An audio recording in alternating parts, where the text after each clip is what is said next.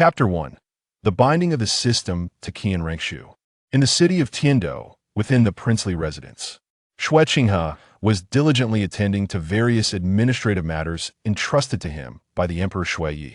He had been engrossed in his duties since dinner, working tirelessly until the stroke of midnight. Finally, overwhelmed by fatigue, he stifled a yawn and retreated into the inner chambers of the prince's estate. As the human mask was torn away, a fleeting brilliance enveloped her form, revealing that the refined prince was, in fact, a breathtakingly beautiful woman with golden hair. The woman shed her garments, exposing skin as smooth as congealed fat, and stepped into the bath, relishing the only moment of relaxation she had enjoyed throughout the day. Before others, she was the wise Prince Shrek Academy of the Dou Empire in private. However, she was Qian Renxue, the saintess of the Spirit Hall. This was her dual existence. The bath was filled with steam, and as Qian Renxue luxuriated in the warm water, a sudden chime resonated in her mind. Ding! The trial version of the time-space legacy system has been successfully bound. A voice devoid of emotion echoed within her consciousness. Who is it? In an instant, a flicker of light manifested, and an angelic sword appeared in Qian Renxue's grasp. She glanced around, her expression a mix of indignation and embarrassment, no longer concerned about decorum. Yet, within the confines of the bath, in the vicinity detected by her spiritual senses, there was no one to be found. Qian Renxue gradually relaxed, loosening her grip on the angelic sword. Could it be that I am merely imagining things? Ding! Host, you have received a trial version beginner's gift pack. Would you like to open it? Stunned, Qian Renxue quickly evaporated the moisture from her skin using her soul power, donned her clothing, and exclaimed in anger, "Who are you? Who dares to toy with me? Host, may I inquire if you wish to open the beginner's gift pack? Show yourself," Qian Renxue demanded, her voice laced with a hint of menace. Host, may I inquire if you wish to open the beginner's gift pack? Who are you? Qian Renxue pressed. I am a time-space legacy system. A legacy system? What is that? It offered no elaborate explanation, the nature of the system, and its purpose unfolded within Qian Renxue's mind. If that is indeed the case, it presents a unique opportunity for me. However, Qian Renxue remained skeptical of the system's claims, her gaze shifting toward the unopened gift pack on the system's interface. With an instinctive understanding, she activated the gift pack. Congratulations, host, you have obtained the Eye of Fate. Congratulations, host, you have acquired a second martial soul, the Angel of Timing. Upon receiving this information, Qian Renxue chuckled cynically. It seems I have been naive to believe your words. Martial souls are innate, one cannot simply acquire them later in life. What exactly the Eye of Fate entailed was beyond Qian Renxue's comprehension, but the notion of a second martial soul. She had never heard of anyone acquiring an additional martial soul postnatally. It seemed utterly implausible. Who was behind this deception? This thought flickered through Qian Renxue's mind. Yet suddenly, a surge of energy coursed through her body, and she became acutely aware of a newfound power within her. Instinctively, Qian Renxue summoned forth her martial soul. It was an angelic martial soul, yet it was not the six-winged angel she had originally possessed.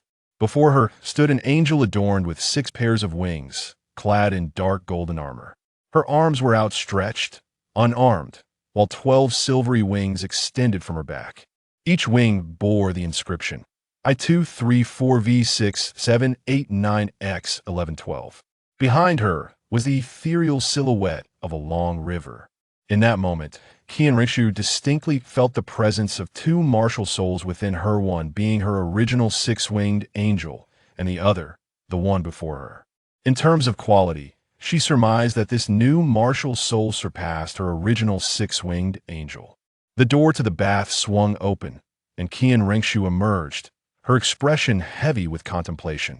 She failed to notice that Elder Shi Long and C.I. Shui had been waiting outside for quite some time.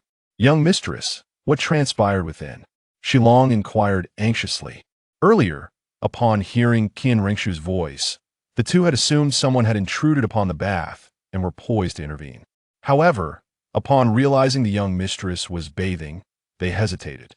When no further sounds emanated from within, they chose not to intrude and instead awaited her emergence.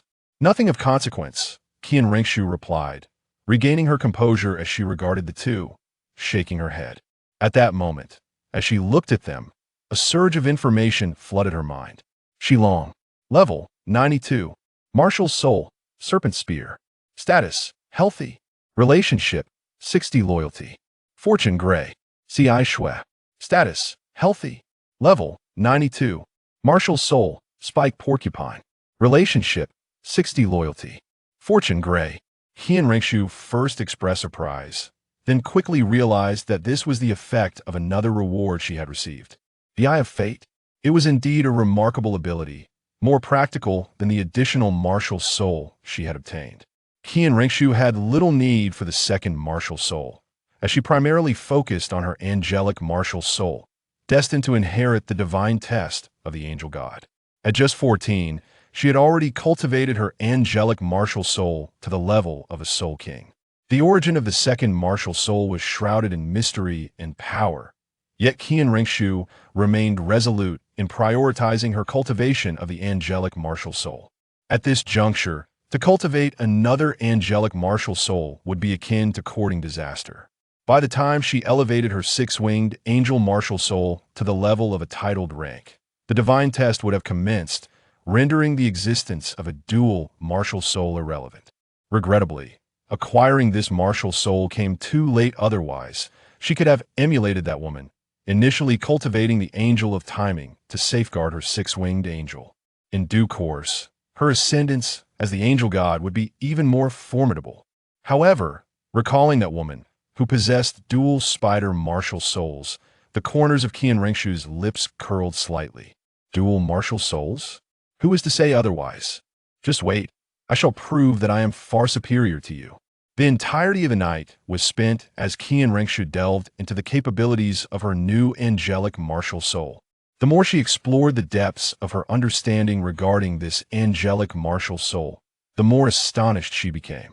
If her six-winged angel martial soul commanded the powers of light, flame, and divine purification, then the angel of timing wielded the power of time itself. The ability to manipulate time and space? Qian Renxue found it difficult to fathom the true nature of this martial soul once it had been fully cultivated. Had it not been for the divine position of the angel god, her potential would undoubtedly surpass that of her original six-winged angel martial soul. However, should she complete the divine test of the Qian family's angel god in the future, the power of time that this martial soul governed could serve as a significant enhancement to her status as the angel god. Indeed, at this moment, Qian Renxue continued to employ her original six-winged angel martial soul as her primary martial soul. After all, she was a descendant of the angel god, and the Qian family's legacy was to restore the glory of the angel god, an obligation she could not forsake. If presented with the divine positions of the angel god and other deities, Qian Renxue would still choose the divine position of the angel god over all others. 2. A dual existence. In the early hours of the following day, being a prince was no simple feat. Even a prodigal like Shui Lang had to pay his respects to Emperor Shui Yi and the Empress at the appointed hour. For Shui Qinghe, this marked the beginning of a bustling day, while for Shui Lang, it signified the commencement of a carefree day following the formalities. Your humble son pays his respects to father, both Shui Qinghe and Shui Lang declared in unison. Emperor Shui Yi and the Empress nodded, exchanging a few words with Shui Qinghe. During their conversation, Shui Qinghe utilized his ability to inspect the information of those present. Notably, as he ventured outside the next day, the Eye of Fate would relay the information of every individual he encountered, which quickly became a source of annoyance for him. Fortunately, he eventually discovered a method to utilize this ability, successfully filtering out the majority of inconsequential individuals' information. Shui Yi. Level, 46. Martial Soul, Swan. Status, Sub-Healthy. Relationship, 65, Father-Son. High Expectations, 100, Archenemy. Fortune, Black. Chen Wanqing. Level, 45. Martial Soul, Cuckoo. Status, Healthy. Relationship, 100, Mother-Son. High Expectations, 100, Archenemy. Fortune, Gray. Shui Lang. Level, 18. Martial Soul, Swan. Status, Healthy. Relationship, 20 hostile, 85 hatred. Fortune, light orange. Shuexing. Level, 42. Martial soul, swan relationship, 10 doubt and suspicion, 85 hostility. Fortune, purple. The reason why Qian Renxue perceives two sets of data regarding her relationships with these individuals lies in her dual identity. When others see her as Shuexinghe, whether it be Shui Yi or the Empress, or even the official she has gathered, their attitudes are exceedingly favorable, with only a handful of individuals embroiled in political conflict. The nearly maximal hostility, however, stems from their potential reaction upon discovering Shui King's true identity, which would drastically alter their disposition towards Qian Renxue. Father, mother, I must take my leave as I have some political affairs to attend to, Shuexinghe remarked. Very well, very well. Just do not let your duties wear you down, the Empress replied with a smile, then turned to Shui Yi with a hint of reproach, saying, Your Majesty, you cannot expect Qinghe to handle everything alone. Shui Yi retorted with irritation, I do this to cultivate him. I too have traversed this path. The greater the power, the greater the responsibilities. As my heir, how can Qinghe squander his time in frivolities like a mere drifter? Mother, it is quite all right. I'm still young and merely attending to some political matters. It is no trouble, Shuexinghe assured. Thus, Shuexinghe departed the palace. He could acutely sense the love his mother bore for him, a love that stems from the profound bond between a mother and her child. This was what she yearned for, how she longed to genuinely embody Shuexinghe and accept that maternal love without reservation.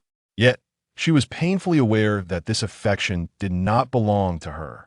It was meant for the identity she portrayed, that of Shuexinghe, who had perished many years ago. Moreover, she could never regard the Empress of Tiandou as her true mother. The depth of love intertwined with the intensity of hatred the Empress' feelings for Shuexinghe and her other children were profound, and upon learning of her true identity, recognizing that she had caused the demise of Shui Luochuan, Shui Haizong, and Shui Qinghai, became a source of profound loathing towards herself. This emotion ultimately did not belong to her. The 100 hostility starkly revealed this harsh truth to Qian Renxue. No one arrives in this world without lineage. Everyone possesses a father, a mother, including Qian Renxue. Every mother that Qian Renxue knew held deep love for her children. So why did she harbor such disdain for her? Qian Renxue vividly recalled the moment she awakened her martial soul at the age of 6, when the entire spirit hall, along with her father, grandfather, and esteemed elders, rejoiced and celebrated. She had achieved remarkable success, a six-winged angel with innate soul power of level 20. This was a glorious moment in her life. Yet when she presented this accomplishment to her, she was met with a gaze more disdainful than ever, as if looking upon refuse. Never call me mother again. Reflecting upon this, Shuexinghe clenched her fists tightly. From that day forth, Qian Renxue ceased to yearn for her acknowledgement. For no matter what she accomplished, she would never gain her approval. Thus, she embraced the subterfuge of Tiandou, determined to prove that she could surpass her without needing her recognition. She aimed to dethrone her from the position of Pope. However, if I were to utilize this ability to observe her, I should be able to discern her attitude towards me, right? Qian Renxue pondered aloud. Yet, upon reflection, she thought, surely her attitude towards me would not differ significantly from that of the members of the Shui family. Nevertheless, this thought lingered in Qian Renxue's mind as she contemplated addressing this matter after concluding her affairs and visiting the spirit hall to meet that woman. System, may I examine my specific data? Qian Renxue inquired. Though the system offered no response, the Eye of Destiny provided her with feedback. Qian Renxue, level 56. Martial Soul, six-winged angel, temporal angel. Fortune, blue fortune. Upon seeing her fortune, Qian Renxue couldn't suppress a frown. Having acquired the ability of the Eye of Destiny, she had come to understand the fortune system. The fortune assessed by the Eye of Destiny evaluates an individual's lifetime fortune, categorized into 7 colors: black, gray, white, cyan, blue, purple, orange, pink, and rainbow. Ordinary people's fortunes typically range from gray to cyan. Those with gray fortunes are often plagued by misfortune throughout their lives, Experiencing dramatic ups and downs at their peak, they may bask in glory, but in decline, they face a dismal decline. White fortune represents the vast majority of ordinary individuals, while cyan fortune denotes those who are relatively fortunate among a crowd. High fortune influences many aspects. For instance, if one hails from a humble background and possesses rainbow fortune, they might awaken a mutated martial soul, resulting in a top-tier martial soul, leading to a life of unimpeded success, and so forth. As for Shui Yi and the Empress Black Fortune, it is because they encountered her. However, why is her fate merely of the blue variety? While blue fortune is not inherently negative, Qian Renxue felt a profound sense of perplexity. She, the inheritor of the angel martial soul and a prodigy confirmed by her grandfather to have the potential to inherit the divine position of the angel god, should logically possess a more favorable destiny. Yet, how could it be limited to blue? Could it be that her aspirations of inheriting the angel god's position would falter, leading to a life marked by a high beginning but a low conclusion? Observing Xia and Xuebing, both of whom boasted purple fortunes surpassing her own, added to her confusion. Under normal circumstances, after seizing the authority of the Dou Empire, their fate should not bode well. Yet, they possessed fortunes that exceeded hers, especially Xuebing, whose light orange fortune was particularly striking. Did this suggest, although Qian Renxue could not fathom what was to come, she had already begun to take note of the pair, Xuexing and Xuebing. 3. This prodigal youth harbors issues upon returning to the prince's residence. Xuexing sat at her desk, her fingers tapping rhythmically against the surface as visions of her experiences within the Dou Empire flitted through her mind. Gleamed through the eye of destiny, Xuexing wielded her own influence within the Dou Empire, deeply rooted and formidable. For instance, the 3 great chairs of the Dou Royal Academy were all under her command. However, their loyalty was directed towards Xuexing, not the true self she represented. While they could pledge their utmost loyalty to Xuexing, their demeanor towards Qian Renxue was one of hostility. Particularly striking was the palpable animosity that Xuexing sensed emanating from the Emperor Xueye and the Empress. This imparted to Xuexing a feeling akin to a flower reflected in a mirror, or the moon mirrored in water.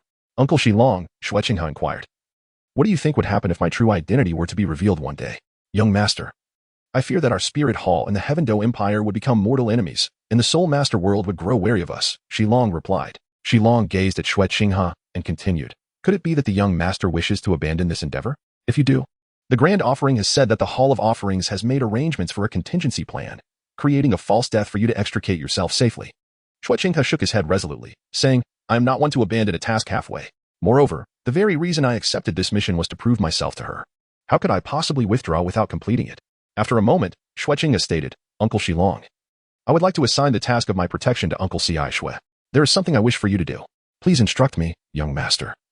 Xilong responded, I need you to discreetly lead the Shadow Angel Guard to monitor my dear brother's movements 24 hours a day, without being detected by Dugu. I must have complete control over his whereabouts. Xuexing's eyes glinted with a hint of menace. Xilong regarded Xuexing with concern, asking, Is there something amiss with this wayward prince? Xuexing nodded, affirming, There is indeed a significant issue. Tell me, Uncle Xilong, when did the rumor of Xuebing being a debauched prince start circulating among the nobility of Heaven Dou? Upon hearing this, Xilong's expression turned grave as he grasped the implications, saying, Could it be that he sensed something, and is resorting to self-degradation for self-preservation? Is this truly necessary? Xilong made a gesture across his throat. Xuexing shook his head again, replying, Shui Luo Chuan and Shui Haizong are dead. Now, only Xuebing and I remain as contenders for the princely title. If Xuebing were to die, it would indeed be a case of revealing one's hidden treasures. The reason Qian Renxue seeks to take action against Xuebing is entirely due to the system's warnings. On her way back, Qian Renxue pondered deeply. She still had not completely trusted the existence of the system, yet the ability to bestow upon herself a martial soul from nothingness was akin to a divine-level martial soul, rivaling that of the six-winged angel. Such capabilities exceed what even a limit Doloa could achieve, indicating that a god stands behind the system, one that perhaps surpasses her understanding of divinity.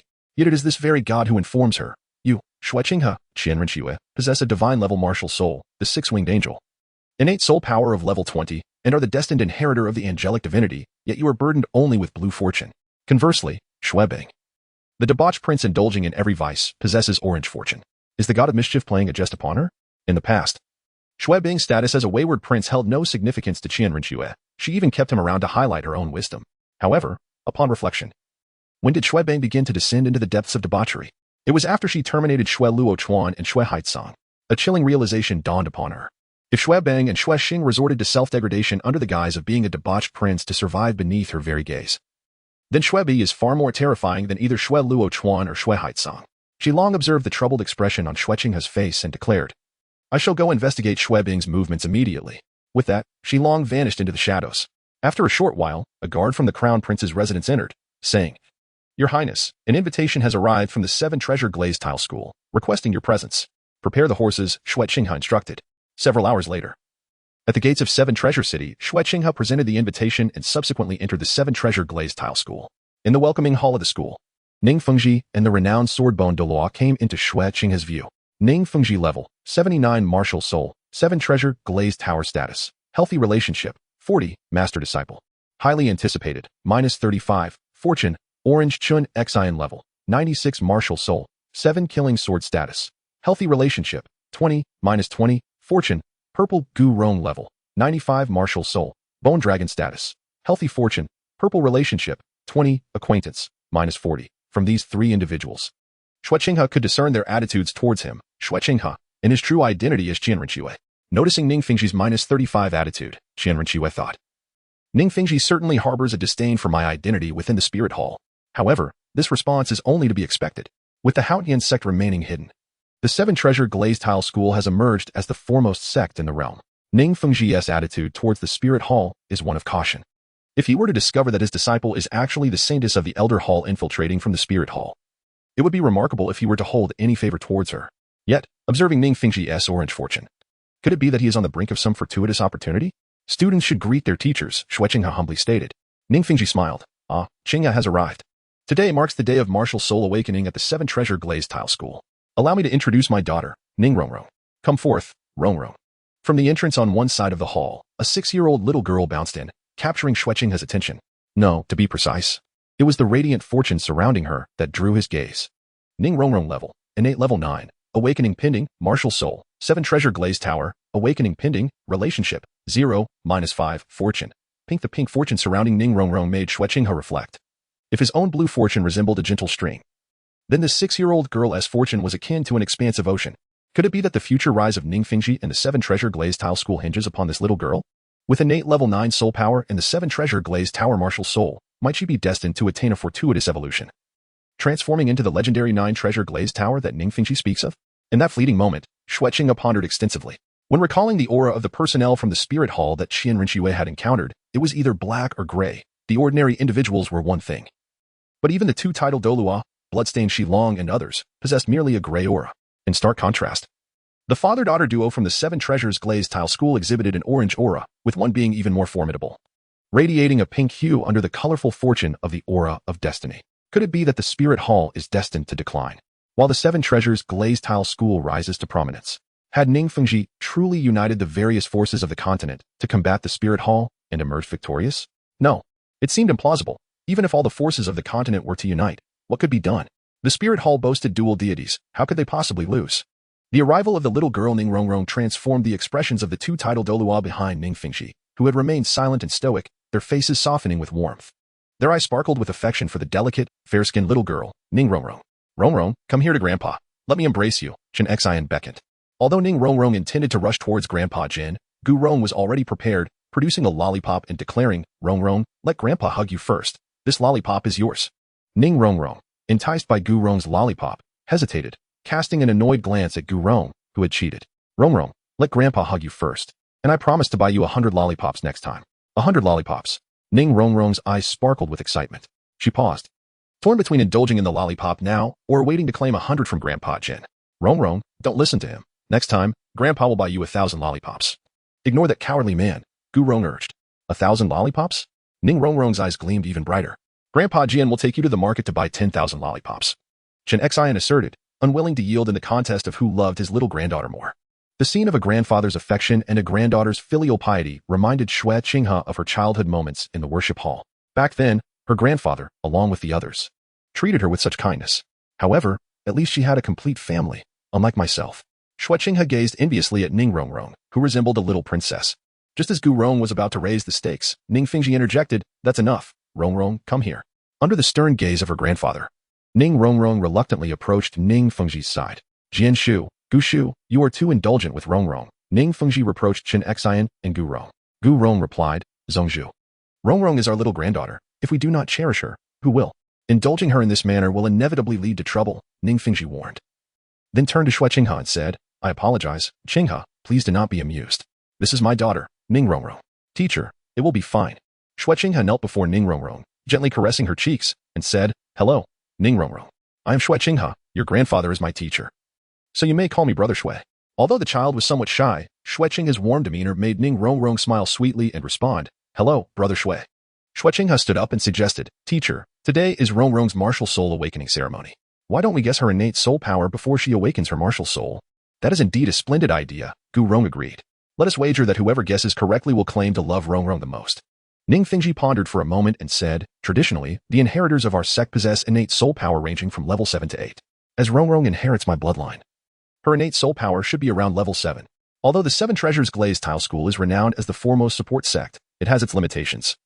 One being that it cannot surpass level 79, forever remaining at the Soul Sage realm. Generally, innate soul power is high but seldom exceeds level 9 or 10.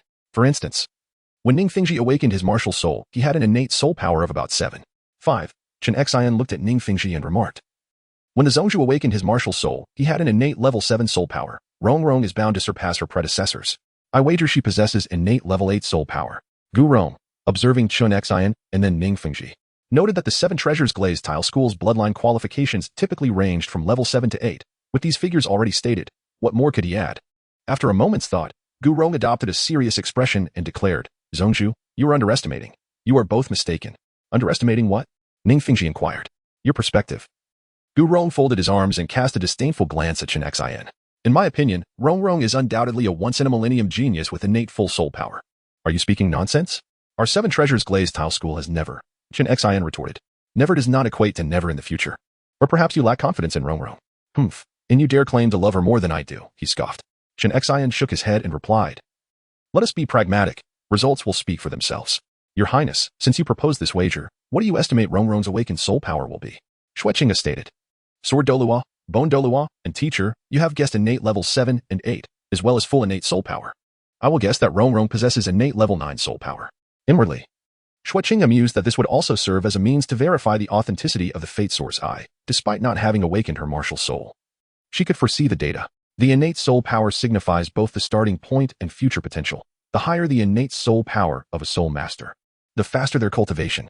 During the flourishing era of the top 3 sects, both the Blue Lightning Tyrant Dragon Sect and the Haotian Sect produced talents with full innate soul power. While the Seven Treasures Glazed Tile School is unique in that the Seven Treasures Glazed Tower martial soul, though commendable, limits the innate soul power of those awakened due to its constraints, with the peak typically being level 8. Ning Fingji himself awakened with innate level 8 soul power. However, if Ning Rongrong truly possessed innate level 9 soul power, it would represent a significant breakthrough for the Seven Treasures Glazed Tile School. The ceremony for the martial soul awakening of the Seven Treasures Glazed Tile School commenced. As Xue Qinghe observed the children from the sect and its affiliated branches awaken their powers, he had already begun to ascertain the authenticity of the information provided by the Fate Source Eye. As each child approached the stage, before their soul power was awakened, Xue Qinghe was aware of their data and martial souls, and the results they awakened matched precisely with what he had foreseen. Ning Hai, martial soul, Seven Treasures Glazed Tower. Innate level 5 soul power. Ningyi, martial soul, Seven Treasures Glazed Tower, innate level 4 soul power. Su Weiyang, martial soul, Qi Feng Sword, innate level 6 soul power. Song Dongming, martial soul, Bone Giant, innate level 5 soul power. The Seven Treasures Glazed Tile School is notably one of the more open sects among the top 3 due to its supportive nature, allowing for the integration of various offensive martial souls. Thus, the presence of many non-Seven Treasures Glazed Tower martial souls can be observed. Those who awaken powerful martial souls may form lifelong bonds with inner disciples of the Seven Treasures Glazed Tile School, mutually assisting one another. Meanwhile, Xue Qinghe had already deduced their innate soul powers and the martial souls they would awaken. Finally, it was Ning Rongrong's turn to take the stage. Approaching the summoning array, it was anticipated that she would awaken her martial soul as a Seven Treasures Glazed Tower. The key moment arrived as Ning Rongrong placed her hand upon the crystal orb, which shimmered with radiant light. The soul master responsible for the awakening exclaimed with excitement, innate level 9.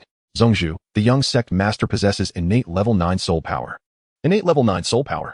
Ning Fingji, along with Sword Dolua and Bone Dolua, momentarily forgot their previous speculations, genuinely rejoicing for Ning Rongrong.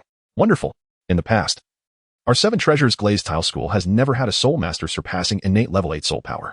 Now that Rongrong has awakened innate level 9 soul power, perhaps she can restore the glory of our distant past. When the 9 Treasures Glazed Tile School thrived, Ning Fingji exclaimed, overwhelmed with joy. Indeed, it is truly innate level 9 soul power. Even though Xue Qinghe had anticipated this moment, her heart was still tumultuous with emotions. At this juncture, she had completely believed the information revealed by the Eye of Destiny, which meant she could foresee the martial soul information of those who had yet to awaken, allowing her to discover hidden talents to serve her purposes. With this thought, Xue Qinghe felt a surge of excitement, yet she quickly regained her composure. Unfortunately, this ability was solely for her own use. The position of a soul master is a noble profession. In the vast population of over 100 million on the Dou continent, everyone possesses a martial soul, but only a select few can become soul masters. The rarity of soul masters is evident, with merely a few 100,000 existing. Finding a genius among those capable of becoming soul masters is akin to searching for a needle in a haystack. Unlike Su Yun Tao, who specialized in awakening martial souls, Xue Qinghe, as both the Holy Maiden of the Elder Hall and the Crown Prince of the Dou Empire, had little time to seek out geniuses. She could only rely on fate. To celebrate Ning Rongrong's awakening of innate soul power at level 9, Ning Fingji hosted a grand banquet, where Rongrong appeared like a princess amidst the gathering. Late into the night, Xue Qinghe finally returned to her prince's residence. After completing the tasks assigned by Shui Yi and engaging in a brief cultivation session, she washed up and, having removed her human skin mask, prepared for slumber when the voice of the system echoed in her mind. "Host, who are you?" Xue Qianxue instinctively inquired. "I am the system spirit," the system replied. "The trial period has concluded. How do you find the experience of this trial version?" "Quite good, but why have you bound yourself to me?" The system responded. "You are correct in your assumptions. This system originates from a great existence. My task is to guide you in completing her legacy and accepting her divinity." Xue Qianxue nodded, thinking to herself, "As I suspected, the existence of the system is linked to the divine realm." The system continued, however. "There is a prerequisite. You must renounce other divine positions. If you relinquish other divine titles, you will inherit her divinity. Should you choose not to relinquish them, this trial system will unbind and retract all that was bestowed upon you." Renounce other divine titles? Xue Qianxue furrowed her brow. What divine position could she inherit? The title of the angel god was her grandfather's greatest hope. As the person who loved her most in this world, he yearned for her to achieve the title of angel god, yet the system demanded that she forego it. "Do you wish for me to betray my grandfather?" she said with displeasure. Her feelings towards the title of angel god were deeply intertwined with the hopes her grandfather had for her. It was something she could never abandon. Even if the system offered her immense convenience, Xue Qianxue could not simply discard the title of angel god. "Do not be hasty in your rejection," the system interjected. "Have you considered why the fortunes of the people in the spirit hall, including yourself, are so diminished, while your adversary, Xue Bing, possesses such abundant fortune? Do you not wish to uncover the reason?" Of course, she was eager to know. The spirit hall was bound to confront significant upheaval in the future. Yet Xue Qianxue believed that as long as she remained vigilant, she could alter the course of destiny. Moreover, the system added, "Which do you deem more important, the title of angel god or your grandfather?" "Why do you pose this question?" Xue Qianxue asked. "Are you asking me to choose between the angel god title and my grandfather?"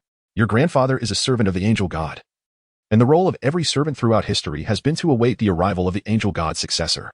Their greatest value in life is to sacrifice themselves to open the gates of the divine realm for the angel god's heir," the system explained. The system's voice struck Xue Qianxue like thunder in her heart. She was the heir of the angel god, yet the cost of accepting this legacy was her grandfather's life? If that were the case, then she would rather forsake that divine title. Throughout her life, her grandfather, Qian Daolu, was her only family. Her motivation for diligent cultivation was to inherit the title of angel god and fulfill her grandfather's expectations. If attaining the title came at the cost of her grandfather's life, then Xue Qianxue would willingly forego it.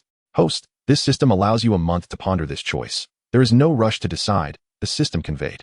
"Seeing is believing." "I wish to meet my grandfather," Xue Qianxue declared. She intended to return to the spirit hall to probe her grandfather's thoughts. The following day, Xue Qianxue requested a leave of absence from the Emperor Xue Yi for over a month and hurried back to the spirit hall.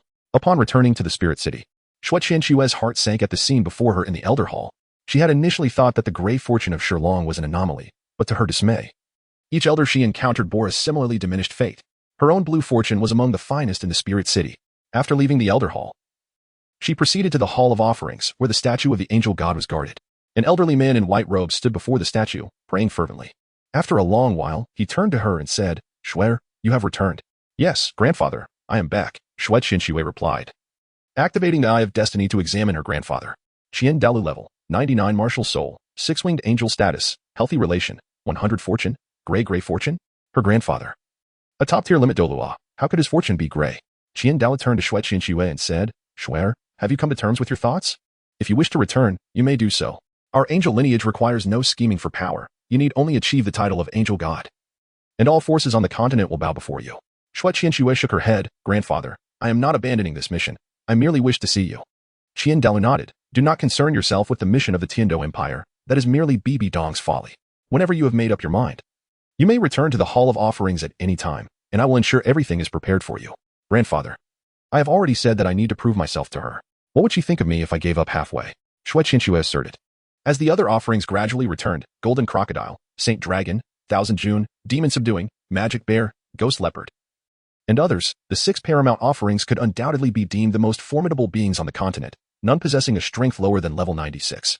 Yet, in contrast to the profound foundation of the Spirit Hall, they remained. Heavenly Crocodile level, 98 Martial Soul, Golden Crocodile King status, Healthy Relationship, 60 Fortune, Black Su Dingfeng level, 97 Martial Soul, White Armored Saint Dragon status, Healthy Relationship, 55 Fortune. Black the passing shadow of Black Fortune left Thousand Renshue's heart chilled with unease. What troubles you, Shuer? Qian Dalu inquired with concern, as he observed Thousand Renxue lost in thought. It's nothing, grandfather. Could you share with me the illustrious deeds of our angel god? Thousand Renxue asked. Upon mentioning this, Qian Daoliu's voice transformed into a torrent of words. Within the offering hall, there existed a dedicated relief sculpture depicting the angel god's remarkable achievements. It is time you became acquainted with this, he said, guiding Thousand Renxue to the front of the exquisite carvings. Do you know how our spirit hall has endured for thousands of years? Qian Dalu began. Is it due to immense power? Not at all. It is rooted in the faith that resides within the hearts of the people, which sustains us to this day. In a distant era, when evil soul masters thrived, not as feeble as today, but as true predators, they were a formidable force, stronger than our righteous soul masters. They coalesced into a power that established the notorious Evil Soul Hall, their status mirroring that of our Spirit Hall in contemporary times.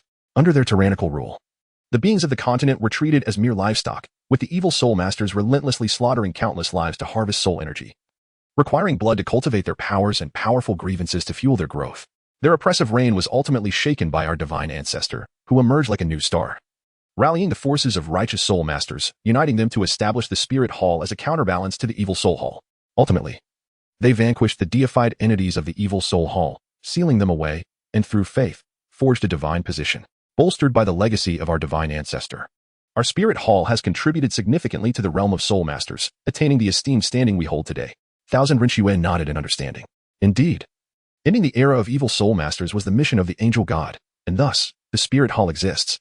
Each generation has strived to suppress the evil soul masters, providing soul awakenings for soul masters across the realm, which is why the Spirit Hall continues to thrive and has become a sanctuary for all soul masters. The sculptures serve as a testament to the angel god's remarkable achievements during that dark age when life was as fragile as grass, and the wicked soul masters wielded their dark powers to oppress the masses.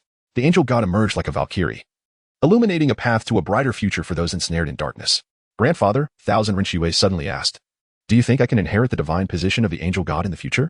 Of course, my dear. You are the unprecedented prodigy of our offering hall, possessing innate level 20 soul power. If you cannot inherit the title of the angel god, then who could? Qian Dalu chuckled, affectionately ruffling Thousand Renshue's hair. Once I ascend to divinity, life will inevitably stretch into eternity, and time may become monotonous. Grandfather, if I become the angel god, you will always accompany me. Won't you? Thousand Renxue gazed at Qian Dalu with innocent eyes, envisioning the future after her ascension. Qian Dalu's expression shifted momentarily before he regained his composure. Rest assured, Shuer, I will be by your side once you attain divinity. Unbeknownst to him, Thousand Renxue had keenly noticed the fleeting change in his demeanor. Having gleaned the answers she sought, Thousand Renxue turned her gaze toward the statue of the angel god, then back to her grandfather, silently contemplating. Forgive me, angel divine ancestor. Forgive me, grandfather. Please pardon my selfishness. I cannot inherit the divine position of the angel god. Without you, what joy would there be in such a title? Nevertheless, even if I forego the title, I shall ensure the Spirit Hall regains its former glory and prosperity. For others, the divine title is a coveted prize, one they would sacrifice everything for. Yet for Thousand Renxue, familial bonds held greater significance. However, the powers of fate were indeed formidable, for she could perceive her grandfather's state, while he remained blissfully unaware. Curiosity surged within Thousand Renxue, prompting her to ponder how her mother, Bibi Dong, the Pope of the Spirit Hall, perceived her. A woman who had never shown her affection, her mother regarded her not with the warmth typical of a parent but rather with disdain. Especially after Thousand Renxue awakened her martial soul, as though she were mere refuse. Surely, her mother's attitude toward her could not be favorable. 7. Mother and daughter meet yet. Despite her trepidation regarding the ultimate outcome, Thousand Renxue felt an irresistible urge to catch a glimpse of her mother. This may stem from the bond of maternal affection between mother and daughter. Grandfather, I wish to visit the Pope's hall and see her, spoke Qian Daolu. He had a sense of reassurance regarding Qian Renxue. Although she harbored animosity towards the angel clan, her feelings towards Qian Renxue were complex. This was precisely why Qian Daolu allowed Bibi Dong, a potential threat, to grow to this point. The Angel clan now consisted only of him and Shuer, and ultimately, his life was destined to be sacrificed for her. In the end, regardless of Bibi Dong's hatred for the Angel clan, only Qian Renxue remained. What could she possibly do? Ultimately, Shuer would either reconcile with her mother or part ways, but neither outcome would lead to the dire confrontation between the dual deities. Having left the offering hall, Qian Renxue made her way to the Pope's hall. She was her biological mother, yet since childhood, Qian Renxue had been regarded as if she were refuse, a filthy existence. Bibi Dong's attitude towards her could hardly be described as warm. Qian Renxue also harbored strong aversion towards Bibi Dong after undertaking a mission in the Dou Empire. She had not seen Bibi Dong for years.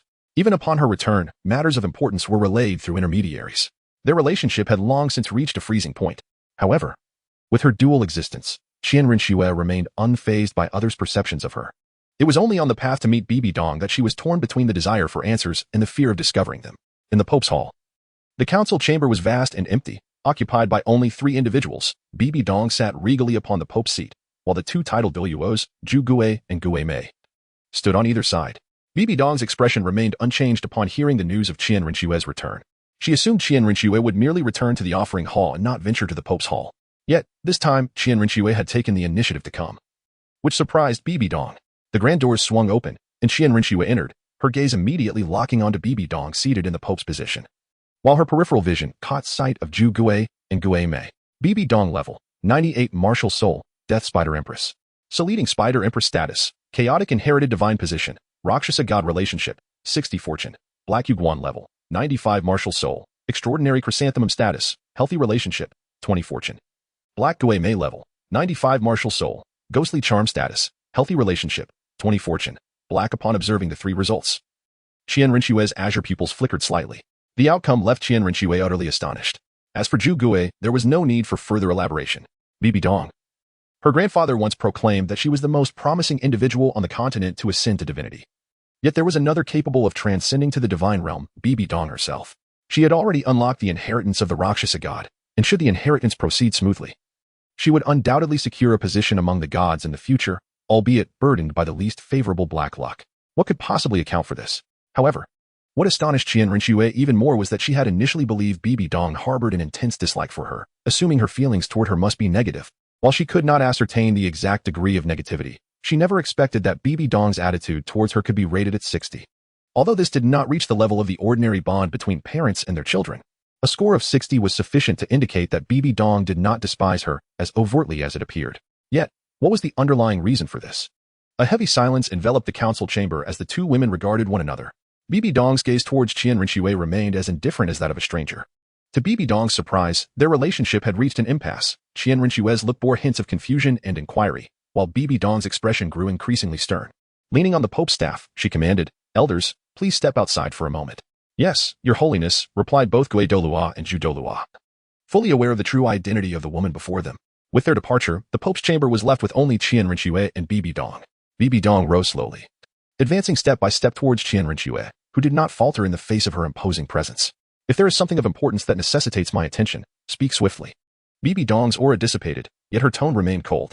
Had it not been for the eye of destiny revealing Bibi Dong's genuine feelings towards her, Qian Renxue might have continued to believe that Bibi Dong was still the same as before. Yet, why was it that despite not harboring any animosity, Bibi Dong remained so distant? "Is there no reason I cannot come to see you, mother?" Qian Renxue ventured tentatively. A flash of anger crossed Bibi Dong's eyes as she inhaled deeply. "I have told you before, do not refer to me in that manner. Furthermore, I have numerous responsibilities and little time. Unless there is something of utmost importance, do not seek me out." The words struck Qian Renxue like a thorn, deeply wounding her spirit. The flames of anger and injustice momentarily eclipsed the fate that the source of destiny had revealed to her. With indignation, she exclaimed, "If I do not refer to you as such, what should I call you? Perhaps I shall address you as Sister or Your Holiness? Or is it that in your heart my existence is forever deemed a mistake? Very well, Your Holiness, unless something of great importance arises, I shall refrain from disturbing you." Qian Renxue poured forth the grievances that had long festered within her, yet she did not sever the conversation entirely, her cold gaze fixed upon Bibi Dong. "What did you say?" Qian Renxue's words pierced Bibi Dong's heart like a dagger, transforming her once sharp demeanor into one of fierce intensity. An overwhelming aura coalesced into a palpable pressure, forcing Qian Renxue to stagger back several steps before regaining her balance. Under the weight of Bibi Dong's formidable presence, a trickle of blood escaped from the corner of her mouth. As Bibi Dong observed the blood streaming from Qian Renxue's lips, she momentarily faltered, her fierce aura gradually retracting. You may leave now. Remember, do not return unless there is something of consequence. In that instant, Bibi Dong seemed to age a decade. Qian Renxue turned away, departing without a backward glance. The door to the council chamber closed slowly, and Bibi Dong collapsed into her chair, utterly drained of strength, tears cascading uncontrollably down her cheeks. In that moment, she shed the vigilance characteristic of a formidable warrior, revealing a vulnerable side akin to that of a delicate woman. Unbeknownst to her, the door had been left ajar, and her sorrowful display was witnessed by a pair of azure eyes. Crystal tears flowed from those eyes, gliding down a finely chiseled face. 8. Your fortune has been stolen. Qian Renxue quietly closed the grand door of the papal chamber, wiping away her tears as she fled.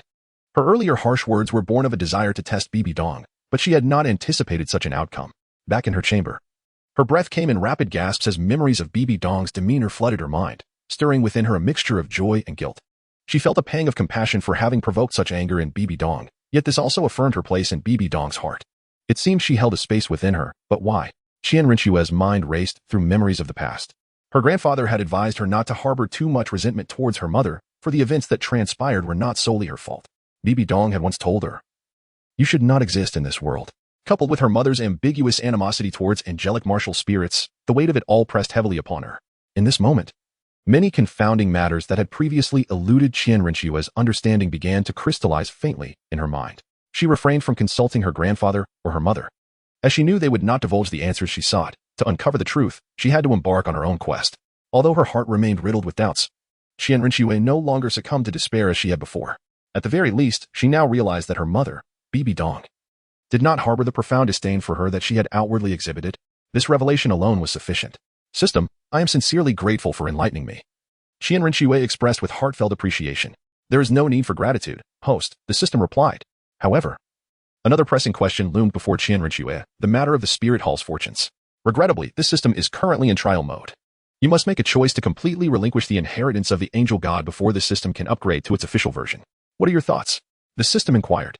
Taking a deep breath, Qian Renxue stated firmly, there is no need for further contemplation. I will not sacrifice my grandfather's life for the position of the angel god. Ding. The system has officially upgraded to the formal version. Once the host selects the inheritance provided by this system, the eligibility to inherit other divine positions will be forfeited. Initiating the novice gift package. Head spirit bone 1 year. The six-winged angel's head spirit bone is transformed into the temporal angel's head spirit bone.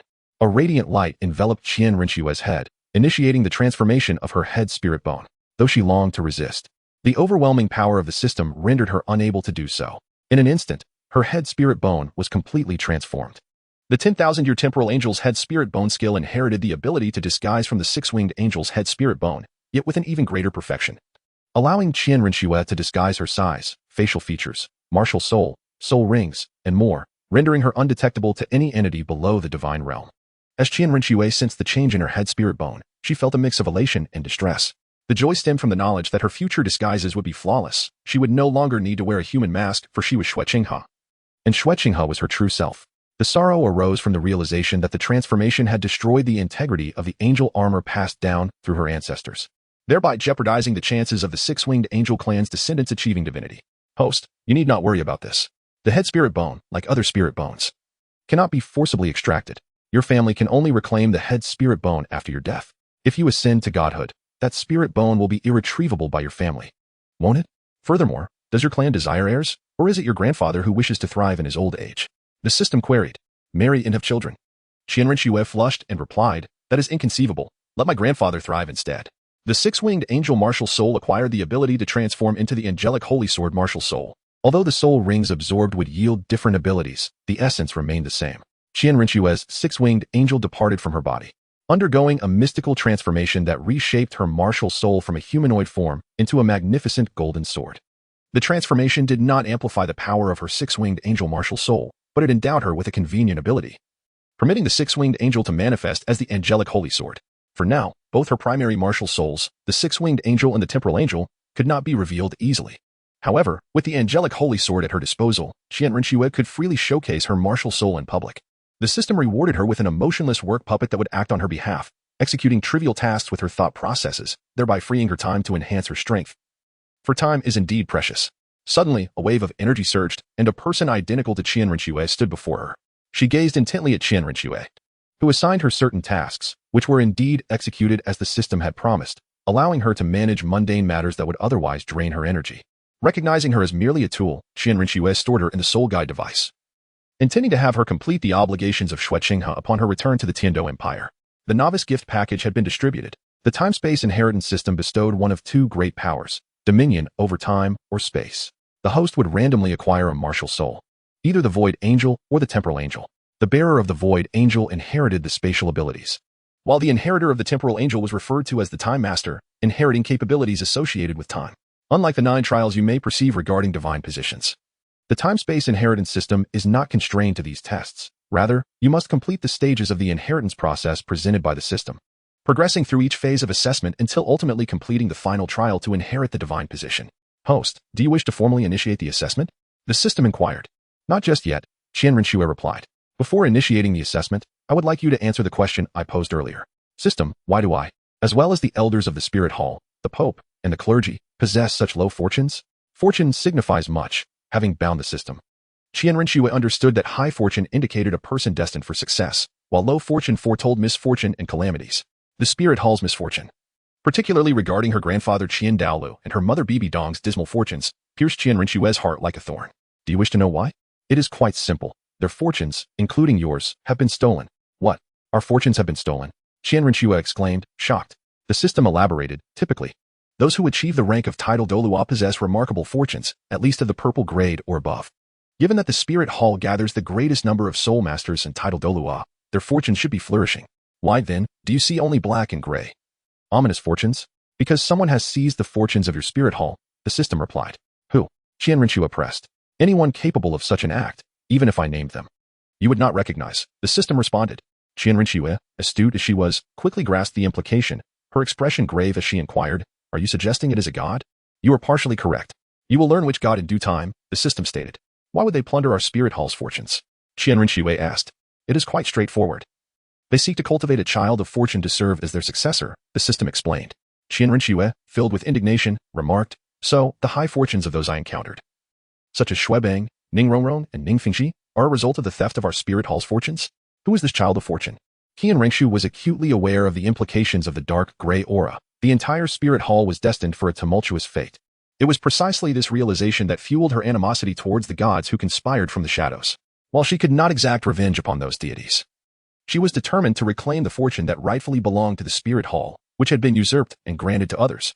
You will soon comprehend this, as it is your task, the system proclaimed. My task? Qian Renxue inquired. The system elaborated, a being of colorful fortune is the protagonist of the universe, often referred to as the Son of Destiny. His arrival is typically accompanied by immense luck, propelling him to rise rapidly and become the most illustrious star of his era. However, his birth also entails a significant mission, akin to the bas-reliefs you observed in your angel hall. The original angel god was the Son of Destiny of that age.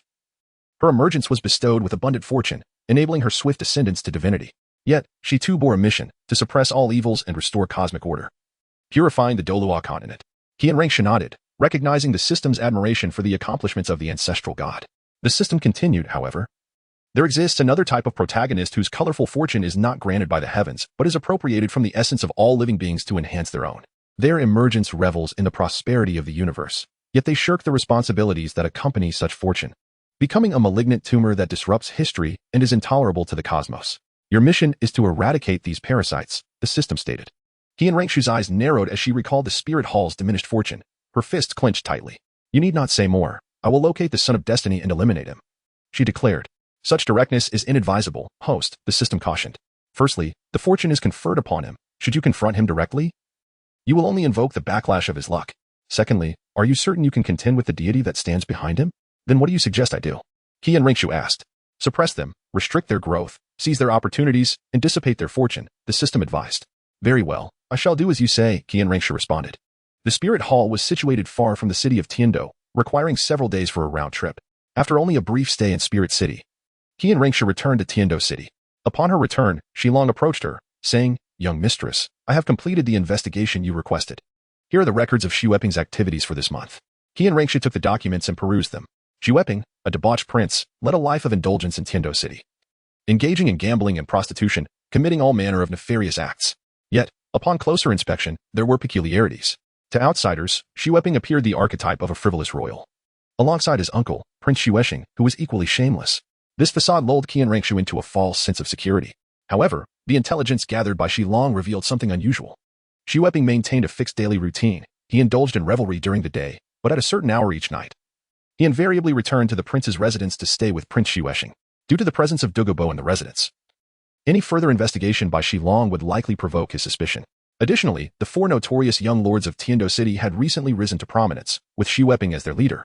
They committed abductions, squandered wealth on vice, and engaged in heinous acts. Among them was General Gailong's second son, Gowei, infamous for his bullying behavior. He once rode down a woman in the streets of Tiando City, and it was only through Prince Xuexing's intervention and compensation that the incident was quelled. Then there was the prodigal son of the left minister, Zhang Xiangrong, known as Zhang Fugui, a notorious wastrel whose greatest achievement was squandering his father's estate through gambling. Lastly, Chen Hai, the son of the royal merchant Chen Xiao, was the final member of this disreputable quartet. His affluent background afforded him the means to indulge in debauchery, coercing virtuous women into prostitution. He was also a scoundrel who, in his pursuit of a married woman, fabricated a wrongful accusation that led to her husband's death, only for the woman to take her own life in defense of her honor. The four notorious scions wreaked havoc in the city of Tiando, with Qian Renxue often cleaning up their messes. These four debauches frequently congregated, united by their shared vices. If Qian Renxue had previously found nothing peculiar about this, the sight of the current report prompted her to recall certain past events, leading to a chilling realization. Xuexing had operated within the Dou Empire for an extended period. However, her gains had been limited to advancements in political and financial power. The Snow Knight Emperor hesitated to relinquish military authority to Xuexing, resulting in the current bifurcation of the Dou Empire into two factions. One faction comprised Xuexing's own party of princes, while the other was led by Prince Xuexing, who had encroached upon military power. Xuexing initially believed that Xuexing's faction was merely a pawn her father had supported to curtail her burgeoning influence. To her surprise, Prince Xuexing was already laying the groundwork for Xuebing.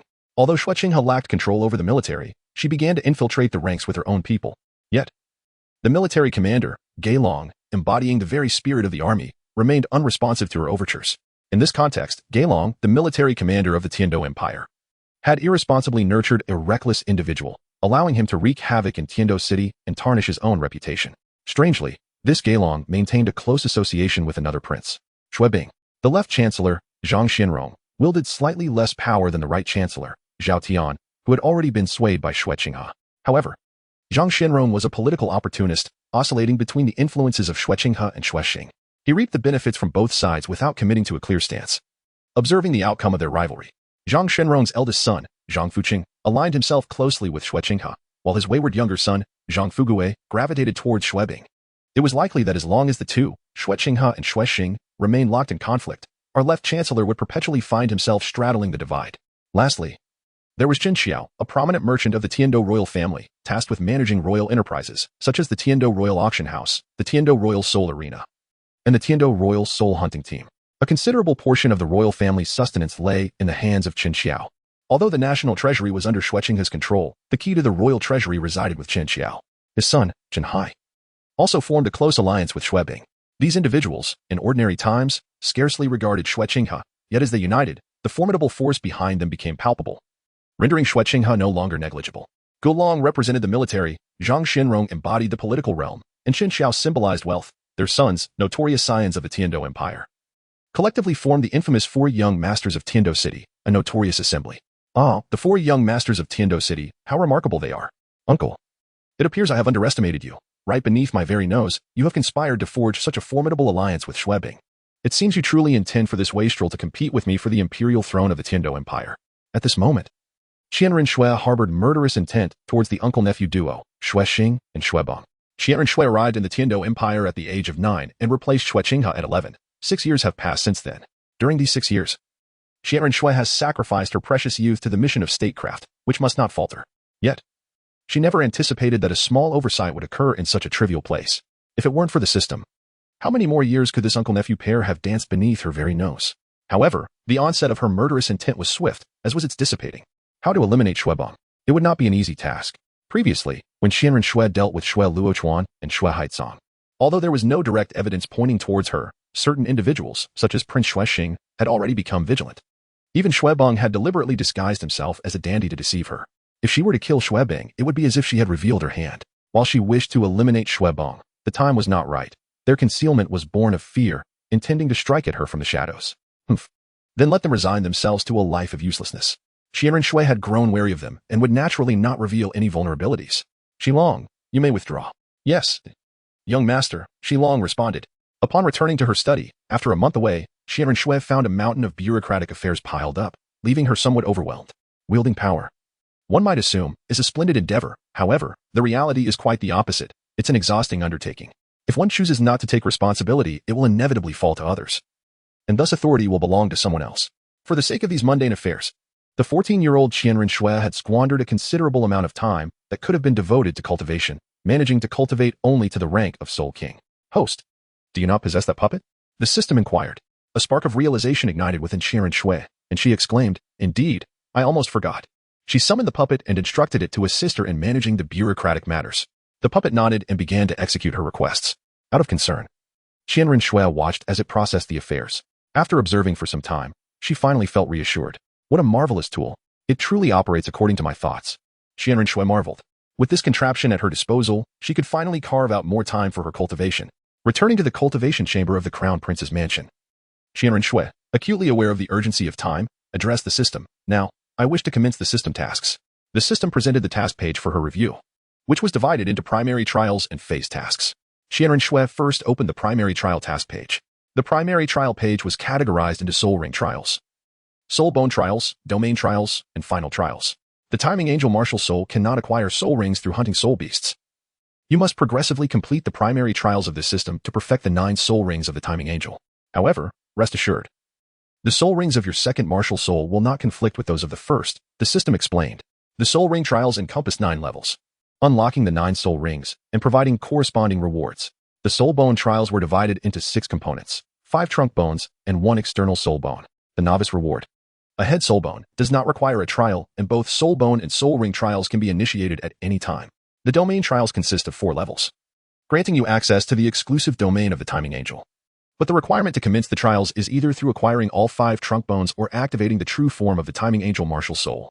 However, initiating each trial demands points, with higher level trials requiring greater points, the system clarified. Qian Renxue noted that the opening points for the soul ring trial were 1,000. While the soul bone trial required 2,000 points, yet her current points stood at 0. Without the requisite points, Qian Renxue could not even initiate the trials. How can I obtain points? She inquired. During the trial process, you can earn points, the system responded. Qian Renxue's expression darkened as she retorted. The issue is that I currently have no points. How can I initiate a trial to earn points? Host, please remain calm. I have yet to finish. Another means of acquiring points is through completing the system's phase tasks. The system revealed. Phase Task 1. Establish a talented battle team task brief. The system has designated 7 individuals existing within the Dolua continent. Your task is to seek them out and form a team to contend in the Soul Master competition 8 years hence, ensuring they secure victory. System rewards. 1,000 system points for locating each gifted individual. Upon finding the 3rd gifted individual, receive the 6-winged sword dance from the Soul Master shop. Establishing the 6 corresponding schools for the gifted individuals grants 3,000 points and the Angel Soul Descending Technique. Locating all 7 gifted individuals awards the Time-Space Meditation Method and Mystic Battle Soul Arena. Winning the Soul Master competition bestows the Mystic Heavenly Domain and restores a level of fortune to the Spirit Hall. Failure penalty. All rewards will be rescinded. Phase Task 2. Establish a Sect task brief. Without relying on any personnel from the Spirit Hall, within 6 years, establish a large sect comprising at least 1 Super Dolua, 3 or more Soul Dolua, 7 or more Soul Saints, and a minimum of 500 Soul Masters. Task rewards. 1 title Dolua summoning card, and an overall restoration of 1 level for all personnel in the Spirit Hall. Currently, the system has activated 2 significant phase tasks, one requiring Qian Renxue to establish a Soul Master Academy and participate in the Soul Master competition in 8 years. Aiming to secure victory. Qian Renxue was aware of the Soul Master competition. Within her age bracket, she could participate at least 3 times. As a 14-year-old Soul King, the competition would be a mere trifle for her. Unfortunately, she was destined not to showcase her prowess like those youthful competitors in the arena. The other task compelled Qian Renxue to establish a sect independently of the Spirit Hall, necessitating a composition of 1 Super Dolua, 3 Soul Dolua, 7 or more Soul Saints, and 500 Soul Masters to form a grand sect. Such a sect of this magnitude can undoubtedly be regarded as a prominent entity within the upper echelons of the 3 great sects. Absent the aforementioned premise, this task would seem to be a mere formality for Qian Renxue. She could simply summon a single worshipper from the offering hall to maintain the sect's prestige. And with the addition of several Soul Doluos, Soul Sages, and hundreds of Soul Masters, the objective would be effortlessly achieved. However, without relying on the Spirit Hall. What resources does she possess to establish this sect? Super Duluos are not as common as cabbages in the field. Across the continent, the renowned Super Duluos are largely loyal to their respective factions, the two Super Duluos of the Seven Treasure Glazed Tile School. The Sect Master Tang Hao of the Haotian Sect, Yu Engine of the Blue Lightning Tyrant Dragon Sect, as well as the numerous Super Duluos affiliated with the Spirit Hall, are not easily swayed by Shueqinghe. When it comes to wild title Duluos, Shueqinghe is only acquainted with one, Dugu. A title Dolua of the lowest rank, possessing a level of 91, has remained unchanged for decades. Whether he could be persuaded to join is still uncertain. Even if he were willing, he would hardly qualify as a Super Dolua. Furthermore, given his close ties with Prince Xuexing, how could he possibly be drawn to my side? At present, Qian Renxue finds herself unable to complete this task and must instead undertake another interim mission. Winning the Soul Master contest could restore the luck of the Spirit Hall's first level. Black turns to gray, gray transforms into white, and Qian Renxue's blue luck could also evolve into purple. One might ponder why securing victory in the Soul Master contest would replenish the luck of our Spirit Hall's first level. Could it be that, 8 years hence, the team she establishes will face defeat and lose the championship? Qian Renxue inquired. In the Soul Master contest of 8 years hence. Despite the discord between the Offering Hall and the Pontifical Hall, the talents from the Offering Hall would not be under Bibidong's command. Nevertheless, Bibidong has gathered a remarkable group of gifted Soul Masters, and Qian Renxue is confident that she has a well-thought-out plan for this contest.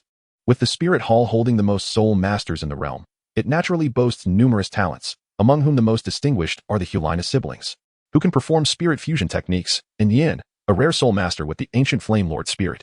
Under Bibidong's guidance, they are poised to contend for the championship. You are correct, the system responded.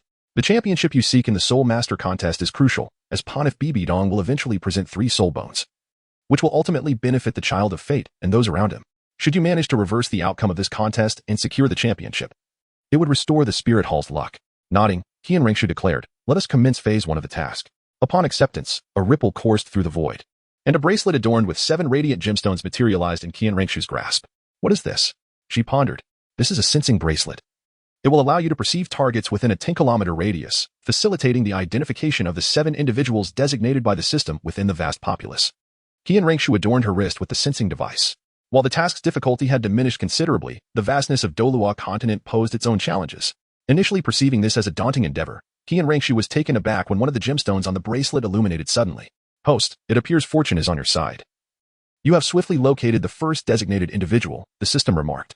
Realizing the urgency, Qian Renxue set off from the prince's palace towards the direction indicated by the gemstone, eventually halting before a grand edifice, the Tiando Royal Auction House. Your Highness, you have graced us with your presence. It is truly an honor for us at the Tiando Royal Auction House, the manager greeted obsequiously. May I enter for a brief exploration? Qian Renxue inquired. Of course. The manager replied.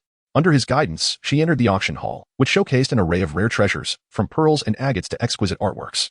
If fortune favored, one might even find the coveted soul bones desired by soul masters, alongside live soul beasts and slaves. To her astonishment, the gemstone directed her towards the slave storage room, prompting disbelief. Without exploring other areas, she proceeded directly to the storage chamber for slaves. I wish to inspect the premises in advance, may I? Qian Renxue asked.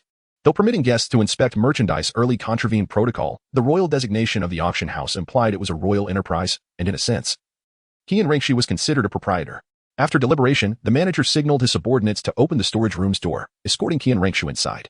Despite the prohibition of slave trading in the 2 great empires, this decree was little more than a fade. In the Dou Empire, the slave industry thrived, with several sources of slaves. The first came from disaster-stricken areas or impoverished families selling their children or becoming slaves themselves. The second stemmed from criminals and their families, who, after trial, bore the brand of slavery for life.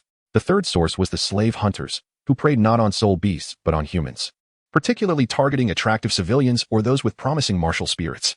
They captured such individuals and sold them at auction, allowing nobles to bid on these slaves. Every moment, countless civilians in the Dou Empire fell victim to the slave hunters, a situation that could not be curtailed, with even the royals complicit in the trade. The Dou Royal Auction House, by virtue of its name, sourced many of its slaves from these hunters. Qian Renxue, having never engaged in the slave trade before, found herself entering this realm for the first time, a truly unprecedented experience for the Royal Auction House. Today, we are auctioning 15 slaves. If President Qin Xiao had known of your visit today, he would have informed me in advance. You may select any of the 15 slaves, save for the Fox Girl. The manager stated. Oh, the Fox Girl? Why is that? Qian Renxue glanced at the 15 slaves in their cages. Some slaves sat listlessly, while others clung desperately to the bars in futile struggles, and some huddled in corners, weeping. The Fox Girl, as described by the manager, curled up in a corner of her cage, her pale skin marred by numerous cruel whip marks. A clear testament to the harsh treatment she had endured at the hands of the slave hunters and the auction house. Her most striking features were her fox ears and fluffy tail. Gu Hong martial spirit, enchanting fox age, 18 level, 15 soul ring configuration, white relationship, -5/-5, luck.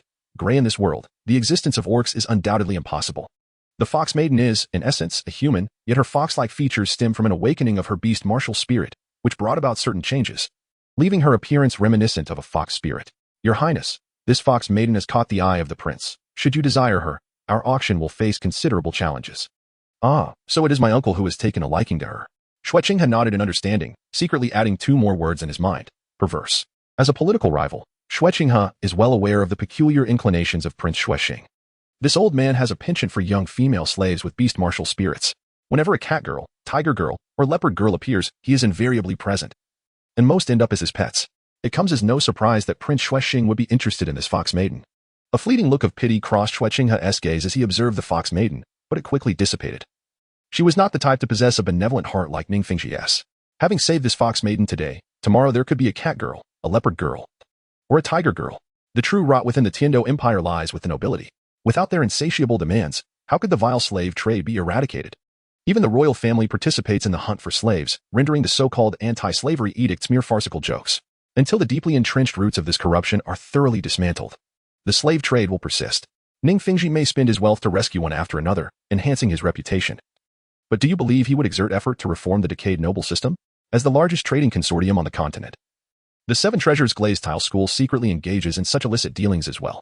Shueqing's gaze then fell upon a specially crafted iron cage, housing a frail, emaciated little girl. The loose-fitting slave garments accentuated her slight frame. The iron cage was constructed to be even sturdier than before, surpassing that of other adult slaves. Shueqing approached the cage directly, as the steward smiled and introduced, Your Highness, have you taken a liking to this little girl? Do you know why we went to the trouble of crafting such a solid cage for her? You see, though her stature is petite, she possesses extraordinary strength. Having once broken several of our auction house's cages in attempts to escape, Shueqing remarked, Is it truly that exaggerated? You are unaware. She is the daughter of a noble family as servant from the Alan province. Initially, as she grew, she was expected to assist with tasks, yet her clumsiness proved troublesome. Her immense strength resulted in shattered dishes during washing, broken broom handles while sweeping, and precious vases destroyed during cleaning, inciting her master's wrath. Although her master intended to execute her, our slave hunting team, struck by compassion upon recognizing her potential, purchased her for a substantial sum. The steward continued to elaborate on the girl's predicament. In the Dou Empire, it is said that dragons beget dragons and phoenixes beget phoenixes. Children born to slaves are also enslaved. Thus this little girl, having been born to slave parents, naturally became the property of the nobility. Her strength is remarkable. Your Highness could assign her to laborious tasks or take her along on hunts, as her might could rival that of lower-tier soul beasts. The steward continued to extol the value of the young girl. Yet, Shueqing's gaze remained fixed on the frail child, born into slavery.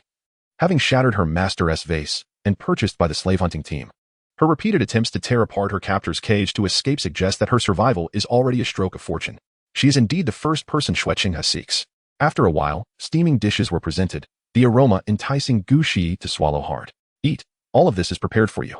Upon hearing this, Gu Shi could no longer contain herself, reaching for the buns on the table. When she attempted to use chopsticks to pick up vegetables, the iron chopsticks bent under her immense strength. Embarrassed, she noticed that Shueqing had said nothing and instead took a chicken leg in hand, devouring it with vigor. Shortly thereafter, the table was left in disarray as Gu Shi, satisfied, patted her full belly. Are you full? Shueqing inquired. I'm full, thank you, Brother Shui. I've always dreamed of being able to feast without restraint, Gu Shi replied softly. Shueqing observed her affection for him grow from 15 to 30. A remarkable increase of 15 points. Was it truly this simple to win her favor with just a meal? This left him momentarily perplexed, though he soon came to terms with it. In the Dou Empire, the nobility revel in extravagance and indulgence, their exterior seemingly resplendent, yet rotten within. Shueqing once visited a slum on the outskirts of Dou City, where people had been driven by hunger to exchange their children for food, licking the pot clean to avoid waste. When one possesses nothing, a single meal constitutes everything. With this in mind, Shueqing resolved to push further. He turned to Gu Shi and asked, Do you have any family? If so, let me know, and I can purchase them back from the estate. Little Gu Shi's demeanor dimmed at this question, shaking her head. I have no family. I never met my father. My mother died giving birth to me. I see an air of silence envelop them. If you wish, from now on, Brother Shui will be your family, and you shall be my sister. Shueqing reassured Gu Shi. Really, Brother Shui? A glimmer of hope shone in Gu Shi's dull eyes. Xueqinghe nodded. After a while, the steward brought forth several dresses and boots for children. Xueqinghe selected a suitable dress for Gu Shi and, taking her hand, led her to the bathing chamber. He personally filled the tub and washed away the grime from her slender frame. Though she appeared gaunt, a closer look revealed that with proper care, she could grow into a lovely young lady. However, Gu Shi's face flushed red, prompting Xueqinghe to inquire, "What troubles you?" Gu Shi replied, "Brother, the head maid once told me that boys and girls shouldn't bathe together embarrassed." Xueqinghe had assumed Gu Shi was oblivious to such matters and thought nothing of his princely status. After some contemplation, he realized that Gu Shi would inevitably become a capable aide in the future, and he would eventually reveal his identity to her. It would be better to be candid now. "My sister, given the circumstances, I shall be honest with you." Under the astonished gaze of Gu Shi, a radiant light enveloped Xueqinghe, transforming her into a captivating young woman with long golden hair and an ethereal beauty, exuding a divine aura. "Brother? Still calling me brother?" Qian Renxue teased as she playfully touched Gu Shi's nose. "You should refer to me as Sister Xue." However, upon revealing her true identity to Gu Shi, who was somewhat skeptical yet intrigued, the latter responded with a hint of joy. "So, can I call you sister then?" Witnessing Gu Shi's relationship level rise from 35 to 40, Qian Renxue mused to herself about the ease of fostering this bond. She feigned a serious expression and said, "Yes. But remember, dear sister, in front of outsiders, you must call me brother. Otherwise, I might just ignore you." Gu Shi nodded in agreement. After finishing her bath and donning a fresh outfit, Gu Shi appeared rejuvenated, embodying the essence of a slender beauty. Qian Renxue took Gu Shi by the hand and seated her on a chair, skillfully arranging her dark locks into an elegant hairstyle. For every girl harbors a desire for beauty, and Gu Shi was no exception. "Sister, would you like to embark on a new beginning?" Qian Renxue inquired. "What new beginning?" Gu Shi asked with curiosity.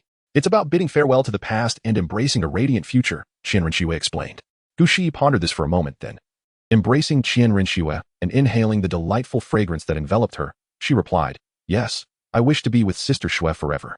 Gently caressing Gu Shi's dark hair, Qian Renxue remarked, "Gu Shi symbolizes your past, while a new name will signify your bright future. Let me bestow upon you a name." "A new name?" Gu Shi echoed, intrigued. The name indeed lacks a certain charm, yet what would be a more suitable one?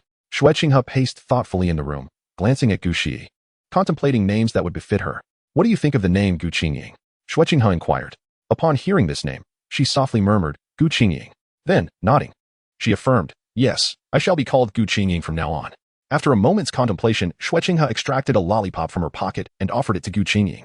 Following the arrangements Xueqinghe made for Gu Qingying's accommodation, Xishue approached with a puzzled expression and asked, "Young master, what value does the little girl possess that warrants such attention?" It is quite reasonable for Xishue to pose this question, as Xueqinghe typically regards the potential utility of others rather than their emotional ties. In the original narrative, Xueqinghe was willing to set aside her vendetta against Tang Hao to win over Tang San, as she perceived value in his alliance. However, Gu Qingying, a purchased slave yet to awaken her martial soul, seems to hold little worth. Why then does Xueqinghe invest her efforts in her? Xueqinghe does not deny that she indeed sees potential in Gu Qingying, which is why she brought her back. Otherwise, with so many slaves in the slave district, why select another? She replied, "As for her value, once you have prepared the materials for awakening her martial soul, you shall understand." "Young master, are you truly going to help her awaken her martial soul? Do you perhaps believe she can manifest a formidable one?" Xishue asked, bewildered. In this world, lineage dictates everything. Mutations are an exceptional rarity. One should never harbor expectations for those of lower status, for the martial souls of the lowly are precisely that, souls devoid of worth, offering little hope. This is a fundamental truth of the continent. "Regarding your innate soul power, Elder Bloodstinger, what was it during your prime?" inquired Qian Renxue. "At that time, my martial soul's innate soul power was graded at level 8, replied Bloodstinger. An innate level 8 barely allows for the cultivation of a title de law, while a level 9 possesses the potential to ascend to that rank.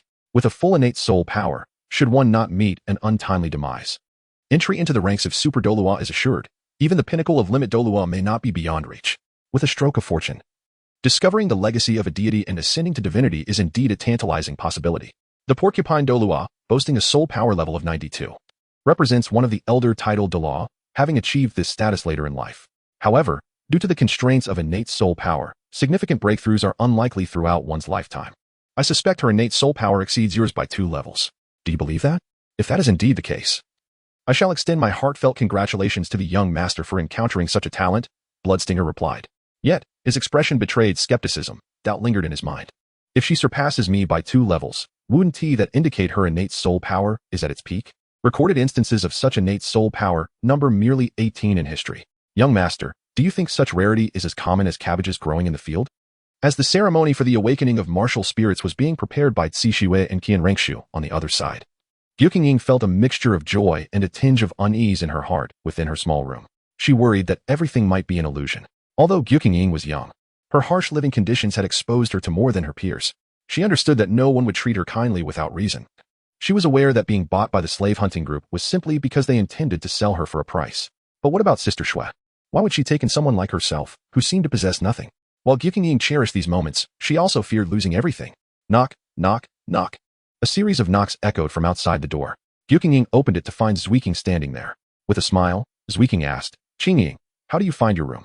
Yutinhang nodded, replying, "Sister, it is far better than the cow shed I used to live in." Zwiking continued, "Now that you are 6 years old, do you wish to possess your own martial spirit? Can I really have a martial spirit?" Yutinhang inquired. Zwiking gently patted Yutinhang's little head and assured her, "Of course. A martial spirit is a gift from the heavens bestowed upon each of us, akin to your own limbs. It is part of your being. Naturally, you can possess a martial spirit. I hope my martial spirit can assist you, sister." "That is all that matters," Zwiking replied, leading Yutinhang to the prepared secret chamber where Qixue was already waiting. "Allow me to introduce, this is your uncle Qixue, who will be responsible for awakening your martial spirit." Zwiking explained. "Uncle Qixue," Yutinhang murmured. Qixue nodded slightly and instructed, "Step onto this awakening array and feel your martial spirit with your heart." Zwiking reassured Yutinhang with a gentle pat on her back. "Do not be afraid. Just do as he says." Yutinhang nodded and stepped into the center of the hexagram array. While Qixue activated the awakening ceremony's formation, energy shimmering throughout the room. As the martial spirit awakened, neither Zwiking nor Qixue could discern what martial spirit had manifested for Yutinhang. Soon, the glow of the awakening ceremony faded, and they were still left in uncertainty regarding Yutinhang's martial spirit. Qixue glanced at Zwiking, who furrowed her brow, equally perplexed about what kind of martial spirit the divine power princess possessed. They could not see any shadow of a beast martial spirit nor that of a tool martial spirit. Nevertheless, the system had not deceived Zwiking. She noticed a change in Yutinhang. Despite her still emaciated appearance, the scars from whippings and beatings had vanished, and her skin had become more delicate and fair. Qixue also sensed a subtle pressure emanating from a higher-ranked martial spirit. His martial spirit was a spiny porcupine, classified as a high-level martial spirit, which, when ranked higher, could be considered a top-tier martial spirit, and beyond that, a super martial spirit. Divine martial spirits transcended these classifications as they were exceptional qualities bestowed by the gods. Regardless of what level Yutinhang's martial spirit was, it was indeed a fortunate matter for them. Zwiking approached Yutinhang, took her right hand, and was delighted to discover a golden soul mark. The symbol depicted a girl wearing a crown. It indicated that her martial spirit had awakened, though its nature remained a mystery.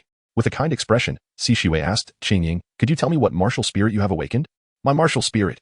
I feel as if it is my own body, though I cannot be certain." Yutinhang shared her perception of her martial spirit. "Your body?" Both Zwiking and Qixue exclaimed in unison, "A body martial spirit."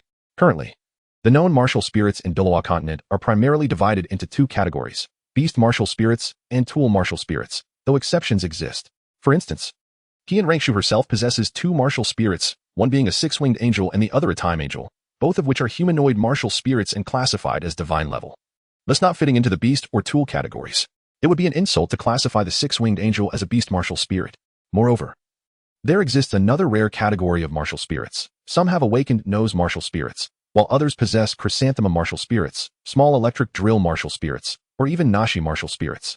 These martial spirits are parts of the body or even the entirety of one's physical form, referred to as body martial spirits. Due to the rarity of those who awaken such spirits, most people remain unaware of them. However, Qian Renxue and Shilong do not belong to that majority. "What is a body martial spirit?" Yutinhang inquired. "A body martial spirit means that your martial spirit is a part of your body, and your martial spirit is essentially your physical form," Qian Renxue explained. "My physical form?" Qixue, intrigued, produced a soul power crystal and placed it before Yutinhang, saying, "Please place your hand on the soul power crystal, and I will test your innate soul power." "All right." Yutinhang nodded and pressed her hand onto the crystal. Instantly, a brilliant light erupted from it, illuminating the entire chamber. Qixue's face was filled with astonishment as he turned to Yutinhang and then to Zwiking. "Young master, it appears you were indeed correct. She possesses innate full soul power. I must concede to your discerning eye." "Indeed.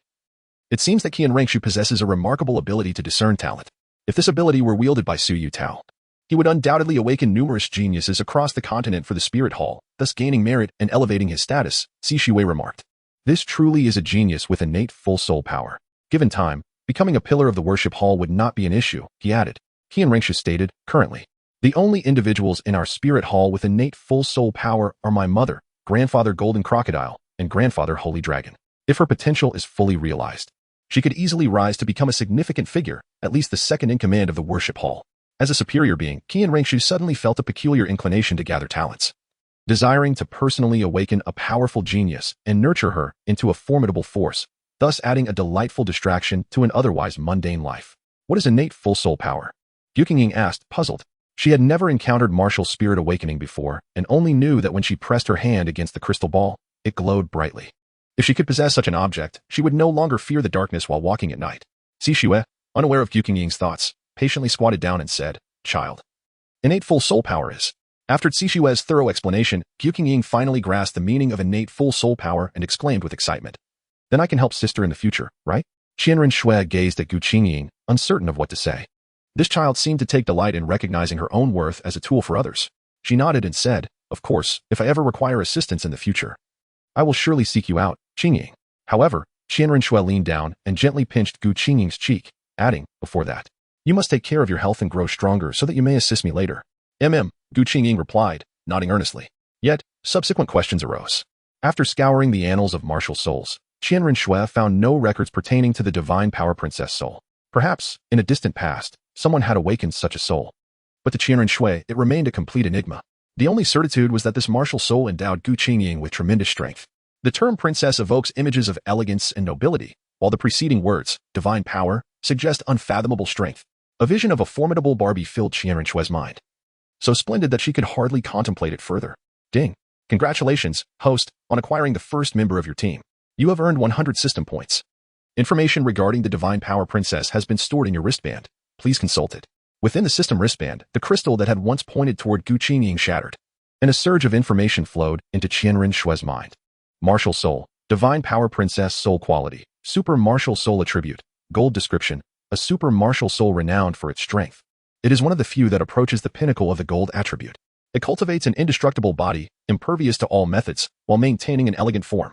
Upon reaching the peak, it possesses the attribute of breaking through countless techniques. Upon acquiring the crown of strength, the divine power princess has the potential to evolve into the divine power queen, embodying the ultimate gold attribute. Note, the physical condition of the martial soul's host cannot be equated with that of an ordinary person. Therefore, in the early stages of acquiring soul rings, one should not adhere strictly to conventional methods, as this would squander her innate gifts. It is advised to first nurture her body, consuming the flesh and blood of soul beasts to enhance her vitality, before commencing rigorous training. Training in extreme environments, be it frigid, scorching, or exceedingly heavy, will further unlock her martial soul's potential. Recommended soul beasts for additional soul rings: Metal Gorilla, Titan Giant Ape, Sky-Piercing Demon Ape, Purification Attribute Soul Beasts, Curse Attribute Soul Beasts. Simultaneously, a technique akin to the angelic meditation method was included, indelibly etched into Qian Renxue's consciousness. Accompanied by a warning: the divine demonic body refinement technique should only be practiced when her physical condition reaches its zenith. Otherwise, it may jeopardize her foundational strength. Qian Renxue tucked this addendum away. A martial soul of the gold attribute? Qian Renxue pondered for a moment before stating, I recall that Grandfather Tian also possesses a martial soul of the gold attribute. As she spoke, Qian Renxue picked up a pen and penned a letter, handing it to Elder Xixue, saying, Elder Xixue, could you run an errand for me? I hope to swiftly deliver this letter to the second elder of the Spirit Hall. Elder Xixue replied, I shall certainly ensure its delivery. Sending a letter through a titled Olua is indeed a luxurious act. However, Qian Renxue did not wish to squander any time. The period from 6 to 20 years of age is a peak for soul masters in terms of soul power growth, and during this time, soul masters experience the fastest cultivation. Qian Renxue had already wasted some of her talent. She did not wish the same fate to befall her newly recognized sister. Once Elder Xixue departed, only Qian Renxue and Yutinhang remained in the basement. Sister Xue, what is your martial soul? Yutinhang asked curiously. Qian Renxue looked at her and smiled. Would you like to know what my martial soul is? You must promise not to divulge this secret. Yutinhang nodded earnestly, declaring, I will not reveal any of your secrets, sister. With a nod, Qian Renxue began to radiate a shimmering light, and in an instant, a cocoon of light formed behind her, enveloped by 6 magnificent wings. As the wings unfurled, a sacred and beautiful 6-winged angel emerged, filling the entire basement with a golden, holy radiance. The hues of yellow, purple, and black cascaded down in 5 soul rings, surrounding Qian Renxue, making her appear as if she were a celestial goddess descended from the heavens. The golden light seeped into Yutinhang's guarded and solitary heart, gentle and warm. Upon witnessing the angel, Yutinhang felt as though she were seeing her heavenly parents. Envisioning a life free from servitude, living like an ordinary girl with her own family, basking in freedom. Sister, are you an angel? You must be an angel. Gu Qingying trembled, inquiring. Chuckling softly, Qian Renxue replied, Sister is not an angel. My martial soul is merely a six-winged angel, which bears a certain relation to angels. No. To me, you are an angel, Gu Qingying asserted, observing the child's pure, unblemished gaze directed at her as if she were a sacred and beautiful being. Qian Renxue felt a bittersweet smile tug at her lips. Her presence was destined to bring calamity to the imperial family of the Dou Empire. Over the years, to consolidate her position, she had caused the demise of 3 princes, and in her quest to eliminate dissenters, she had secretly dealt with numerous court officials. Her hands stained with the blood of sacrifice. Could she still be deemed an angel? However, Qian Renxue did not dwell on this dilemma. She had summoned her martial soul for another purpose, to assess Gu Qingying's physical strength. Sister, I am about to conduct a test on you, Qian Renxue stated. I will gradually release my aura to exert pressure on you. If you find it too much to bear, please let me know. Though Gu Qingying was uncertain as to why Qian Renxue was doing this, she nodded and braced herself. Qian Renxue first unleashed a pressure of level 10 soul power upon Gu Qingying. Faced with this level of pressure, Gu Qingying felt some burden yet appeared unfazed. Gradually, Qian Renxue increased the intensity of her soul power pressure, step by step, reaching the final level. Upon reaching a pressure of level 15, Gu Qingying began to feel the strain. At level 17, she was compelled to manifest her martial soul. And by level 19, she was on the verge of collapse. Although Gu Qingying gritted her teeth, determined to endure, Qian Renxue discerned her limit and promptly withdrew the pressure. As the oppressive aura dissipated, Gu Qingying immediately knelt down, gasping for breath. Meanwhile, Qian Renxue was in contact with the system. This indicated that her physical attributes had essentially reached the standards of a level 19 soul master. With proper nurturing during this time, her physical prowess could potentially reach level 20. Thus, selecting her first soul ring based on the standards for a level 20 soul master would pose no issue. Uncertain, Qian Renxue inquired, is this acceptable? After all, absorbing a soul ring that corresponds with one's level could be fraught with peril. A single misstep could lead to the demise of such a prodigy. The system responded, Host, every endeavor requires a spirit of adventure. One cannot always dwell within a comfort zone, lest they remain forever incapable of transcending their limits. Have you not noticed a successful example in your midst? Compared to her, your angel clan appears rather cautious. Qian Renxue murmured, Her? Soon, she understood who the system referred to. Bibi Dong, whose first martial soul had already surpassed limits from the very outset of her first soul ring. The first 4 soul rings, yellow, purple, black, had already exceeded the standard configurations known to the world.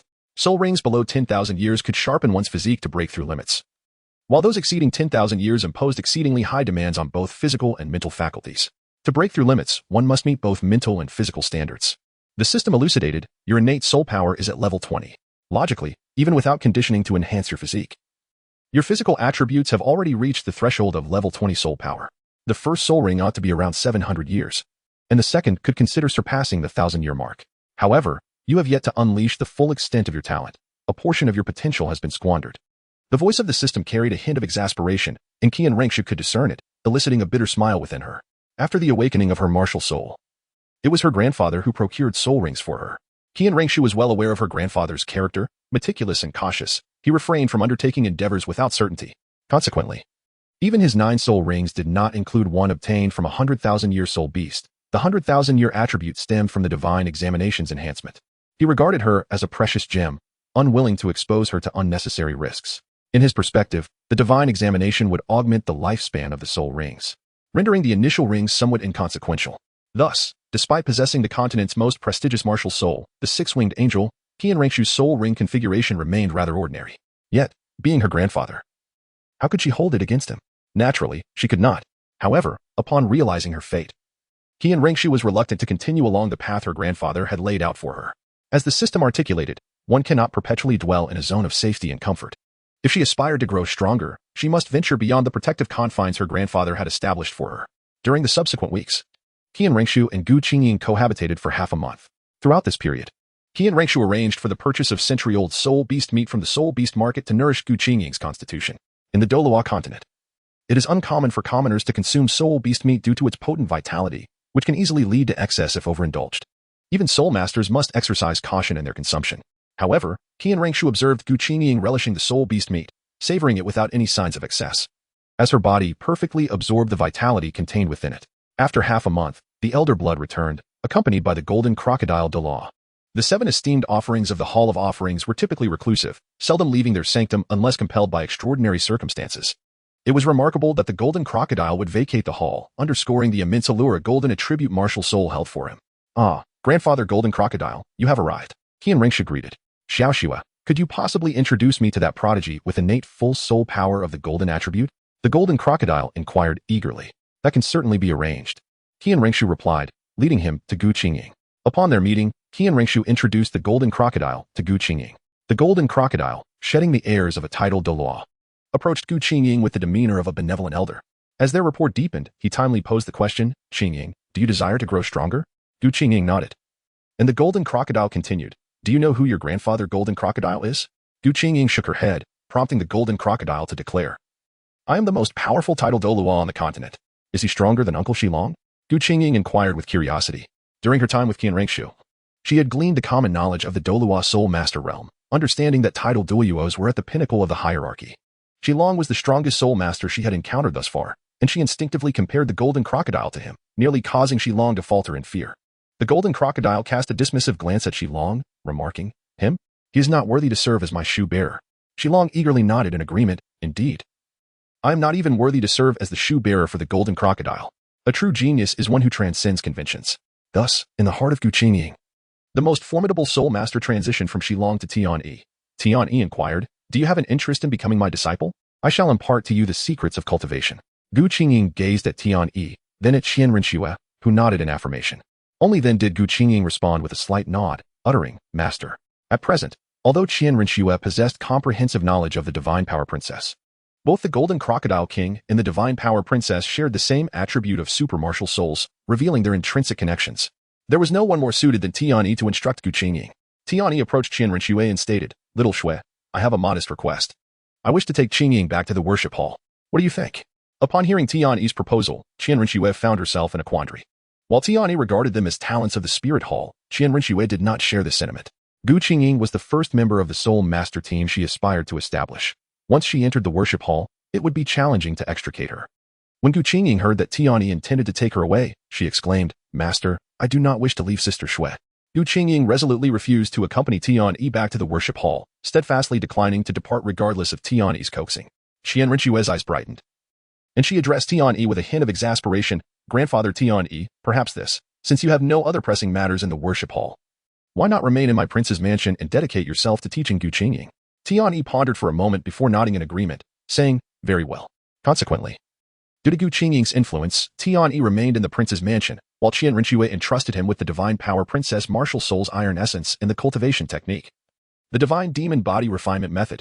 This cultivation method is not only suitable for the ethereal princess of divine power, but also for the Golden Crocodile King of the Celestial Crocodile. Upon receiving this technique, the Golden Crocodile took a glance and began to practice its teachings, absorbing the purest essence of heaven and earth to refine his body. As he honed his physique, he simultaneously increased his spiritual power. After an extensive period of stagnation at the 98th level of soul power, he astonishingly began to gradually break through after practicing this method. This technique is extraordinary, the Golden Crocodile exclaimed in astonishment. With such a profound method at his disposal, the limits he previously deemed insurmountable now appeared to hold the promise of hope. If he persevered in his cultivation, he would one day transcend those boundaries. At this moment, it could span a decade, 2 decades, or even longer, yet for the Sky Crocodile, hope is certainly preferable to despair. In the original narrative, the Sky Crocodile's potential had reached a stagnation at level 98, unable to ascend any further. Stripped of the motivation to break through, his spirit waned, leading him to succumb to a defeatist mindset against Tang Hao, whose strength, though inferior, brimmed with youthful vigor. Now, however, the Sky Crocodile glimpsed a flicker of hope, rejuvenating his demeanor by at least 20 years.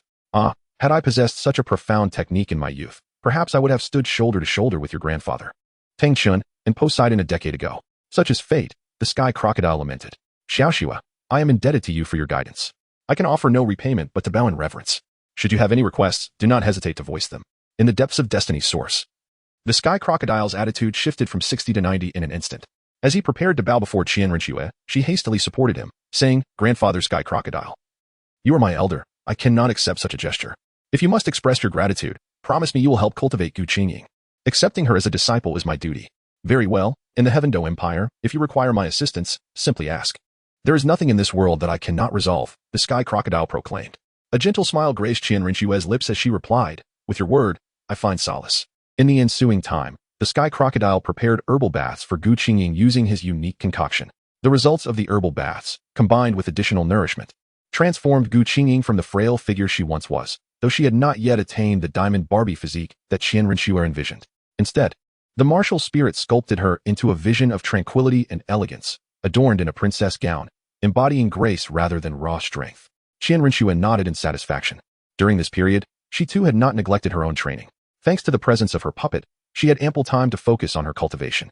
At 14, she was at the pinnacle of soul power growth, rising 2 ranks during this time to become a level 53 Soul King. At such a young age, her prowess would ensure victory for any team she joined in the Soul Master competition. As Gu Qingying's physical condition improved under the Sky Crocodile's tutelage, both she and Qian Renxue resolved to bestow upon her the first soul ring, with Qian Renxue needing to attend to other matters. The Sky Crocodile took Gu Qingying to acquire her soul ring. Grandfather Sky Crocodile, Gu Qingying now possesses the physicality of a level 20 Soul Master, with strength exceeding that. I suggest we hunt for a soul ring of 700 years, Qian Renxue proposed. The Sky Crocodile paused, recalling a theoretical master in the Soul Master community who posited an ideal ratio for soul rings, stating that the first soul ring should not exceed 423 years, as exceeding this limit could be perilous. Why would you have her surpass this threshold? He inquired. Qian Renxue countered, Grandfather Sky Crocodile. I do not believe in the notion of a perfect soul ring ratio. A genius is one who transcends conventions. Consider the Pope's soul ring ratio. The Sky Crocodile chuckled.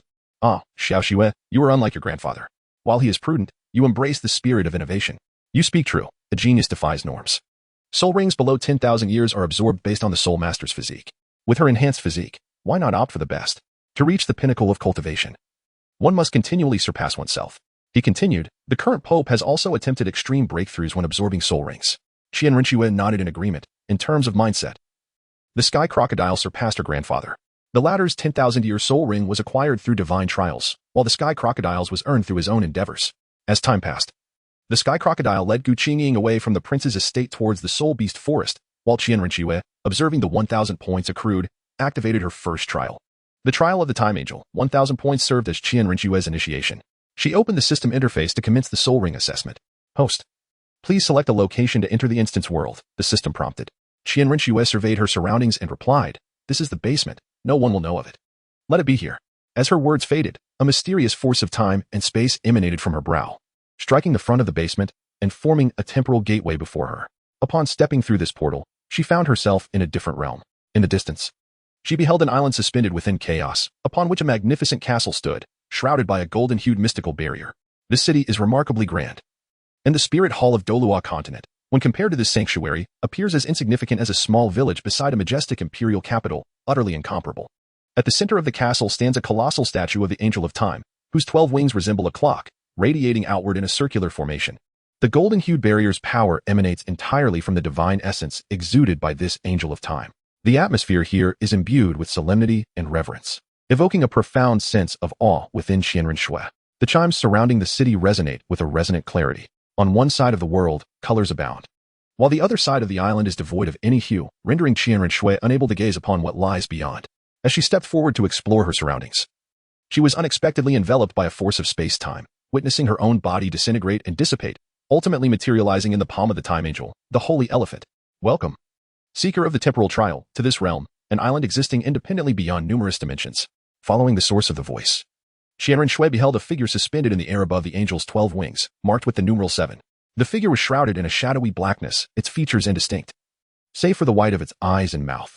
Before Qian Renxue could pose her inquiries, a shadow emerged upon the 2 wing, which spoke forth, upon seeing us.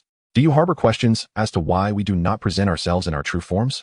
Another shadow materialized on the 4 wing, proclaiming, we are the 12 time messengers, charged with the trials of the temporal realm. Only by successfully passing each of our challenges shall you behold our true visages, at which point we shall traverse to your dimension and pledge our allegiance to you. A shadow on the 9 wing interjected, the trials of the first 9 soul rings signify IX. Your domain's assessment is overseen by XXI. The first to present you with a challenge is the messenger designated as I. A figure appeared atop the I wing, addressing Qian Renxue. Greetings, chosen trialist. I shall serve as your examiner in the forthcoming assessments. Though Qian Renxue discerned that the shadowy figure atop the I wing was a woman, her features remained obscured. Please present the first challenge, she requested. The examiner, designated as 12, replied, there is no rush. The trials have yet to commence. How do you comprehend the essence of time? How do I understand time? Qian Renxue pondered, but 12 continued, do not rush to respond. Carry this question into the forthcoming trials and seek the answer therein. Let the trials begin. At this moment, the hand of the angelic statue was raised high, pointing towards the wings of I, as I's projection faced her directly.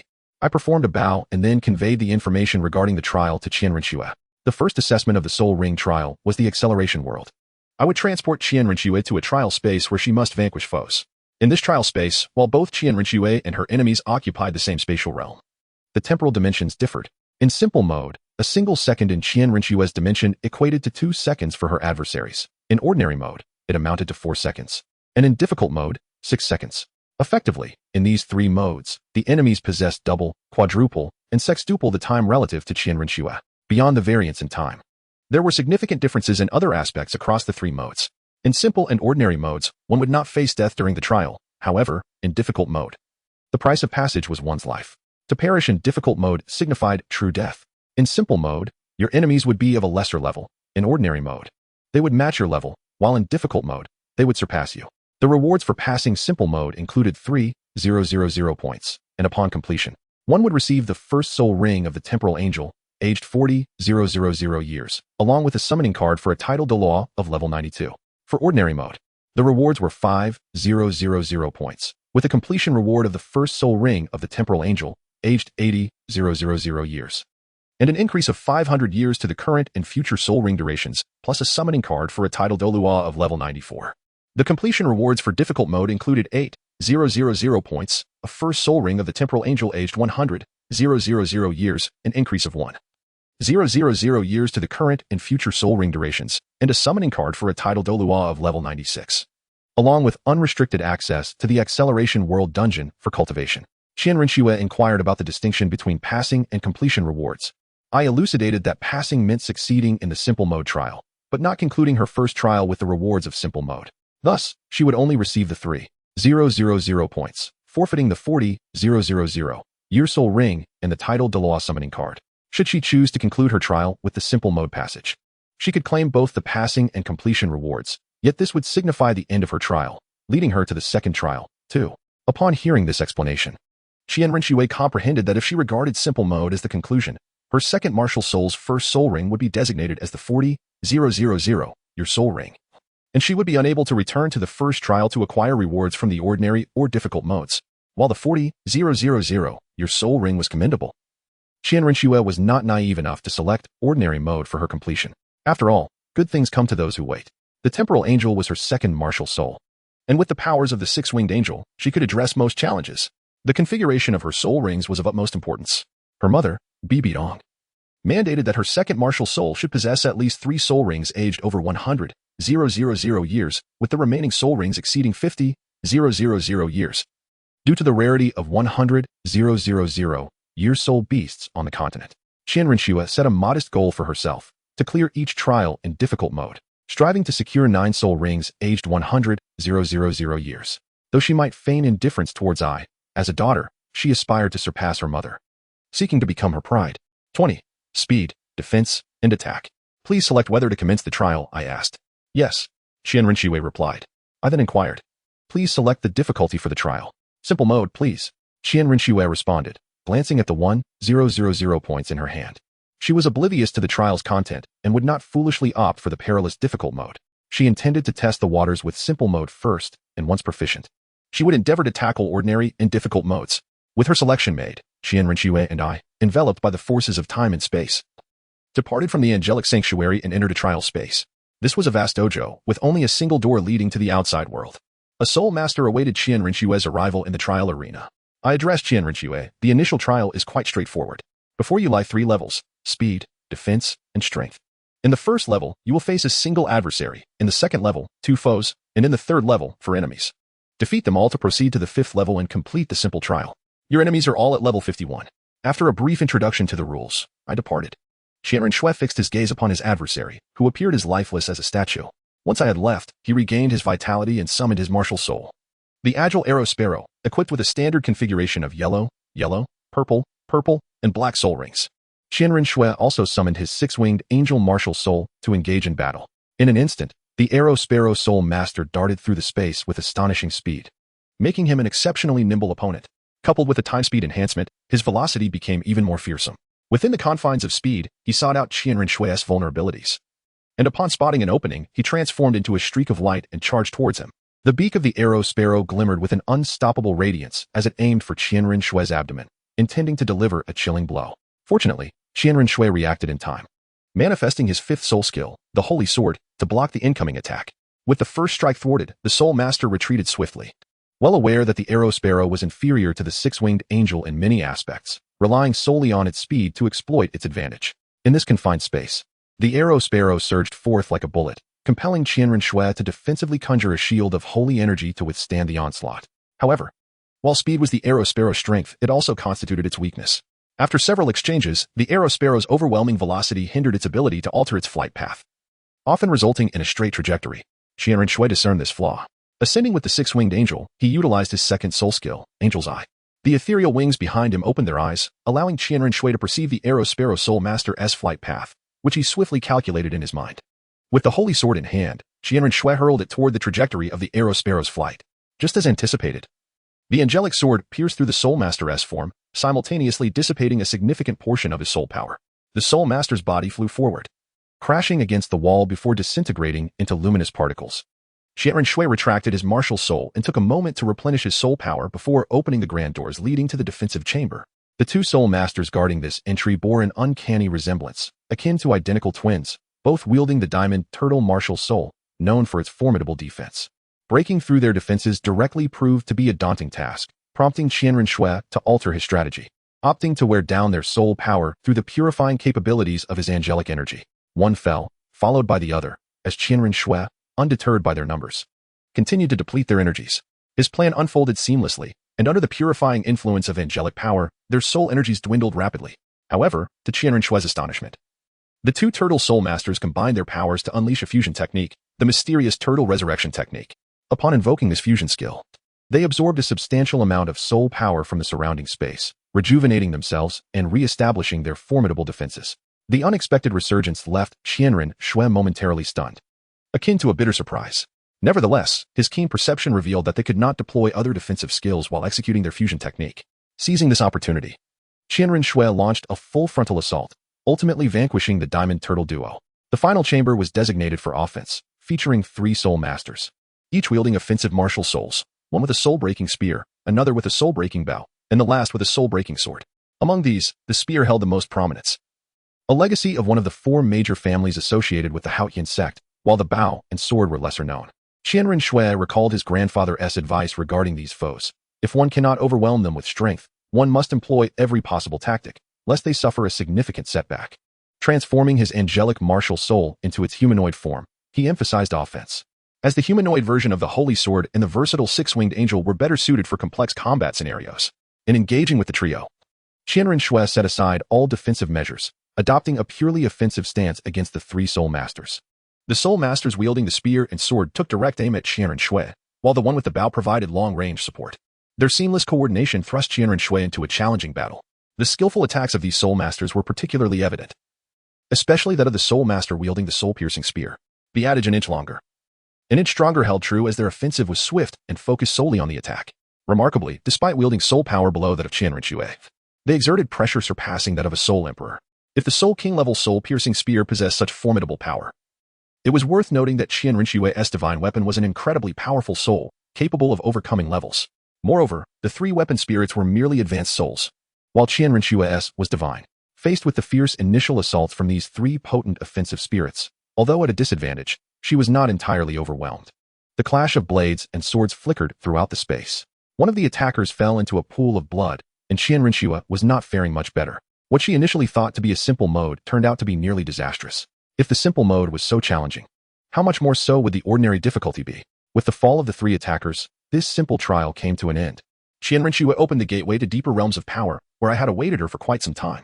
Congratulations on passing the simple mode. Would you like to record this achievement? I inquired. Not at all. Despite the unexpected difficulty of the simple mode, Qian Renxue was unwilling to waste her initial ring on a mere 40,000-year soul ring. I nodded and replied, then you may only claim 3,000 points. As a reward for completing the simple mode, the 3,000 points were credited, and Qian Renxue finally found herself with some surplus. Completing a simple mode grants the opportunity to attempt it thrice, and another successful run would yield an additional 3,000 points. It could be said that as long as Qian Renxue did not fail her trials, her points would continue to accumulate. Are there any other uses for the remaining points aside from unlocking trial arenas? Qian Renxue inquired. Indeed. Within the temporal sacred hall, aside from the trial secret realms, there are other functions yet to be unlocked. Entering the Heaven-S Secrets Pavilion requires points, as does accessing the Soul Fighting Arena and the Marketplace. You may understand the system points as the currency of the temporal sacred hall. Nodding in understanding, Qian Renxue decided to practice in the simple mode to gradually acclimate herself before unlocking the ordinary mode. Let us begin a new simple mode. Thus, for an extended period, Qian Renxue engaged in the simple mode trials within the system space, amassing over 40,000 points. Initially struggling with the simple difficulty, she grew increasingly adept. Once the simple mode posed no further challenges, she resolved to use her points to unlock an ordinary mode. However, upon entering the ordinary mode, the quadruple acceleration of the acceleration field proved to be a substantial challenge. The first opponent possessed 4 times the speed of a typical agility-type Soulmaster, rendering Qian Renxue defenseless. After a grueling battle against the first opponent in the defensive formation in the second round, which resembled a combination of agility and defense, she faced adversaries moving at quadruple speed, akin to agility masters. Ultimately, Qian Renxue succumbed to the 3 opponents in the attack arena, experiencing death for the first time as the soul-piercing spear pierced through her heart. After her initial venture into the death mode, Qian Renxue exited the trial space. Returning to the prince's manor, days passed, and she received memories transmitted by her puppet, revealing that the southern province of Cavalli in the Dou Empire had suffered a locust plague, devastating local farmers and leaving them without harvest. Local officials were hopeful for assistance from the central government of the Dou Empire. Emperor Shueye would convene in 3 days to discuss how to address this crisis. After some contemplation, Shueqing had decided to contact the right chancellor, Zhao Tian. In the Dou Empire, the right chancellor held a higher position than the left chancellor. Shueqing had visited the right chancellor's residence to inquire about the causes and severity of the drought. Zhao Tian answered each question and remarked, "Your Highness, after a great drought, a locust plague is inevitable. Before the Cavalli province faced this plague, it had already endured a severe drought. The local noble families have enough stored grain to survive this calamity, but nearly 1 million citizens in Cavalli are left without food. Many have begun to leave their homes and migrate to other provinces. Can the locust plague spread to other provinces?" Shueqing asked. Zhao Tian replied. The empire has responded promptly this time. Other provinces immediately requested the assistance of the Spirit Hall, utilizing soul masters to prevent the spread of the locust plague. However, how the most severely affected Cavalli province will survive the winter remains a significant issue. 3 days later, in the Dou Imperial Palace, Emperor Shueye sat upon his throne. To his right were Prince Shueqing, Right Chancellor Zhao Tian, and a multitude of officials, while to his left stood Prince Shuexing, Left Chancellor Zhang Shenrong, Marshal Galong, and other officials. I have given you 3 days. What progress have you made? After speaking, Shuye turned to Shueqing, who appeared composed, and said, "Qinghe, please speak first." Shueqing stepped forward and stated, "Father, I have several suggestions. First, the locust plague will cause an influx of refugees into surrounding provinces. Therefore, aiding Cavalli province is tantamount to aiding them as well. A decree should be issued for them to gather grain to support Cavalli province. Of course, how much they can provide is uncertain, as the noble families of the empire tend to heed summons but ignore commands. The second point is to seize a portion of grain from the empire's major grain suppliers." Shueqing glanced at General Galong and continued. The Dou Empire has not seen a major war for several decades, and the military supply depots are stocked with ample grain that should be utilized at this time. The third point is to seek assistance from other factions. The Seven Treasures Glazed Tile School is immensely wealthy. We could purchase grain from the Seven Treasures Commerce to aid the disaster victims.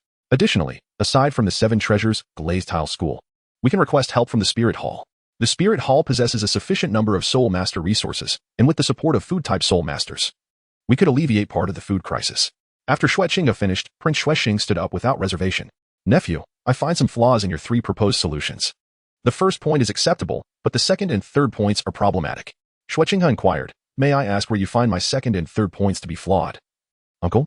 Shueqing explained, "The reason the Dou Empire has not engaged in war for decades is due to our maintenance of a sufficiently large military force, deterring the Spirit Hall and the Xing Luo Empire from acting recklessly. If we now tap into military supplies and the army lacks surplus grain reserves, what shall we do if war breaks out one day? The essence of political success lies in making the populace barely survive. Thirdly, Your Highness, the Spirit Hall harbors ulterior motives toward our Dou Empire, a fact you are surely aware of. They constantly seek to expand their influence over our nation and ultimately seize control. Allowing them to aid the disaster-stricken populace is akin to inviting a wolf into our home. While the Spirit Hall may be able to assist us, what could we possibly offer in return for their favors?" Prince Shuexing remarked. The Emperor of the Snow Knight nodded in agreement, recognizing the validity of Prince Shuexing's assertion. As the Emperor of Heaven Dou, He was well aware of the Spirit Hall's ambitions and was naturally reluctant to let them meddle in the internal affairs of the Empire. Uncle, this is inappropriate. There are priorities to consider. We are utilizing the military's reserve grain, although the army does not currently require this stock. Millions of our citizens are deprived of sustenance and cannot survive without it, Zwiking stated. In the face of disaster, discussing the threat posed by the Spirit Hall is futile. Have you considered, Uncle, that if we do not seek assistance from the Spirit Hall, they might provide food to the local populace under the guise of humanitarian aid? Which side do you think the people of the Caval province would lean towards? Zwiking questioned. Do they dare? Prince Xuexing scoffed. Nephew, this is a matter of internal affairs for our Dou Empire, and the Spirit Hall should not interfere. Furthermore, what do the sentiments of those commoners truly represent? Just because the Spirit Hall is vying for their favor, should we then offer greater concessions to win their approval? Nephew, you are still too naive. You see, ensuring that the common people live in a state of near despair is the cornerstone of our political governance in the Dou Empire. We must not show them too much kindness. Prince Xuexing continued, have you heard the saying, a full stomach breeds discontent? The more benevolent you are to them, the more they will demand from you. The Spirit Hall has initiated a movement of awakening among the commoners, and now, which citizen of the Empire remains diligent in their work? They indulge in idle dreams, believing that awakening their martial spirits will elevate them to the status of spirit masters and nobles. If we were to treat them with more respect and kindness, would that not lead to chaos? The Spirit Hall aims to exploit the desires of these lowly subjects to challenge our Dou nobility, and in order to resist this, we must firmly suppress this momentum. Their rebellious thoughts can indeed undermine the rule of our empire. They are our subjects and must remain obedient. Should they dare to harbor rebellious intentions, our army shall wield its swords to sever their heads, filling the Tianluosan Grand Canyon with their remains and staining the Dou River with their blood. This assistance is merely a facade. The nobility is the foundation of our rule, and the army is our source of power. Their only value lies in taxation. Losing them merely means a slight reduction in our tax revenue. If we can save them, we shall. If not, we need not concern ourselves. But we must never allow these lowly subjects to jeopardize the foundation of our state. Prince Xuexing's voice dripped with disdain and arrogance toward the commoners. Your Highness, I must respectfully disagree with your perspective. The Spirit Hall has endured for millennia because it reaches out to the common populace across the continent, offering free awakening of martial spirits. The vast majority of spirit masters hail from the Spirit Hall and are devoted to it, which has established it as a sacred institution in their hearts. Thus, the Spirit Hall has been able to sustain itself to this day. The Crown Prince is correct. If we seek aid from the Spirit Hall, it demonstrates our effort to rescue our people. However, if we do not ask for their assistance and they independently extend aid to the local populace, does that not imply we have surrendered the citizens of Caval Province to the Spirit Hall? What if, in future disasters, the people no longer seek our help but turn to the Spirit Hall instead? Zhang Shenrong interjected. Right, Minister, we can merely make a show of it. The land under heaven belongs to the sovereign. The people of Caval Province reside under the rule of our Dou Empire. Their ancestral homes are our territory, and it is the Emperor's grace that allows them to live there. They're our subjects. Even if the Spirit Hall intervenes, what difference does it make? Will a mere offering of food cause them to betray their country and align themselves with the Spirit Hall? Zhang Shenrong looked toward the Emperor of the Snow Knight and continued, Your Majesty, I believe the prince's viewpoint has merit, but 2 points need revision. Firstly, we must maintain sufficient military supplies to prepare for any unforeseen conflicts, so we cannot touch the military reserves. Secondly, Your Highness, Right Minister, while the Spirit Hall may assist us through this crisis, seeking their help comes with a price. What do we have to offer them? Their influence in our Dou Empire is already substantial. The Snow Knight Emperor nodded, saying, Let us refrain from discussing the Spirit Hall further. General Gailong, can we redistribute military supplies? Gailong nodded, stating, Your Majesty, there are some old rations, and the moldy grain needs to be addressed urgently. Very well. Let us use that batch of grain, the Emperor of the Snow Knight decreed. He then turned to Zwiking, saying, Qinghe, you will be responsible for persuading the 7 Treasures Glazed Tile School, as you are the disciple of the Ning Sect Master. Rest assured, I will handle this matter. Zwiking replied, Zhao Chancellor, you are in charge of disaster relief. The Emperor of the Snow Knight finalized the arrangements. As you command, Your Majesty. After leaving the palace of the Dou Empire, Zhao Tian and Zwiking walked together. Zhao Tian remarked, The current Spirit Hall is powerful, like a vein that has already embedded itself within the flesh of our Dou and Star Luo empires. What is this flesh? It is our people. Given time, if our people only recognize the Spirit Hall, how can we govern this nation? Right, Minister and General, one is unwilling to seek assistance from the Spirit Hall, while the other intends to address the disaster with moldy grain, showing no regard for the commoners. After all, they are subjects of our empire. How can they fail to understand this? Zhao Tian expressed his frustration. Zwiking countered, Right, Minister, I believe you misunderstand General Gailong. Old rations, even if moldy, are better than nothing. If they can eat, they will not starve. That is preferable to having nothing at all. The destitute disaster victims, if they have food, will consume it even if it is mixed with sand. General Gailong's approach is the best solution we have for now. Zhao Tian nodded as they continued discussing the upcoming relief efforts, eventually parting ways after exiting the inner city. Watching Zhao Tian's departing figure, Zhu Weking sighed. He is a good official who truly cares for the people. It is a pity he is loyal to the Heaven Dou Empire. Zhao Tian's assertion rings true. The citizens of the empire are the very flesh and blood of the realm, while the bureaucratic aristocracy serves as the vital arteries governing this nation. The reason the Spirit Hall has managed to deeply entrench itself within the myriad facets of the Tiandou and Xinghua empires lies in the inextricable bond it shares with the populace of these empires. Thus, even though Dai Tianfeng and Shui Yi harbor a profound disdain for the Spirit Hall, wishing to eradicate it entirely, they dare not take action against it. The individual sentiments of the common people may be feeble, yet the collective will of millions converges to form an indomitable force that cannot be disregarded. In the ensuing days, Shui Qinghe first sought an audience with Ning Fengji to discuss the request for aid from the Seven Treasure Glazed Tile School.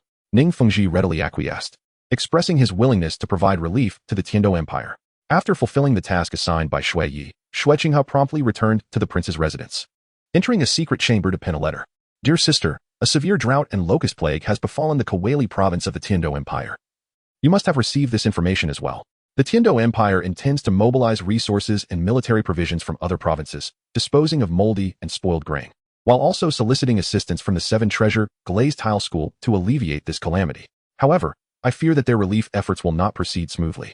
For based on my understanding of the Tiandou nobility, this administrative order may sound commendable, yet achieving even 30% implementation to the victims would be considered a significant success.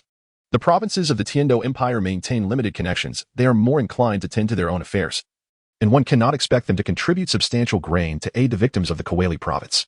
During the transportation of grain, it must traverse various provinces, cities, and the estates of noble lords, where the aristocracy will invariably seize their share. Even if the relief grain reaches the disaster-stricken areas, how much will remain? Ning Fengji, being a merchant, possesses limited resources within the Seven Treasure Glazed Tile School and cannot be relied upon to exert significant influence in this crisis. I believe this presents an opportunity for our Spirit Hall. I propose that the Spirit Hall take action at this juncture, concentrating our food-type spirit masters in the Kaweli province to provide relief, while also leveraging the Spirit Hall's influence across the continent to procure grain from markets in other cities, ensuring a continuous supply to the victims of the Kaweli province. Tiandou City is the heart of the Tiandou Empire, its bureaucratic apparatus serving as the lifeblood of the state, while the people constitute the very essence of the empire. Since these decaying Tiandou nobles disregard their own flesh and blood, let us intertwine the veins of our Spirit Hall even more closely with theirs. After completing the letter, Qian Renxue pondered for a moment, striking through the word sister at the top of the envelope and replacing it with mother. Once the envelope was prepared, Qian Renxue summoned elders Cixue and Xilong, addressing them. Uncle Cixue, your previous journey to the Spirit Hall took half a month, which was quite swift. Yet I hope you can expedite the delivery of this letter to the hands of the Pope of the Spirit Hall. Allow me to take charge, Xilong interjected. I can travel faster than Cixue. Very well, I appreciate your efforts, responded Qian Renxue. The snake spear Dolua then set off in haste.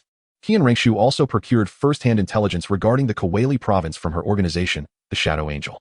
The most profoundly affected by this calamity are the victims themselves, for the landlords, estate owners, and the bureaucratic aristocrats of the empire. The repercussions are of secondary concern. In fact, this disaster has become a sumptuous feast for them. They possess ample reserves of grain, and during this year of disaster, food prices have soared to astronomical heights. Some impoverished civilians, unable to survive, resort to selling their children for a morsel of food. Those sold into servitude either become slaves to be resold for profit or remain as domestic servants. Many once land-owning farmers have lost their means of livelihood, selling their land for meager sustenance. It can be said that during this year of calamity, the poor grow poorer while the rich grow richer. In the papal hall, the Doloa, Jidulo, announced, Your Holiness, Elder Xilong seeks an audience. Do not admit him. Bibi Dong replied instinctively, harboring a dislike for the elders of the hall. However, she quickly realized that Xilong was one of the two titled Duluos protecting Qian Renxue, and she promptly amended her response. Wait, let him enter. Yes, Your Holiness. After a brief interval, Yu Egwan entered the papal hall with Xilong. Xilong knelt on one knee and stated, I pay my respects to Your Holiness. Bibi Dong, fixing her gaze upon Xilong, inquired, Elder Xilong, what brings you here? Xilong produced a letter from his bosom and replied, The young master has instructed me to hasten and deliver this letter to you. Bibi Dong glanced at the ghost Dolua and commanded, Present it. The ghostly figure took the letter from Xilong and presented it to Bibi Dong. Upon opening the letter, Bibi Dong's gaze was immediately drawn to the crossed-out word sister and the opening word mother. At this moment, a rare warmth flickered across her usually frosty visage. A realization that eluded her own consciousness. She continued to read attentively. The report detailed the calamity in the province of Kavali. Indeed, Bibi Dong had received earlier reports regarding the disaster in the Dou Empire's cavalry province, but she had not given it much thought, or rather, she had considered it but felt no compulsion to act. Her ascension to the role of Pope of the Spirit Hall was not driven by a desire to improve the institution. On the contrary, deep within her heart lay a singular ambition to exact revenge, to dismantle the Spirit Hall, to annihilate the sanctuary established by the Angel clan. She aimed to obliterate the trust the Spirit Hall had painstakingly built over centuries in the eyes of the people, to uproot its very foundation, and to place it in the crosshairs of public ire. Would she enhance the Spirit Hall's reputation? If such a suggestion were made by anyone else, she would have dismissed it with various excuses. Yet this proposal came from Qian Renxue, and particularly the word mother struck a chord deep within her heart. Finally, Bibi Dong carefully placed the letter into an envelope and stored it within her soul guide device. Recently, a once-in-a-century locust and drought disaster had erupted in the province of Cavalry, leaving millions of civilians without food and displaced. As the largest organization on the continent, the Spirit Hall cannot afford to stand idly by in the face of this calamity. As she spoke, Bibi Dong summoned the Cardinal to present a series of administrative orders. Signing off on the forthcoming directives, the Spirit Hall possesses a distinct advantage over other forces on the continent. In every city and village, the Spirit Hall maintains a presence. Consequently, it wields first-hand knowledge of information within each city, and in contrast to the so-called sovereign, who is merely a figurehead, the control exerted by the Pope of the Spirit Hall over his subordinates is absolute. Thus, every administrative order issued by Bibi Dong is executed with remarkable efficacy. In the Doloa continent, regions afflicted by disasters witness a surge in food prices, while other areas, particularly those experiencing bountiful harvests, see a decline in food value. The Spirit Hall can procure grain from cities where prices are low and transport it to disaster-stricken areas for relief efforts. Furthermore, another notable advantage lies in the capabilities of food-type soul masters, who can provide sustenance for an entire army. This is due to the necessity for the food they create to meet military standards. Should the criteria be lowered to merely stave off hunger, a food-type soul master could cater to the nutritional needs of tens of thousands. When the Spirit Hall gathers these food-type soul masters, it becomes a formidable force. Following the issuance of her administrative orders, the Spirit Hall, a highly efficient operational machine, swiftly sprang into action. On this particular day, after Qian Renxue and Ning Fingji exchanged provisions, Shrek Academy was preparing to personally venture into the disaster-stricken area when Tian Yi returned with Gu Qingying, having missed Qian Renxue dearly during their long absence. Gu Qingying immediately clung to her side upon arrival. After some effort in sending Gu Qingying away, Shrek Academy turned to Tian Yi and inquired, "Grandfather Tian Yi, what soul ring did you procure for Qingying?" Tian Yi replied, "An 800-year-old metal gorilla." 800 years. Shrek Academy was astounded.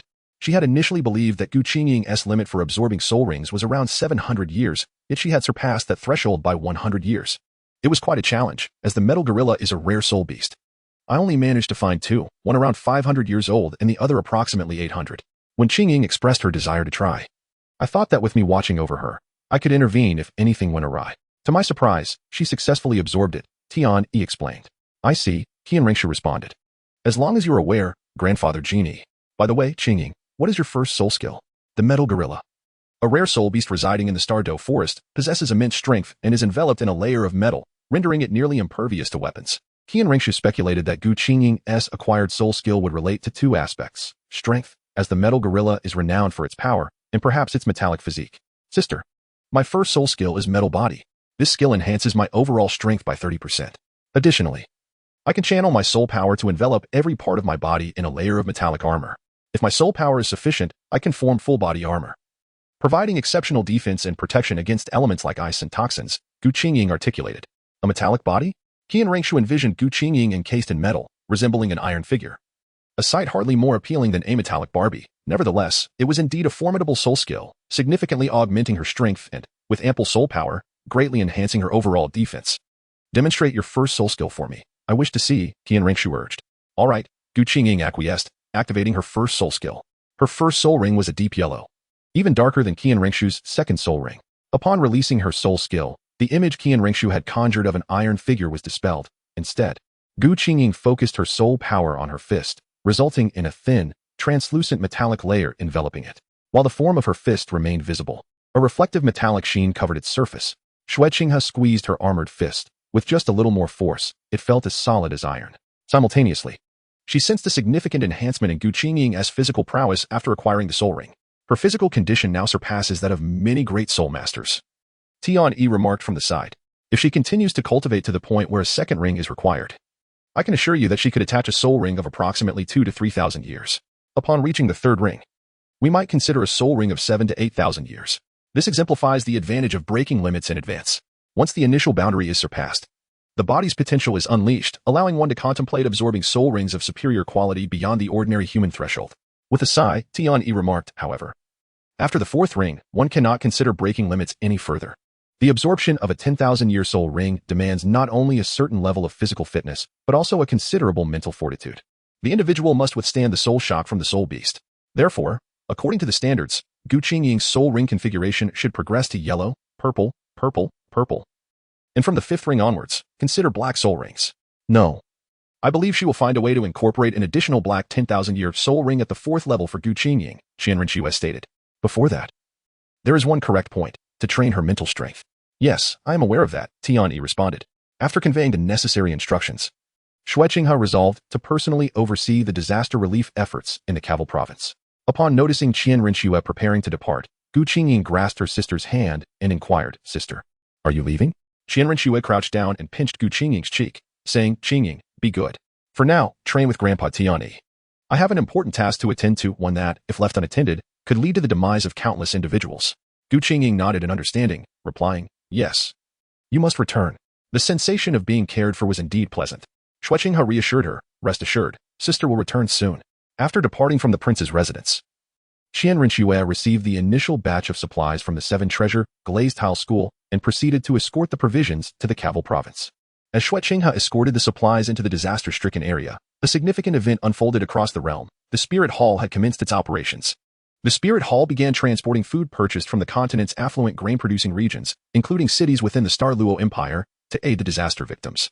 Pope Bibi Dong further commanded the food-type soul masters loyal to the Spirit Hall to assemble a relief team to enter the disaster area and assist the locals. It was a scene that Zhao Tian, the right minister of the Dou Empire, least wished to witness. The Spirit Hall support for the disaster area had materialized. Upon receiving the news, Qian Renxue felt quite pleased, as she had heeded my advice. The Caval province, located in the southern part of the Dou Empire and adjacent to the northern border of the Dou Empire, welcomed Qian Renxue's supply team into Tiannan City when her wristband suddenly illuminated. Shrek Academy recognized that she had encountered another genius designated by the system nearby. Your Highness, is there something amiss? An official responsible for the escort inquired. Shrek Academy replied, you proceed to escort the supplies into the city. I have a matter to attend to. Just as she prepared to depart, a commotion erupted at the rear of the supply convoy. She rode to the back to inquire about the situation from the soldiers in charge. Your Highness, there has been a slight incident on the road. One of the escort carts has been damaged and grain has spilled everywhere. As we were about to recover the grain, this reckless little beggar dared to slash the grain sacks and steal our supplies meant for disaster relief, a soldier reported. Following his gaze, Shrek Academy saw a filthy beggar being subdued by the soldiers, clutching a small bag filled to the brim with grain, unwilling to relent. The Tiando soldiers attempted to reclaim the grain, resorting to violent measures, but the more they struck, the more fiercely she protected her prize. How foolish to cling to these grains when death is imminent. Hand it over. However, Shrek Academy urgently called for them to halt, and the two soldiers complied. She is merely a famished child. Just restitch the grain sacks and let her be, Shrek Academy instructed. As you wish, Your Highness. With the prince's command.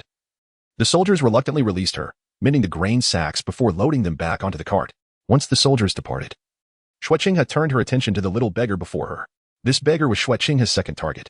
Chu Xinglian age, 6 martial spirit, tree of life, unawakened, innate soul power level, 10, unawakened, fortune, relationship with the host, 5-10, dismounting her horse. Shrek Academy approached Chu Xinglian, who, mistaking her for another grain thief, eyed her warily while clutching the grain sack. Little sister, don't worry, I won't take your food. Shrek Academy said with a gentle smile, her warm demeanor easing Chu Xinglian's apprehension. May I ask why you attempted to seize this relief food? Chu Xinglian's eyes dimmed as she replied, we have no food at home. My mother starved to keep us alive, and my sister also perished. Now, it's just me and my brother. What about your father? Shrek Academy inquired. Chu Xinglian shook her head, saying he was captured by the estate owner and has never returned. I see, Shrek Academy nodded. Would you be willing to take me to your brother's home? After a moment's contemplation, Chu Xinglian hesitated to trust just anyone. But the inexplicable aura emanating from Shrek Academy instilled a sense of familiarity, and against her better judgment, she led Shrek Academy to her modest abode. In a dilapidated mud brick house on the outskirts of the city, Shrek Academy observed the interior, which contained various jars, all devoid of any grain, with the walls showing signs of decay. It was a scene that could aptly be described as a house stripped bare. You've returned. What as for dinner tonight? A youthful voice called out. Shrek Academy turned to see a small boy, around 4 years old. Chu Xinghan age, for martial spirit, green vine tree, unawakened, innate soul power, 2 fortune, white relationship with the host, 0, 0, Today we have meat and rice. Chu Xinglian exclaimed joyfully. Meat? Xueqing's brow furrowed slightly. How did Chu Xinglian procure meat? Did she steal it too? However, it soon became evident how Chu Xinglian had obtained the so-called meat. Upon opening the bag, Xueqinghe discovered that the grains were mixed with the remains of some animals. A sight that elicited a sense of nausea within her. These are the lifeless remains of deceased mice, frogs, and insects. This is the meat that Chu Xinglian spoke of. After bringing the meat back, Chu Xinglian busied herself, separating the meat from the grains. She then opened a clay pot filled with a substantial amount of water, pouring it into a damaged pot. Among the carcasses of dead rats and frogs, she selected a plump rat to toss into the pot, uncertain of where to procure firewood. She ignited the dwindling supply of torches she had at home. The flames roared to life, and without any seasonings, a chaotic concoction of raw meat simmered in the pot. As Chu Xinglian prepared to cook, she found herself perplexed by the grains in the sack. Having never cooked before, she was at a loss, prompting Xueqinghe to offer assistance. Do you not know how to cook? Allow me to help, he said. Thank you, brother, Chu Xinglian replied. Xueqinghe took a handful of grains and used his soul power to shake off the husks, revealing the translucent rice beneath. He then combined the rice with water in the pot, and without the need for torches or firewood, he summoned flames through his martial soul to cook the rice. The siblings were left in awe by his display of skill. How did you do that, big brother? Chu Xinglian asked, astonished. I am a soul master, so it is only natural for me to perform such feats, Xueqinghe replied. You are a soul master, Chu Xinglian exclaimed, her eyes sparkling with wonder. Though her focus soon returned to the pot of meat simmering before her. After a while, the rice cooked first, and Xueqinghe served it from the pot. Meanwhile, the water in Chu Xinglian's pot was boiling, prompting her to prepare to fish out the meat. The sight of rat meat and frog meat, which Xueqinghe dared not approach, made the two children swallow hard. Xueqinghe shook his head and cautioned, little sister. It is not yet time to take the meat out. It is not fully cooked, and it would be unwise to risk illness. But there is not enough firewood, Chu Xinglian lamented. Xueqinghe squatted by the stove, channeling his soul power to intensify the flames beneath the pot. After a while, the meat was thoroughly cooked, and he retrieved it from the pot. In the end, he even helped the siblings singe the fur from the plump rat, using the angelic flame to ensure every morsel was thoroughly cooked. Despite the absence of any seasoning, the aroma of meat filled the entire room. If grandfather were to discover that I used the angelic sacred flame to roast a dead rat, I wonder what he would think, Xueqinghe mused helplessly. With the rice and meat ready, a sumptuous lunch was finally prepared. During the course of the meal, the bond between the two siblings and Xueqinghe deepened significantly. Chu Xinglian's relationship with Xueqinghe was rated at 15/20. After the meal was prepared, Chu Xinglian wished to invite Xueqinghe to partake in the sumptuous lunch. But Xueqinghe declined, claiming she had already eaten. The scene was quite astonishing, a bowl of rice and a cooked rat, as the siblings savored this lavish repast. The deceased rodent was caught by Chu Xinglian from outside, while the rice had been pilfered from the grain transport team. One can only imagine the hardships the siblings endured in their daily lives, without any guardians. A 6-year-old accompanied by a 4-year-old lived a life marked by intermittent feasting and famine. Xueqinghe felt a surge of compassion for the two children. Yet she understood that in the province of Kaveri, such circumstances were far from unique. Countless others faced even more dire situations. For these starving souls, the opportunity to consume a dead rat was a rare delicacy, representing a slight indulgence amidst their grim existence. As she passed through a village, Xueqinghe observed the outskirts, nearly barren of vegetation, with tree bark gnawed away in concentric circles. She also witnessed numerous emaciated and skeletal figures of the famished. Once the children finished their meal, they contentedly patted their bellies. At this moment, Xueqinghe timely extended an invitation to Chu Xinglian, inquiring, Sister Xinglian, would you like to become a soul master? Is it true that as a soul master, you can ignite a fire without kindling, just like your brother? Chu Xinglian asked. Not necessarily. If your martial spirit is of the fire attribute, then indeed you can ignite a fire without kindling, Xueqinghe replied. Of course. If you were to awaken a food-type martial spirit, you could conjure food simply by consuming it. You can conjure food? Chu Xinglian pondered for a moment and declared. Then I must awaken a food-type martial spirit. Xueqinghe was already aware of Chu Xinglian's martial spirit, although he knew it to be the life tree martial spirit. It was not recorded in any documentation, leading Xueqinghe to surmise that it was likely a support-type martial spirit. How can I become a soul master? Chu Xinglian inquired. Follow your brother. He will take you to awaken your martial spirit. What do you think? Xueqinghe suggested. Chu Xinglian glanced at Chu Xinghan, shook her head, and said, No, what about my younger brother? Do not worry, your younger brother can accompany you, Xueqinghe reassured her. Although Chu Xinghan's talent was not particularly high, it posed no difficulty for Xueqinghe to care for one more child, knowing that her younger brother could accompany her. Chu Xinglian nodded in agreement to leave with Xueqinghe. The two innocent children, Xueqinghe mused, if he were a slave-hunting group or a person with ulterior motives, he would undoubtedly need to teach them some necessary cunning. From his pocket, Xueqinghe produced 2 lollipops, offering one to Chu Xinglian and the other to Chu Xinghan. Before leading the siblings away from the dilapidated house, The relief supplies sent by the 7 treasure glazed tile school had been transported to the provincial capital of Kaveli, where officials had arranged accommodations for Xue Qinghe to rest for the night. Dismissing everyone else, he retained only the 2 children and the Elder of Bloodshed, who had secretly safeguarded Xue Qinghe's safety. The Elder gazed at Xue Qinghe in astonishment, increasingly baffled by the young master's actions over time. First, he had purchased a slave at an auction, and now he had taken in 2 little beggars. The inn presented a sumptuous feast, the aroma of the dishes making the children's mouths water. Eat, Xue Qinghe encouraged with a smile. Xu Xinghan and Xu Xinglian eagerly dug in. In a whirlwind of activity, the banquet was devoured entirely, leaving the siblings patting their round bellies and letting out satisfied burps. How was the meal? Xue Qinghe inquired. Yes, brother, it was far tastier than the rat meat we had for lunch, Xu Xinghan exclaimed joyfully, wishing he could continue feasting. For this was the finest meal he had ever experienced. The mention of rat meat nearly caused the Elder of Bloodshed to retch. Big brother, when will we awaken our martial souls? Xu Xinglian asked. Awaken our martial souls? The Elder glanced toward Xue Qinghe, who replied, Uncle Bloodshed, I trust you will handle this. Understood, the Elder responded, pondering whether the young master believed these children possessed some special quality. You will understand when the moment of awakening arrives, Xue Qinghe offered. Providing no further explanation, the Elder of Bloodshed scrutinized the 2 children, hoping to discern something extraordinary about them, but found nothing, inadvertently frightening Xu Xinglian and her brother. Uncle Bloodshed, you frightened them, Xue Qinghe chided gently. The Elder cleared his throat and entered the inner room to prepare for the soul awakening ceremony. After a brief interval, Xue Qinghe led the siblings into the inner chamber and earnestly addressed the Elder. Uncle Bloodshed, I hope you can shield the inner room from external scrutiny. Is it truly necessary? The Elder questioned, bewildered, after all. Was it so remarkable to awaken a martial soul in a commoner? Could it be that she possesses an extraordinary martial soul? He jested. Xue Qinghe replied with a knowing tone, Uncle Bloodshed, you will understand once you facilitate her awakening. Just a jest. I must have misjudged Gu Qingying. However, throughout recorded history on the continent, there have only been 19 soul masters with innate full soul power. Do you think innate full soul power is as common as cabbages? That you can simply find a little beggar and she will possess it? The Elder shook his head in disbelief, insisting it was impossible. Yet, adhering to Xue Qinghe's request, the Elder of Bloodshed released his soul power, isolating the inner room from the outside world, and instructed Xu Xinglian. Step onto the hexagram and close your eyes to sense your martial soul. Xu Xinglian complied, standing in the center of the hexagram and shutting her eyes. The hexagram emitted a brilliant light, and before them materialized the ethereal image of a towering tree. Gradually, the immense tree diminished in size until it stood at a modest height of 2 meters.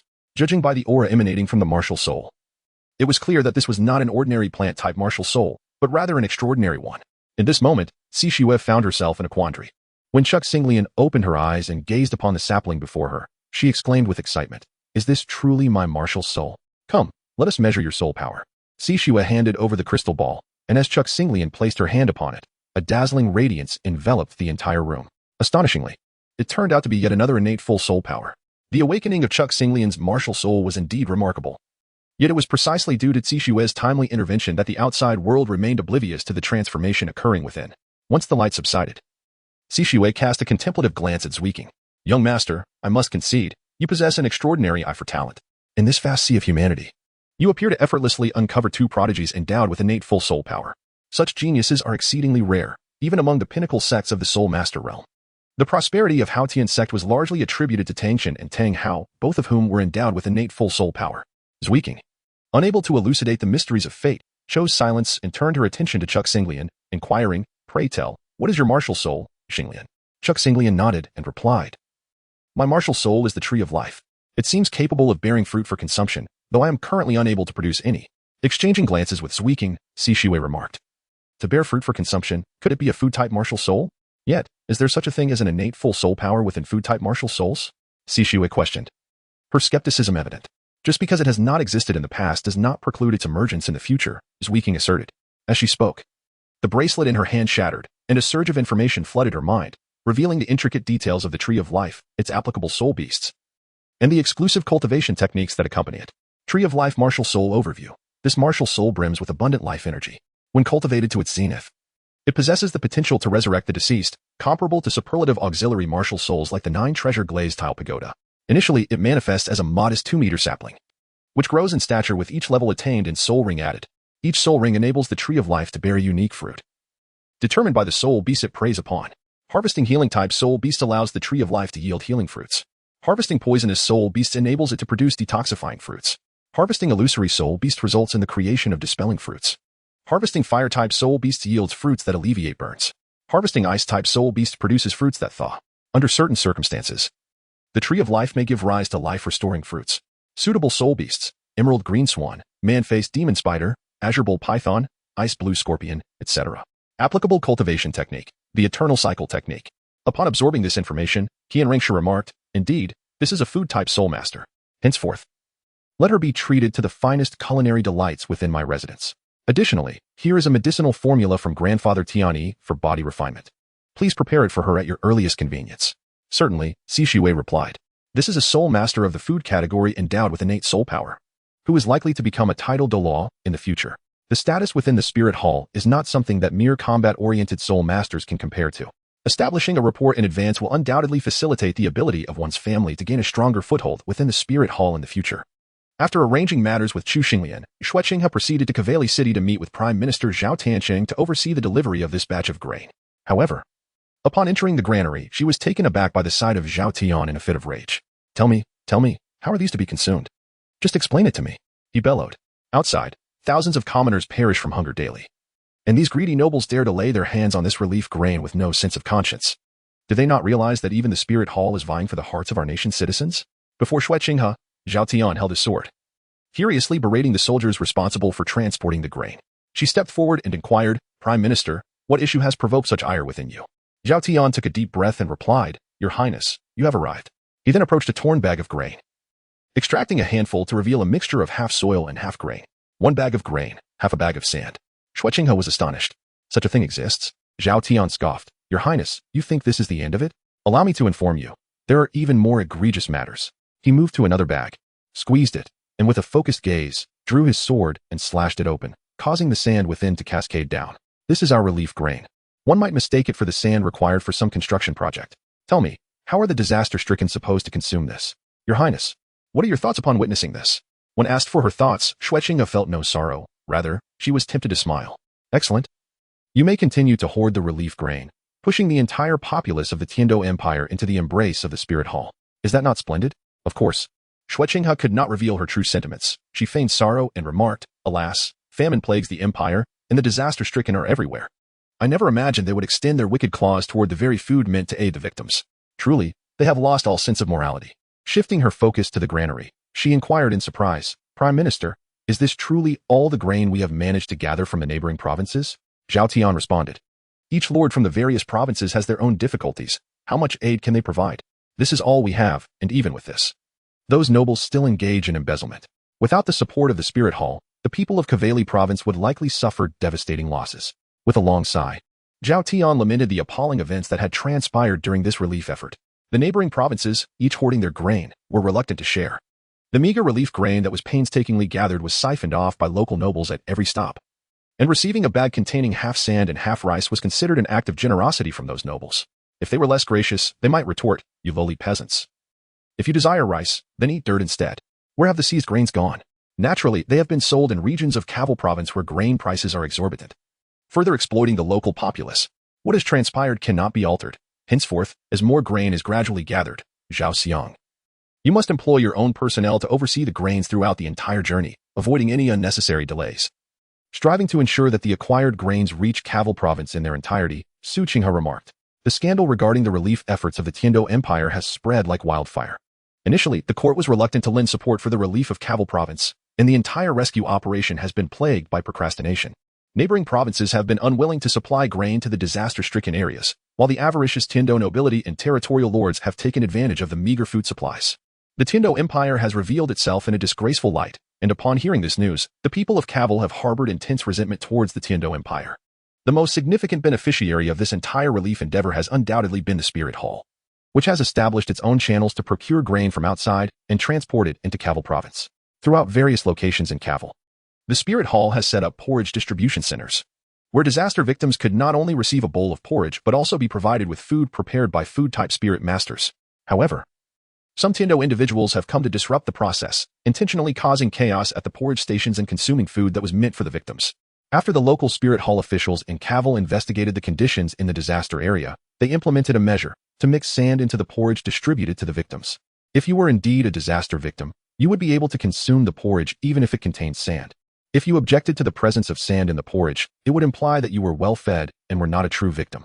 This strategy enabled the Spirit Hall to successfully distribute a significant amount of porridge to those in need, while simultaneously garnering considerable popularity in Kaval province.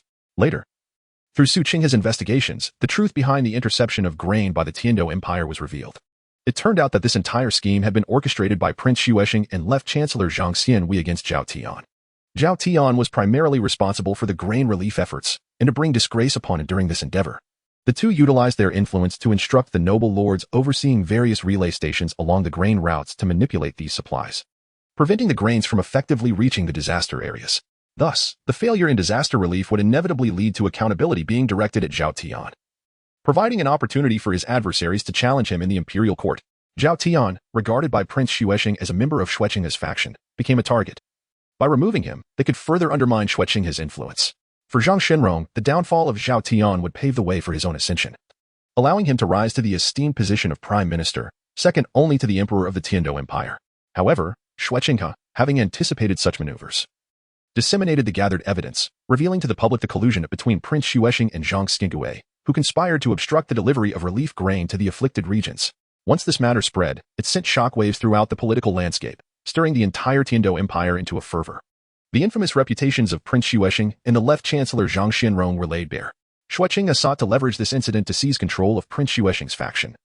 Yet little did he know that the Night Emperor, valuing brotherly bonds, chose to forgive Prince Xuexing's transgressions, meting out a punishment to Zhang Shenrong that was little more than a warning. In the aftermath, Prince Xuexing remained a prince, and Zhang Shenrong continued as the Left Chancellor of the empire. Apart from their tarnished reputations, they suffered no real losses. The political scene in the Dou Empire was indeed a grotesque sight. Xue scathingly remarked, "The sins of Prince Xuexing deserve the scorn of thousands. The Dou Emperor is truly foolish." Xueqinghe replied helplessly, "No, he merely fears my growing power. Over the years, I have amassed considerable authority within the empire. Aside from the military, Prince Xuexing was appointed by the Night Emperor to balance my influence. As long as we mutually restrain one another, he can be deemed the emperor of this realm. Should either of us gain the upper hand, he would be rendered powerless." Xue, astonished, inquired, "Aren't you father and son?" "In the face of the throne, familial ties mean little. I may be his most cherished heir, but unless that old man breathes his last, he will never entrust the entirety of the Dou Empire's power to me," Xueqinghe declared with piercing intensity. Xue. In Tiando City, within the prince's residence. Although Prince Xuexing remained unshaken amidst the turmoil, the reputation he had cultivated over the years suffered a grievous blow. It is worth noting that prior to this, the subjects of the Dou Empire referred to him as the virtuous prince. Now, due to this incident, his reputation had been sullied, an affront that Prince Xuexing could not tolerate. Upon his return, he vented his frustrations by smashing the surrounding furniture, indulging in his destructive impulses. Xueqinghe, I always knew you were ruthless, but I never imagined you could be so cruel to your own uncle." Prince Xuexing fumed. "You have tarnished my name, very well. You have grown wings, have you? One day, if I ever find proof of you having slain your own brother, I shall not let you escape." At this moment, a rosy-cheeked Avalanche sauntered in leisurely from outside, preparing to return to his room when a faint voice drifted from behind him. "My dear nephew, where have you been?" Upon hearing Xuexing's words, Avalanche felt a surge of unease. Where had he gone? Together with 3 other young rascals, they had taken a fancy to a woman during the day, rendered her unconscious, and brought her to a small dark room. Alas, she was not a maiden, but a married woman. Nevertheless, the 4 of them had thoroughly enjoyed themselves, sharing drinks in the evening while delighting in the songs and dances of the establishment as top performers. Each day passed in such idleness, and Avalanche felt no guilt whatsoever. After all, he was merely following his uncle's orders, masquerading as a dandy. "Uncle, I was just socializing with Uncle Zhang and Uncle Gailong's families," he explained. Noticing Xuexing's increasingly somber expression, "All day long, you squander your time on women, reveling in debauchery, living a life of indulgence. What prospects do you have for the future?" Xuexing's voice was heavy with disappointment. "But uncle, it was you who instructed me to pretend to be a dandy." Avalanche lamented, tears welling in his eyes. Xuexing retorted darkly, "I asked you to feign being a dandy, not to become one. Listen carefully. I have arranged for you to study. Starting today, you shall delve into the classics in the art of governance. You shall not rest until you master them." "No, uncle." "Humph. Avalanche, heed my words. You are destined to become the emperor of the Dou Empire. Without learning these essential skills, how can you hope to govern the entire empire?" In the province of Kavali, the calamities gradually stabilized under the dual support of the Dou Empire and the Spirit Hall. Undoubtedly, the Spirit Hall exerted the most effort, and the hearts of the disaster-stricken citizens leaned towards it, which the Dou nobility chose to overlook. In the month following their return from the disaster area, Qian Renxue introduced Chu Xinglian to Gu Qingying. After a brief acquaintance, they entrusted Chu Xinglian's first spirit ring to the heavenly crocodile for processing. although Chu Xinglian lacked the formidable physique of Gu Qingying to withstand a higher-year spirit ring. Her first spirit ring still garnered an extraordinary 530 years of soul beast, the soul storage flower. Her first soul skill allowed her to create the soul storage sacred fruit, which, when consumed, could restore her soul power.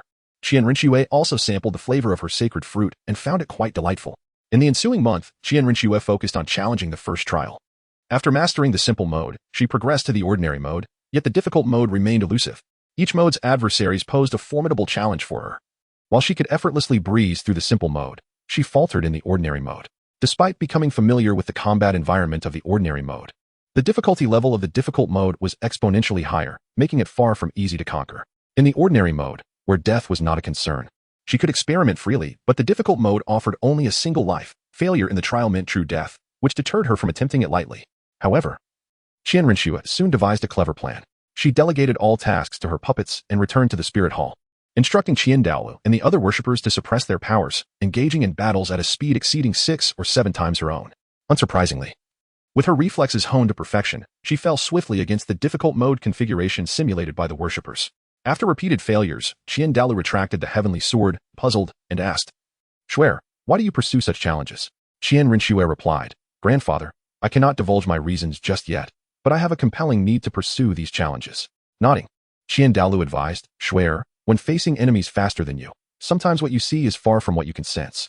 Your eyes may deceive you, but your instincts cannot. Close your eyes and engage with your angelic intuition." Angelic intuition. Qian Renxue nodded in understanding. After restoring her soul power, she addressed Qian Daolu, Su Dingfeng, Qian Jun, and the 4 great worshippers. "Let us begin again. Be cautious." With that, Qian Renxue closed her eyes, released her angelic intuition, and summoned the angelic sacred sword. She had previously explained the existence of the angelic sacred sword to Qian Daolu, revealing that due to an accident, her martial spirit could transform into a weapon, which he accepted without skepticism. Indeed, Qian Daolu's suggestion proved correct. Utilizing her intuition surpassed relying solely on her vision. Under the simulated 6-fold speed of attack, Qian Renxue sensed the attack patterns of the worshippers, evading and countering in a timely manner. She maximized her mental perception, and although she ultimately faced defeat, Qian Daolu's words opened a door to a new world for her. In subsequent trials, Qian Renxue concentrated on honing her mental acuity and physical reflexes, refining her coordination until everything reached a state of perfection. At last, in one trial, she overcame the assault team composed of Qian Daolu, Qian Jun, Su Dingfeng, and the demon-subduing worshipper. However, even after this victory, Qian Renxue did not rashly attempt the difficult mode. Instead, she selected several agile attack type titled Duluos from the Elder Hall and borrowed the agile attack type, Ghost de Law, from the Spirit Hall to continue her trials. She approached the challenges from the angles of offense, defense, and agility, preparing to forfeit everything before proceeding with the trials. Meanwhile, in the Hall of the Pope, Bibi Dong observed Qian Renxue's movements with heightened scrutiny. She noted Qian Renxue's surprising proficiency in combat training against the suppressed worshippers and elders. In Bibi Dong's eyes, Qian Renxue was a flower nurtured in a greenhouse, possessing enough potential that she need not exert excessive effort, born with a divine position. Even Bibi Dong had to send her to the Dou Empire to delay her ascension to godhood, buying time for her own ascension. What could possibly drive her to undertake such intense training? No one responded to Bibi Dong's inquiries, and she adeptly suppressed her thoughts and feelings within her heart. After gradually simulating the trial's difficulty, Qian Renxue activated her challenging mode trial. Upon entering this arduous mode, Qian Renxue discerned a notable difference. The adversaries she faced not only possessed a 6-fold speed enhancement, but also exceeded her in level. Moreover, her martial soul had also transformed. The agile attackers, previously represented by the Arrow Sparrow, had now evolved into the supreme martial soul, the Lightning Dragon. This martial soul epitomized the pinnacle of speed among agility-based souls. Fortunately, in the Hall of Offerings, Qian Renxue had simulated the speed of the agility elders, which was no less formidable, allowing her to barely succeed in the first battle. The 2 defensive martial souls of the second tier were replaced by 2 formidable Xianming tortoise martial souls, which stood as a paragon of defense, rivaling even the blue electric Tyrannosaurus Rex martial soul. After conquering the second tier, Qian Renxue advanced to the third tier. To her astonishment, the offensive martial souls she faced were the 3 she was well acquainted with: the 7 kills sword, the Haotian hammer, and the blue electric Tyrannosaurus Rex. The 7 kills sword was renowned as the most lethal martial soul. The Haotian hammer was deemed the strongest martial soul, and the blue electric Tyrannosaurus Rex was hailed as the mightiest beast martial soul. Each of these foes came equipped with their respective innate abilities. The 7 kills sword wielded its distinctive sword techniques, the Haotian hammer possessed the Haotian 9 extremes, and the blue electric Tyrannosaurus Rex had its dragon transformation. Qian Renxue activated her angelic concept, engaging in fierce combat with the 3 offensive martial souls within the arena. Fortunately, She had previously faced Qian Daolu and various other offerings, whose configurations were not inferior to those martial souls in the trial arena. For instance, Su Dingfeng's white-armored holy dragon surpassed the blue electric Tyrannosaurus Rex. Although the angel martial soul had endured its share of hardships, the strength of Qian Daolu was indisputable. While Qian Renxue's prowess played a part in her success, it cannot be overlooked that her own strength was formidable, and her demon suppression martial soul was equally comparable to the Seven Kills sword. Thus, she narrowly passed this challenging stage. Trialist, you are indeed a worthy inheritor favored by the master of time and space. Congratulations on overcoming the difficult trial I have set, the shadow proclaimed. Here are your 8,000 points. As Qian Renxue observed the system crediting her account with 8,000 points, she realized that there were currently no other expenditures for points in the system tasks, allowing her to accumulate a substantial amount. The shadow continued.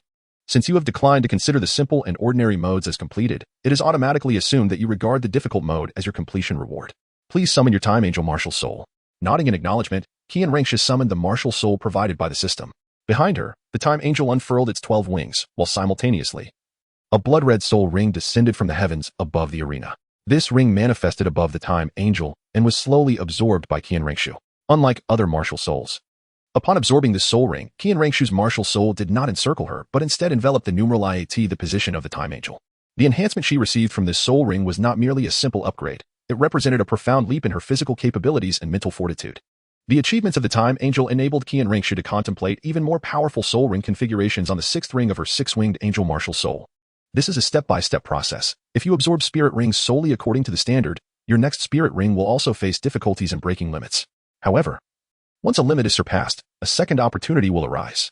To cite the original work of Tang San, even if you can transcend the limitations in absorbing spirit rings, his 5th ring only possesses over 20,000 years of spirit power. Even if you break through limits, it is improbable to contemplate a 100,000-year spirit ring at the 7th ring.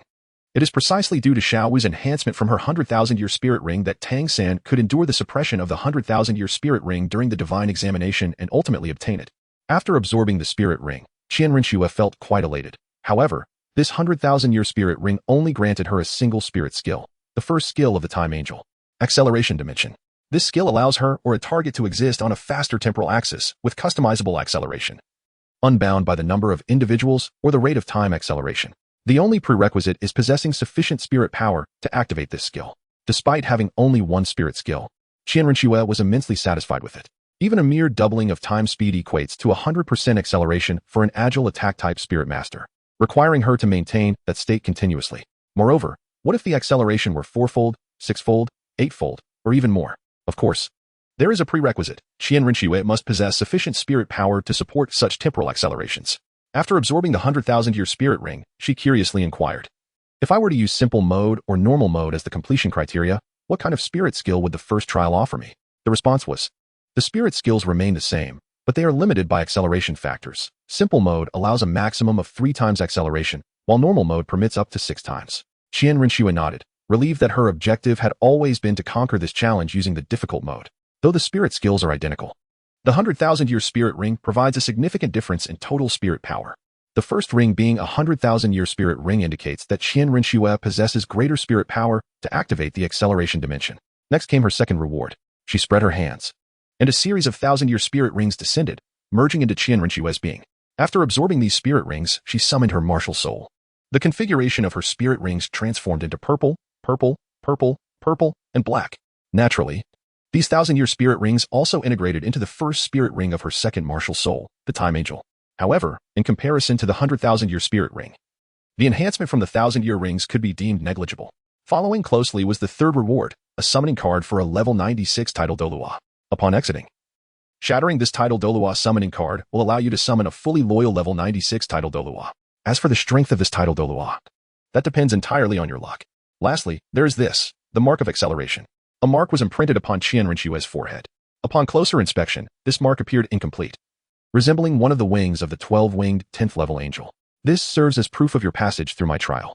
Moreover, possessing the Mark of Acceleration grants you the ability to initiate or terminate the Accelerated World Trial Realm at any time and place. Within the Accelerated World Trial Realm, you or others you permit may participate in the trials. Initiating a single Accelerated World Trial requires 1,000 points. The trials are categorized into 2 types, mortal and immortal.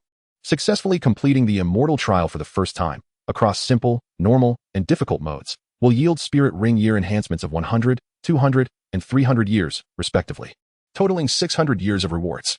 Completing the mortal trial in simple, normal, and difficult modes will yield enhancements of 200, 400, and 600 years, respectively, totaling 1,200 years of rewards. The acquired spirit ring rewards will accompany you throughout your life. Whether from past or future acquisitions, they will receive enhancements. The rewards are commendable. However, a slight drawback lies in the fact that Qian Renxue will not be able to obtain the enhancements from the immortal and mortal trials, which amount to a total of 1,800 years. Furthermore, the simple mode allows for double speed, the normal mode for triple speed, and the difficult mode for quadruple speed. Compared to the trials Qian Renxue has personally endured, this seems significantly easier, leaving her feeling somewhat dissatisfied with the rewards in her hands. These trials can be initiated for whom? For the esteemed elders and patrons, perhaps. However, the mere enhancement of 1,800 years holds little significance for those who have already ascended to the rank of title Dolua. The essence of surpassing the limits of soul rings lies in the very act of transcending. One must first break through to achieve subsequent breakthroughs. This process continues until one becomes a title Dolua, unlocking their full potential.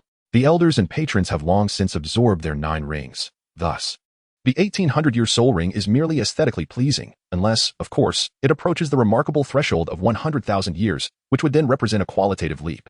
Moreover, how should I convey the matter of the trials to the elders? I cannot simply state that I have switched to a different divine examination, for that would surely provoke a furious reaction from them. For the elders, the angel god embodies everything. Can one simply renounce such a fundamental belief? Hence, for the time being, until the opportune moment arises, Qian Renxue does not wish for Qian Daolu to be aware of her change in divine examination. Upon departing the accelerated world, Qian Renxue reappeared before the temporal sanctuary, poised upon the palm of the temporal angel's majestic form. The figure she had faced upon the wing eye had vanished, leaving behind a circular emblem reminiscent of her own martial spirit. The arm of the temporal angel descended, akin to the hands of a clock, reaching the position of 2, where another ethereal shadow awaited. This shadow appeared to be a well-dressed gentleman, who, upon encountering Qian Renxue, performed a courteous bow and announced, "Greetings, Trial Taker. I am the time envoy responsible for Trial 2. You may refer to me as Envoy 2. I shall oversee your second trial. Shall we commence?" "Allow me to ascertain the particulars of your second trial," Qian Renxue inquired. "Having successfully navigated the first trial, you should find the second equally manageable, as it shares a similar essence with Trial I," Envoy 2 remarked, albeit with a hint of regret. "Alas, my task follows hers. Otherwise, I would be the one presenting the challenges." He then relayed the details of the trial to Qian Renxue. In the world of stagnation, the rewards for completing the trials were as follows. Simple mode completion reward, 3,000 points. Completion reward, a 50,000-year temporal angel's second soul ring and a level 92 title Dolua summoning card. Normal mode completion reward, 5,000 points. Completion reward, a 90,000-year temporal angel's second soul ring, enhancing current and future soul rings by 500 years, and a level 94 title Dolua summoning card. Hard mode completion reward, 8,000 points. Completion reward, a 130,000-year temporal angel's second soul ring, enhancing current and future soul rings by 1,500 years, and a level 95 to 97 title Dolua summoning card, along with unrestricted access to the Stagnation World sub-dungeon training privileges. The trials of the accelerated world challenge one's opponents in a dimension where time moves at a swifter pace. The adversary's time accelerates 2, 4, or even 6 times faster, rendering one's own movements akin to those of a sluggish snail. Conversely, my domain within the stagnation world operates differently, where, while a second passes for others, you experience merely a fraction of that time. This implies that within the same temporal frame, you may accomplish what would normally take half a second, while others complete a full second's worth of actions, making your motions appear tortoise-like in their sluggishness. So, regardless of whether the enemy's time is accelerated or mine is delayed, I remain at a disadvantage. Yet, these two trials share a commonality, do they not? Qian Renxue pondered aloud. Indeed, being delayed by half a second equates to the enemy having their time accelerated by twofold. However, to distinguish my task from the accelerated world, in my challenge, simple mode reduces your time to 1/3, normal mode to 1/5, and hard mode to 1/7. Thus, in hard mode, while you complete just 1/7 of a second's action, others will have accomplished a full second's worth, Envoy 2 explained. "May I inquire if we should commence the Stagnation World trial?" Envoy 2 asked. "No need. Having completed the trials of the accelerated world, I wish to take a moment to rest," Qian Renxue replied as she exited the trial space. Instead of engaging in further trials immediately, Qian Renxue found herself far more intrigued by the summoning card in her possession. Upon returning to the prince's residence, she made her way to the basement, unable to contain her exhilaration. "Can this summoning card indeed call forth a Super Dolua?" she queried the system. "You may certainly give it a try," the system replied.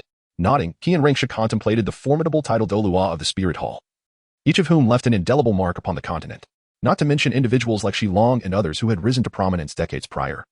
or even the once-renowned golden crocodile, a powerful figure long forgotten by the world.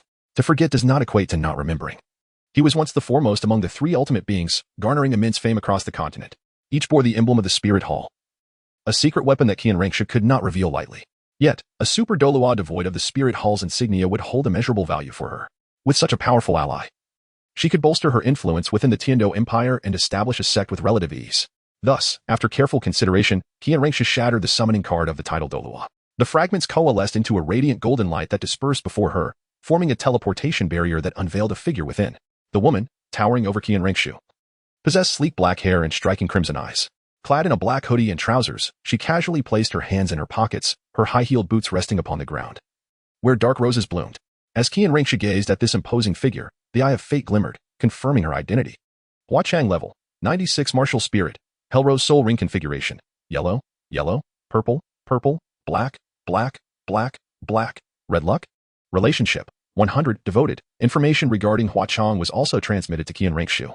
This is a tale of a level 96 title Dolua, who, during the awakening of his powers, possessed innate full soul power. He is a person of profound loyalty and righteousness, one who repays both kindness and enmity alike. Achieving the realm of title Dolua at a mere 40 years of age, he is undeniably a prodigy with the potential to ascend to the ranks of limit Dolua, or even become a deity. However, due to the multitude of enemies he made in the past, he was ultimately betrayed and fell from grace, his strength now stagnating at the 96th level. This implies that what I have acquired is not a fully exhausted 96th level super Dolua, but one who still harbors the potential for further ascension. Qian Renxue is greatly pleased with this outcome. My name is Hua Chang, title Rose. You are my elder sister, correct? Hua Chang remarked, a playful smirk gracing her exquisite features. Elder sister? Hua Chang furrowed her brow, inquiring, is there a problem? I am merely 14 this year, you. Shueqing stammered. That is of no concern. You are my recognized leader, and if you are male, I shall call you elder brother, if female, elder sister. This has nothing to do with age. Is there an issue with that? Hua Chang gazed intently at Shueqing. And no, it's just that the title feels rather peculiar.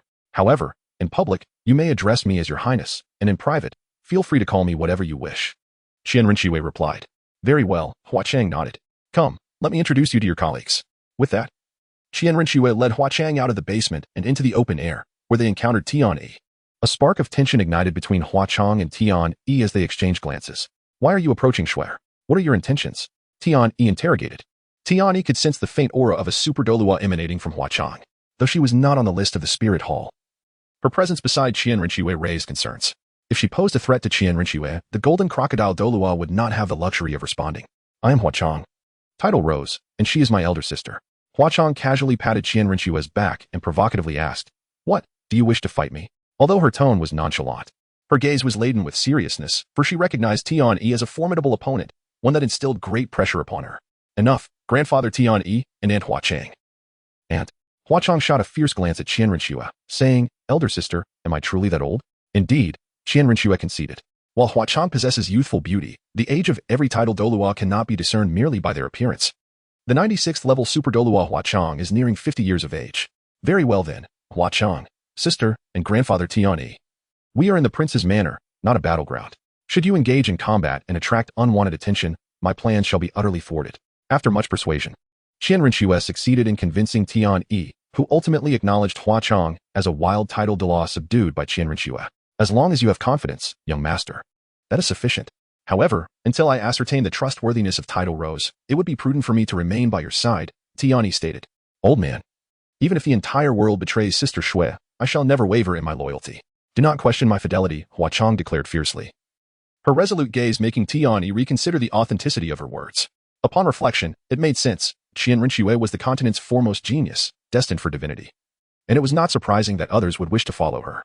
Subsequently, Qian Renxue introduced Hua Chang to Gu Qingying and Chu Xinglian, facilitating Hua Chang's mentorship of Chu Xinglian.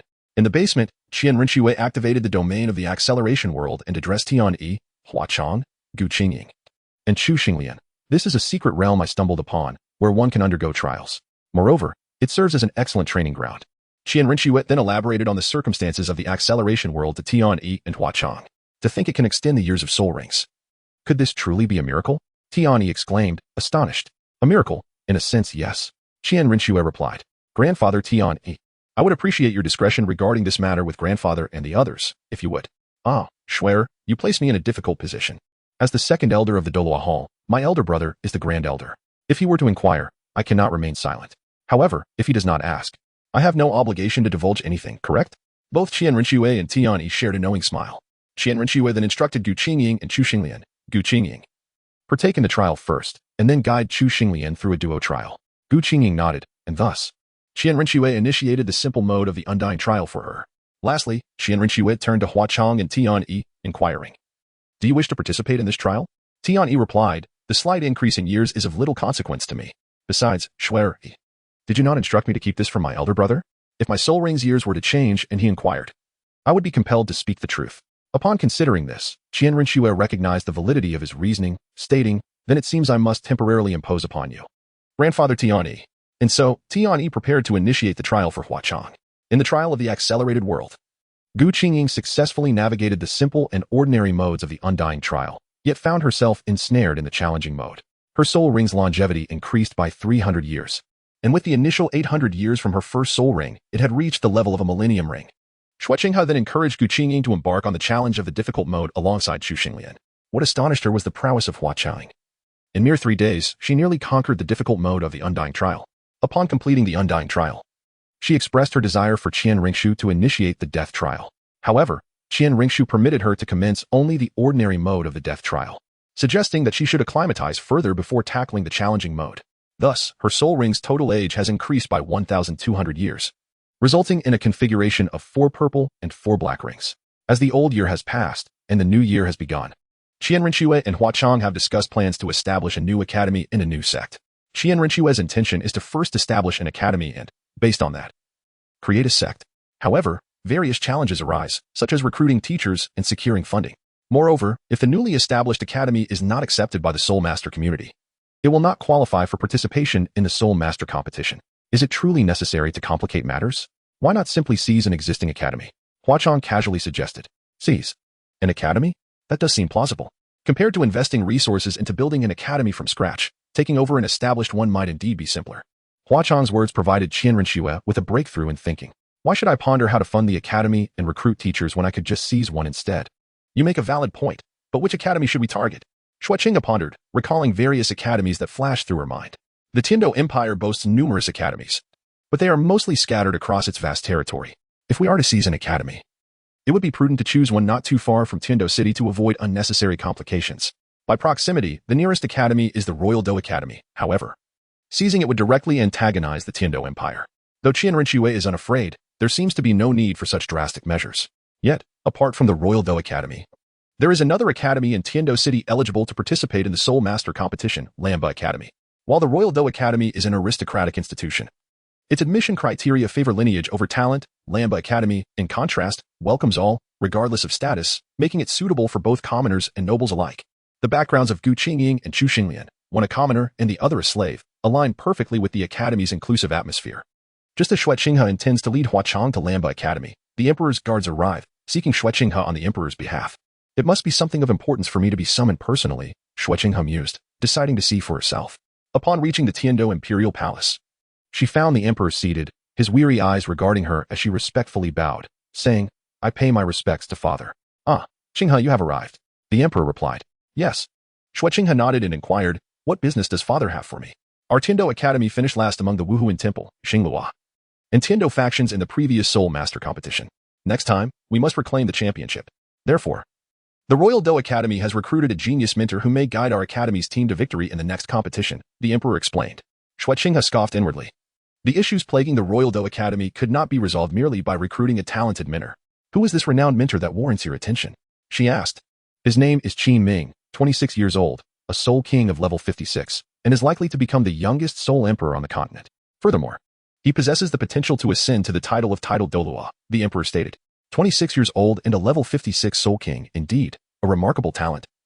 And he does have the qualifications to vie for a titled position, Shuai Qinghe thought, feeling intrigued by the Emperor's description.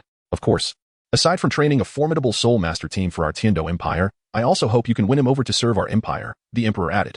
Do you know why our Dou Empire finds itself at a disadvantage among the 3 factions? It is because we lack a titled Dola. Shuai Qinghe nodded, replying, "Rest assured, Father, I will persuade him to serve our Dou Empire." A genius with the potential to become a titled Dola certainly piqued Qian Renxue's interest. But her intentions for winning him over were not solely for the benefit of the Dou Empire. Upon leaving the palace, Qinghe proceeded directly to the Royal Dou Academy, where she encountered a handsome young man with red hair, exuding a calm demeanor, standing outside the academy. A group of ruffians were blocking his entrance, preventing him from entering. The man, with a somber expression, silently endured the provocations of the young rascals in Heaven Dou City over the past few days. Listen closely. This is the Royal Academy of Heaven Dou, not some obscure institution where anyone can gain entry.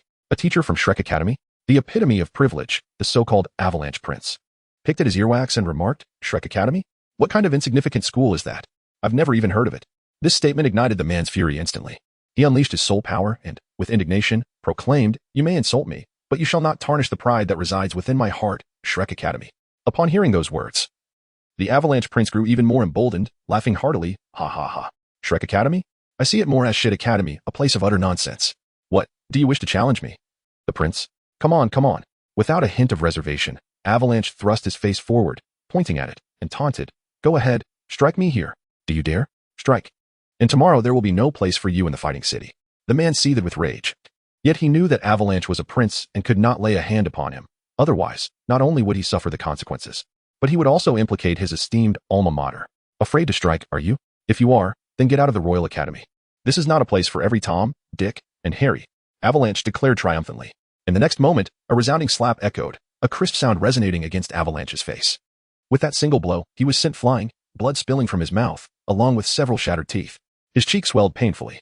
Enraged, Avalanche stood up and roared. Who dares to slap the prince? However, upon closer inspection, the source of the slap caused him to wilt.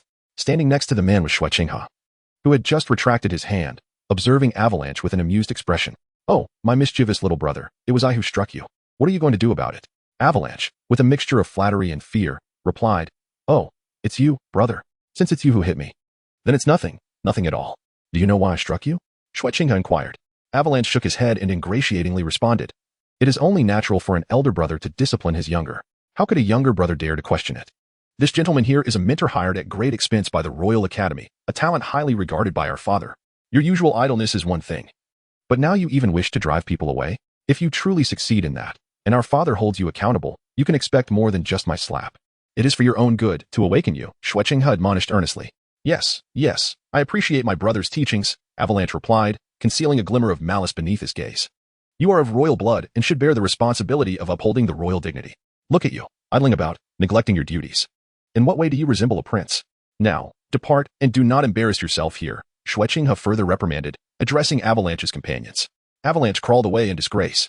Only then did Qinghe turn his attention to the man before him, offering a gentle smile filled with regret. You must be teacher Qingming, right? I apologize for my brother's misconduct. Allow me to offer my apologies on his behalf. Qingming, seemingly indifferent, replied, Your Highness, there is no need for such formality. This was not your fault, so why should you apologize? His words had already established a certain distance between him and Qinghe. In Qingming's heart, his alma mater, Shrek Academy, represented his honor, and Avalanche's insult towards it diminished his regard for both Avalanche and the entire royal family. Naturally, this affected his perception of Qinghe, the elder brother.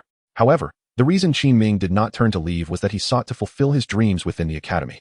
Qinghe scrutinized Qingming's attributes. Qingming age, 26 martial spirit, fiery wolf innate soul power, 9 level, 56 soul ring configuration, yellow purple status, healthy relationship, -5.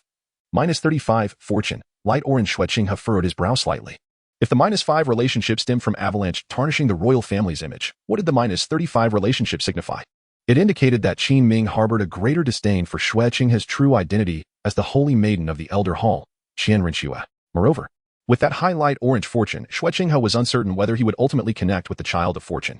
After all, an individual capable of becoming a title Dolua would inherently possess considerable fortune. Should he encounter further opportunities, he might rise to great heights. Regrettably, at the age of 26. With a level of 56, his talent was commendable but evidently squandered. His soul ring configuration fell short of the standard. And even if he possessed the potential of a title Dolua, this flaw would ultimately hinder him from reaching his full potential. It was indeed somewhat tragic. Qinghe began to guide Qingming through the academy, engaging in conversation. Despite Qinghe's efforts, Qingming's attitude towards Qian Renxue remained unchanged. Yet his regard for the crown prince shifted positively. Nevertheless, the faint air of arrogance surrounding Qingming, who often looked down upon others, left Qinghe feeling somewhat uncomfortable. By the way, teacher Qingming, since you graduated from Shrek Academy, may I be so bold as to inquire what Shrek signifies? Qinghe asked, puzzled. Ah, Shrek, Qingming began. His tone swelling with pride as he elaborated. Shrek refers to a type of monster, an exceedingly peculiar existence even among soul beasts. An academy named after monsters, is it? Shueqinghe remarked. Qin Ming nodded, saying, the essence of Shrek Academy is indeed that of a monster academy. We only accept those who are deemed extraordinary, not ordinary individuals. Students must possess a soul power of 20 or above and be under the age of 13. Only after undergoing rigorous selection by our esteemed instructors can they be honored as students of Shrek Academy, bearing the title of monster. Such stringent criteria must mean that Shrek Academy has relatively few students, Shueqinghe inquired with curiosity. Indeed, under 13 and possessing soul power above 20, such individuals must have an innate soul power of at least 6. Such talents are regarded as prodigious anywhere. Even within the martial soul hall or the three great sects, that would hold a place of significance, Qin Ming expressed with admiration. Since its establishment 14 years ago, Shrek Academy has only admitted about 30 students. Among those who graduated from our academy, many have made names for themselves across the continent. The most outstanding have even attained the position of elder within the martial soul hall, an honor comparable to that of the Pope. That is truly remarkable, Shueqinghe exclaimed, filled with admiration. If given the opportunity, I too wish to witness your esteemed alma mater. Your Highness, believe me, my alma mater will not disappoint you. Qin Ming assured him. Qin Ming remarked with a chuckle. In her heart, Shueqinghe held Qin Ming in contempt, stating, you are 26 this year. And Shrek Academy has been established for 14 years. This means you are a member of the first cohort of students, among the elders of our spirit hall. Who among them is not a title de law? According to the admission standards of Shrek Academy, students are accepted at the age of 12, considering the 14 years of operation. The oldest students, like yourself, are 26. A title Dolua at 26, who is this divine being? As a saint of the Elder Hall of the Spirit Hall. I have never heard of such a prominent figure emerging from our ranks. Shueqinghe attempted to dismiss Qin Ming with a barrage of frivolous remarks. Yet he did make a valid point. Shrek Academy is indeed a peculiar institution, known for its unconventional methods. With your innate soul power at level 9, you could hardly thrive in any other school, your talent squandered, and yet you cheerfully assist others in counting their riches. Shueqinghe's interest in Shrek Academy had utterly dissipated. It was merely a fly-by-night institution, seeking to attract attention and fame. However, observing Qin Ming's unwavering admiration for his alma mater, she could not help but mock his school as well. Thus, the two entered the teaching committee of the Dou Academy, one after the other, at the prince's residence. Shueqinghe stormed in, covering his face, his temper flaring as he wreaked havoc, venting his destructive urges as if the objects he shattered were his frustrations. Shueqinghe, how dare you reprimand me? I assure you, with or without you, one day I shall see you cast down from your position as the crown prince. One day, when I ascend the throne of the Dou Empire, I shall repay the humiliation I have endured 1,000-fold. What is happening? Shueqinghe approached, attempting to halt Shuebeng's rampage, only to notice the swollen redness on his face. He inquired with concern, what happened to your face? I followed your plan, pretending to be a wastrel outside the Royal Academy, intending to drive that new teacher away, but I did not anticipate Shueqinghe's swift arrival, which led to this slap. Shuebeng replied, I cannot vent my anger on him, so. Unbeknownst to him, Shueqinghe was also aware of Qin Ming's arrival. Recognizing his genius, Shueqinghe could not allow him to be swayed by Shueqinghe. The three esteemed positions at the Royal Academy had already been secured by Shueqinghe, rendering the institution largely her domain.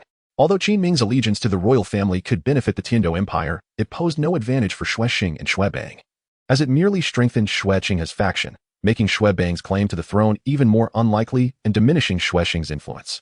Hence, the uncle and nephew devised a plan to play the role of wastrels, provoking one another to instill disdain in Qin Ming towards the Dou Empire and the Royal Academy, hoping to preemptively drive him away before Shueqinghe could lay claim to him.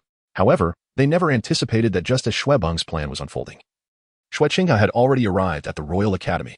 Thus, your rampant destruction is not the sole reason for your distress, remarked Prince Shueqinghe uncle. How long must I endure his provocations? Shuebeng replied, feeling wronged. Not long, Shueqinghe assured. Once I gather evidence of his treachery against your two brothers, it will be our moment to strike back. For now, you must endure this discomfort, and besides, I see you reveling in it. As they prepared to depart for the Blue Tyrant Academy, the three esteemed positions at the Royal Academy, Jilin, by Baoshan, and Mingxinji, representing the foundation of the Dou Empire, welcomed Qin Ming upon learning of his arrival. Shueqinghe observed Qin Ming, who was speaking eloquently. She noted that his previously superior demeanor had transformed into one of humility and deference in the presence of the three titled Douyuos. In response to their inquiries, Qin Ming proposed a method cultivated at his alma mater to develop a formidable team. I suggest we gather the most exceptional students from the Dou Academy and form a specialized training team, honing their skills and blending their abilities to create a source of pride for the Royal Academy, a veritable ace. Jilin nodded in agreement. Your suggestion is commendable. With the vast number of students at the Royal Academy, you may first assume the role of a teacher to familiarize yourself with the environment and subsequently select candidates to form a 7-member team. Meng Xinji added, "We have 3 exceptional talents among us. Yutinhang, one of the Blue Lightning Tyrant Dragon Clan's twin stars. Yi Lingling, the heir of the undying 9-hearted Sea Tang. And Dugu Yin, the granddaughter of the poisoned Dolua. You might consider them." Qin Ming acknowledged, "I will take that into account, esteemed teachers." A glimmer of ambition shone in his eyes. He aspired to cultivate a team that would make a name for itself in the Soul Master Tournament, thereby elevating the reputation of his alma mater. Following this, Qin Ming commenced his role as a mentor at the Tiando Royal Academy, diligently selecting promising candidates. Meanwhile, upon leaving the Royal Academy, Xueqinghe returned to the prince's residence. Ever since her soul bone had been enhanced, Qian Renxue no longer required her human disguise. The originally elegant and affable Xueqinghe had transformed into a striking, golden-haired woman. Qian Renxue's true form was revealed, and few were aware of her appearance. Even the maid from her estate had only seen her disguised. Thus, Qian Renxue could present her true self, as long as she concealed her distinctive 6-winged angel spirit. Henceforth, I shall be known as He Shui, wielding this sword, the holy sword of the time and space hall, the master of the new force I intend to establish. Qian Renxue declared, summoning the angelic sword that embodied her spirit. As they spoke, Qian Renxue led Huachang towards the Blue Ba Academy. The Tiando Royal Academy is situated in the affluent inner city, characterized by its pristine environment and clean streets. In contrast, Blue Ba Academy resides in the outer city of Tiando, where the living conditions are less than favorable. The dilapidated sewers emit a foul stench, and scattered refuse can be seen throughout the area. Upon traversing the impoverished district and entering a nearby forest, they finally arrived at Blue Ba Academy, which overlooks the outer city of Tiando. At the entrance, 2 soul masters intercepted Xueqinghe and Huachang, inquiring about their purpose. "We seek an audience with your principal." Shui replied, "You wish to see our principal?" One of the soul masters responded, "Regrettably, unless there are exceptional circumstances, our principal does not entertain visitors." Shui inquired, "What must we do to meet her? Would this suffice?" As he produced a pouch of gold soul coins, the 2 soul masters, initially reluctant to disturb the principal, swallowed hard at the sight of the coins and relented, saying, "We can make it happen, but be forewarned, our principal has a fiery temper. Exercise caution not to provoke her." Huachang interjected playfully, "Rest assured, if she becomes irate, I can help temper her flames. Just lead us to her." "Very well." The soul master agreed, accepting the gold coins and guiding Xueqinghe and Huachang into the academy's interior. As they walked, they observed the academy. While Blue Ba Academy's facilities may not rival those of the Royal Academy, it is well equipped with training rooms and a library for soul masters, fulfilling all necessary educational requirements. The atmosphere at Blue Ba Academy starkly contrasts with that of the Royal Academy. The Tiando Royal Academy serves as a sanctuary for the elite, where nobility need not concern themselves with their future or social standing. Here, lineage and connections are paramount, and the academy often becomes a social hub, fostering various exclusive circles. Conversely, Blue Ba Academy primarily attracts commoners, where the majority of students are ordinary soul masters. They understand that cultivating their skills represents a chance to rise above their circumstances, and thus they diligently study and train, striving to alter their fates. Blue Ba Academy's inclusive philosophy, welcoming both commoners and noble soul masters, is a rarity in this era, with mainstream institutions like the Royal Academy imposing restrictions on admissions. Even those willing to accept commoners, such as the Qian Renxue Academy, only admit female soul masters of the water element. Shrek Academy, while not having strict requirements regarding social class, demands high talent standards, such as possessing at least a level 20 soul power by the age of 13, which disqualifies many commoner soul masters. Thus, Blue Ba Academy stands as a beacon of hope for numerous aspiring commoners. Xueqinghe felt a keen curiosity towards the individual behind the establishment of Blue Ba Academy. However, his earlier haste had precluded any investigation. As they continued, a melodious voice drifted through the bamboo grove ahead, weaving a hauntingly beautiful tune that tugged at the heartstrings. The melancholic lyrics spoke of longing and sorrow, resonating deeply with Xueqinghe, who paused to savor the poignant melody. It became evident that the principal was a woman of depth and experience. After a prolonged silence, they advanced further into the grove, coming upon a sign that read Academy Restricted Area, Please Do Not Enter. A soul master stationed outside called into the forest, Principal, there are visitors requesting an audience. After a lengthy pause, a voice responded, Let them enter. The soul master gestured for Xueqinghe and Huachang to proceed. Upon stepping past a large tree, the scenery transformed before them. A small lake, with a diameter of merely 50 meters, lay before them, fed by a 3-meter-wide stream that quietly flowed in and out of the woods, ensuring a continuous supply of fresh water. Beside the lake stood a modest thatched cottage, seamlessly blending with its surroundings. Enclosed by a fence adorned with a riot of blooming flowers, the scene was vibrant and enchanting. Amidst the blossoms stood a woman in her 30s, watering the flowers with a kettle. Dressed in a simple blue cloth gown, her elegance was undeniable. Her hair was tied up, and her pale face bore exquisite features, captivating in their beauty. As Xueqinghe observed her, he activated his fate source eye to gather information. Name, Lu Erlong. Age, 39. Martial soul, Fire Dragon innate soul power, 8 soul power level, 71 soul ring configuration, yellow, yellow, purple, purple, black, black. Black status, healthy relations, 0-5, fortune, deep orange. The deep orange fortune indicated a significant connection with the fortunate ones, causing Shui Qinghe's initial favorable impression of Lu Erlong to wane, as those linked to the fortunate were often enemies of Qian Renxue. It became apparent that Qian Renshue's acquisition of the academy from her would not be an unexpected turn of events. Speak, I am the principal of this academy. Lu Erlong, what brings you here? She inquired, a hint of impatience evident in her tone. I am Shui Qinghe, and this is Hua Chang. It is a pleasure to meet you, Principal Lu Erlong, Shui replied. We have come to discuss a matter of great importance. What matter? Lu Erlong asked. I wish for you to transfer ownership of Blue Ba Academy to us, Shui stated plainly. Lu Erlong scoffed. Are you jesting? No, we are quite serious. Name your price. Hua Chang interjected. This is not a matter of price. No amount of money would persuade me to sell, Lu Erlong declared. As she spoke, Lu Erlong exerted force with her palm, shattering the water jug in her grasp.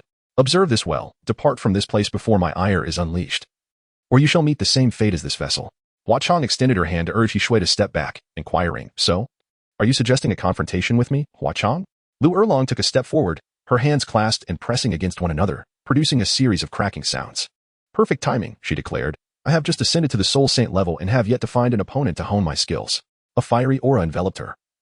As a fire dragon ascended behind her, 7 soul rings of yellow, purple, and black cascading down, Lu Erlong gazed at Hua Chang and Shui, stating, initially, I intended merely to dissuade you, but now, if you wish to depart, you must first endure a beating. As she spoke, Lu Erlong thrust her fist, infused with soul power, towards Hua Chang. Hua Chang extended her palm, effortlessly seizing Lu Erlong's fist. The force contained within Lu's blow collided against Hua Chang's hand, dissipating like mud sinking into the sea, unable to disturb Hua Chang in the slightest. A chill ran through Lu Erlong's heart, despite her fiery temperament. She was not devoid of intellect. From this encounter, it became evident that she had met her match. Attempting to retract her fist and retreat, she found herself ensnared as Hua Chang seized her hand, rendering her immobile. Almost immediately, Lu Erlong felt an insistent growth beneath her feet. Upon glancing down, she beheld black rose vines fervently entwining her legs, creeping towards her waist. Before long, her hands were also bound, and when she turned her head, she discovered her martial soul, the fire dragon, ensnared by the black roses. Hua Chang regarded Lu Erlong with a disdainful smile, releasing her grip, leaving Lu Erlong utterly unable to move. Terror gripped her as she gazed at the overwhelming aura surrounding Hua Chang, where 9 soul rings hung suspended, for purple, for black, and 1 red, an utterly suffocating configuration. A tidal Dolua, and not just any tidal Dolua.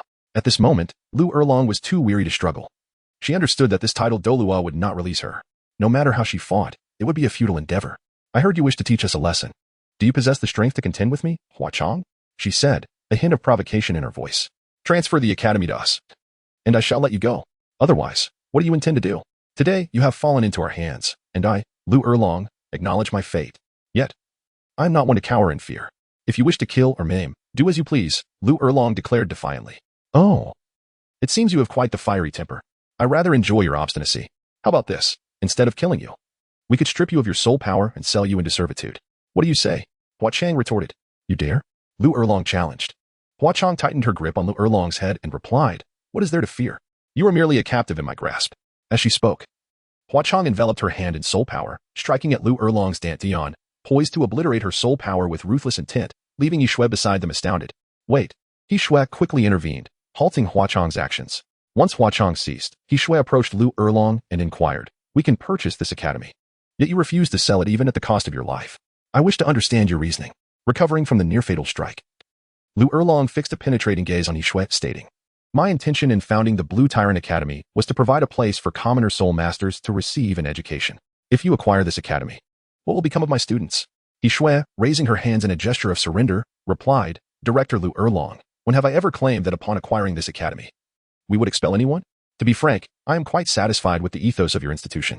After we acquire the Blue Tyrant Academy, we will continue to uphold your principles of inclusivity, treating commoners and nobles alike. What we seek is ownership of this academy. Director Erlong, if you are willing, you may continue your role as the headmaster. Shui's words did little to assuage Lu Erlong's suspicions. She regarded Shui with skepticism. You doubt me? Whether you believe or not is inconsequential. Even if we were to eliminate you now, seizing the academy would pose no issue. If that were the case, why would we go to such lengths to persuade you? Shui stated. I understand now. I agree to the transfer of the Blue Tyrant Academy to you. Lu Erlong conceded. That is more like it. Why must one refuse a toast only to drink a punishment? Hua Chang remarked as she released Lu Erlong from her bindings. The Blue Tyrant Academy. Blue Tyrant. It reminds me of the Blue Lightning Tyrant Dragon. Are you associated with the Blue Lightning Tyrant Dragon sect? Yishui inquired curiously. Lu Erlong's expression shifted, and she nearly reacted, but upon seeing Hua Chang, she quelled her anger and replied, no. Observing her reaction, Yishui deduced that even if Lu Erlong was not a member of the Blue Lightning Tyrant Dragon sect, she must have some connection to it. That's good to hear. Now that this academy belongs to our sect, it cannot bear the name of another sect. Thus, I intend to rename the Blue Tyrant Academy, Yishui declared. I have no objections. What name do you wish to adopt? Lu Erlong asked. Shuai Qinghe paced the room, pondering a suitable name. This was an institution for commoners. Yet it nurtured talents rivaling those of nobles. One day, they might even alter the power dynamics of Doloa continent, challenging the hegemony of the 3 sects and 4 clans. Let us call it Dawn Academy, she proposed. Lu Erlong questioned, what significance does that hold? The twilight of the gods signifies the dawn of all beings, Yishui elucidated. Subsequently, Lu Erlong, Yishui, and Hua Chang proceeded to the Blue Tyrant Academy, gathering all the faculty and students to announce the change of ownership. The news of the academy's acquisition sent ripples of anxiety among the students. At that moment, Yishui stepped forward, assuring them, dear faculty and students, you need not worry. Although this academy has been acquired by our sect, we will uphold the admission standards of the Blue Tyrant Academy, regardless of whether you are commoners or nobles. As long as you remain students here, Director Lu Erlong will continue as your headmaster. Yishui's words calmed the students' restless spirits. Many were commoner soul masters. And in an environment dominated by noble academies, they feared that the acquisition would dismantle the inclusive ethos of the Blue Tyrant Academy. However, with Yishui's promise, their anxiety subsided considerably. On the other hand, the Blue Tyrant Academy was renamed to the seemingly ambiguous Dawn Academy. This matter did not stir significant ripples within the Dou Empire. For the Blue Tyrant Academy established by Lu Erlong was merely a trivial endeavor in the eyes of the true formidable powers. The acquisition of this academy was nothing out of the ordinary. Following the completion of the acquisition, due to a shortage of personnel, the Dawn Academy continued to be operated by Lu Erlong and her team. Furthermore, the ages of Gu Qingying and Chu Xinglian are merely 7 years, rendering them unqualified for admission into a prestigious Soul Master Academy, with Hua Chang and Tian Ao providing guidance. There is no necessity for them to join a lower-tier Soul Master institution. Lu Erlong's fortune is undoubtedly intertwined with that of the destined child of fate. Shuai Qinghe's intention in retaining her was twofold. On one hand, to unveil the identity of the fated child of fortune through her, and on the other, to ponder the possibility of subduing Lu Erlong herself. The Fire Dragon Martial Soul and the rank of Soul Sage at level 71 holds substantial value for Shuai Qinghe, as she envisions the potential for Lu Erlong to eventually ascend to the title of a title Dolua. Intrigued by Lu Erlong's identity, Shuai Qinghe set her intelligence organization, the Shadow Angel Guard, into motion to conduct an investigation. Notably, since Hua Chang's arrival, Shuai Qinghe had entrusted the management of the Shadow Angel Guard to Hua Chang. In recent days, Hua Chang has also received some pertinent intelligence. Lu Erlong, with the martial soul of the Fire Dragon, is a result of a mutation derived from the Blue Electric Tyrannosaurus Rex martial soul. This mutation is neither a benign transformation nor a malignant one. It merely signifies a shift in the martial soul's attributes from electric to fire, Hua Chang remarked. Shuai Qinghe nodded in understanding. It was no wonder that when he proposed the Blue Tyrant Academy as the Blue Electric Tyrannosaurus Rex sect, it stirred a flicker of emotion in Lu Erlong. It appears she is indeed a descendant of the Blue Electric Tyrannosaurus Rex sect. She is the daughter of Yu Luomian, the brother of the sect master Yu Yuanjin, and an ordinary woman, making her a child born out of wedlock. After Yu Luomian engaged in a liaison with that woman, he vanished without a trace, leaving her to endure the hardships of raising Lu Erlong alone. Hua Chang continued. The Jade Crown was indeed quite careless, Snow Qinghe mused. It was not uncommon for disciples of grand sects to indulge in revelry and forcibly seize virtuous women on the Doloa continent. Sects such as the Blue Lightning Tyrant Dragon sect, the Hautian sect, and even the 7 Treasure Glaze Tile sect had their share of individuals unable to restrain their desires. While Snow Qinghe was not surprised by this, he was aware that grand sects enforced strict measures to prevent the dissemination of their bloodline martial spirits, since the martial spirits inherited from these sects were of the highest caliber. Any offspring born from an encounter with an ordinary woman would inevitably bear some connection to the formidable martial spirits of their sections. While one might seek pleasure outside, one must take precautions to avoid fathering children. Should a child be born, they would be required to acknowledge their lineage or face execution as dictated by sect laws. For instance, if a disciple of the Hautian sect were to father a daughter outside, and she later married into the Zhang, Li, or Zhao families, the Hautian hammer martial spirit would no longer be exclusive to the Tang family. The woman coerced or seduced by the Jade Crown was astute enough to realize that giving birth to Lu Erlong would forge an unbreakable connection between the child and the Blue Lightning Tyrant Dragon sect. Hua Chang continued, noting that due to her mutated Fire Dragon martial spirit, few associated her with the Blue Lightning Tyrant Dragon sect. Thus, she grew up in a humble environment, witnessing the hardships endured by her mother as she provided for her upbringing and education at the Soul Master Academy. Lu Erlong's experiences with the struggles of ordinary citizens and soul masters likely inspired her to establish a unique academy for the common folk. At this juncture, both Hua Chang and Qian Renxue began to reassess their perspectives on Lu Erlong, at least refraining from harboring any bias due to her connection with the Child of Destiny. Later, after graduating, Lu Erlong traveled the continent and encountered two like-minded friends, forming a renowned soul master group known as the Golden Iron Triangle. Hua Chang remarked. The Golden Iron Triangle? The name of Qian Renxue was one she had not heard before. After all, during her childhood, under her grandfather's guidance, she devoted herself to cultivating her martial soul, remaining oblivious to the affairs beyond her window. Later, while in the Dou Empire, she undertook undercover missions, learning how to replace the crown prince and govern the nation to gain the favor of the Snow Knight Emperor. Consequently, she had little knowledge of the past trivialities. Furthermore, the term Golden Iron Triangle had lain dormant on the Doua continent for nearly 2 decades. Even the title Delaw had faded from memory, and few would mention it anymore. The Golden Iron Triangle was named after a trio of soul masters known for their martial soul fusion technique, which was a rarity. Qian Renxue inquired, who were the 3 individuals? Lu Erlong, known for her decisive and fierce demeanor, was the most formidable among them, earning the moniker Killing Horn. Flander, an agile flying-type soul master, was the swiftest of the trio and the eldest, referred to as Flying Horn. As for Yu Xiaojiang, Hua Chang hesitated before explaining. His prowess as a soul master is inconsequential. He is regarded as the brain of the Golden Iron Triangle, embodying both wisdom and intellect, thus earning the title Wisdom Horn. Yu Xiaojiang? Qian Renxue remarked. That name rings a bell. Could he be the so-called foremost theorist in the soul master community? Indeed, that is him, Hua Chang affirmed. Yu Xiaojiang is the son of the current lord of the Blue Lightning Tyrant Dragon Sect, initially expected to be a promising heir. However, his martial soul underwent a mutation, awakening into something that was neither pig nor dog, possessing a mere 0.5 innate soul power. With the resources of his sect, he managed to maximize his potential. Yet his lifelong achievement remains forever capped at a mere 29th level soul master. However, fate is not without its mercy, though a door was closed to him. A small opening was granted, allowing him to form a martial soul fusion technique with the other 2, making him the undeniable core of the Golden Iron Triangle. Qian Renxue playfully regarded Hua Chang, remarking, "It seems you hold our esteemed master in rather low regard." Later, after their master departed from the Blue Lightning Tyrant Dragon Sect, he visited the Spirit Hall, where he received the honorary title of Scholar and proposed the top 10 competitiveness of martial souls. Sister, if you were to examine the top 10 competitiveness of martial souls, you would understand why I hold our esteemed master in such disdain, Hua Chang stated. The top 10 competitiveness of martial souls? I have merely heard of it. I shall take a look when I have the chance, Qian Renxue replied. The foremost theorist in the soul master community? Young master, his reputation is but a farce, interjected the previously silent Shilong Dolua. On the surface, he is hailed as the leading theorist, yet behind the curtain, his title is merely a joke. Shilong's words were laced with contempt and disdain for Yu Xiaojiang. Yet Qian Renxue sensed an unusual undertone in his remarks. Those unworthy of their position shall face calamity, Hua Chang remarked. He resembles a jester forcibly placed in a position of authority. If the master's abilities do not warrant the title of the foremost theorist, why does everyone still acknowledge him as such? Qian Renxue inquired curiously. Oh, well, Shilong realized he had misspoken and hastily covered his mouth. At this point, do you still wish to keep it from me, Uncle Shilong? Shilong shook his head, saying, Young master, I apologize. The Grand Offering has stated that certain matters are not for you to know at this moment. When the time is right, you will be informed. Qian Renxue narrowed her eyes slightly, glancing at Hua Chang, and asked, Do you know?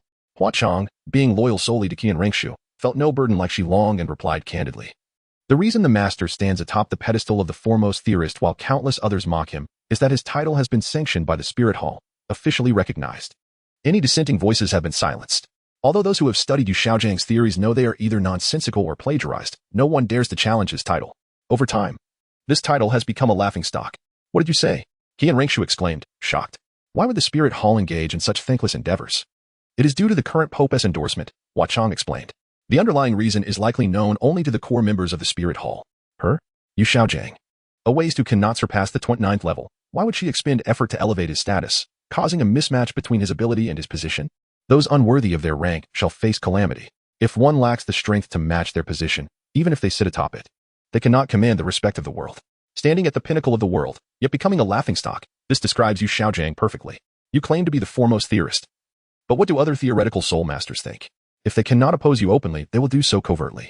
You may be the acknowledged leading theorist, but in actuality, among the circles of soul masters, you are but a figure of ridicule.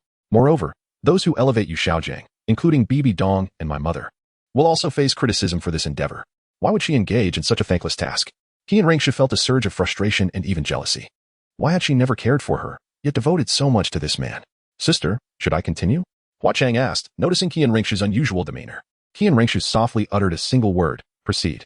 Later, Yu Xiaojiang, Lu Erlong, and Flander, the Iron Triangle, traversed the continent, with 2 soul kings and 1 great soul master among them, forming a martial soul fusion technique capable of challenging soul saints, thereby establishing a formidable reputation.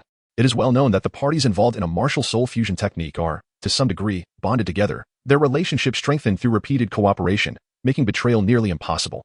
Thus, the Iron Triangle evolved into a romantic entanglement. Hua Chang jested. Among the 2 males in the Iron Triangle, Flander and Yu Xiaojiang both fell in love with the soul female, Lu Erlong. However, Lu Erlong's feelings for Flander remained platonic, developing no deeper romantic connection.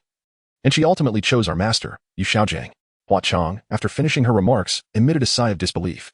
She stated, I find it utterly incomprehensible that Lu Erlong would make such a choice. Both she and Flander possess equal prowess, making them a well-matched pair. In the future, they could both transcend the limits of title de law and enjoy a life together, while Yu Xiaojiang will forever remain confined to the rank of Great Soul Master. The disparity among the 3 will only continue to widen. It is akin to choosing between a piece of gold and a lump of excrement. I would undoubtedly choose the gold, yet she opted for the latter. Qian Renxue. Shilong. Hua Chang continued. What is even more perplexing is that Flander has chosen to withdraw from this love triangle, facilitating the romance between Yu Xiaojiang and Lu Erlong, and even hosting a wedding for them. Lu Erlong has chosen the lump of excrement over the piece of gold. It is astonishing that Flander did not fight for his own happiness, instead allowing Yu Xiaojiang and Lu Erlong to flourish. Upon hearing this, it seemed rather uncharacteristic of any normal person. Qian Renxue and Elder Shilong exchanged glances. Sister, do you both believe this is the end? Hua Chang chuckled. There are even more melodramatic developments. Have you forgotten the identities of Lu Erlong and Yu Xiaojiang? Lu Erlong is the daughter of Yu Luomian, Yu Xiaojiang's uncle, which means they are cousins. Qian Renxue immediately grasped the implication. Indeed, on the very day of their wedding, Lu Erlong's father, Yu Luomian, interrupted the ceremony, revealing Lu Erlong's identity as Yu Xiaojiang's cousin. Upon hearing this, Yu Xiaojiang could not accept it and fled from his marriage. In the Dou continent, marriages between cousins are quite common. In the Star Luo Empire, the White Tiger clan and the Underworld clan have intermarried for generations, creating intricate ties amongst themselves. Typically, successive emperors of the White Tiger clan marry their cousins from the Underworld clan. However, the idea of cousins marrying is more difficult to accept, as cousins are considered part of the same family, which complicates familial relationships. Yet, love transcends these boundaries. In the Dou continent, not only cousins but even siblings have been known to marry. There are even tales of soul beasts, who, if they love, can captivate the hearts of others. Yu Xiaojiang vanished for 15 years. Hua Chang remarked, his disappearance resulted in the prolonged wait for 2 individuals. Lu Erlong waited solely for Yu Xiaojiang, enduring 15 years of longing, while the other affected party was Flinder. Had Yu Xiaojiang married Lu Erlong, everything would have been settled, and Flinder could have moved on to seek other relationships. However, as Yu Xiaojiang did not marry Lu Erlong, it granted Flinder a glimmer of hope, causing him to remain unmarried for 15 long years, yearning for Lu Erlong. As the saying goes, what cannot be obtained is forever restless, and that aptly describes Flinder. While the loved one, secure in their affection, is Yu Xiaojiang. Hua Chang commented, what a foolish woman. Qian Renxue scoffed, is there truly a need for this? What charm does this incompetent, who cannot surpass level 29, possess to captivate Lu Erlong so profoundly? Qian Renxue pondered, there are countless good men in the world. If we look beyond our immediate circle, Flinder stands out as one. One has abandoned you for 15 years, while the other has waited for you equally long. Is it not clear who truly cares for you? Does Yu Xiaojiang smell like chocolate, or is it just an illusion? She failed to notice Shilong observing her with a peculiar expression. Clearing his throat twice, Shilong interjected, young master. I believe the reason for this lies primarily in the harmony of their martial soul fusion technique. In the Dou continent, soul masters capable of forming martial soul fusion techniques share a profound connection, and the higher the compatibility of their martial souls, the more likely they are to unite despite vast distances. In the Star Luo Empire, the White Tiger martial soul can fuse with the Spirit Cat martial soul, but the former takes precedence. Therefore, once a woman of the Underworld Spirit Cat establishes a relationship with a White Tiger martial soul user, betrayal is unlikely. However, the White Tiger martial soul users are not confined to Spirit Cat users. They may seek partnerships with other soul masters to expand their lineage. Hua Chang continued. The Golden Iron Triangle fusion technique exhibits remarkable harmony. Although Flinder and Lu Erlong possess significantly higher soul power levels than Yu Xiaojiang, the fusion technique places Yu Xiaojiang in a position of dominance. Consequently, Yu Xiaojiang holds the advantage in this triangular relationship. Lu Erlong chose Yu Xiaojiang, while Flinder willingly withdrew from the contest for her affection. Yu Xiaojiang, unwilling to bear the stigma of incest, clearly prioritized his reputation over love. Meanwhile, Lu Erlong and Flinder found themselves in a predicament. One waited over a decade for Yu Xiaojiang, while the other, restless with unrequited love, hesitated to publicly pursue Yu Xiaojiang, hoping that Lu Erlong would return to him after so many years. As a theoretical researcher, Yu Xiaojiang could not have been oblivious to this dynamic. His awareness of it is precisely why he fled, undeterred by the prospect of Lu Erlong's departure. This is the essence of being loved, a sense of invulnerability. Due to the nature of their martial soul fusion technique, Lu Erlong holds a greater allure for Flinder than any other woman, leading him to subtly fall for her, rendering any affection for others improbable. Given the dominance of Yu Xiaojiang in the Golden Iron Triangle fusion, Lu Erlong would naturally choose him over Flinder. Thus, Flinder found himself reduced to a humble admirer, yearning for Lu Erlong while witnessing Yu Xiaojiang's abandonment of her, yet unable to overtly pursue his feelings for fear of crossing boundaries. Understanding the characteristics of martial soul fusion, Yu Xiaojiang remained comfortably aloof, relishing both Lu Erlong's affection and Flinder's camaraderie, unwilling to see his two companions united, nor to endure the scandal of incest, thus refraining from marrying Lu Erlong. Consequently, Yu Xiaojiang, this ineffectual man, prolonged the suffering of both Flinder and Lu Erlong, who were destined for brighter futures, for over a decade. Qian Renxue soon unraveled the intricate relationships among the three. Recalling Lu Erlong's poignant song in the forest, she could not help but exclaim, "Yu Xiaojiang is truly a scoundrel." In truth, had Qian Renxue been privy to the script, she would realize that Yu Xiaojiang is not the only one of such ilk. There exists another pair, Zhu Zhuqing and Dai Mubai. Dai Mubai and Zhu Zhuqing were betrothed from a young age. Their martial souls capable of forming the underworld White Tiger fusion technique, facing formidable foes in the form of Dai Mubai's brother and cousin, and Zhu Zhuqing's sister and cousin. However, the age difference created an insurmountable barrier. By the time Zhu Zhuqing reached her 20s, Zhu Zhuqing was already a soul master, creating an overwhelming disparity that rendered any chance of reversing the fate of Dai Mubai and Zhu Zhuqing nearly impossible. Thus, while Zhu Zhuqing desperately trained for her life, little did she know that her partner, Dai Mubai, had given up. He fled Star Luo City for Soto City, where he became known as the Little Silver Boy. A master of time management, captivating numerous women with his handsome looks and alluring heterochromia, indulging in the pleasures of life and emerging unscathed from the throngs of admirers. What then transpired during those 3 years for Zhu Zhuqing? She is beset by the dual oppression of her sister and cousin, struggling to survive. After fleeing from Xinglua City, she finds herself relentlessly pursued by her sister. Nevertheless, she still harbors hope that her abandoned partner is diligently honing his skills outside, striving to join her in vanquishing her sister and cousin. However, upon witnessing the reality, she realizes that Dai Mubai has not exerted himself in his training over the past 3 years. Instead, he has burdened her with one betrayal after another. When Dai Mubai encounters Zhu Zhuqing, their martial souls resonate with each other. Initially, Zhu Zhuqing's demeanor towards Dai Mubai is frigid.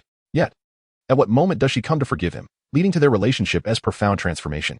During their confrontation with the Imperial fighting team, after executing their martial soul fusion technique, Zhu Zhuqing begins to absolve Dai Mubai, who in turn undergoes a significant change of heart. Truly, a scoundrel may torment me countless times, yet I regard him as my first love. If the status of both parties in the martial soul fusion is equal, it resembles the bonds of brothers like the Ghost Dolaw and the Titan Dolaw, steadfast companions for life. However, if there is a clear hierarchy in the fusion, it becomes distasteful. The dominant party, regardless of the circumstances, can disregard the affections of Lu Erlong and the reputation of Yu Xiaojiang. While Yu Xiaojiang chooses to indulge in revelry in the Heaven Dou Empire, Dai Mubai fails to consider Zhu Zhuqing. Conversely, Lu Erlong has patiently awaited Yu Xiaojiang for many years. Should he remain unmarried, she too vows to never wed, standing by him through thick and thin. Even as Dai Mubai's actions are utterly reprehensible, yet Zhu Zhuqing finds it in her heart to forgive him. If you discover that your martial soul can form a fusion technique with another, do not rush in haste. First, ascertain who holds the dominant role in the fusion. If you are the primary, it matters not. However, if you are the secondary, it would be prudent to sever ties before the fusion deepens. Who wishes to bear the burden of a father figure upon their head? After compiling Lu Erlong's information, Qian Renxue contemplates that since Lu Erlong has ties to the Child of Destiny, then Flandra and Yu Xiaojiang must also be connected to him, particularly with Yu Xiaojiang. Despite her disdain for this scoundrel, a sliver of doubt lingers in Qian Renxue's mind. Why would Bi Bidong risk everything to place an unworthy individual in the esteemed position of the foremost theoretical master of soul masters? Qian Renxue inquires, how goes the investigation into the whereabouts of Flandra and Yu Xiaojiang? Hua Chong replies, the investigation into Flandra is quite clear. He has established a Shrek Academy in a village near Soto City. Shrek Academy? The term once again echoed in Qian Renxue's ears. If her memory served her correctly, the teacher Qin Ming, who possessed a faint orange aura, hailed from Shrek Academy. Initially, Qian Renxue had merely inferred from her conversations with Qin Ming that Shrek Academy was a rather ostentatious institution lacking in substance.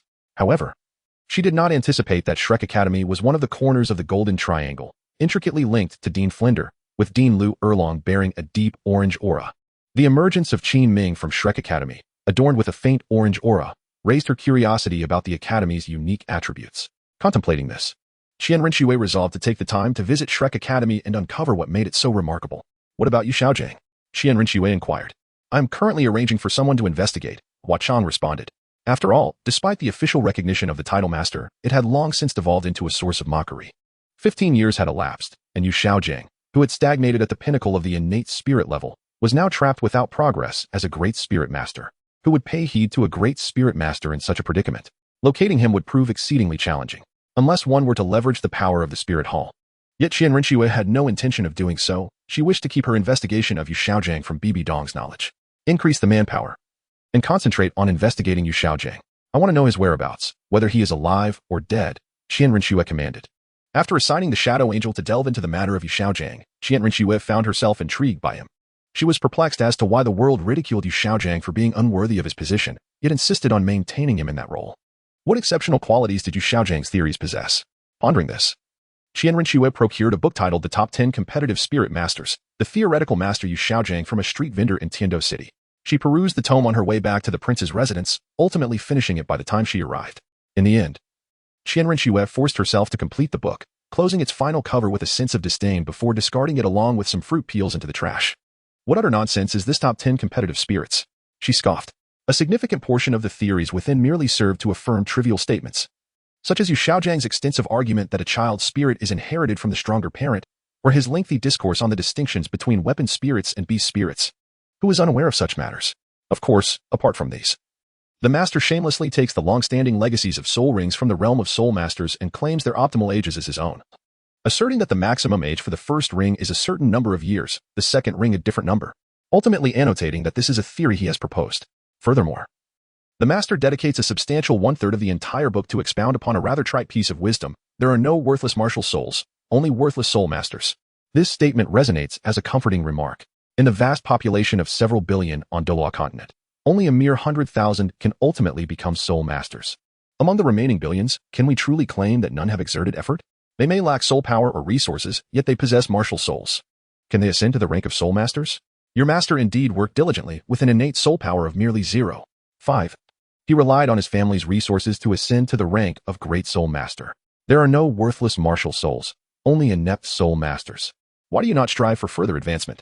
Or is it that your limitations stem not from the inadequacy of your martial soul, but rather from your own shortcomings? After perusing this extraordinary work, Qian Renxue found herself even more perplexed by her mother's actions. The competition of the top 10 martial souls is such that no major faction would deem this book worthy of inclusion in their library. The only place Xue Qinghe could find it was at a street stall. What merit does such a work possess to be regarded as the foremost theoretical masterpiece in the realm of soul masters? During afternoon tea, Qian Renxue and Hua Chang sat together in a pavilion at the prince's residence, sipping tea and engaging in conversation. Suddenly, Qian Renxue inquired, "Have you contemplated the establishment of a new sect during this period?" Previously, the most significant dilemma weighing on Qian Renxue was the issue of super doluos. Now, with Hua Chang being a super dolua herself, the sect that Qian Renxue intends to establish is endowed with a formidable power. It is noteworthy that at the tail end of the top 3 sects, the Blue Lightning Tyrant Dragon sect boasts only one title dolua, Yu Yuanjin, a level 96 super dolua. If one possesses superlative strength, they can rival the top 3 sections.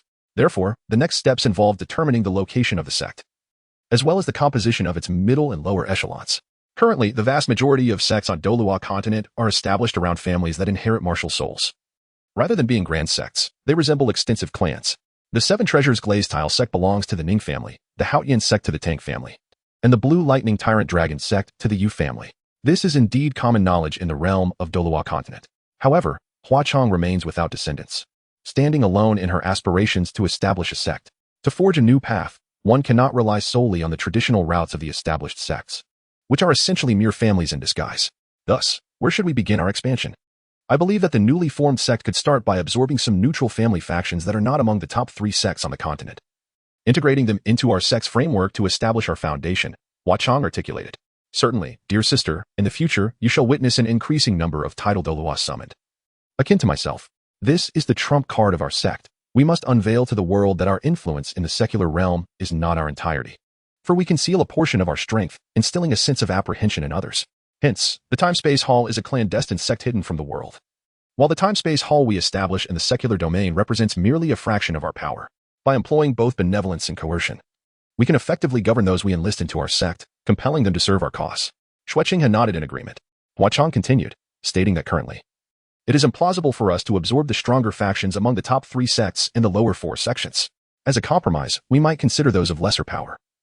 Individually, they may not be formidable, yet collectively, they represent a force to be reckoned with. The Undying Nine-Heart Begonia sect, for instance, boasts significant renown within the populace.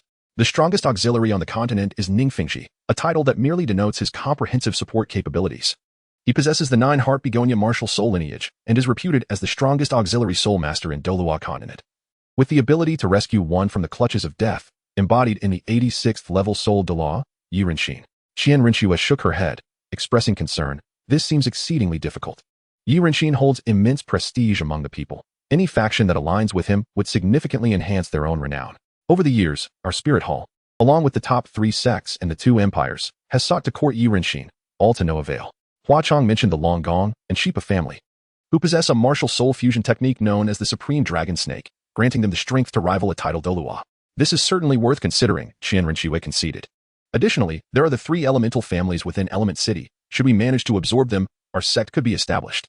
However, this proves challenging, as our Spirit Hall has previously attempted to incorporate the 3 elemental families into our ranks, but their independence is excessively robust. Element City is the power base of the 3 families. Initially, the Spirit Hall sought to recruit them, but after being rejected, they attempted to infiltrate Element City through the Elephant Armor sect in the guise of Earth elements, only to be rebuffed by the 3 families. Subsequently, the 3 families invited the Blue Lightning Tyrant Dragon sect as a counterbalance to the Spirit Hall's influence, leading to the rebranding of the 3 elemental families into 4, encompassing the elements of thunder, wind, water, and fire. The absence of earth elements reflects the disdain the 4 elemental families harbor towards the Elephant Armor sect, and the Spirit Hall backing it. Taking a step back can yield vast horizons, Qian Renxue remarked. To this day, our Spirit Hall has failed to assimilate them. Especially given our current stance of not relying on the Spirit Hall, how can we absorb the 3 elemental families' power? Hua Chong sipped her tea and smiled. The 3 elemental families brought in the Blue Lightning Tyrant Dragon sect to balance the Spirit Hall's influence. Currently, Element City exhibits a tripartite contention of thunder, wind, fire, and water elements. The Elephant Armor sect, backed by the Spirit Hall, is the strongest yet also the most ostracized faction, with the 3 elemental families leaning towards the Blue Lightning Tyrant Dragon sect. If we liken your Spirit Hall to a fierce tiger, then the 3 elemental families' invitation to the Blue Lightning Tyrant Dragon sect serves as a strategy to repel the tiger by inviting the wolf. Hence, the Blue Lightning Tyrant Dragon sect embodies that wolf. Qian Renxue nodded in understanding, recognizing the evident dynamics at play. In Element City, the more assertive the Spirit Hall appears, the more the 3 elemental families will rely on the Blue Lightning Tyrant Dragon sect. However, why can't we shift our perspective? Hua Chong set down her teacup, suggesting, what if we completely withdraw the Elephant Armor sect and the Spirit Hall from Element City, relinquishing our influence? Hua Chong affirmed, you are the saintess of the Spirit Hall. Persuading the Hall to abandon its management over Element City should pose no issue, right? The fierce tiger harbors ambitions to devour the 3 elemental families. Yet the wolf harbors similar desires for the same families. However, as long as the tiger remains, the 3 elemental families must seek solace in the wolf. Should the day come when the tiger departs, how will the 3 elemental families coexist with the Blue Lightning Tyrant Dragon sect? This presents a considerable dilemma. Inviting a wolf into the home is easy, yet expelling it proves challenging. Qian Renxue smiled knowingly. Your words have illuminated my understanding. Sometimes, being overly aggressive is counterproductive. Instead, taking a step back can open vast possibilities. If our Spirit Hall withdraws from the contention over Element City, the conflict between the Blue Lightning Tyrant Dragon sect and the 3 elemental families is bound to ignite. The Blue Lightning Tyrant Dragon sect is not the Spirit Hall. Their ambitions to annex Element City cannot be achieved overnight, and over time, this will only exacerbate the tensions between them. Hua Chong added, the 3 elemental families are reluctant to be consumed by the Blue Lightning Tyrant Dragon sect.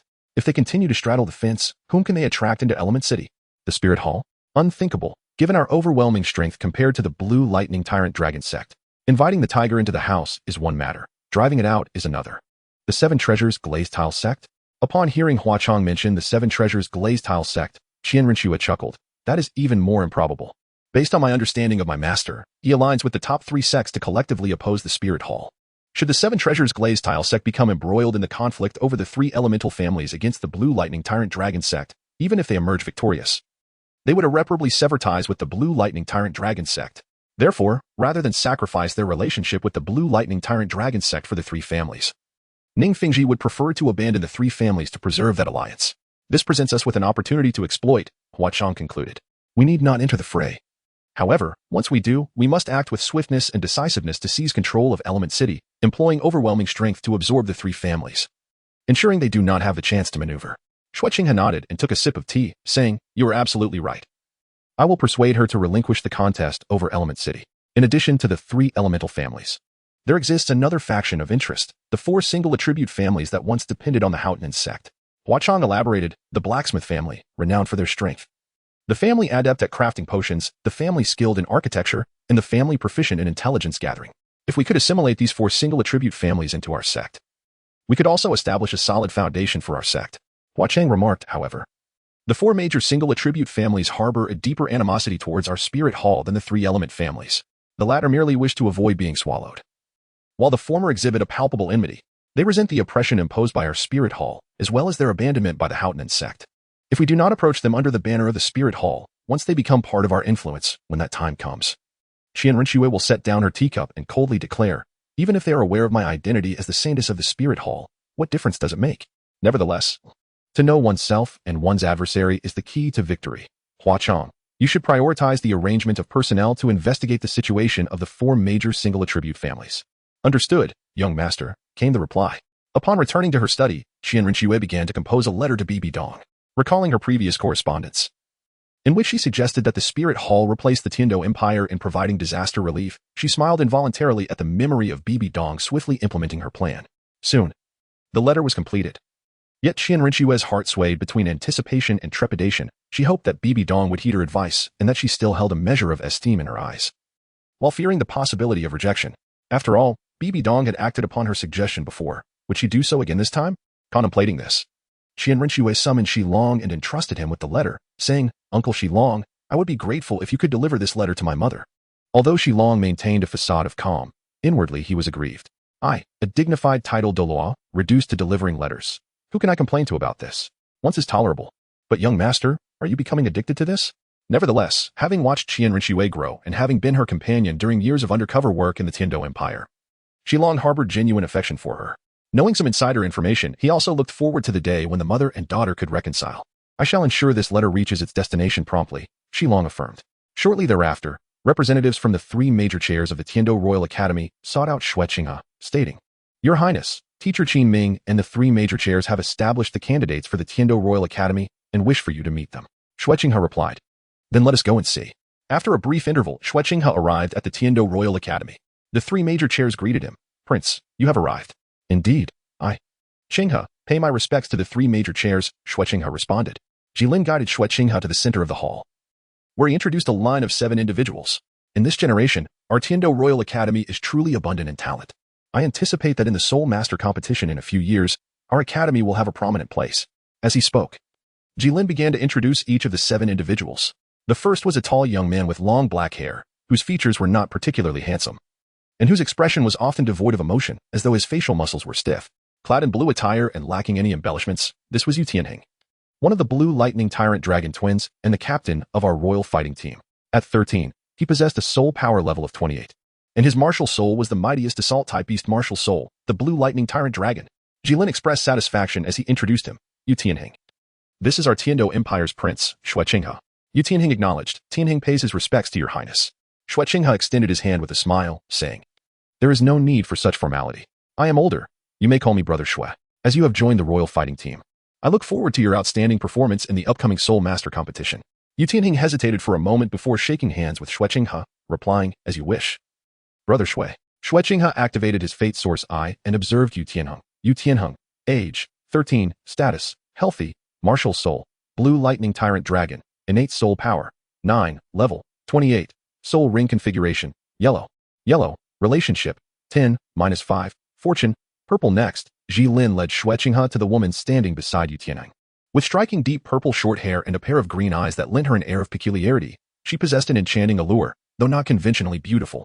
This is Dugu Yin, granddaughter of the Poison Dolois, and the vice-captain of our royal fighting team.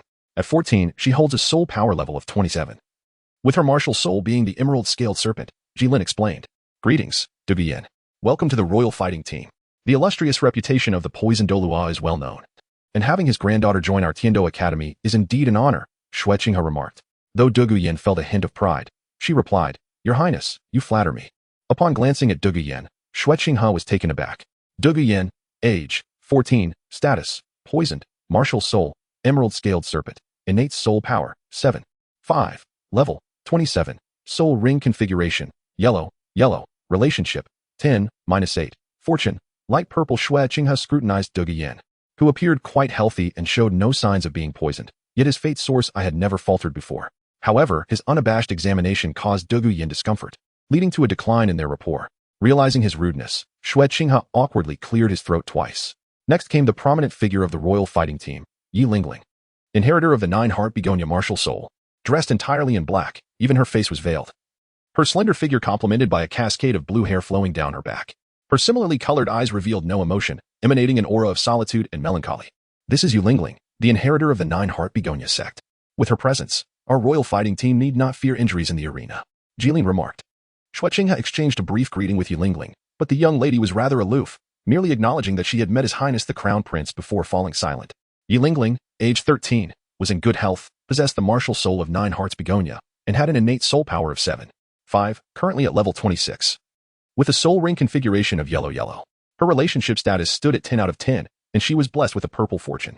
Apart from the formidable duo of Blue Lightning Tyrant Dragon, Yutinhang, the granddaughter of Poison Dolua, Dugu Yin, and the heir of 9 hearts begonia, Yi Lingling, there were also the brothers Shi Mo and Shi Mo, whose martial souls were the Xuanwu turtle, renowned for their defensive prowess akin to that of the Blue Lightning Tyrant Dragon, pushing the limits of defensive martial souls to unprecedented heights. In comparison to these 5, the Ghost Leopard Osro and Windbell Bird appeared significantly weaker. The Royal Combat Team seemed to possess a balance of offensive and defensive capabilities, with Yutinhang providing the offense and Shi Mo reinforcing the defense. Yi Lingling, known as the Immortal 9 Hearts Begonia, contributed as a support, making the team configuration appear nearly flawless. However, the shortcomings were glaring. Firstly, their output heavily relied on Yutinhang, as the 2 agile attack-type Soul Masters lacked any remarkable features, while the defensive Soul Masters could effectively safeguard the team. Relying solely on defense would not secure victory over opponents. Consequently, Yutinhang, with his exceptional offensive power, inevitably became the core of the team. Secondly, control-type Soul Masters are considered the soul of any team. They must manage both foes and allies. Unfortunately, Dugu Yin, as the control-type Soul Master, fell short. Despite possessing powerful and wide-ranging soul abilities, her lack of control sometimes led to collateral damage, harming allies while vanquishing foes. While her Lin Snake martial soul may be classified as a control type, it functioned more as an area of effect AD, Soul Master, which hardly qualifies as true control. Thirdly, there was a deficiency in other forms of support. Although 9 Hearts Begonia excelled in healing, it was limited to health restoration, lacking the ability to replenish soul power, enhance attack speed and agility, or dispel toxins and illusions. Compared to the more comprehensive 7 Treasure Glazed Tile, the shortcomings of 9 Hearts Begonia in the team's support role were starkly apparent. Of course, finding geniuses is a rare endeavor, and with various factions vying for them, assembling a perfect team is exceedingly challenging. The Royal Combat Team's current composition is commendable. In the original narrative, the Shrek 7 monsters are often regarded as a relatively perfect team. Tang San, as the Blue-Silver Emperor, exemplifies flawless control, while the powerful assault capabilities are represented by the Haotian hammer wielded by Tang San, the agile Softbone Rabbit, Xiao Wu, and the fierce Evil Eye White Tiger, Dai Mubai. Long-range attack and explosive output are provided by Ma Hongjun with his Phoenix Martial Soul, while the 7 Treasure Glazed Tile offers perfect and balanced support, combining the healing abilities of 9 Hearts Begonia with the capacity to restore soul power and enhance various attributes such as speed and agility. Furthermore, the Sausage Martial Soul fills in the gaps in the support provided by the 7 Treasure Glazed Tile. Dugu Yin found herself poisoned. It can be said that in a team, having 2 support-type Soul Masters adequately covers all aspects of assistance. Among the 7, however, Zhu Zhuqing stands out as the least remarkable.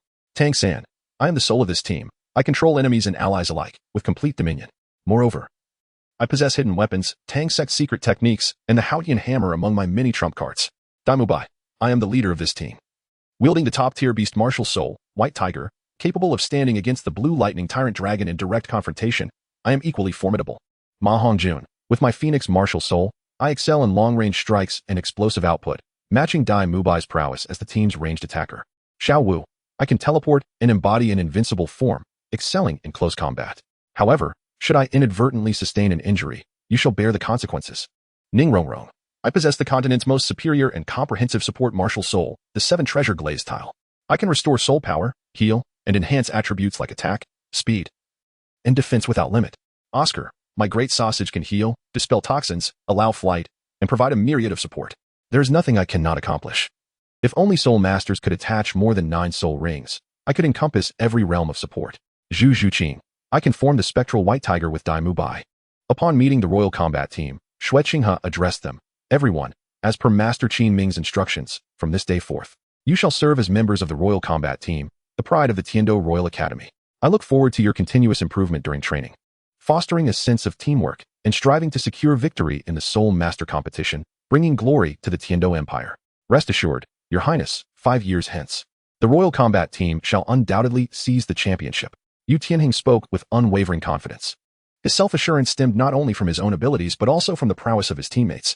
While Xue Qinghe may have perceived the shortcomings of this team, Yutinhang recognized only its most impeccable qualities. He was certain that leading such a formidable squad, it would be an arduous task not to secure victory in the Soul Master tournament. Moreover, his motives for joining the royal combat team extended beyond merely bringing glory to the Dou Empire. His gaze drifted towards the enchanting girl beside him, Dugu Yin, the granddaughter of the revered Dugu Bo. It was rumored that Dugu Bo held a deep affection for her. Should he win her over, Dugu Bo would effectively become his grandfather-in-law. Within the Blue Lightning Tyrant Dragon Sect, Dugu Bo stood as the sole title Dolua. If he could gain Dugu Bo's support, he would not only strengthen the sect but also diminish the standing of Yutinhang, asserting his claim to the position of sect leader. Xue Qinghe caught a glimpse of Yutinhang's gaze and speculated about his intentions regarding Dugu Yin. It seemed that the Blue Lightning Tyrant Dragon Sect was not one to remain idle. Xue Qinghe's eyes glimmered with a cold light. The Blue Lightning twin stars, Yutinhang and Yutinhang, were strategizing, one aligning with the elemental city to court the 3 elemental families, while the other aimed to engage the granddaughter of the poisoned Dolua at the Royal Academy. However, Xue Qinghe's thoughts turned towards Dugu Yin, pondering the implications of her predicament. Dugu Bo was a free-spirited soul master, loyal and principled. Years ago, he had been saved from the Wuhuan Hall by Prince Xuexing, creating a bond that rendered him a reluctant ally of the prince, thereby exerting influence over Xue Qinghe's power. Despite the prince's transgressions, the Emperor Shuiyu could not act against him, partly due to Dugu Bo's independent nature, as he had no title Dolua to offer allegiance to the Dou Empire. The only connection between Dugu Bo and the empire was the debt of gratitude owed to Prince Xuexing. Xue Qinghe, aware of Dugu Bo's character, had long abandoned the idea of swaying him away from Prince Xuexing. However, upon learning of Dugu Yin's poisoning, Xue Qinghe's mind began to churn with possibilities. Yutinhang's interest in Dugu Yin was clear. Capturing her would mean securing Dugu Bo's allegiance, a thought that also crossed Xue Qinghe's mind. If he could assist Dugu Yin in curing her affliction, he would gain Dugu Bo's favor, potentially causing the latter to be less supportive of Prince Xuexing, which would greatly benefit Xue Qinghe. After all, saving Dugu Bo was a favor, and saving Dugu Yin was another, with 2 debts of gratitude. Dugu Bo would be left without a solid ally, allowing Xue Qinghe to unleash his full potential against Prince Xuexing and his nephew. However, Xue Qinghe quickly dismissed this impractical notion. Dugu Bo was a master of poison, renowned for his expertise. It was unlikely that he was unaware of his granddaughter's condition. Perhaps Dugu Yin's poisoning was merely a rite of passage for their clan. After contemplating, Xue Qinghe decided to confirm his suspicions. After the meeting, he invited Dugu Yin to converse in the school's pavilion. Upon learning of this invitation, Yutinhang's expression darkened. How dare the crown prince act first on someone he coveted? He would remember this slight. Yet, Yutinhang was not overly concerned about Dugu Yin's potential association with Xue Qinghe. After all, while Xue Qinghe might ascend to the throne, Yutinhang also had a promising future ahead, at the very least securing a title Dolua status. In the struggle between power and strength, Dugu Yin would undoubtedly prioritize strength, especially since the Dou Empire was merely a puppet in the eyes of the 3 upper sects. In the eyes of ordinary people, the crown prince of the Dou Empire was a figure of immense power, but to the heirs of the 3 upper sects, he was inconsequential. Consequently, Yutinhang held Xue Qinghe in low regard. Instantly, his interest in Xue Qinghe waned. Meanwhile, Dugu Yin arrived at the pavilion. Your Highness, what do you require of me? She asked, seemingly distracted. Xue Qinghe replied, no need for formality, Dugu Yin. I wish to inquire about your health. Do you feel unwell? Why do you ask? Dugu Yin responded, her tone laced with irritation. It was clear that she misunderstood his intentions. Xue Qinghe, feeling awkward, clarified, what I mean is, one of my aides has observed that you seem to be afflicted by poison. If your purpose for summoning me is to insist that I am poisoned, I assure you, I am not. If there is nothing else, I shall take my leave, Dugu Yin stated firmly. Xue Qinghe nodded, realizing that his inquiry was merely a test to see if she was aware of her condition. Dugu Yin left without a backward glance, while Yutinhang, who had been watching from the shadows, also departed, having regarded Dugu Yin as his prized possession. Yutinhang would not allow others to seize her before he made his move, and Shueqinghe's failure suited him just fine. In the ensuing days, Shueqinghe's attention remained fixated on Dugu Yin. He noted that even upon returning to her family and resuming classes, she continued to exhibit symptoms of poisoning. Was it possible that the renowned poison Dolua was oblivious to his granddaughter's plight? Meanwhile, Yutinhang's courtship of Dugu Yin unfolded right under Shueqinghe's nose. To Shueqinghe's surprise, another contender emerged, openly vying for Dugu Yin's affection, Prince Shuebing. Yutinhang's approach was straightforward, showcasing his formidable strength and dominating all challengers, thereby winning Dugu Yin's admiration in the arena. In contrast, Shuebing's methods were rather pedestrian. He inundated Dugu Yin with flowers, rings, milk tea, love letters, and a plethora of flirtatious compliments. Day in and day out, he neglected his studies, persistently pursuing Dugu Yin. The foolish antics of Shuebing elicited disdain within Shueqinghe's heart. Such methods of courting would only provoke her aversion rather than inspire love. Yet, Shuebing, playing the role of a dandy, became ensnared in his own act, transforming into a genuine playboy.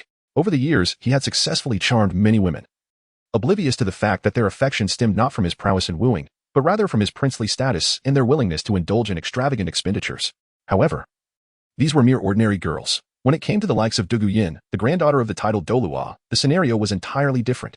Did Shuebing not possess the awareness of his own public image? Yin Yin, grant me one more chance. In the past, my heart was a dwelling for many. But the moment I laid eyes on you, I realized no one else could reside within it. My heart can only harbor you, Shuebing professed. Holding a rose between his lips, kneeling on one knee with a bouquet of 99 roses, from which dangled a diamond ring, as he sought Dugu Yin's affection. Dugu Yin, I have told you countless times that it is impossible between us. Please do not trouble me any further, she retorted, not even casting a glance at the roses or the ring. Please, Yin Yin, I know my reputation is tarnished, but trust me, once you understand my true self, you will see my helplessness. Helplessness indeed. What makes you worthy of Yinzi? A thunderous fist hurtled through the air and struck Shuebing squarely in the face. The spoiled prince, who had long since lost his edge, was sent sprawling, the roses bursting apart in midair, scattering their petals, while the diamond ring vanished from sight. Struggling to rise, Shuebing felt the sting of electricity coursing through his face, one side swollen and bruised, several teeth knocked out from the force of the blow. As he contemplated retaliating, he focused on his assailant, Yutinhang, one of the blue lightning tyrant dragon's heirs, standing imposingly beside Dugu Yin, his fist crackling with electric energy, piercingly fixed on Shuebing. Shuebing's earlier bravado evaporated instantly. Though he was a prince of the Heavenly Empire, such lineage held little weight before the progeny of the top 3 sections. In the academy, the two individuals he could least afford to offend were Dugu Yin and Yutinhang, one the granddaughter of the poison Dolua, and the other a descendant of the thunder Dolua. Yutinhang approached Shuebing deliberately. Had it been Shueqinghe harboring intentions toward Dugu Yin, Yutinhang might have found it more challenging to respond. But Shuebing's pursuit of Dugu Yin was of little concern to him. In fact, he welcomed it. Why? Because it presented an opportunity for him to play the hero and, in doing so, win Dugu Yin's heart. As Yutinhang closed in, Shuebing's heart raced with trepidation. What do you want? He stammered. Listen closely, Shuebing. Yinzi has made it clear that she does not love you. I hope you refrain from bothering her from now on. Otherwise, I shall confront you each time we meet. Shuebing seethed with humiliation yet dared not retaliate against Yutinhang. In terms of strength, he was no match for him. In terms of lineage, the heir of the top 3 sects was no less significant than a prince. Be gone, Yutinhang commanded. Shuebing, along with his entourage of debauched companions, fled in disgrace. Yutinhang's gallant presence attracted the attention of numerous infatuated young women in the academy, including Dugu Yin, who cast a few lingering glances in his direction. Meanwhile, Shueqinghe, observing the entire spectacle, chose not to intervene. He was acutely aware of the intentions harbored by Shuebing and the unseen machinations of Shueqing. Prince Shueqing had once bound himself to Dugubo, the poison Dolua, through a life-saving debt, yet the connection between them was merely a matter of obligation, lacking depth. Dugu Yin wished to remain unaffiliated with any factions, unwilling to join the Spirit Hall or the Heavenly Empire. She sought to repay her debts promptly. However, Prince Shueqing had other designs, eager to deepen his ties with Dugubo by forging a familial bond through Dugu Yin. If Shuebing were to marry Dugu Yin, Dugubo would be compelled to strengthen his alliance with Prince Shueqing, regardless of his personal feelings. Alas, the schemes of Shueqing and Shuebing were destined to falter. If one wished to masquerade as a dandy to deceive Shueqinghe, the act must be convincing. To outsiders, he was nothing more than a rogue, his reputation irreparably tarnished. How could the illustrious Dugu Yin possibly take an interest in him? Moreover, with Yutinhang in the vicinity, effortlessly displaying his prowess and winning Dugu Yin's affection, Shuebing's chances dwindled further. Shueqinghe continued to shadow Dugu Yin, accompanied by Hua Chong, hoping to seize the opportunity to witness the poison Dolua. Upon entering the prince's estate, Shuebing was met with an inquiry from Prince Shueqing. How did the matter I entrusted you with fare? No sooner had he spoken than he noticed Xue Beng's swollen visage resembling that of a pig's head. What happened to you? Uncle, Yutinhang has gone too far. Xue Beng lamented, recounting his grievances to Prince Xuexing. Upon hearing Xue Beng's tale, the prince's expression darkened, his fist clenched tightly as he absorbed the information. Eventually, once Xue Beng had finished, Prince Xuexing relaxed his grip and spoke earnestly. Do not seek revenge. The Blue Lightning Tyrant Dragon Sect is not one we can afford to offend. Furthermore, competing for Dugu Yin's affections will be a formidable challenge. Set this matter aside and continue to play your role as a dandy.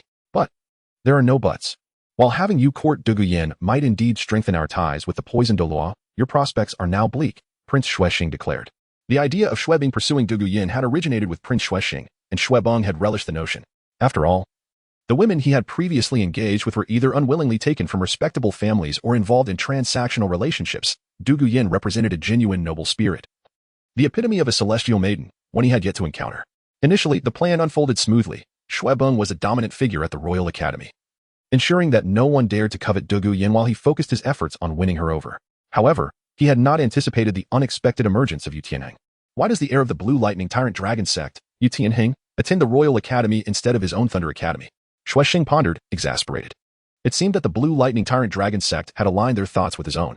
While he felt an intense fury, he was painfully aware that he could not contend with such powerful forces. Thus, he and his nephew could only endure the humiliation. On the other hand, after leaving the academy, Dugu Yin was met by Dugu Bo, who had taken the opportunity to come and escort her. She recounted the events that had transpired at school, stating, Grandfather, Xue Beng is truly insufferable. Let us avoid any further dealings with the prince. Dugu Bo remarked, My dear granddaughter, you may choose not to associate with him. But I cannot. Until I have repaid my debts of gratitude, I must maintain my connections with the prince, for he once saved my life. Xuexing interrupted. Fully aware of the situation, despite her profound disdain, she understood that Dugu Bo merely turned a blind eye to the intricacies of human relationships. She knew her grandfather's granddaughter would never be interested in the likes of Xue Beng. Even if his demeanor was merely a fade, his true character was hardly commendable. Upon hearing this, Dugu Yin pouted in discontent.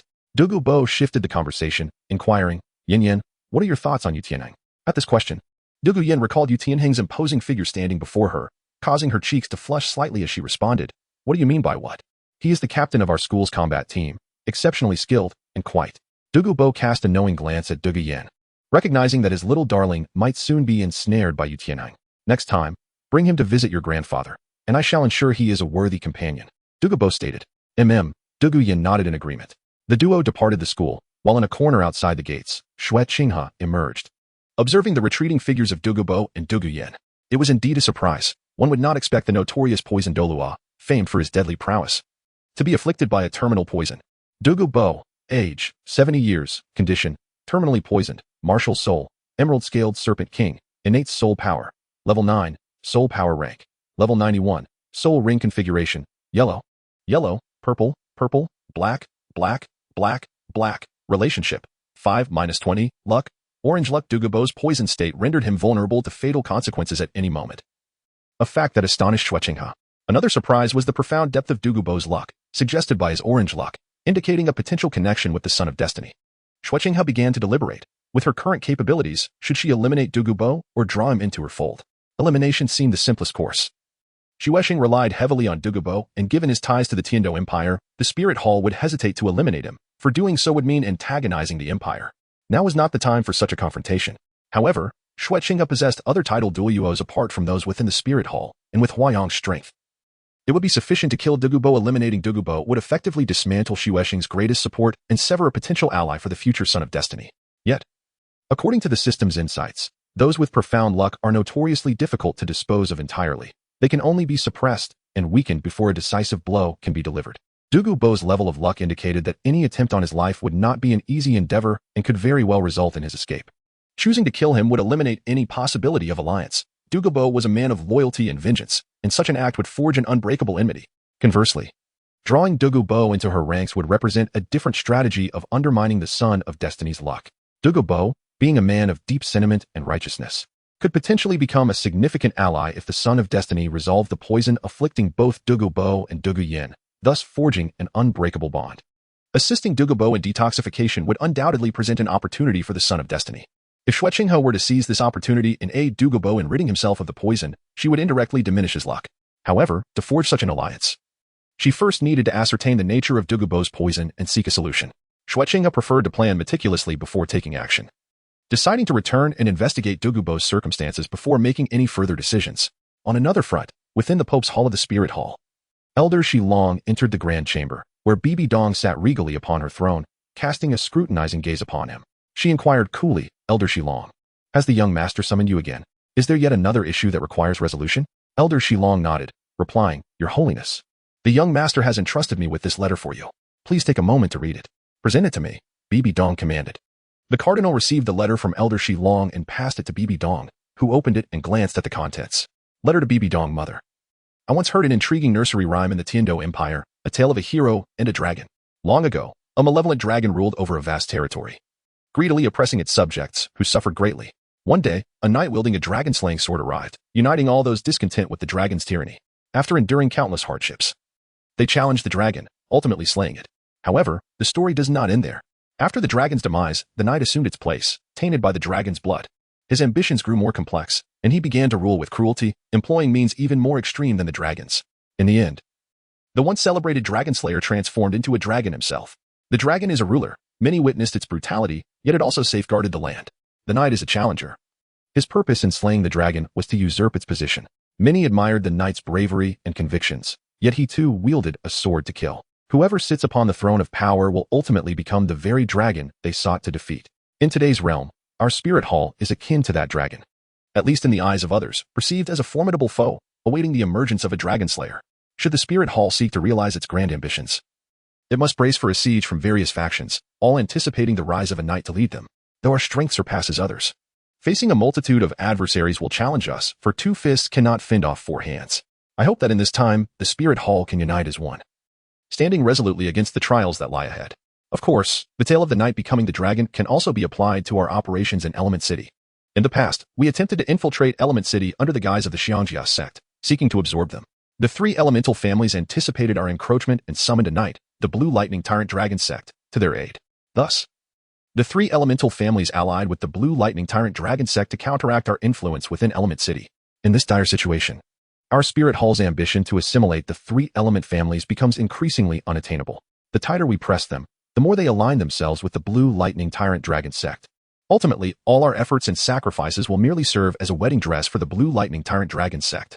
However, we, the evil dragons, harbor a desire to annex and dominate the 3 element families. Is it not the case that the knight they summoned, from the Blue Lightning Tyrant Dragon Sect, shares our spirit hall's ambitions? It is precisely due to the existence of the spirit hall that the 3 element families and the Blue Lightning Tyrant Dragon Sect can unite. If we were to withdraw from Element City, without our looming threat, could the 3 element families and the Blue Lightning Tyrant Dragon Sect still remain united? Therefore, I implore you, Mother, to issue a command for the Elephant Armor Sect to retreat from Element City, entrusting me with the task of conquering it. I promise to deliver a satisfactory outcome. Your seemingly superfluous daughter, Qian Renxue. Bibi Dong, upon reading the final lines of Qian Renxue's letter, felt tears welling up uncontrollably.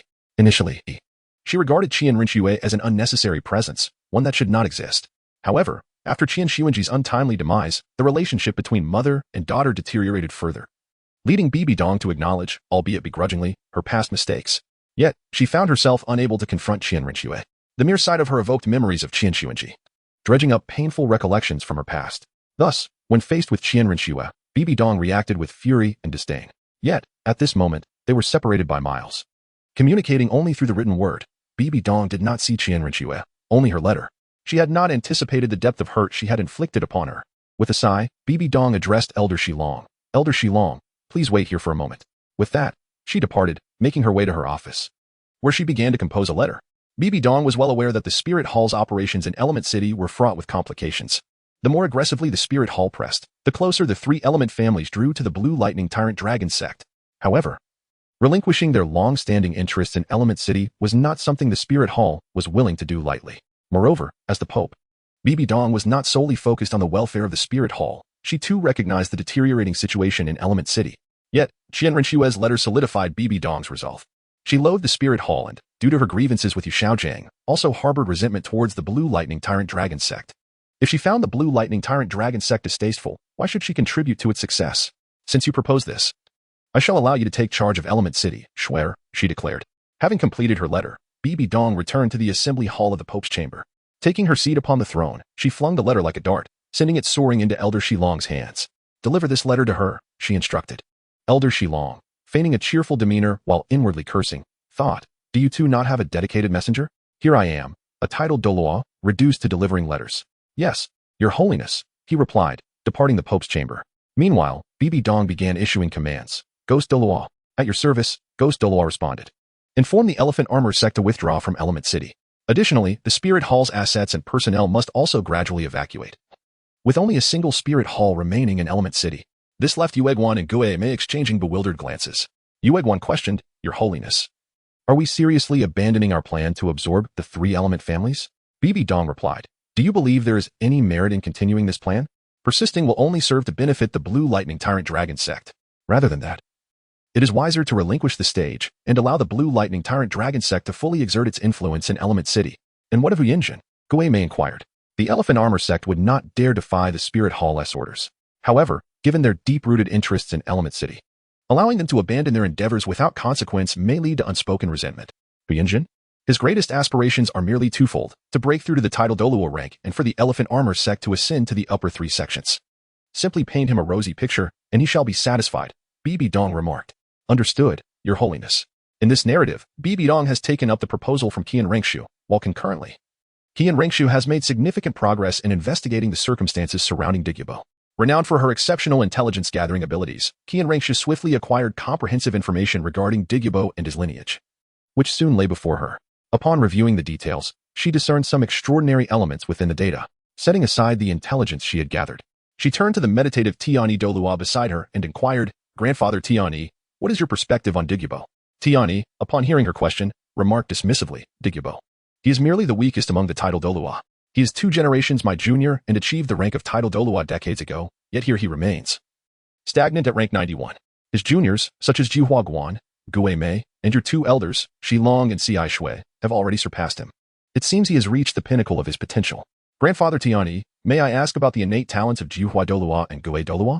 Qian Renxue pressed on. Regarding those 2, I cannot speak for Gue Mei, but Juhua Guan possesses innate soul power at level 9. Unfortunately, his celestial-grade martial spirit has led him astray. Otherwise, a breakthrough to level 96 would have been within reach, securing him a place in the Hall of Offerings, Tiani contemplated. As for Shilong and Ci Shui, their innate soul power stands at 8.5, barely sufficient for achieving the rank of title Dolua, and after years of cultivation, they have only reached levels 92 or 93. However, Juhua Guan's talent is evidently superior, boasting a level 95, which classifies him among the foremost powerhouses on the continent. When analyzing the strengths of Diggybo, Juhua Guan, Shilong and Ci Shui, it is clear that Juhua Guan reigns supreme, followed by Shilong and Ci Shui, with Diggybo trailing behind. Yet, in terms of innate talent, both the blue-scaled Serpent Emperor and the celestial-grade Qirong Tog Tian Juhua are top-tier martial spirits. Moreover, Juhua Dolua and Gue Dolua both possess innate talents at level 9. The fact that Diggybo became a title Dolua over 20 years ago suggests his innate talent is not lacking. However, herein lies the conundrum. Despite possessing innate level 9 soul power and a top-tier martial spirit, Diggybo, the eldest among them, has stagnated at level 91 after his ascension to title Dolua, gradually being surpassed by his juniors. His potential should not have been so limited. Further investigation into the Diggybo family lineage reveals that Diggybo's son died young, leaving him to mourn the loss of a son while caring for his granddaughter, Dugu Yin, who has been cherished by her grandfather since childhood. Tracing back further, it appears that Diggybo's father and grandfather also met untimely ends, seldom living beyond 50 years. Over generations, Diggybo remains the only one to have exceeded this age. Both Diggybo and Dugu Yin suffer from a mysterious poison. Could it be a hereditary affliction? Qian Renxue pondered. Xiao Shiwei, what did you say? Diggybo is poisoned? Tiani responded in surprise. Indeed, Diggybo is afflicted, and it is highly likely that his lineage carries a severe poison. However, as this pertains to their family secret, the specifics of the poison remain elusive. And the only way to uncover the truth would be through a deeper investigation of the Diggybo clan. Yet, such actions could inadvertently alert them, Qian Renxue remarked. Tiani then queried. Knowing this, what do you intend to do next? If, and I emphasize if, I can assist in resolving the poison afflicting Diggybo and Dugu Yin, could he then serve my interests? Though Diggybo may be of little worth, one undeniable trait is his gratitude, due to a favor from Prince Xuexing. He has consistently aided him. Should you manage to alleviate the severe poison from Diggybo, he could indeed become a significant ally, Tiani noted. Thus, we must first ascertain the exact nature of the poison plaguing Diggybo. For that, we require the expertise of a toxin specialist, Qian Renxue stated. In our spirit hall, the foremost expert on poison is undoubtedly Yang Wushuang of the Piji clan. Very well, I shall promptly summon Yang Wushuang, Tiani affirmed. Yang Wushuang is well aware of Qian Renxue's identity and has previously assisted her in procuring tasks within the Dou Empire. In the original storyline, the poison used to harm Emperor Shuye was also supplied by Yang Wushuang. Meanwhile, the ghostly charm entered the Xiangjia sect, where Hu Yinzhen personally welcomed her and inquired, "Elder Ghostly Charm, what urgent matter does His Holiness require us to attend to?" The Pope has decreed that the Spirit Hall's influence should be consolidated to a single entity, compelling all others to withdraw from Element City. Furthermore, she hopes that your Xiangjia sect and Shrek Academy will also accompany us in this exit. Ghostly Charm explained. Is the Pope not intent on absorbing the 3 elemental families of Element City? Does she wish to see the fruits of victory to the Blue Lightning Tyrant Dragon sect? Hu Yinzhen questioned, puzzled. Relinquishing control of Element City was not a prospect the Xiangjia sect relished. With the backing of the Spirit Hall, despite being marginalized by the other 4 families, they had benefited significantly from their association. How could they simply abandon such advantages? Remaining here, what good does it serve us? For your Xiangjia sect, what benefits can you derive? Others claim leadership over the 4 elements, thunder, wind, water, and fire, while your earth element is completely disregarded. Does this not reflect a lack of respect towards your Xiangjia sect? If this is the case, why continue to humbly seek their favor? Ghostly Charm countered. In Element City, the local 3 families had accepted the Blue Lightning Tyrant Dragon sect, declaring themselves the 4 elements, while the Xiangjia sect alone proclaimed itself the 5th element. Was this not a direct insult to the Xiangjia sect by the Spirit Hall? Were it not for the intricate interplay of various forces across the continent, the Spirit Hall would have long since extracted its energies to deal with this obstinate faction. Our Pope has her own strategies for withdrawing from Element City. Your Xiangjia sect need only comply with this command. Rest assured, any losses incurred will be compensated from other sources. For example, your greatest aspiration is to break through to Title Dolua, a request we may indeed consider, Ghostly Charm assured. Hu Yinzhen's countenance brightened, of course. How could we dare disobey the Pope's command? From this day forth, the Xiangjia sect shall follow the Spirit Hall in exiting Element City. The following day, the Spirit Hall began executing the Pope's orders, gradually withdrawing from Element City, while the Xiangjia sect began relocating outside its boundaries. Assets and trade routes that could not be moved were sold to the 3 major families, thus feeding them while ensuring the thunder element of the 4 elements received nothing. This tumultuous transition persisted for over a month, during which the Spirit Hall left behind only a singular iconic structure, a hallmark of every city, within Element City. As time elapsed, all parties gradually recognized that the Spirit Hall was indeed relinquishing this territory, prompting a flurry of thoughts among them. Deep within the Thunder Canyon, Yuluamian of the Blue Lightning Tyrant Dragon sect exclaimed with excitement, "This is our victory. The Spirit Hall has yielded, and now Element City will surely belong to us." Yu Yunjin cast a sidelong glance at Yuluamian and replied, "Your perspective is overly simplistic.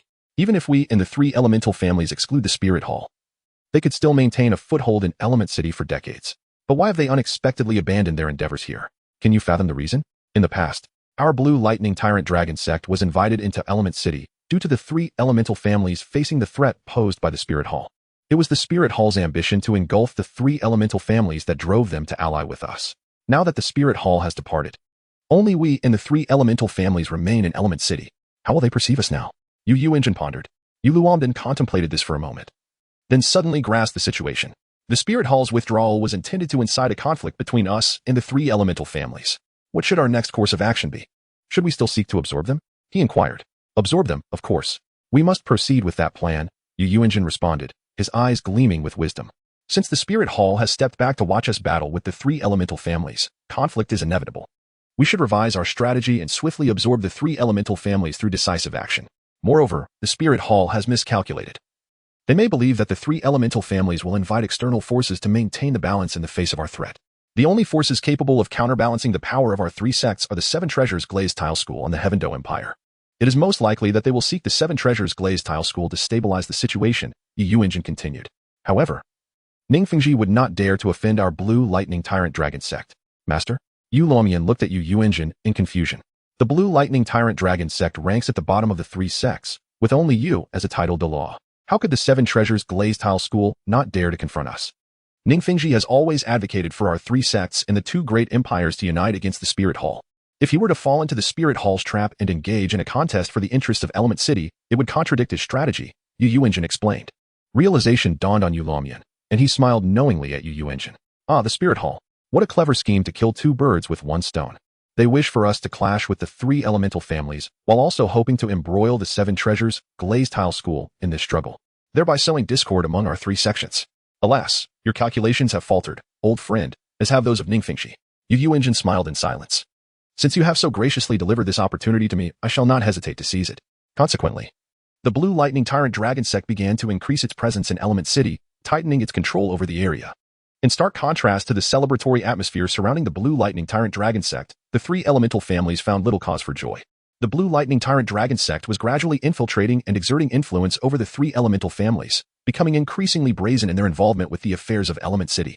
Aware that the Spirit Hall's departure was intended to provoke conflict among them, the Blue Lightning Tyrant Dragon Sect adopted a strategy of rapid absorption, aiming to consume the three elemental families before the Spirit Hall could react.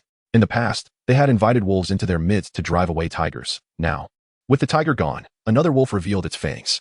The three families were compelled to resort to their old tactics, seeking to introduce another external force into Element City. This other force, of course, cannot be the Spirit Hall. The three elemental families suspect the involvement of another sect from the upper three sects, the Seven Treasures Glazed Tile School. The power of the Seven Treasures Glazed Tile School is comparable to that of the Blue Lightning Tyrant Dragon Sect. Should they join? Both major sects of the upper three sects would enter Element City, allowing the three families to maintain a delicate balance, preserving their independence. However, while the plan is promising, the question of whether the Seven Treasures Glazed Tile School will participate has become crucial. Currently, the heads of the three elemental families, Shui Ningbing, Dugu Yin, and Feng Yutian, are anxiously awaiting a response from the Seven Treasures Glazed Tile School. Upon the messenger's return, the notoriously hot-tempered Dugu Yin inquired, "What news from the Seven Treasures Glazed Tile School?" The messenger replied, "Head of the Hua family, Ning Fengji has declined our invitation. He stated that to avoid jeopardizing our relationships with the Blue Lightning Tyrant Dragon Sect, the Seven Treasures Glazed Tile School is unwilling to get involved." What does he mean by our relationship with the Blue Lightning Tyrant Dragon Sect? Our previous amicable ties were contingent upon the existence of the Spirit Hall. Now that the Spirit Hall has departed, the Blue Lightning Tyrant Dragon Sect is eager to assert itself. What friendly relations remain? Ning Fengji is clearly unwilling to assist us, which infuriated Dugu Yin. Shui Ningbing contemplated for a moment and remarked, perhaps in Ning Fengji's eyes, our three elemental families hold less weight than the Blue Lightning Tyrant Dragon Sect. He has no reason to offend them for trifling gains. Didn't Ning Fengji often say that the upper three sects should stand united? Feng Yutian added, in his perspective, only the upper three sects hold significance. We, as minor factions, lack any standing, regardless of the benefits we offer. The Seven Treasures Glazed Tile School cannot afford to antagonize the Blue Lightning Tyrant Dragon Sect unless we are willing to become their vassals, which contradicts our aim of maintaining our independence. The three elemental families have long sought independence. Joining the Spirit Hall would grant them some status, but they would also forfeit a degree of autonomy. Being coerced into joining the Blue Lightning Tyrant Dragon Sect would be even worse. While they still retain some autonomy within the Spirit Hall, joining such an exclusionary sect would reduce them to mere pawns. Have we not seen how the single attribute families were abandoned in the past? Have we not witnessed how the Strength clan was tamed by the Haotian sect, reduced to servitude? If forced to choose, the three elemental families would rather align with the Spirit Hall than the Haotian sect or the Blue Lightning Tyrant Dragon Sect. Joining the Spirit Hall means becoming part of it. Joining the upper three sects, families like the Yu, Ning, and Tang would be treated as first-class citizens, enjoying the best privileges, whereas the Hua, Feng, and Shui families would be relegated to second or third-class status, inherently inferior. What shall we do next? Whom else can we rally? Dugu Yin asked the other two. The two great empires, the lower four sects, or Element City lies within the territory of the Dou Empire. If the forces of the Star Luo Empire were to intervene, it would be tantamount to treason, directly offending the Dou Empire and its sections. Feng Yutian noted, the royal family of the Dou Empire is weak. They rely on the support of the Seven Treasures Glazed Tile School. Their stance aligns with that of the Seven Treasures Glazed Tile School, and they cannot be expected to stand up for us. As for the lower four sects, their allegiance is to the Spirit Hall. Inviting them in would only invite the influence of the Spirit Hall into Element City. At this juncture, Feng Yutian turned to Shui Ningbing and Dugu Yin, stating, "It appears our only option is for our three families to unite and resist the Blue Lightning Tyrant Dragon Sect. Indeed, if we join forces, it will not be so easy for the Blue Lightning Tyrant Dragon Sect to swallow us whole." Dugu Yin concurred. Agreed, Shui Ningbing responded. Thus, the three families of Element City tightly bound together, prepared to face external threats. Once allies against the Spirit Hall, they now found themselves in opposition to the Blue Lightning Tyrant Dragon Sect. United, their combined strength rivaled that of a lower four sect, making it difficult for Yu Engine to assimilate them so easily. For an extended period, the three elemental families remained in a stalemate with the Blue Lightning Tyrant Dragon Sect within Element City. The relationship between the two factions evolved from camaraderie to divergent interests, ultimately escalating to internal conflict, nearly culminating in mutual destruction. Meanwhile, the architect of this turmoil, Qian Renxue, was far away in Dou City, receiving intelligence from Element City. News of the Spirit Hall's withdrawal brought warmth to her heart. She reaffirmed her previous advice, and this time, she long returned with a letter from Bibi Dong addressed to her. Eagerly, Qian Renxue opened the letter, which read, "Schwer, after years of investment in Element City, I have accepted your proposal to withdraw the forces of the Spirit Hall and the Elephant Armor Sect, ceding this territory to you. However, I hope you will provide me with a satisfactory response in the end. Qian Renxue tucked the letter away, assuring, rest easy, mother. I will ensure Element City becomes a part of our power. The situation in Element City was still evolving. Now was not the opportune moment for intervention. Although Hua Chang's strength was commendable, she alone could not contend with the entirety of the Blue Lightning Tyrant Dragon Sect. Yu Yuanjin's prowess as a level 96 Super Dua was formidable, and any premature intervention by Qian Renxue would merely bolster the three elemental families. She resolved to continue strengthening her own forces, waiting for the right moment to intervene decisively during the fiercest conflict between the Blue Lightning Tyrant Dragon Sect and the three elemental families, thereby ousting the Blue Lightning Tyrant Dragon Sect and seizing control of the three families. Days later, Yang Wushuang was summoned from the Spirit Hall to the prince's residence. I have seen the young master, Yang Wushuang announced. Qian Renxue regarded him, recalling how his soul destruction spear had given her considerable trouble during the trials. The purpose of your visit is to discern the nature of the poison affecting Dugu Bo and Dugu Yin, she instructed. Yang Wushuang nodded. I shall need to examine them closely to ascertain the details. In the ensuing time, Qian Renxue guided Yang Wushuang to observe Dugu Bo and Dugu Yin from a distance. Afterward, Yang Wushuang stated, both exhibit signs of poisoning. Dugu Yin's condition is somewhat better, while Dugu Bo is gravely ill, nearing the end of his life. At most, he has just over a month to live? Qian Renxue mused, recalling that Snow Chinka had encountered Dugu Bo intermittently, and this condition had persisted for several years. Do you know the nature of their poison? Qian Renxue inquired. Yang Wushuang replied, the poison they suffer from appears to be of an inward nature, self-inflicted rather than administered by an outsider. In other words, it is a self-inflicted condition unrelated to others. I dare not hastily draw conclusions, Yang Wushuang remarked. However, if I could obtain a strand or two of their hair, I might discern the truth. Very well, allow me to handle the matter of the hair. You may remain in my princely residence for the time being, Qian Renxue replied. In the ensuing days, Qian Renxue devoted her attention to the granddaughter of Dugu Bo and Dugu Yin. Acquiring Dugu Yin's hair proved to be a simple task. Yet obtaining Dugu Bo's was considerably more challenging. To secure a sample of Dugu Bo's hair, Qian Renxue enlisted Hu Qiying to discreetly procure a strand from atop his head. Both Qian Renxue and Hu Qiying managed to collect hair from both Dugu Bo and Dugu Yin without raising suspicion. Once the samples were secured, they were promptly delivered to Yang Wushuang for analysis. From the hair, he quickly identified the specific toxin afflicting the grandfather and granddaughter. Yet, the revelation left Yang Wushuang astounded. Young master, I have ascertained that the poison affecting Dugu Bo and Dugu Yin is none other than the venom of the green-scaled serpent. Upon hearing this, Qian Renxue and Tian Yi were taken aback. The venom of Dugu Bo is renowned throughout the land, instilling fear in the hearts of many. However, it was astonishing to learn that even he could not master his own toxin. Yang Wushuang marveled. The venom of the green-scaled serpent inflicts harm not only upon others, but also upon its wielder. Qian Renxue nodded in understanding. The once inexplicable now made perfect sense. The potent toxin residing within Dugu Bo was a byproduct of his martial spirit, insidiously eroding his body over time, and due to the hereditary nature of martial spirits. It had been passed down, causing harm to successive generations of his kin. This is precisely why the undoubtedly brilliant Dugu Bo has failed to exhibit the extraordinary prowess one would expect from a genius, resulting in his status as the weakest titled Doulua, constantly surpassed by younger individuals such as Zhu Gui and Shi Long. This is precisely why the Dugu family has faced a legacy of untimely deaths, rarely living beyond 50 years, with an average lifespan inferior to that of ordinary individuals. Do you know a remedy for the toxic soul poison afflicting Dugu Bo? Qian Renxue inquired. Yang Wushuang pondered for a moment before responding. I may have knowledge of a potential solution, albeit one that addresses only the symptoms rather than the root cause. Speak, she commanded. The approach involves locating a soul bone and gradually channeling the poison into it. The soul bone acts as a vessel, accommodating the toxins and alleviating the issue. Yang Wushuang explained. Oh, but why is this method merely a temporary fix? Qian Renxue asked. The soul bone, as a vessel, cannot endlessly contain the toxins produced by the body, and the venom of the emerald scale serpent continually generates poison, Yang Wushuang elucidated.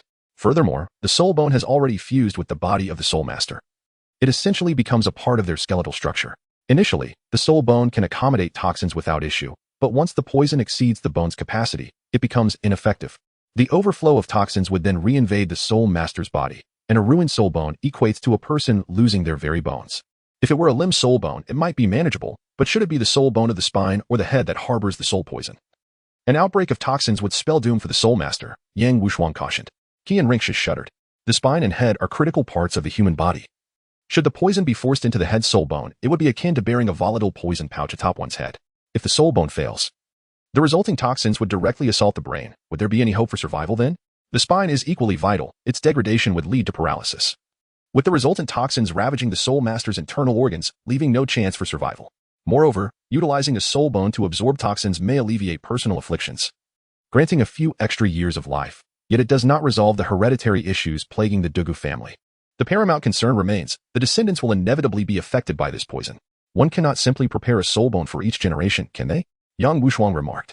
Soul bones are exceedingly rare. Some titled Doyuos do not possess a single one in their entire being. However, for Dugubo, this represents a viable means of survival in the present. I have heard that Dugubo possesses a 10,000-year-old head soul bone, which might allow him to extend his life by another 20 to 30 years, Yang Wushuang proposed. Having presented her suggestion, the remainder rests upon Qian Renxue's decision. For one who is on the brink of death, this could indeed be a viable strategy. Qian Renxue may utilize it to exert control over Dugubo. However, the overwhelming aura of fortune surrounding Dugubo instills a sense of uncertainty within Qian Renxue. Although Yang Wudi claims that Dugubo's end is near, Qian Renxue holds a differing perspective, for the aura of fortune signifies a profound connection between Dugubo and the Child of Destiny. In the future, it is highly plausible that the Child of Destiny will be the one to eradicate the poison afflicting Dugubo, thereby intertwining their fates. The question of how the Child of Destiny would address the poison within Dugubo is beyond Qian Renxue's comprehension. It cannot possibly be through such a flawed method. Should Qian Renxue attempt to resolve Dugubo's poison using the method of soul bones, and one day, the Child of Destiny emerges to unveil the shortcomings of this approach, subsequently presenting a superior and more effective remedy, would Dugubo still remain under Qian Renxue's dominion? This is a highly plausible occurrence. After casting a glance at Yang Wushuang, Qian Renxue inquired, "Do you possess any alternative methods besides this one?" Yang Wushuang replied, "As far as I know, this is currently the most effective approach. Any other methods would rely solely on fortune." Fortune? Qian Renxue pondered. If there exists an antidote of celestial origin, it could alleviate the toxins afflicting Dugubo. What is meant by celestial product? Qian Renxue asked. A celestial product, as its name implies, is a rare entity found in the heavens, seldom encountered on Earth. Such a product can enhance a person's innate talents, evolve their martial soul, or serve as a divine remedy. Yang Wudi expended considerable effort elucidating the concept of celestial products to Qian Renxue. Intrigued by the notion, Qian Renxue's interest was piqued. Yet Yang Wudi's subsequent words doused her enthusiasm. Though celestial products exist, their acquisition is contingent upon fate. Even those with extraordinary fortune may not encounter even one or two throughout their lifetime. Should one be fortunate enough to obtain the ethereal fragrance of the celestial product, consuming it would render Dugubo immune to all toxins, thereby neutralizing the poisons within him. Upon mentioning the ethereal fragrance of the celestial product, Yang Wushuang displayed a longing expression. Conversely, however, this would transform Dugubo into an insulator against toxins. What merit does a toxin-free title de loi possess? Qian Renxue shook her head. She sought a valuable title de loi to pledge allegiance to her. A title de loi devoid of toxins holds little worth to her. This method was also dismissed by Qian Renxue. However, it appears that your Yang family holds a particular interest in the fragrant and exquisite celestial product, Qian Renxue remarked.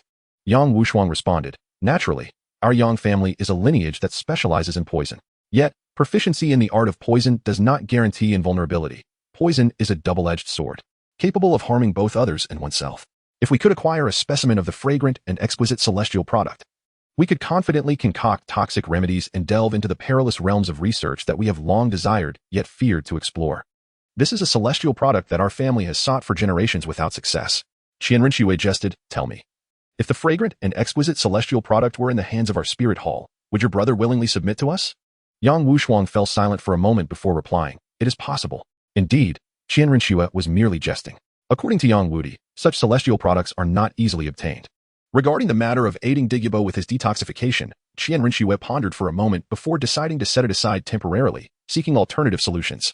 What she desired was Dugubo's unwavering loyalty, and until a more effective method presented itself, she resolved to exchange a favor for Dugubo through the soul bone treatment approach. As Dugubo's affairs were momentarily postponed, after Yang Wushuang departed, Qian Renxue and Hua Chong prepared their carriage according to their itinerary and set off for the Ballot Kingdom. Several weeks later, Qian Renxue arrived at the Ballot Kingdom and, in a village on the outskirts of Soto City, they encountered the legendary Shrek Academy. To Qian Renxue's surprise, Shrek Academy was merely a dilapidated part of a small village. At times, she found it difficult to distinguish between the village and the academy. Had it not been for the sign at the village entrance, she might have thought she had taken a wrong turn. At the entrance of the village, a wooden archway bore a somewhat tattered sign that inscribed the 5 simple characters, Shrek Academy. Accompanying these characters was a green emblem resembling the head of a humanoid creature, which appeared somewhat adorable in its verdant hue. The school is exceedingly rudimentary, situated amidst the village, lacking a simulated training ground, a soul master library, and a dedicated spirit combat arena. It even fails to provide basic living necessities for its students, who reside in dilapidated houses. Furthermore, students must cover their own food expenses. Affluent students venture into the city to procure their meals, while those with limited means must subsist on sweet potatoes and stale corn buns alongside the villagers. It can be said that this institution is an academy of unparalleled simplicity. The sole commendable aspect is that the faculty's expertise matches the caliber of instructors at advanced soul master academies. The esteemed educator of this academy, named Flander, is a soul saint of rank 73, and he stands as the sole soul saint within the institution. Notably, a powerful teacher who vanished after committing a transgression within the spirit hall is the formidable Zhao Wukong, a soul emperor of rank 69. In addition, the academy boasts a soul emperor of the food department, known as Xiao Xian, utilizing her soul bone skill for disguise. Qian Renxue infiltrated Shrek Academy under the guise of a villager to conduct her investigation, gradually acquiring intelligence about its inhabitants. Flander, aged 46, possesses the martial soul of a cat eagle, with an innate soul power of 8 and a soul power level of 73, characterized by a soul ring configuration of yellow, yellow, purple, purple, black, black, black. His health is robust, and he maintains a neutral relationship score of 0, with a fortune of deep orange. Zhao Wukong, aged 45, wields the martial soul of a formidable golden bear, with an innate soul power of 7.5 and a soul power level of 69. His soul ring configuration being yellow, yellow, purple, purple, black, black. His health is also intact, with a relationship score of 0 and a fortune of orange. Beyond these two instructors, the remaining teachers at Shrek possess a fortune level of deep purple, indicative of their prowess at the Soul King and Soul Emperor levels. Conversely, the students exhibit considerably lesser fortunes, generally ranging from blue to purple, with innate soul powers typically oscillating between 7 and 8. Even the least endowed possess an innate soul power of 6. While their talents are commendable, their development has not been optimal, with some students barely achieving a soul ring that is merely over a century old. Such profound fortunes manifesting within this obscure little academy sufficiently attest to Shrek's exceptional nature. At Shrek Academy, Qian Renxue transitioned from hearsay to first-hand observation of the institution's ethos. Unlike other academies, Shrek lacks superior facilities and favorable conditions. Rather, its teachers incessantly instill in students the notion that they are monsters, emphasizing their uniqueness. Consequently, under the influence of Shrek's educators, these students have embraced their identities as monsters, differing from the ordinary, which they have come to regard as a source of pride and honor. Yet, what do the students who join here truly gain? Their sustenance is subpar, their accommodations are inadequate, and they are tasked with acquiring soul rings through relentless endeavors, bearing the burden of self-sufficiency, their latent abilities inadequately realized. All while inadvertently promoting this academy without recompense. Qian Renxue silently shook her head, pondering why students with innate talents above level 6 would choose a place like Shrek Academy when they could thrive elsewhere. Upon her arrival, it coincided with the graduation season of a cohort at Shrek Academy. Flander stood in the village square, observing the graduating students, all of whom had reached the age of 20. Most possessed strength at the soul scholar level, though a few had not attained such prowess. Flander individually presented graduation certificates to each student, beaming as he proclaimed, "You are the little monsters of this graduating class. Congratulations on successfully completing your studies. Shrek Academy takes immense pride in having such outstanding individuals. Go forth and make your mark, and do not tarnish the reputation of Shrek's monsters." The foremost student responded, "Indeed. Dean Flander, after graduation, we shall ensure that Shrek Academy's name resonates throughout the entirety of Doluwa continent." This statement came from the most exceptional scholar of the class, possessing an innate soul power of 8.5 at the age of 20, with a soul power level of 42. Such talent, in other academies, would typically see a 20-year-old attaining at least a soul power level of 45 or higher. Yet here, a level of 42 is deemed monstrous, a reminder that there are always those more capable beyond the horizon. For instance, Dugu Yin, at merely 14 years of age, had reached the Soul Scholar level during the Soul Master competition, boasting an innate soul power of 7.5, just a level below her peers. Flander continued to distribute the graduation certificates, but his demeanor shifted upon addressing those students who had not achieved the Soul Scholar rank. "You may leave now. Do not refer to yourselves as students of Shrek Academy anymore," he declared with an impassive expression. The faces of those who had not surpassed level 40 turned ashen, realizing that their prime years of cultivation had been spent at Shrek Academy, only to leave without even a graduation certificate. Naturally, some accepted their fate, while others expressed discontent. "Teacher, I was so close to breaking through to Soul Scholar. Please grant me another opportunity," one urgently pleaded. A 39-level Soul Master with commendable innate talent of 7.5, yet stymied at this threshold, relegated to the status of a dropout from Shrek. After 8 years at Shrek Academy, the institution had afforded him ample time to achieve a breakthrough, yet he had failed to do so. "Can you blame others for your own shortcomings?" Zhao Wukong retorted coldly. "The Academy's rules are immutable, according to Shrek's traditions. Any student who does not reach the Soul Scholar level by the age of 20 is no longer considered a student of Shrek Academy. Just because you were close to breaking through, should we make an exception for you? Flander countered. Once you leave, do not claim to be a student of Shrek Academy. We cannot afford to tarnish our reputation, Zhao Wukong added. Please, teachers, grant me another chance. Just one more month. Yet, this student, along with the other underachievers, was unceremoniously expelled from Shrek Academy. Externally, the Academy proclaimed these students as lacking diligence, having been forcibly withdrawn from their studies. Witnessing this scene, Qian Renxue could not help but scoff inwardly. Which of the students who persevered through the trials of Shrek Academy for 7 to 8 years was not industrious? Each had overcome the arduous conditions imposed by the Academy, striving to meet the expectations of their teachers. To assert that they lacked effort is utterly unfathomable. In this world, individual talent and personal effort hold paramount importance. However, the educational environment and resources one receives are equally significant. A quintessential example is the existence of masters. How many innate rank 0? 5 soul masters exist in the realm of soul masters? Which of them can rise to the status of a master? Achieving the pinnacle of potential at level 29, adorned with the optimal soul ring configuration of 2 yellow rings? It is, after all, due to the fact that our master is the son of Yu Engine, the esteemed leader of the Blue Lightning Tyrant Dragon Sect. A father's love is as steadfast as a mountain. The affection from a father is never manifested in empty boasts, but rather in tangible actions. Even if one were deemed a failure, the best must still be provided for him. In stark contrast, what environment does Shrek Academy offer its students? Lacking simulated training rooms, a conducive training atmosphere, and even requiring students to travel to the city of Soto for soul battles, their existence is entirely self-funded. Wealthy students indulge in extravagance, while their less fortunate counterparts subsist on meager rations.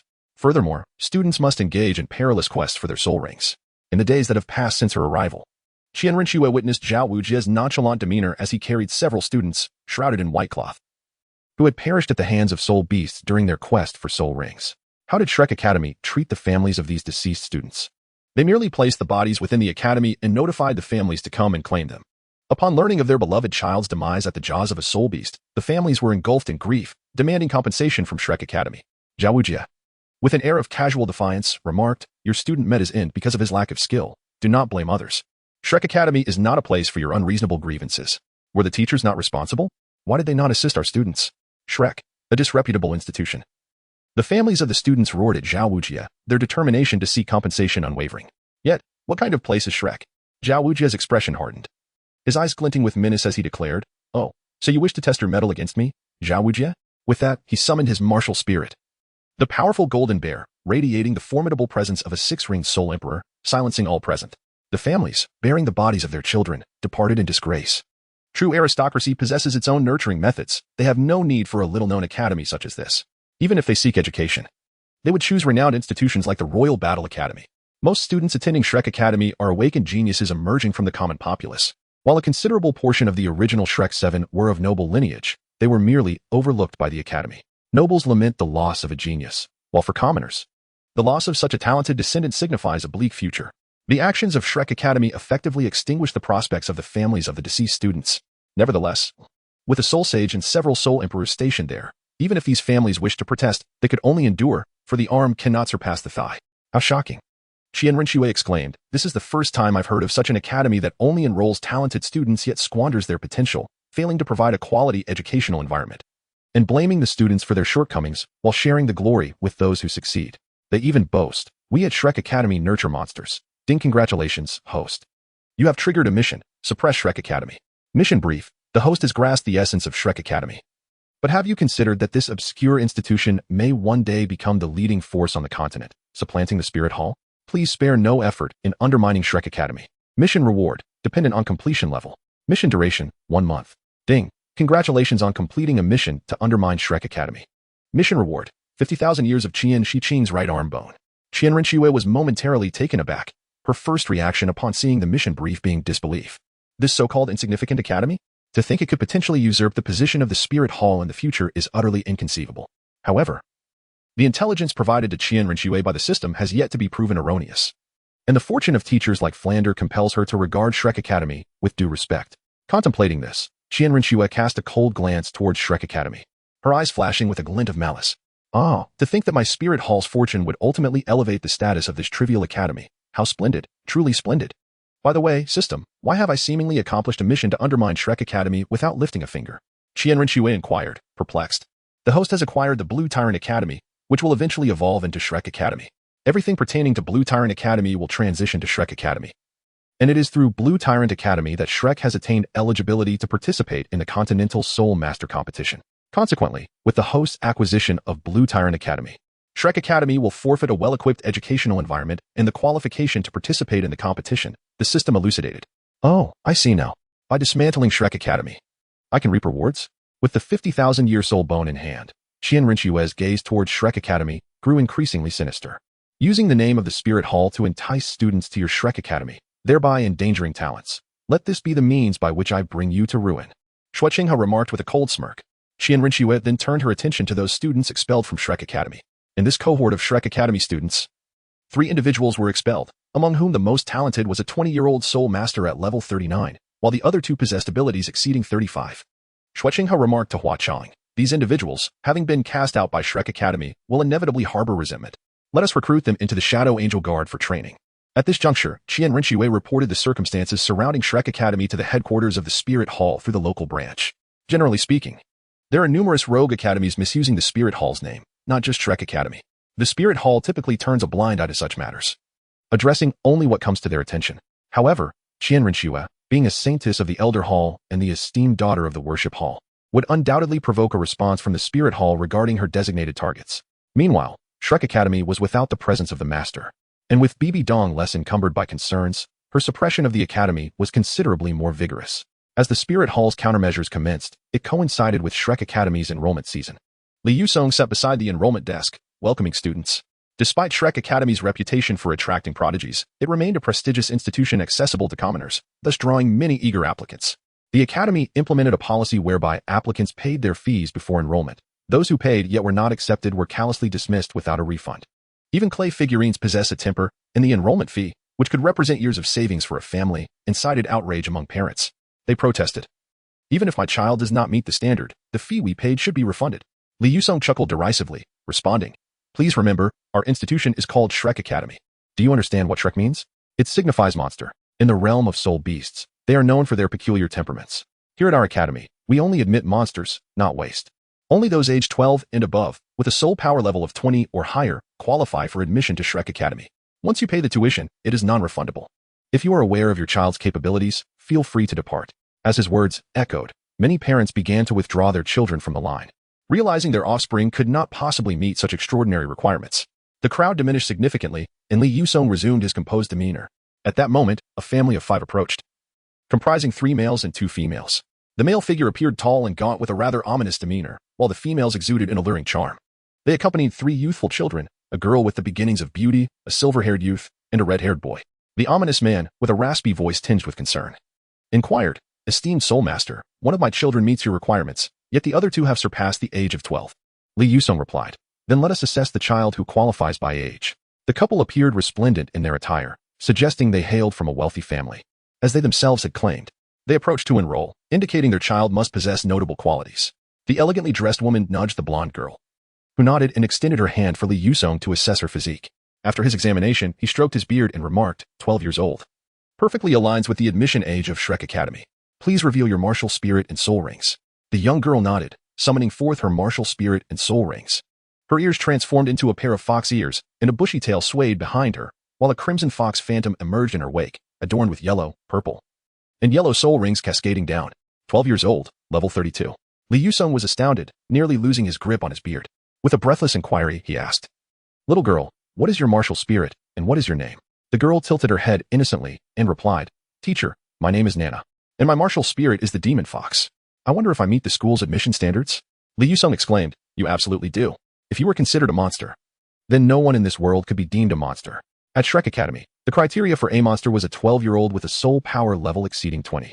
Most would find this standard daunting, yet this little girl surpassed it with her 12 years and soul sovereign prowess. Such talent had not even been seen in the most exceptional student, Qin Ming, upon his admission to Shrek Academy. With a benevolent smile directed at the couple, Li Yusong announced, congratulations, your child has passed our entrance examination and will henceforth be a part of Shrek Academy. The blonde woman interjected, I am delighted that Nana has been chosen, but as for Ye and Yin, although they exceed the age limit for admission, I believe their abilities should meet your requirements. Could you perhaps relax the criteria a bit? Li Yusong, pleased to have discovered a prodigy, decided to make an exception for the 2 boys, instructing, you 2 Step forward and extend your hands. Obediently, Yin and Ye complied. Upon evaluation, Li Yusong noted they were indeed 13 years old, surpassing the admission age. However, intrigued by Nana's exceptional talent, he said, "Please reveal your martial spirits so I may assess further." Ye summoned forth his martial spirit, a crescent moon blade. With a soul ring configuration of yellow, and purple, and a soul power level of 33. Yin's martial spirit was an ancient flame lord, also boasting a yellow, and purple configuration with a soul power level of 34. Li Yusong was left speechless. He had previously believed that a 12-year-old with soul power exceeding 20 was remarkable. Yet here were three youngsters at the age of 12 or 13, each possessing soul sovereign capabilities. This redefined his understanding of prodigy. What a pity, lamented the middle-aged woman. If only we had brought them to Shrek Academy a year earlier, they would not have missed the optimal age for admission. Nana, do listen to your teachers at the academy, she said as she prepared to leave with Yin and Ye. Li Yusong, regaining his composure, realized that this family of five, with four ready to depart, could not be allowed to leave. After all, these were the future three great prodigies of Shrek Academy.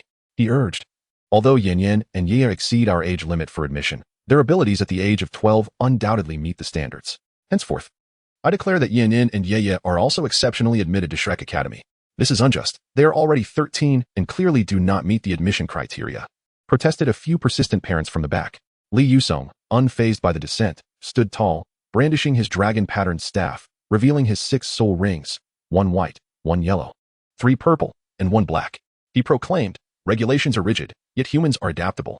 If any among you can attain soul sovereign power at 13, I shall grant you an exception as well. If not, spare us the baseless comparisons. Under the overwhelming presence of a soul emperor, the parents fell silent.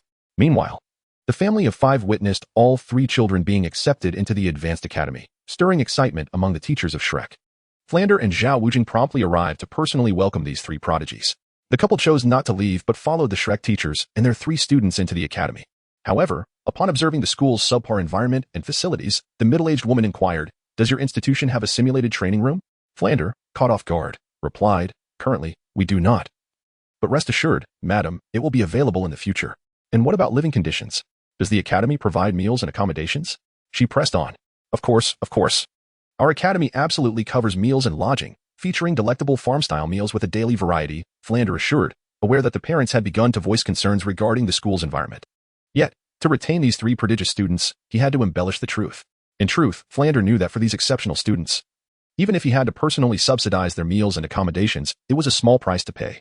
The quiet middle-aged man scrutinized the surroundings and shook his head, stating, "The educational environment here is quite lacking. It may not provide the necessary conditions for these children to thrive." Understanding that the parent was reconsidering, Flander employed his persuasive tactics. "Must a school possess perfect facilities to cultivate outstanding students?" he queried. "One must sharpen their tools to excel. Is that not true?" The man countered. Flander shook his head, asserting, "A well-equipped educational environment produces merely sheltered blossoms. I believe that Shrek's austere and humble setting fosters true talent. Other institutions nurture students, while we at Shrek Academy cultivate monsters. Our prodigies, though faced with adversity, emerge resilient and capable of competing with those from prestigious schools." With a pat on his chest, he continued, "Though our school may lack in material aspects, I assure you our faculty is of top-tier caliber. I am a level 73 soul sage, and Dean Zhao Wujing is on the verge of becoming a soul sage as well. We boast soul emperor level instructors who are poised to advance to soul sage status, among others. At Shrek Academy, we uphold elite education, refusing to admit anything less than extraordinary talent. Since our establishment, we have admitted only 36 students in 15 years. Are you aware of the graduation requirements of the academy? We are neither a mid-level soul master academy nor a high-level one, for our standards differ significantly. We only accept students under the age of 13, and they must possess extraordinary talent. The conditions for graduation from the academy stipulate that one must exceed level 40 and achieve the rank of soul master before turning 20. A soul master at the age of 20, I believe, is a trivial matter for these 3 children, remarked the middle-aged man. Indeed, Flander chuckled. These 3 children have already reached the level of soul honor by the ages of 12 or 13. Breaking through to soul master before 20 will be a piece of cake. However, I assure you, if you entrust your children to my care, I guarantee that by the time they reach 20, their strength will exceed level 45, Flander asserted. He added, by the way, our Shrek Academy has graduated 12 individuals thus far. Each of these 12 has left the academy to become a figure of great renown. Among them, the most distinguished has ascended to the position of the youngest elder within the Spirit Hall, second only in authority to the Pope. At this, the middle-aged woman and the young girl couldn't help but chuckle, while the middle-aged man and the 2 young boys gazed at Flander with peculiar expressions. "What are you laughing at?" Flander inquired, perplexed. The middle-aged woman replied, "Oh, it's nothing. I just recalled something amusing. Dean, is it true that our school has produced an elder from the Spirit Hall?" Nana looked at Flander with admiration, asking. Flander proudly proclaimed, "Of course. Our finest students from Shrek Academy have indeed become elders of the Spirit Hall. Wow, that's impressive. Does that mean we have a title Doloa level senior at Shrek Academy?" Nana's fox tail wagged excitedly behind her. Title Doloa? Flander was taken aback. Well, to my knowledge, only those at the title Doloa level can hold the position of elder, and since Shrek has been in operation for 15 years, it implies that the Academy has cultivated a title Doloa at the age of 27. Nana's eyes sparkled with excitement, making Flander somewhat uneasy.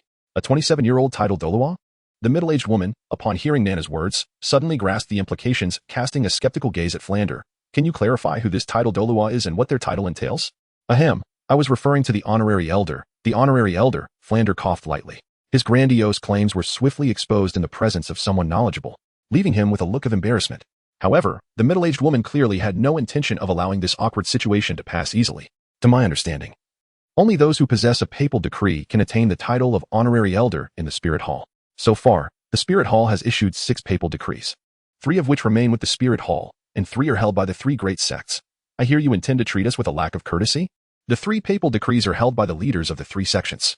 The papal decree of the Blue Electric Tyrant Dragon Sect belongs to Yu Yuanjin, while the papal decree of the 7 Treasure Glazed Tile Sect is in the hands of Ningfengxi. As for the papal decree of the Hao Yin Sect, it has been lost to the annals of time since the sect went into seclusion, but the one who possessed it was certainly not an ordinary individual. Currently, the only individual who is an elder of the Spirit Hall without the title of Doloa is Ningfengxi. Are you implying that Ningfengxi is a student of your Shrek Academy? Inquired a middle-aged woman. Flander, Zhaowujie. The middle-aged woman continued. Your Shrek Academy has enrolled a total of 36 students to date, yet only 12 have graduated. I would like to ask you one question. What has become of the other 24 students? Upon hearing this question, the faces of Zhaowujie and Flander turned grim, as they could not find an answer.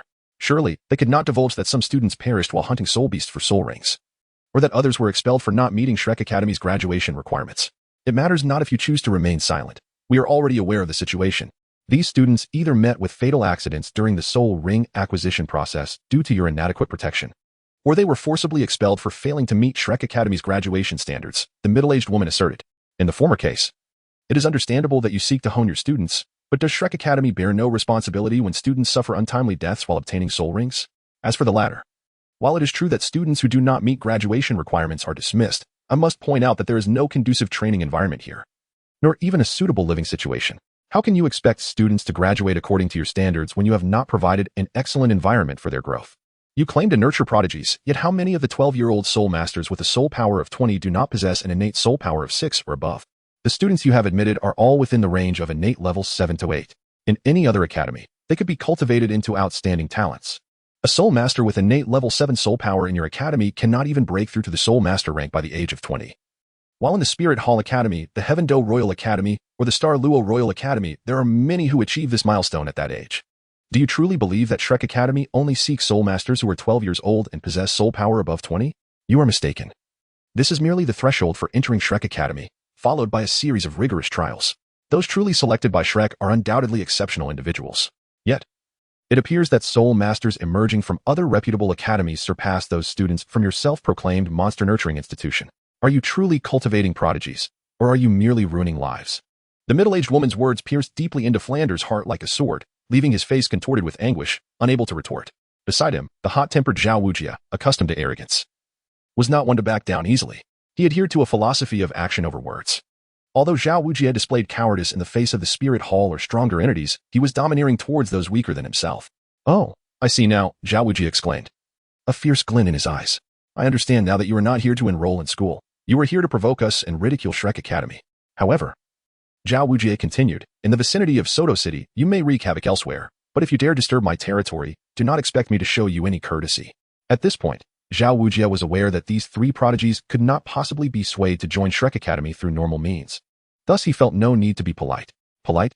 The middle-aged woman replied, amusement dancing in her voice. What do you propose as your method of rudeness? I'll teach you a lesson first, Zhaowujie declared. Even if you are a woman, I, Zhaowujie, will not hold back. With that, he summoned the powerful form of the great Titan bear, his 6 rings manifesting, muscles swelling as he charged towards the middle-aged woman and her companion. The reason for his reckless aggression was that in the mountainous Soto City, he did not believe he would face defeat. With a single punch, He aimed to subdue these provocateurs, thereby paving the way to admit the 3 prodigious children into Shrek Academy, securing future glory and riches for the institution. However, Zhao Wujie's seemingly formidable punch was effortlessly intercepted by a delicate yet powerful hand. His immense force dissipated as if it had struck the ocean. Astonishingly, it was the middle-aged woman who had blocked the attack. Zhao Wujie realized he had underestimated the situation.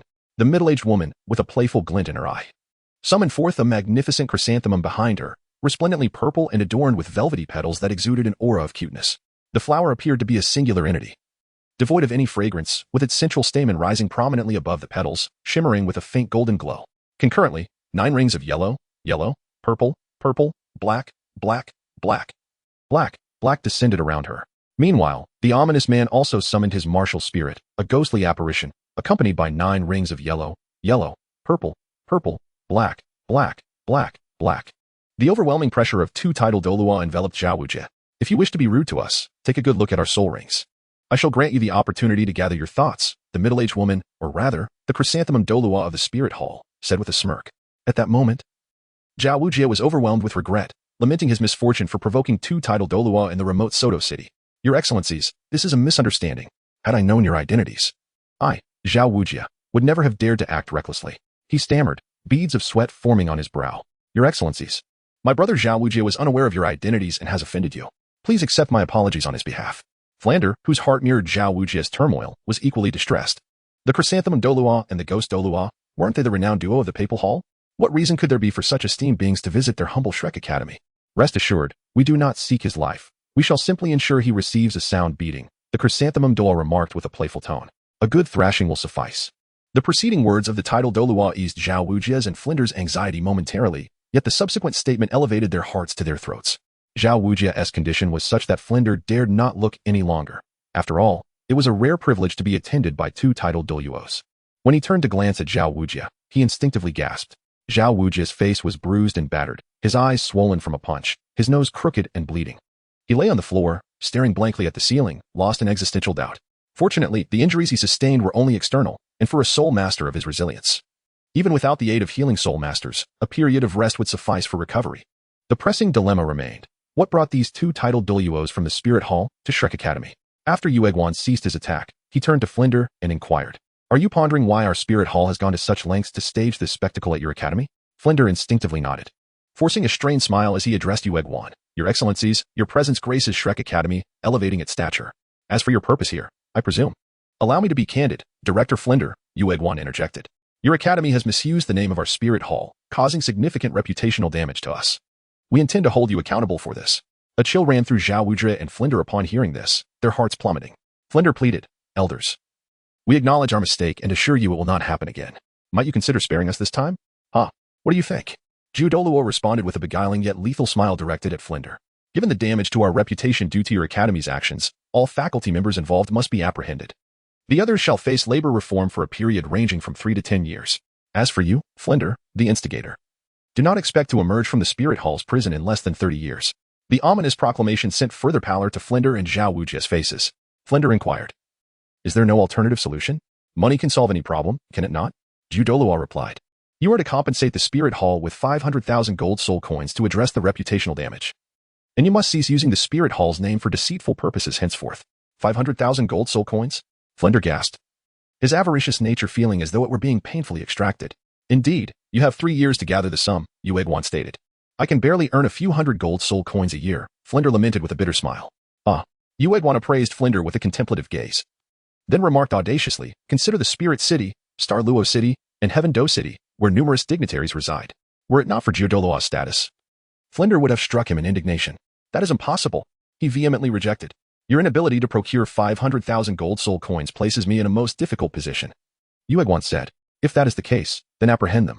Ultimately, the Spirit Hall's retribution culminated in the dismantling of Shrek Academy. The apprehended teachers were presented with a choice: join the Spirit Hall to evade punishment, or face a formal trial should they refuse. Although the esteemed teachers of Shrek Academy, such as Flinder and Zhao Wujie, exhibit an unwavering resolve to face judgment, not all instructors share this fortitude. For instance, the food system soul master Xiao Xian, after experiencing a fright from the formidable Zhu Doluo, hastily signed a contract of servitude, subsequently joining the Spirit Hall to evade punishment. As the teachers are captured, what fate befalls the students? Presently, Shrek Academy boasts 6 students, each possessing remarkable talent that earned them a place in this illustrious institution. Following the Spirit Hall's sweeping assault on Shrek Academy, their initial resentment was directed towards the Spirit Hall. However, upon realizing that Shrek Academy had squandered their potential through deception, their dissatisfaction was redirected towards the Academy itself.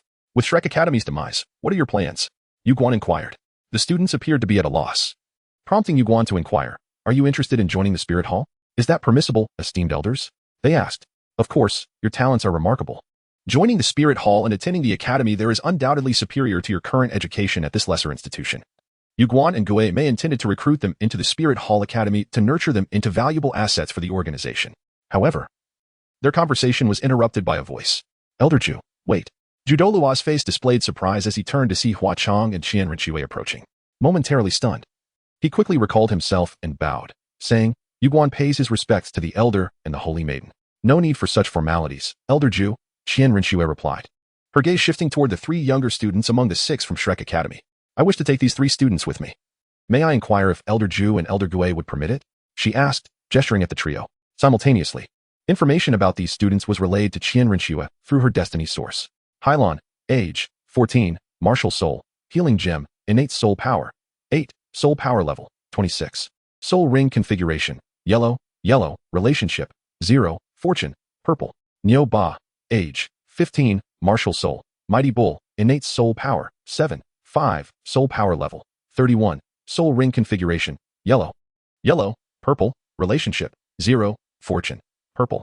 Qinming, age, 14, martial soul, mutated silver wolf king, innate soul power, 8, soul power level, 29. Soul ring configuration, yellow, relationship, 0, fortune, purple. Amidst this, Ningfengji unexpectedly appeared. Given the stringent admission criteria of Shrek Academy, it was evident that only elite students emerged from such rigorous selection. However, identifying geniuses among the common populace was akin to searching for a needle in a haystack. If not for Shrek Academy's extraordinary fortune, this method of student recruitment would have certainly led the institution to obscurity. Now that Shrek had faltered, the Spirit Hall was well fed, and acquiring 6 exceptionally gifted students was a significant triumph for them. Yet, Qian Renxue's desire to take 3 of them created a dilemma for Ju Dela and Gue Dela. Elders, we are all members of the Spirit Hall. Wherever we are, we serve the Spirit Hall. Qian Renxue discerned their hesitation and reassured them. Rest assured. Once I take these 3, you need only inform her, and she will not pose any difficulties for you.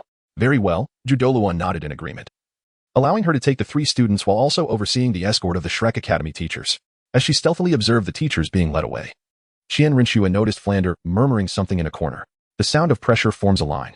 Following Flander's gaze, she spotted a chubby boy, roughly 8 years old, hiding in a corner, secretly watching the scene unfold. Upon hearing Flander's muttering, he immediately turned and fled. Ma Hongjun, age, 8, martial soul, evil fire phoenix, derived from a mutated chicken, innate soul power, 9, soul power level, 18, soul ring, yellow, relationship, 0, -25, fortune level, deep pink.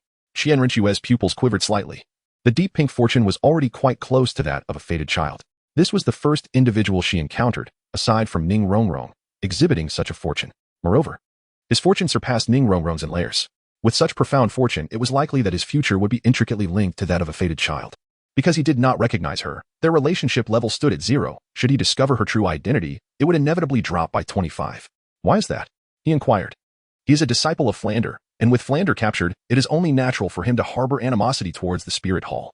As you belong to the Spirit Hall, he inevitably directs his hatred towards you as well, the system elucidated. Humph. Is this the extent of the temperament possessed by one favored by such grand fortune? Qian Renxue scoffed coldly.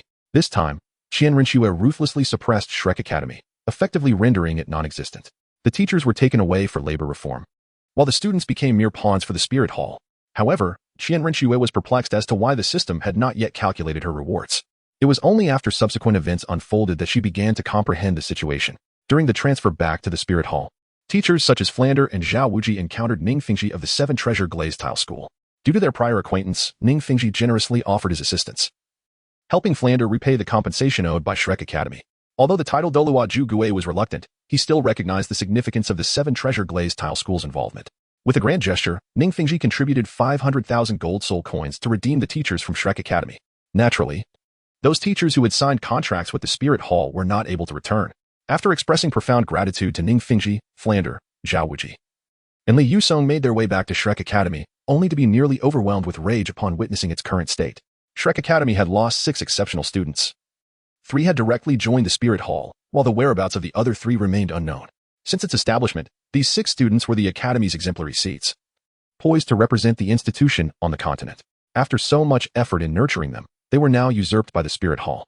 However, there was little that Flander and Zhao Wuji could do. They dared not retaliate against the Spirit Hall and had to swallow their pride, continuing the operation of Shrek Academy. Whereas previously Shrek Academy had more teachers than students, it now faced the embarrassing predicament of having no students at all. In desperation, Flander sought out his disciple, Mahanjun, to bring him in early, thus managing to keep Shrek Academy afloat under dire circumstances. Upon learning of these events, a sense of helplessness washed over Qian Renxue. Her efforts to undermine Shrek Academy had tarnished its reputation and led to the teachers being sent for labor reform, effectively leaving the academy in ruins. Yet, unexpectedly, an unforeseen ally emerged. Her own teacher, Ning Fingxi, had meddled in matters that did not concern him. This, however, indirectly validated that targeting individuals with profound fortunes was no simple task. Nevertheless, this suppression yielded results, as Shrek Academy became notorious as a disreputable institution. The Academy's recruitment slogan, which boasted of having a 12-year-old student after 15 years of operation and a 27-year-old graduate serving as an elder in the Spirit Hall, turned into a source of ridicule within the Soul Master community. Shrek's reputation suffered greatly, impacting the several graduates who had emerged from the Academy. Previously, Shrek graduates carried an air of superiority, their heads held high, looking down upon others as if they were beneath them. They were on the verge of expressing their disdain openly, believing themselves to be extraordinary beings, distinct from mere mortals. However, following the Academy's fall from grace, these once proud individuals found themselves unable to hold their heads high. Ding! Congratulations to the host for completing the task of suppressing Shrek Academy. Reward received, 50,000 year, old left arm bone of the sea poison beast. The month passed as expected, and Qian Renxue accepted the system's reward. The recent endeavor to suppress Shrek has yielded 2 soul bones for Qian Renxue, the right arm bone of the 5,000-year-old Qian's Hanking and the left arm bone of the 5,000-year-old sea poison beast.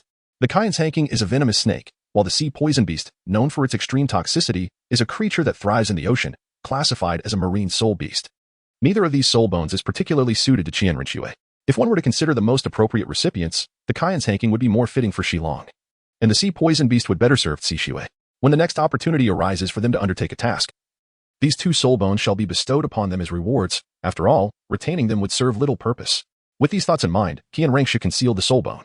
Upon returning to the inn, Qian Renxue gazed upon the 3 talents she had procured from Shrek Academy, Hailan, Nyoba, and Chen Ming.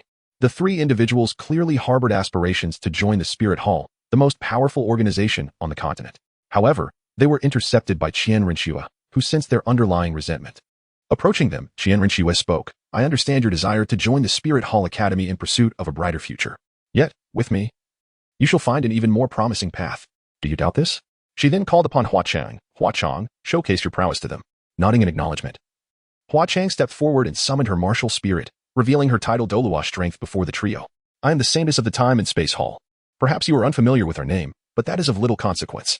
Rest assured, what you can attain by joining me will not pale in comparison to what the Spirit Hall offers," Qian Renxue asserted. In a sense, these talents were merely shifting from one hand to the other, ultimately remaining within the same realm. Hailan, Nyoba, and Chen Ming were not of noble birth. Otherwise, they would not have sought entry into Shrek Academy. Their aspirations were straightforward, to become soul masters and achieve greatness. Their intention in joining Shrek Academy was identical to their desire to join the Spirit Hall, and following Qian Renxue served the same purpose. Upon witnessing Qian Renxue entrust Hua Chang, a title Dolua, to guide them, their inner grievances began to dissipate. Qian Renxue, her lips moving, entrusted Hua Chang with the trio, stating, "I have revealed my identity to them. Now, I require their unwavering loyalty and a promise of no betrayal." Hua Chang responded, "Rest assured, I will train them diligently." Qian Renxue's objective in accepting these 3 was to cultivate her own foundation. Additionally, their talents could shine in future Soul Master tournaments.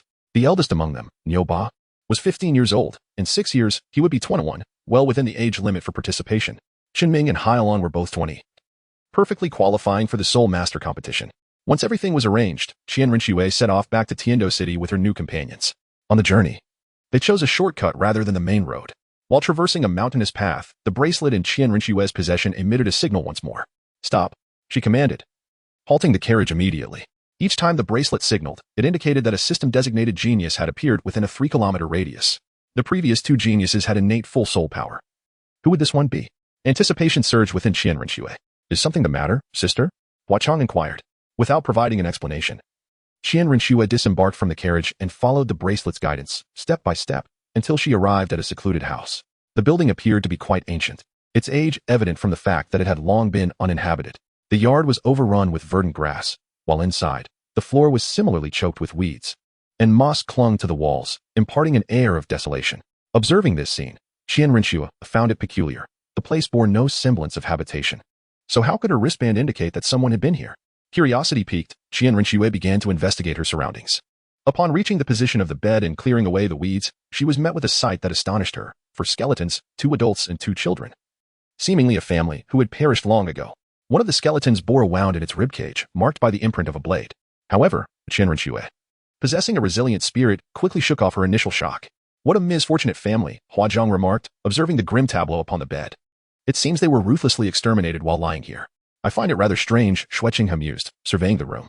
The family's living conditions were evidently dire, suggesting they hailed from impoverished origins. What could possibly justify such a brutal massacre? Determined to cover the weeds once more, Qian Renxue was not in the mindset to play detective, her primary objective being to locate the third individual. Yet, as if in response to her thoughts, one of the rings on her wristband illuminated, and the blue-silver grass clutched in the hand of one of the skeletons began to glow as well. With careful deliberation, Qian Renxue grasped the fragment of blue-silver grass from the child's remains, examining it closely. This is a segment of blue-silver grass. Yet, this particular piece exhibits subtle differences compared to others of its kind. The leaves of the blue-silver grass are intertwined with golden threads, and this specimen, appearing as though it has only recently been plucked, rests within the grasp of a long-deceased skeleton, rendering the situation all the more eerie. Qian Renxue inhaled deeply, aligning her hand with the blue-silver grass, and the result sent a torrent of bewilderment coursing through her heart. In other words, you were suggesting that the third entity is this strand of blue-silver grass? Qian Renxue questioned the system. Host, do not be hasty. Utilize your fate source eye to examine this strand of blue-silver grass, the system advised. With a mixture of skepticism and curiosity, Qian Renxue activated her fate source eye to scrutinize the blue-silver grass. To her astonishment, a spectral image of a young girl hovered above the grass. Embodying a state of confusion and despair, a wound gaped at her chest, from which blood surged forth from her abdominal injury. The peculiar scene before her would have startled even the most composed of individuals, and though Qian Renxue had long cultivated an unruffled demeanor, she nearly cast aside the blue-silver grass in her grasp. Elan age? Martial soul? Innate soul power? Soul power level? Relationship? 0 status? Vengeful spirit fortune? The ethereal visage of the little girl initially appeared dazed. Yet upon noticing Qian Renxue's gaze upon her, she instinctively inquired, "Can you see me?" Qian Renxue nodded and asked, "What is your name, and what has transpired?" "My name is Elan." The vengeful spirit indicated the skeleton nearby, stating, "I am she, yet I have perished. I am uncertain of my current state. People often say that after death, one either ascends to heaven or descends into hell, but I have lingered in this place for an indeterminate duration. Baba Mama and my younger brother have all passed away, leaving me alone here." As she recounted her sorrowful past, tears welled in Elan's eyes. "Can you share what happened?" Qian Renxue asked gently. Perhaps due to her prolonged solitude, Elan, having finally found someone to converse with, opened her heart and began to narrate the tragic fate of her family. It was a rainy night 8 years ago. Elan's family resided here, with her father earning a living by foraging medicinal herbs for sale in the city, while her mother, formerly a midwife, had diminished her work after marrying. Their secluded home, situated near the mountains, kept them distanced from the village, resulting in little interaction with others. The couple supported each other through life's challenges and welcomed Elan into the world 6 years prior, followed by the birth of her younger brother 4 years later. Though their life was not abundant, it was, at the very least, harmonious. On that fateful rainy night, Elan's parents were filled with dreams about the future. For the following day marked Elan's 6th birthday and the awakening of her martial soul. "I hope Elan awakens a remarkable martial soul, so she need not endure a life like ours," her father expressed, brimming with anticipation. "My martial soul is thread and needle, while yours is a medicine box, both devoid of soul power. Our martial souls will inherit traits from either parent, and our innate soul power is likely similar," her mother remarked as she sewed garments for their child. "While our martial souls are fixed, who can say what might happen? I've heard that in Zhonghuan village, Wang Ergo's second son experienced a transformation from a sickle to a long scythe and awakened with innate second-level soul power, thus becoming a distinguished soul master." Elan's father exclaimed, "Among so many villages and families, how many children have you seen whose martial souls underwent a transformation?" Her mother countered, "One must have hope. Mustn't one?" Suddenly, a series of knocks echoed from the door. "Who is it?" Elan's father inquired as he approached the door, revealing a drenched figure. A woman with elegant blue hair stood before him, her beauty striking yet her complexion pallid as wax paper, her abdomen distended, unmistakably indicating pregnancy. It was the first time Elan's father had encountered such a breathtaking woman. Momentarily taken aback, But the man beside her grew impatient, urgently stating, "This is my wife, and she is about to give birth. I have inquired and learned that you are the local midwife, correct?" Regaining his composure, Alan's father observed the towering man, whose face was adorned with a beard and whose body bore the marks of battle, blood, and rain mingling with the sweat on his shirt. He nodded vigorously, ushering the couple inside, calling to Alan's mother, "Dear, we have company." Alan's mother set aside her needlework and rushed to support the pregnant woman, exclaiming, "Oh dear, why did you arrive so late? The child is nearly upon us."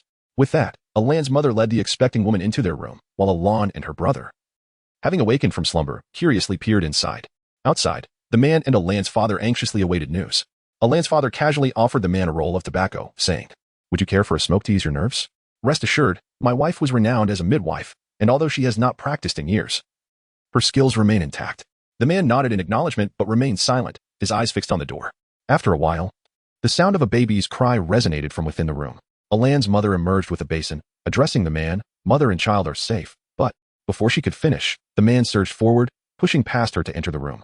The sight that greeted Alan's family left them in stunned silence. Countless strands of blue-silver grass radiated from the pregnant woman, enveloping the entire room in a shimmering, ethereal glow reminiscent of a fairyland. "How beautiful!" Alan exclaimed, reaching out to pluck a stem of blue-silver grass, her gaze wandering within the room. Alan's parents exchanged bewildered looks, while the man approached the center of the blue-silver grass, murmuring, Ain, are you all right?" "Brother Hao, I'm fine," the blue-haired beauty replied weakly, her face alight with joy as she cradled the wrinkled infant, saying, "Brother Hao, this is our child." The man, overwhelmed with excitement, lifted the child and paced around the room, exclaiming, "Ha ha ha. I Tang Hao have a son. I Tang Hao have a son. What shall we name our child?" The blue-haired woman inquired. After a moment's contemplation, the man responded, "Let us name him Tang San. A simple name that signifies our family's wish for a simple yet joyful life together." "Yes, Tang San. My son shall be named Tang San," she affirmed. Meanwhile, Alan's mother brought a bowl of sweetened water to Ain, saying, "You should drink this to replenish your strength after giving birth." The man nodded, accepting the bowl and feeding his wife gently. After a time, once the family had recuperated, they prepared to depart. Alan's father asked, "With such inclement weather outside, would you not consider staying the night?" "No, we mustn't," the man replied. "Thank you for your assistance," Ain expressed gratefully. "We appreciate your help today and shall not impose any further." As she spoke, Ain cast a sharp glance at the man. The man, with a hint of resignation, replied, "My name is Tang Hao. I am deeply grateful for your assistance today. However, I have matters to attend to. Rest assured, we shall express our gratitude in due time." "No need for thanks. Please take this umbrella for your use," Alan's father said, handing the umbrella to Tang Hao. Accepting the delicate umbrella, Tang Hao opened it and departed into the rainy night, accompanied by Ain and their newborn child. "Tang Hao? Is that not?" Upon hearing this, Qian Renxue furrowed her brow. "Isn't that the nemesis of his father, the Haotian Dolua Tang Hao? The butcher of the rainy night, Tang Ritian, known as the Sun God, is the young talent of the Sun God sect and one of the youngest titled Dolua in the world today. His own father perished at the hands of Tang Ritian, and now the Sun God Dolua has vanished for an indeterminate duration. Unexpectedly, Qian Renxue still hears rumors about Tang Ritian here. I recall that my father confronted a 100,000-year soul beast and faced Tang Ritian. It was a catastrophic defeat for my father, and he soon met his demise. But what connection could he possibly have to this matter?" Alan's soul shadow continued recounting events from several years ago. After Tang Hao departed, it was already deep into the night. Alan's parents tucked their two children into bed, extinguishing the last candle in the room, just as they were about to sleep. Alan's father suddenly seemed to grasp something. "I feel like I've seen these two somewhere before," he remarked. "Ah, I remember now. When I entered the city, I saw their names on the bounty list at the Spirit Hall.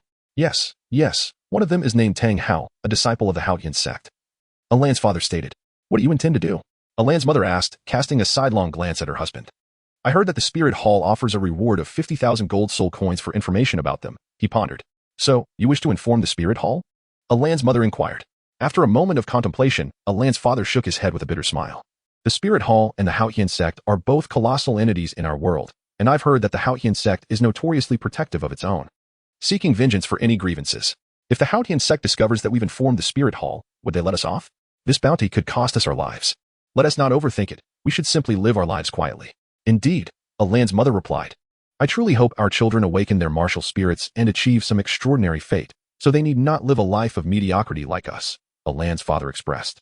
Lying in bed, Alan's brother was already fast asleep, while Alan curiously played with a strand of blue-silver grass. Unlike ordinary blue-silver grass, this particular one emitted a ghostly glow in the dark, resembling crystal. Alan tucked the blue-silver grass into his pocket and gradually fell asleep, as darkness enveloped the room once more. Outside, Heavy rain poured, and trees swayed violently in the storm, with intermittent flashes of lightning illuminating the room. Initially, besides the 4 slumbering figures in the bed, no one else was present. However, amidst the flickering lightning, a shadow cloaked in a black raincoat, its face obscured, stood at the foot of the bed. The shadow flickered in the light of the thunder, drawing out a sharp dagger from its cloak, casting a piercing gaze upon the 4 sleeping individuals. With a flash of lightning illuminating the room, the blade in the figure's hand gleamed ominously. The dagger swiftly plunged into the heart of Alan's father. A sickening sound echoed as Alan's father awoke, his eyes wide with terror as he faced the shadow that had just slain him, blood spreading across the sheets. With a fatal thrust, Alan's father gasped his last. The commotion startled Alan's mother, who slowly opened her eyes. Turning her head, she beheld her husband's lifeless gaze. Before she could comprehend the horror, a sharp pain pierced her abdomen as the same dagger that had killed her husband was driven into her. Alan's mother turned to see the shadow, and in a moment of thunder and lightning, she recognized the face of her assailant. Spitting blood, she summoned her last ounce of strength to utter, "Spare my children. They know nothing." No sooner had she spoken than she too succumbed to death. The shadow withdrew the dagger from Alan's mother's body, casting its gaze upon the 2 sleeping children. "Spare your children? Who will spare mine?" A 6-year-old child is already cognizant of the world. Moreover, one must eradicate the roots of the problem, otherwise it will sprout anew. Without hesitation, he swung the dagger once more, extinguishing the lives of Alan and his brother in their sleep, blood staining the sheets.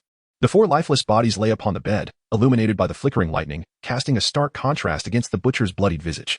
He casually wiped the blade with a white cloth, murmuring, "I'm sorry." Did he intend to apologize to the deceased? Of course not. Perhaps in his heart. They were as insignificant as ants, their lives and deaths entirely dictated by his whims.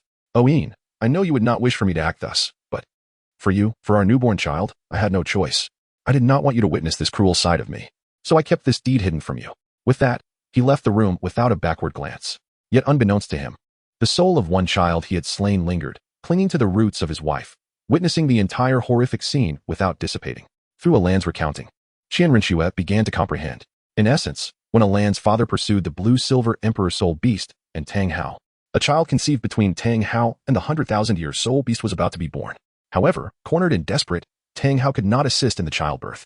Thus, he sought out a midwife, eventually arriving at the home of a family known for such services. Tragically, this family witnessed the true nature of the 100,000-year soul beast and learned of Tang Hao's identity. Consequently, to safeguard his family's whereabouts, Tang Hao made the grim decision to eliminate the 4 members of that household. Little did he know, fate had other plans. And Tang Hao ultimately fell into the clutches of the spirit hall. The fact that he could commit such a heinous act was beyond Qian Renxue's comprehension. Tang Hao, a figure revered as a paragon of strength in the eyes of the world, even among adversaries who could not help but admire his prowess, talent, and integrity. Yet, who would have thought that such a renowned Sun God Dolua would resort to such treachery?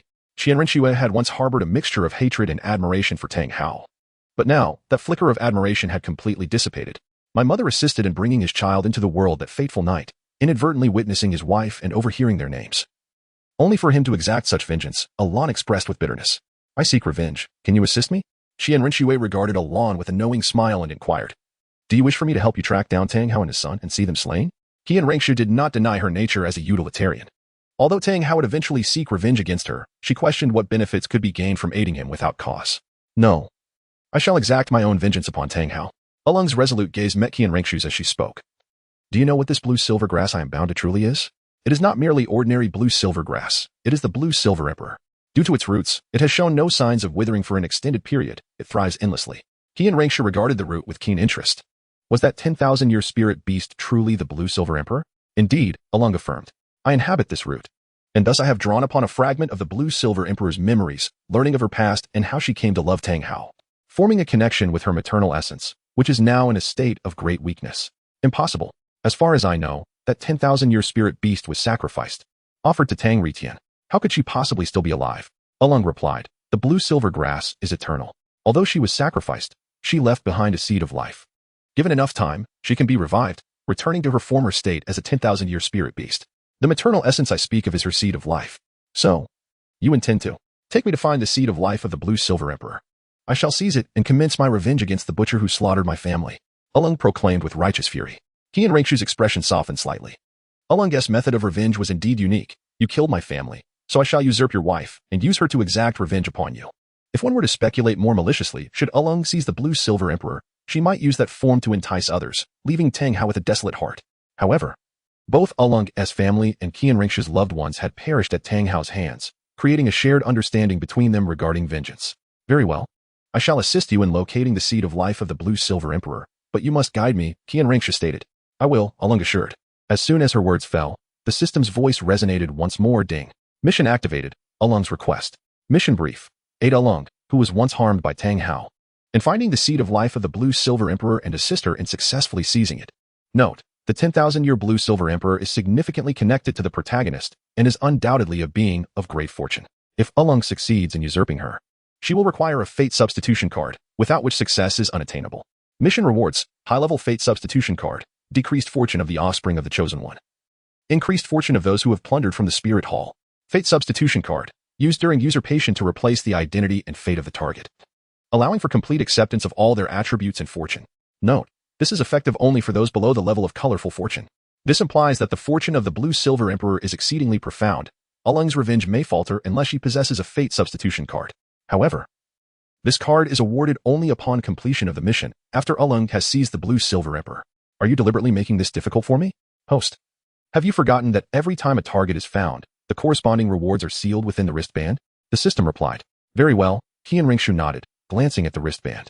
Within it, the gem belonging to Alung shattered, releasing 3 items. The first item was a high-level fate substitution card, crucial for ensuring Alung's successful usurpation of the Blue-Silver Emperor. The second item was a soul guidance ring imbued with immense vitality, intended to nurture Alung after her usurpation of the Blue-Silver Emperor, facilitating her rapid growth. The third item was a transformation pill, which would convert Alung from a spirit beast into a complete human once she reached a certain level of growth. It appeared the system had prepared all the necessary items for Alung's usurpation and subsequent growth. According to the notion that a spirit beast transformation leads to its martial soul becoming its true form, once Alung usurped the Blue-Silver Emperor, she would naturally possess the Blue-Silver Emperor as her martial soul. This indicated that the third member of their team would wield the Blue-Silver Emperor's martial soul. With this in mind, Qian Renxue was resolute in her determination to assist Alung in seizing the Blue-Silver Emperor. Without returning to Tiando City, Qian Renxue took the Blue-Silver Emperor's route and, alongside Huazhuang, traveled using soul power, following Alung's guidance toward their destination. Initially, Qian Renxue believed they would arrive quickly. However, after traversing several provinces of the Dou Empire, they finally reached the outskirts of Nodding City in the Facinuo province, where they located the seed of life of the Blue-Silver Emperor. The site was a water-curtained cave, and within the damp winter snow, a singular blue-silver grass emitted a soft glow, its leaves adorned with golden threads not found on ordinary blue-silver grass. That is the seed of life of the Blue-Silver Emperor.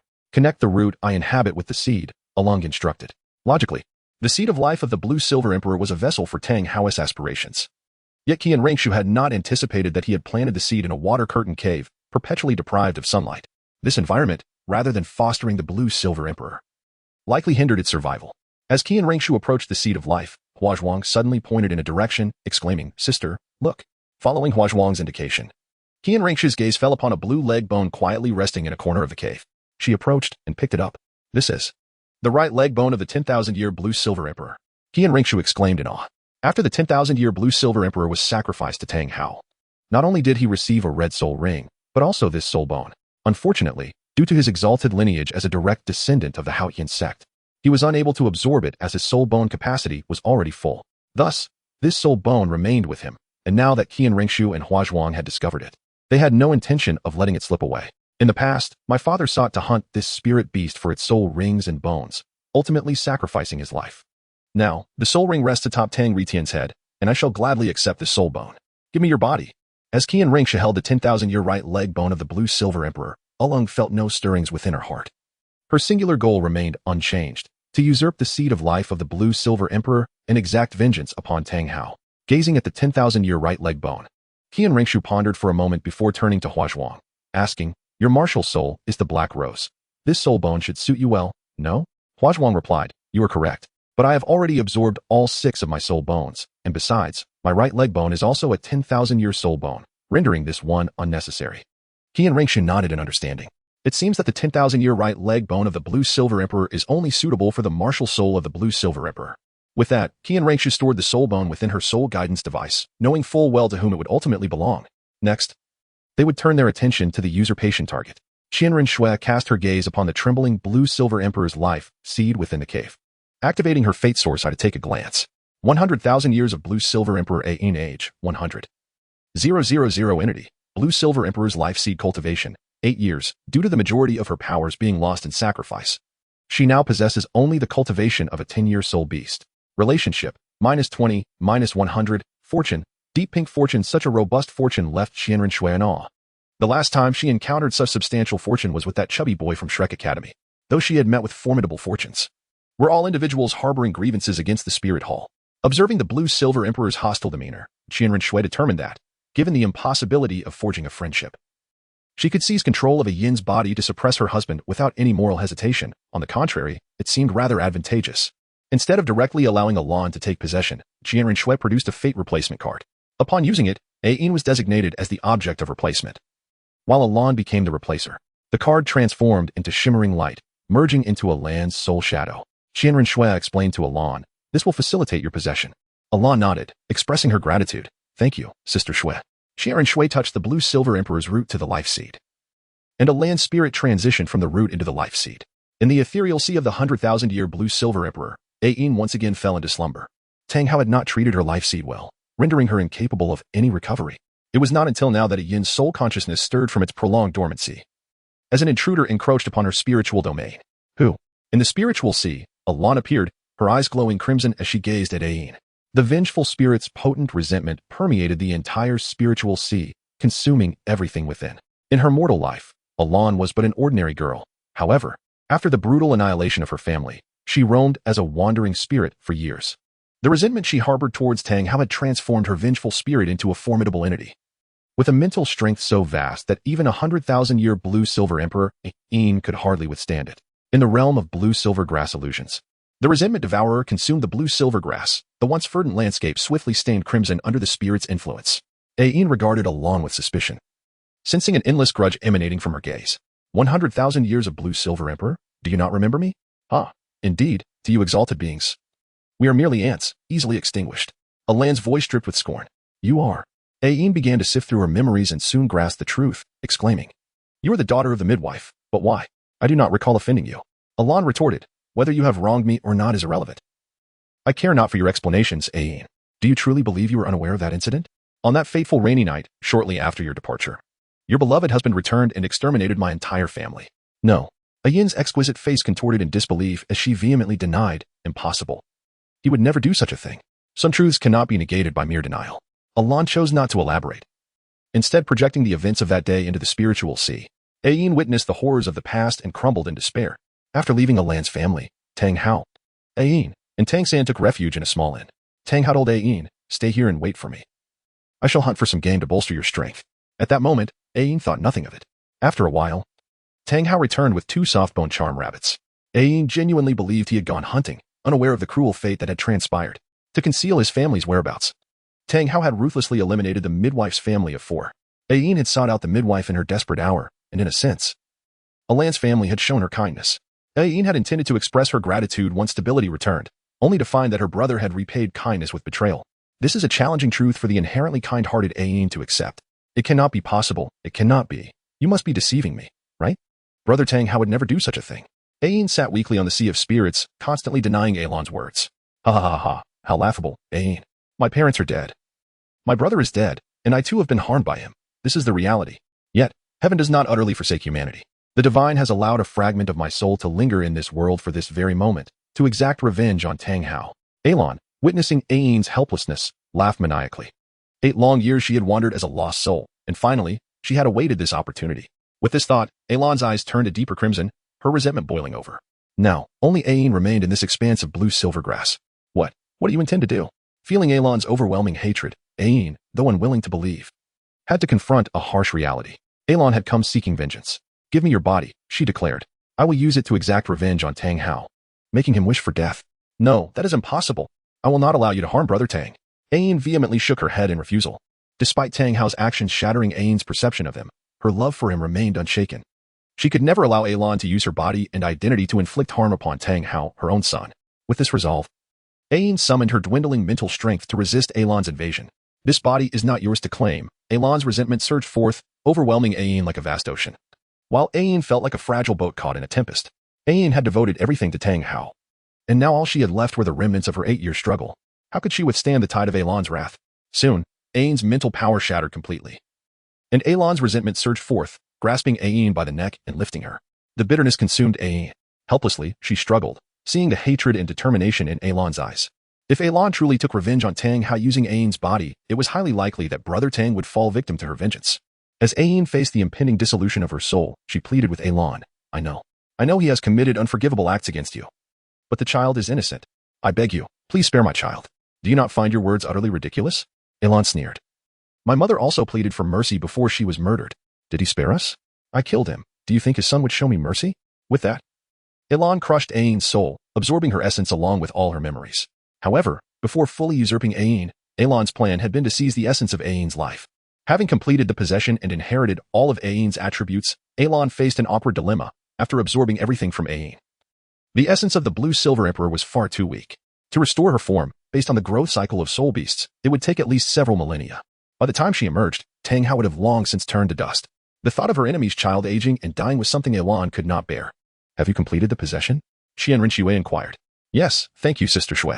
Elan swayed the leaves of the blue-silver grass. The possession was successful. And Elan's relationship with Qian Renxue shifted to a level of 45. When Qian Renxue gazed at Elan, the fate source I indicated, Elan, age, 100, 000. Entity, essence of Blue-Silver Emperor, cultivation, 8 years, relationship, 40, fortune, deep pink. I am Elan, and she was Ain, now that I have taken everything from her. I shall henceforth be known as Lan Yin, she declared. However, I now face a conundrum. I have inherited everything from the Blue-Silver Emperor. Along with the troubles she faced, Lan Yin stated. To grow normally, the essence of Blue-Silver Emperor requires several millennia to recover to the cultivation needed for transformation. If I wish to expedite this process, I must reclaim everything that originally belonged to the Blue-Silver Emperor, the bones of the right leg from a 100, 000 year-old Blue-Silver Emperor, and that 100, 000 year-old soul ring from Tang Hao. Only by reclaiming these can I bypass the lengthy growth cycle. So you wish for me to retrieve Tang Hao's 100, 000 year soul ring? If so, that would mean Tang Hao faces near certain death. I would gain only a chance at rebirth, rendering my vengeance meaningless. Yet, this is what the memories of the Blue-Silver Emperor reveal as my only path to a swift revival, Lan Yin said, her heart heavy. I have a solution. Qian Renxue replied. This ring contains immense life force and can accelerate your growth as the Blue-Silver Emperor. Within 3 years, it can elevate your Blue-Silver grass to the level of 2,000 years.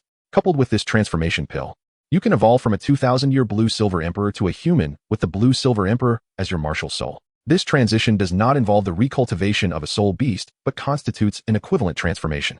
Transitioning from a 2,000-year soul beast to a human would place you on par with the strength of a soul master. Though this transformation will strip you of the original characteristics of the Blue-Silver Emperor and the opportunity to grow into a 100, 000 your soul beast. According to the ring's description, the life force it contains is sufficient for Lan Yin's growth to 2,000 years, but after this, the vitality will dissipate, and the ring will revert to its ordinary state. After all, Elan is the third designated member of the system's battle team. It would be impractical to allow her to restore to a 100, 000 your soul beast and then consume the transformation pill to become a title Dolua, storming into the bronze rank and wreaking havoc. Of course, a human who evolves from a lower-level soul beast has its own advantages. A 100, 000 your soul beast transformed into a human would become a title Dolua, with fixed soul rings and limited potential for growth. In contrast, starting cultivation as a soul master signifies countless opportunities for future transformation. Very well, let it be as you say, Lan Yin acquiesced. Qian Renxue took a spade and transplanted the already possessed essence of the Blue-Silver Emperor into her soul guide ring. Once inside the soul guide ring, Lan Yin sensed an abundance of life force surrounding her, eagerly activating the essence of the Blue-Silver Emperor to absorb the surrounding vitality and rapidly grow. After accomplishing these tasks, Qian Renxue gazed upon the water curtain cave and suddenly recalled how significant Ayin was to Tang Hao. Surely, he would return here one day. With this thought, a mischievous smile crept across Qian Renxue's face as she turned to Huazhong, saying, Huazhong, this place will inevitably see Tang Retian's return. You must wait here to ambush him, but remember to act according to the situation. If you feel you are no match for him, retreat. It's perfectly fine. Qian Renxue remarked that Tang Hao was an exceedingly enigmatic individual. When he first entered the realm of title Dolua, he triumphantly defeated his own father and 2 other title Dolua. His current strength remains unknown. Qian Renxue meticulously informed Huachong of Tang Retian's circumstances, for it is often said that one's enemies possess the most profound understanding of oneself. Qian Daolu, as Tang Chen's formidable rival, certainly comprehended the intricacies of the Haotian hammer. After learning from his son's experiences, Qian Xuanji aspired for Qian Renxue to ultimately triumph over Tang Chen and imparted certain characteristics of the Haotian hammer to her. After conveying this information to Huachong, Qian Renxue hoped she would not underestimate their adversary. It was somewhat regrettable that during this expedition, Qian Renxue had only brought Hua Chong along. Had she also included the golden crocodile Dolua, their assurance of success would have been significantly enhanced. As they journeyed back, Qian Renxue heard the system's notification chime. Ding. Phase task completed. Locate the third genius designated by the system. Reward acquired. Six-winged sword dance. System Mall. Would you like to claim your reward? Qian Renxue responded, claim it. At this moment, the techniques of the six-winged sword dance surged into Qian Renxue's mind.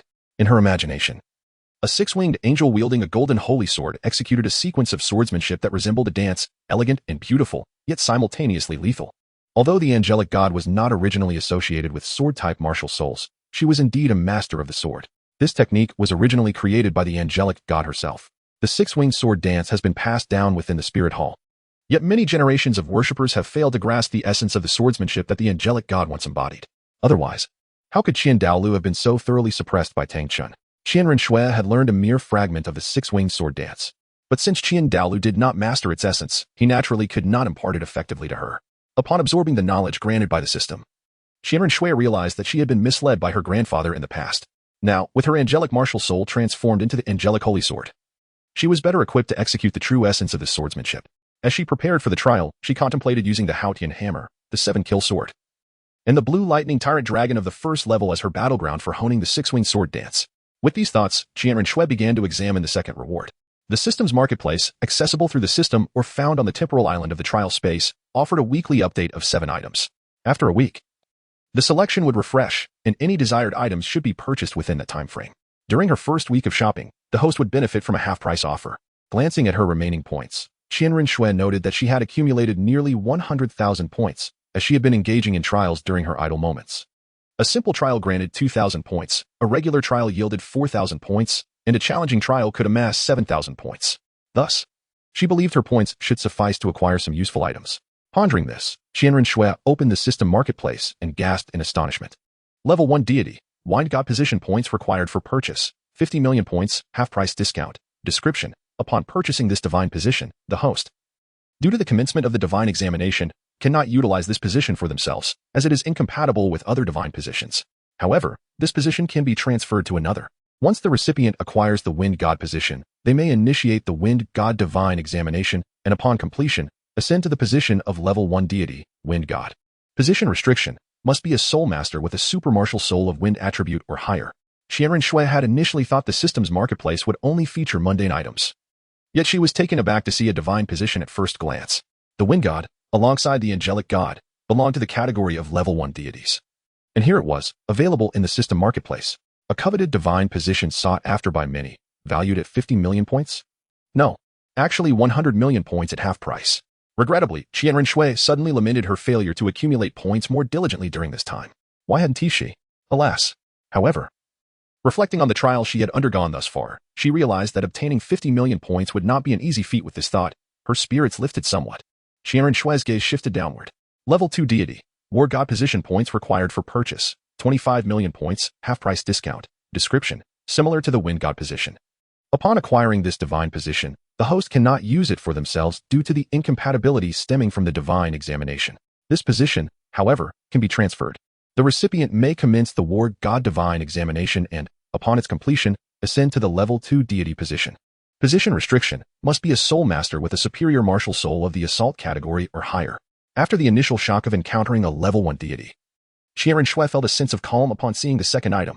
Emotionless work puppet points required, 500,000 points. Description: this item cannot summon a martial soul to battle on your behalf, yet it can perfectly simulate your thought processes and decision-making, handling tedious tasks for you. After usage, you can choose to absorb its memories, providing insight into your work or study progress, ideal for skipping classes or work. At 500,000 points, it's a bargain, a wise investment indeed. Qian Renxue: thank you, but I have no need for the second item at the moment. She then directed her attention to the third item. Divine gift spirit ring points required for purchase, 20,000 points. Description: this is a divine gift spirit ring. Upon absorption, the lifespan of the spirit ring will reach the maximum limit you can bear, automatically generating a spirit ring most suitable for your martial soul. This spirit ring can be stored for future use or given to others, but take heed, the angel cannot attach the spirit ring during the divine examination. This is indeed a possibility. Qian Renxue's eyes sparkled with excitement. The reason for the conservative configuration of Qian Renxue's soul rings lies, on one hand, in Qian Daoli's inherently cautious and stable nature. On the other hand, it is due to the formidable spirit itself, which offers limited malleability. There are only a handful of soul beasts ideally suited for the angelic spirit, making the quest for the most appropriate soul ring for Qian Renxue a formidable challenge. With the acquisition of this divine soul ring, Qian Renxue will no longer need to seek out soul beasts for her six-winged angelic spirit. However, she did not immediately proceed to make a purchase. Instead, her gaze shifted toward the next item. Heavenly Poison Technique points required for purchase, 50,000 points. Description. This technique is exclusively designed for poison masters, allowing them to absorb toxins from the world as the foundation of their cultivation, thereby forging a body impervious to all poisons. Furthermore, it enables the wielder to transform the double-edged sword of toxins into a weapon advantageous to themselves. This is indeed a remarkable item. Recently, Qian Renxue had been contemplating the dilemma concerning Dugu. Wouldn't possessing this technique resolve everything effortlessly? However, upon encountering the requirement of 50,000 points for the Heavenly Poison Technique, she fell into deep contemplation. 50,000 points equate to enduring 25 simple trials. Roughly 12 ordinary trials, or 7 difficult trials. Was it truly worth expending the hard-earned points from her trials just to win over a level 91 title Dou? Was it truly worth it? After much deliberation, Qian Renxue ultimately concluded that it was worth it. The Heavenly Poison Technique is not solely applicable to poison soul masters like the Emerald-Scaled Snake Emperor. It also caters to various poison-utilizing soul masters, encompassing individuals like Dugu and experts such as Yang Wudi. By acquiring the Heavenly Poison Technique, it is not limited to Dugu's use alone, as the Spirit Hall is home to numerous poison soul masters who could benefit from it. For instance, her mother, whose martial spirit is the Death Spider Emperor, possesses a poison martial spirit that rivals the dominance of the Emerald-Scaled Snake Emperor. If Qian Renxue were to purchase it solely for Dugu, she would ponder whether the 50,000 points were truly worth the investment. However, if it were meant for Bibi Dong, she would feel no such burden. Nevertheless, Qian Renxue did not rush to make the purchase but turned her attention to the remaining 2 items. The first was a 5,000-year external spirit bone, the Claw of the Nether Cat. The required points for purchase were 50,000. This external spirit bone, originating from the 5,000-year-old Nether Spirit Cat, would merge completely with the Soul Master upon absorption. Even in death, the spirit bone could not be separated. External spirit bones are highly coveted, ranking second on the list of sought-after items among soul masters. They cannot be obtained from the remains of soul beasts, but are formed through the resentment or extreme affection of the soul beasts during the absorption of spirit rings, making their drop rate considerably lower than that of ordinary spirit bones, yet possessing remarkable growth potential. Its rarity was such that even Qian Renxue did not possess one. However, it was evident that the Claw of the Nether Cat was ill-suited for her, and she would not absorb it. Since the system had presented a 5,000-year external spirit bone, it implied that a more suitable one would eventually appear, so there was no need to rush. Nonetheless, she resolved to purchase it, reasoning that it might prove useful in the future. The final item, upon a mere glance, made it clear that it was beyond her means. The Divine King position, the Radiant Divine position, required points for purchase, 250 million. Description. This is the promotion position of the Angel God. Due to the host having undergone the divine examination, this position cannot be utilized. Upon acquiring this position, the host may designate an individual to undergo the Radiant Divine examination. And through this examination, one can become the Radiant Divine. Position limitation. Only soul masters of the holy attribute or above in the angel system can inherit it. Had Qian Renxue not initiated the Angel Divine examination, the Radiant Divine position would undoubtedly have been the most suitable for her. If her grandfather were to discover that the upper divine position of the Angel God was listed with a price in the system shop, one could only imagine the turmoil within him, who held pride in the Angel God. Contemplating her grandfather led Qian Renxue to ponder a question. System. May I inquire if the divine position I purchase can be utilized on a divine servant? Qian Renxue asked. Certainly, the system replied. Acquiring the divine position will automatically revoke their status as a divine servant. Qian Renxue's grandfather, had not disclosed his past to her. But from his longing for and regret regarding divine positions, she could discern that he had yearned to inherit one. However, the Angel Martial Spirit's divine position was ultimately restricted to inheriting only the Angel God's position, and he lacked the qualifications to inherit the Angel Goddess divine position, meaning he was unqualified to ascend to godhood. Qian Dalu had a nemesis who constantly overshadowed him, and Qian Renxue vaguely guessed who it was. Tang San, the pride of the Haotian sect.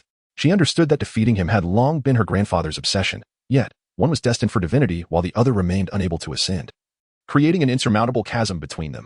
Tang San's disappearance was a quest for divine signs, a chance to seek godhood. If time were to pass, he might ascend, while Qian Dalu would remain a divine servant. Where could he place the agony in his heart? Her grandfather had been defeated by Tang San, and her father had succumbed to Tang San's grandson. With these thoughts, Qian Renxue resolved to procure a divine position for her grandfather. The Angel clan could not forever be oppressed. Unfortunately, she couldn't afford even a secondary divine position, let alone the Divine King position. This time, she missed the opportunity. The next time it appeared, it would cost 500 million points. Thus, Qian Renxue decided to purchase the heavenly poison technique and the God-given spirit ring, then halted her carriage to initiate the divine examination trial in a nearby city. Over the next 7 days, she honed her skills in the six-winged sword dance while also accumulating points. After 7 days, Qian Renshue's points increased, and she gained a certain proficiency in the sword technique. She subsequently purchased the claw of the Nethercat spirit bone, this time encountering no unforeseen circumstances as she returned directly to her stronghold, the prince's palace. However, Qian Renxue was taken aback to find Hua Chong waiting for her at the prince's palace. She could tell that Hua Chong had clearly endured a fierce battle. Has Tang Hao returned? Qian Renxue inquired. Yes, Hua Chong replied. 3 days after your departure, Tang Hao returned, appearing gravely injured, taking advantage of your illness. He sought your life. Naturally, I had no reason to hold back, yet I never anticipated that even in his wounded state, Tang Hao could unleash tremendous power, pushing me into a fierce struggle. Is that the ultimate move of the great samurai hammer? Qian Renxue remarked. Indeed. Hua Chang gritted her teeth. However, I managed to withstand it. Following that, I pursued Tang Hao, but just as I was about to succeed, an unexpected complication arose. An unexpected complication? Qian Renxue frowned. The sequence of events unfolded as follows. After Qian Renshue's departure, Hua Chong had been lying in wait, but she did not have to wait long before a disheveled man, sporting a scruffy beard and appearing unkempt, arrived at the water curtain cave. There is no doubt that this individual is Tang Hao. Each year at this time, he returns to the water curtain cave to meet his beloved, Ayin. Upon entering the cave, however, he discovered signs of disturbance where Ayin once resided. His heart sank as he noticed the absence of her soul bone, which had existed for 100,000 years. A wave of unease washed over him as he staggered to the spot where Ayin had once stood, leaving behind a message. Tang Retian, your wife is truly remarkable. After a prolonged silence, Tang Hao erupted into a heart-wrenching wail that echoed throughout the valley. His voice was laden with regret, anger, and hatred. A tumult of emotions culminating in the release of his formidable power as a 95th level title Dolua. 9 soul rings, yellow, purple, black, and red, materialized before him. And the Heaven Dou hammer manifested in his grasp. With blood-red eyes, he swung the hammer in a frenzy, unleashing his pent-up fury upon the surroundings. Once his rage subsided, a mouthful of blood surged forth from Tang Hao, exacerbated by the reckless outburst that ignited his wounds, ultimately bringing an end to his madness. At that moment, his eyes were ablaze with fury, and he began to contemplate who had taken Ayin from him. Arriving at a singular conclusion, the spirit hall, Tang Hao would not rest until he confronted them. His 4th soul skill, Demon Realm Cage. The ground beneath him fractured instantaneously, and black vines erupted, weaving together to form a cage that ensnared him. Infuriated, Tang Hao turned his gaze towards the source of the soul skill, where a stunning woman with black hair and red eyes regarded him with a sinister smile. Surrounding her were 9 extraordinary soul rings, purple and black, an unusual configuration that enveloped her. She raised her hand, pointing at Tang Hao to unleash her soul skill. Dark roses bloomed around her, exuding an otherworldly aura. The identity of this woman was inconsequential. What mattered was that Tang Hao recognized her martial spirit and associated it with a yin soul bone. Wasn't her soul bone perfectly suited for their controlling plant-type martial spirits? Instantly, his hatred shifted from the spirit hall to this woman. It is you who has stolen Ayin and her soul bone. Return her to me before I take your life. Are you referring to this blue silver grass? Hua Chong replied, lifting a sprig of the plant with her soul power. The distance and his overwhelming rage clouded Tang Hao's judgment, rendering him incapable of discerning reality. His eyes glowed crimson as he gravely demanded, return her to me. Give me Ayin back.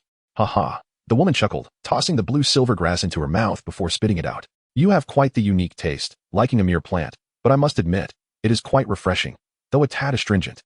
Hua Chong commented on the flavor of the blue silver grass. Tang Hao's pupils trembled violently. Ayin, his 7th soul skill, true body of the Heaven Dou hammer, killing God domain. A scarlet domain expanded around him, and the raging soul power shattered the demon realm cage that Hua Chong had ensnared him with. This is Tang Hao's domain, the domain of the god of slaughter, which manifests most intensely in a situation steeped in his murderous intent. The vivid scarlet realm, while astonishing Hua Chong, also evokes her memories of past summons. The soul masters summoned by Qian Renxue are not mere figments. They were once formidable beings who truly existed in the annals of history. However, upon being summoned, their memories, save for their combat experience and soul skills, are sealed away, only to resurface under specific circumstances.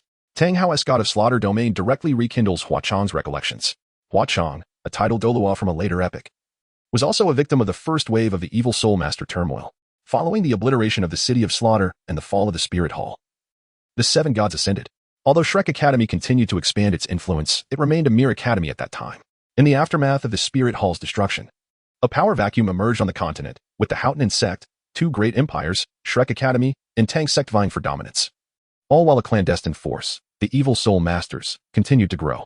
Unexpectedly, the number of evil soul masters surged, leading to rampant chaos within the villages of the two empires. To the towering powers of Tang's sect, the upper three sects, and the two empires, this was but a minor nuisance, yet for the common folk, it was a calamity. Born of humble origins, Hua Chang's family fell victim to this evil, leaving her the sole survivor. Her hatred for the evil soul masters propelled her on a path of vengeance, granting her entry into Shrek Academy, where she briefly became one of the Shrek 7 monsters. However, the Academy's inaction against the evil soul masters fostered her discontent, prompting her to depart and hunt them down. Throughout her quest, Hua Chang gradually comprehended the origins of the evil soul masters. Evil springs from the purest desires within the human heart. Some possess malevolent martial souls, abusing their powers without proper guidance, leading them to fall into depravity as evil soul masters. Others succumb to corruption due to their own insatiable desires. Before the War of the Three Gods, there existed a place called the City of Slaughter, a repository for the continent's greatest evils. Yet, this prison of sin was annihilated by the continent's most revered deity, Tang San. He eradicated the evil contained within the City of Slaughter. But did he extinguish the desires for crime that linger in the human heart? Though the City of Slaughter and its denizens were obliterated, the dismantling of this prison left the continent devoid of a place to confine evil. Under the vast sky, every corner of the land became a sanctuary for their transgressions. The Spirit Hall, once a bastion against the evil soul masters and a guiding force for wayward martial souls, was utterly destroyed in the War of the Three Gods. The apathy of the two great empires, Shrek Academy and the Tang Sect, who prioritized their survival and the sale of hidden weapons, contributed to the suffering of the common people. With the Spirit Hall's demise, no entity remained to awaken martial souls among the populace, and many potential civilian soul masters gradually faded from historical memory. Instead of finding happiness post-Spirit Hall's fall, they faced the brutal oppression from the ruling class. Resentment festered among the common folk, their animosity towards the rulers becoming fertile ground for the rise of evil soul masters. The deeper Hua Chang delved into her investigations, the more she concluded that the celebrated War of the Three Gods was a misguided conflict. The downfall of the Spirit Hall was merely a celebration for the nobility. And Tang San, the hypocritical and shameless deity, was the architect of this catastrophe. He destroyed the City of Slaughter, claiming to eradicate evil, but in truth, it was a selfish act to thwart others from accessing the domain of slaughter. Cloaked in the guise of righteousness, he obliterated the Spirit Hall, extinguishing hope for all. Upon realizing this, Hua Chang found herself at the twilight of her life. She became the most rebellious figure in the Soul Master world, advocating for the rightful path of the Spirit Hall and branding herself as the enemy of the Soul Master community represented by Shrek. Her potential was immense, with the possibility of achieving greatness and perhaps even ascending to godhood under fortunate circumstances, yet she ultimately met an untimely demise, bathed in Tang Hao's God of Slaughter domain. While other titled Douyuos might be daunted by his murderous aura, Hua Chang's memories surged forth, igniting an overwhelming rage. An infinite bloodlust erupted from her crimson eyes, her murderous intent rivaling and perhaps surpassing Tang Hao's own. The God of Slaughter domain, forged from the blood of sin, ultimately birthed one of the most malevolent beings. Hua Chang glared at Tang Hao, her voice laced with sarcasm. Once, a profoundly hypocritical individual destroyed the City of Slaughter, claiming it was to eradicate evil. In truth, it was merely a manifestation of his selfishness, severing future generations' access to this domain. And you, Tang Hao, are the offspring of that vile wretch, are you not? In this life, I shall ensure that you and your family atone for the sins you will commit. Here, I shall send you to hell first. With that, she advanced a step, unleashing her martial soul domain. A black aura enveloped the space, and countless roses began to bloom frantically from the ground. Vines, dark roses, and deep green leaves tore through the surrounding murderous domain, spreading outward as if she resided within a garden of roses. Martial soul domain, black garden. Tang Hao could not comprehend Hua Chang's words, his anger surging as their domains clashed, one a crimson aura of slaughter, the other a garden of intertwined dark green and black. I do not understand your words, but you have obliterated my last hope. I demand retribution. Tang Hao raised the Haotian hammer high, and rings of explosions erupted from the hammer's surface. In his grasp, the sun hammer expanded dramatically, and he leaped into the air, swinging the hammer with ferocity towards Hua Zhang's dark domain, embodying an overwhelming force capable of annihilating everything in its path. However, upon entering Hua Zhang's territory, he had already entered her domain. The third soul skill, Confounding Fragrance. The fifth soul skill, Ensnaring Vines. Black roses blossomed, releasing an intoxicating aroma that bewitched Tang Hao's mind. Yet, for someone fueled by hatred and murderous intent, the effect was minimal. Soon after, thorny vines began to grow wildly, wrapping around Tang Hao's arms and his Haotian hammer, ensnaring his entire being until he was encased in a cocoon of vegetation. However, the vine cocoon was quickly torn apart. Although the Haotian hammer faced some obstruction, it continued its powerful descent. Hua Zhang leaped away from her original position. As a control-type title Dolua, there was no need for her to confront Tang Hao. A powerful attack-type title Dolua, head-on. With a swing that met only empty air, the resulting impact was immense. The ground cracked like a spider's web, and the entire mountain sank several meters, demonstrating the might of the Haotian hammer.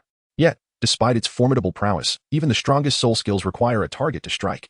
Huazhang chose not to withstand the blow, should it land on her, even with her soul power a level above Tang Hao's. She would be severely impacted if he were to be injured. Missing her mark, the backlash of unleashing such force momentarily staggered Tang Hao, leaving him vulnerable as Huazhang initiated her own assault. With her external soulbone skill, Hell Whip, a vine whip materialized in her hand, extending several dozen meters as it lashed towards Tang Hao's back. The whip struck him fiercely, sending him flying, blood trailing behind him until he crashed heavily into the mountainside. As Huazhang approached to deliver a finishing blow, the mountainside erupted as a massive Haotian hammer shattered through, with Tang Hao raising it high, crimson soul rings swirling around it. In this moment, Huazhang recognized Tang Hao's determination. She could not hold back either. From behind her, thick, lengthy vines burst forth from the earth, and a gigantic black rose bloomed behind her. The crimson soul rings enveloped the hell rose. 100,000-year soul ring was not exclusive to Tang Hao. The dark, destructive soul power surged within the flower's bud. As the ninth soul skill, Celestial Strike, echoed in his mind, memories of Ain flooded Tang Hao with rage and sorrow. A flicker of resolve crossed his face as he poured his soul power into the Haotian hammer once more. The Haotian hammer swung toward Huazhang again. The ninth soul skill, Withering Ray. The immense hell rose behind Huazhang instantly withered, releasing a torrent of black deathlight directed at Tang Hao. As the sun hammer collided with the black deathlight, Tang Hao pressed forward against the dark energy. However, after a brief struggle, even Tang Hao could not deny the exhaustion of his strength. The explosive force of the deathlight shattered his Haotian hammer, and he coughed up blood. His body once again sent flying. Squeezing out every ounce of potential, he found himself in the direst moment, clinging to life, yearning to push further. Yet, his injuries told him a cruel truth. He could not endure. Continuing would mean death. Though unafraid of dying, he contemplated the necessity of survival. He could not perish without witnessing the vengeance of Tang San, the twin martial soul prodigy who was their family's hope. Thus, Tang Hao made a decision that defied his principles. He struggled to flee. Meanwhile, Huazhang, recovering, sensed Tang Hao's retreat. It was unexpected that the renowned Haotian Dula would have such a moment of retreat. A glint of murderous intent flashed in Huazhang's eyes as she pursued him, accompanied by a multitude of entwining vines. Just as the vines ensnared Tang Hao, the ninth soul skill, divine and demonic dual/manifested. A sharp blade cut through the air, severing Huazhang's roses and carving a deep chasm between her and Tang Hao. The chasm of the sword blade separated Hu Qi and Tang Hao, and soon, a seven-layered exquisite tower soared above Tang Hao, emanating a healing luminescence that enveloped him, mending some of his wounds. The sword Dolua, CHNXN, and the master of the seven treasure glazed tile sect, NingFNGZH, approached Tang Hao's side. After the tower completed its healing, it returned to NingFNGZH. With a smile directed at Hu Qi, he inquired, "I wonder what grievances you hold against the Haotian Dolua that compel you to seek his demise. Might I suggest that we resolve our differences peacefully?" "What grievances?" Hu Qi retorted coldly. "A life and death conflict. Do you truly believe I should grant you any leniency?" NingFNGZH's expression shifted. Realizing that such a conflict was insurmountable, he glanced between Hu Qi and Tang Hao, lost in contemplation. After a prolonged silence, as though arriving at a resolution, he addressed Hu Qi. "Tang Hao is the heir of the Haotian sect, and as one of the top 3 sects alongside us, we cannot permit you to take his life." Hu Qi regarded the poised sword Doluo, then glanced at Tang Hao, who was regaining his soul power, and the healing NingFNGZH. Although pursuing Tang Hao alone was manageable, confronting these 3, particularly with the sword Doluo's martial spirit holding an advantage over her own, would not bode well for her. Even if she triumphed, her adversaries could easily retreat. Since the 7 treasure glazed tile sect had resolved to protect Tang Hao, her intentions to eliminate him that day were thwarted.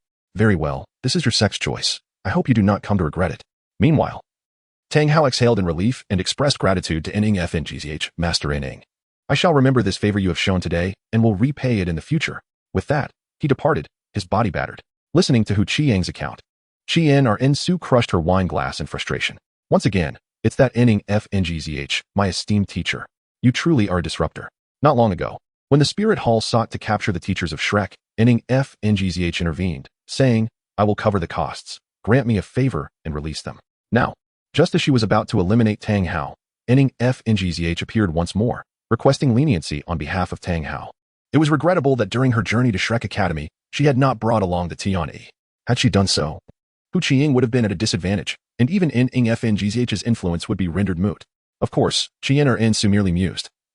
The Tian Yi and Hu Qi could not appear together, as the presence of an unknown title Dolua alongside a Spirit Hall priest would jeopardize her future plans. "My apologies, elder sister, for failing to complete your task and having to withdraw," Hu Qi stated. "No matter," Su replied. "I only intended for you to hinder Tang Hao. there was no necessity to eliminate him. Ensuring your safety during this mission is paramount. Hu Qiying represented a valuable asset for Qian Renxue outside the Spirit Hall. Losing her would be a significant blow. Hu Qiying's martial spirit. The Hell Rose was designed for control. While Tang Hao's Haotian Hammer and CHNXN's 7 Killing Sword formed a triangle of mutual restraint, rooted in the principle of overcoming obstacles. Have you ever seen someone wield a sword to cut through thorns? Or a hammer for that purpose? In the face of Hu Qiying's control, Tang Hao's Haotian Hammer could break through layers of restraint, yet the energy required was immense. While CHNXN could effortlessly slice through Hu Qiying's thorns with a sharp blade. Thus, if Hu Qiying established a layer of control requiring 100 units of strength to break, CHNXN would only need 25 units of soul power to do so. Consequently, the 7 Killing Sword proved effective against Hu Qiying, while her control spirit proficiently restricted Tang Hao's brute strength. However, in a direct confrontation, despite the disadvantage of facing a sword-type spirit, Hu Qiying would not fear CHNXN. Yet, with Ning FNGZH present and Tang Hao recuperating, the situation drastically changed. What is Tang Hao's current condition? Qian Renxue inquired.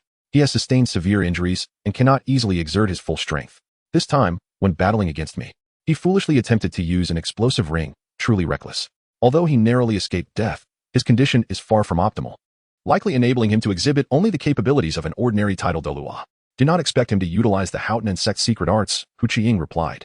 Qian Renxue nodded. Leave the matter of Tang Hao to LNYN. By the way, elder sister, there is something I wish to discuss with you, Hu Qiying began. The Kill God domain had awakened her memories. She was from the future, not belonging to this era, yet she possessed a clear understanding of its events. Thus, she yearned to share her knowledge with Qian Renxue. However, just as she was about to speak, a voice from her rebirth restrained her intention to divulge the future. Do not reveal anything about your future or the information of this era to the trial takers. They must uncover everything for themselves. Speak, Qian Renxue commanded. Regretfully, Hu Qiying responded, I apologize. I momentarily forgot what I wished to convey.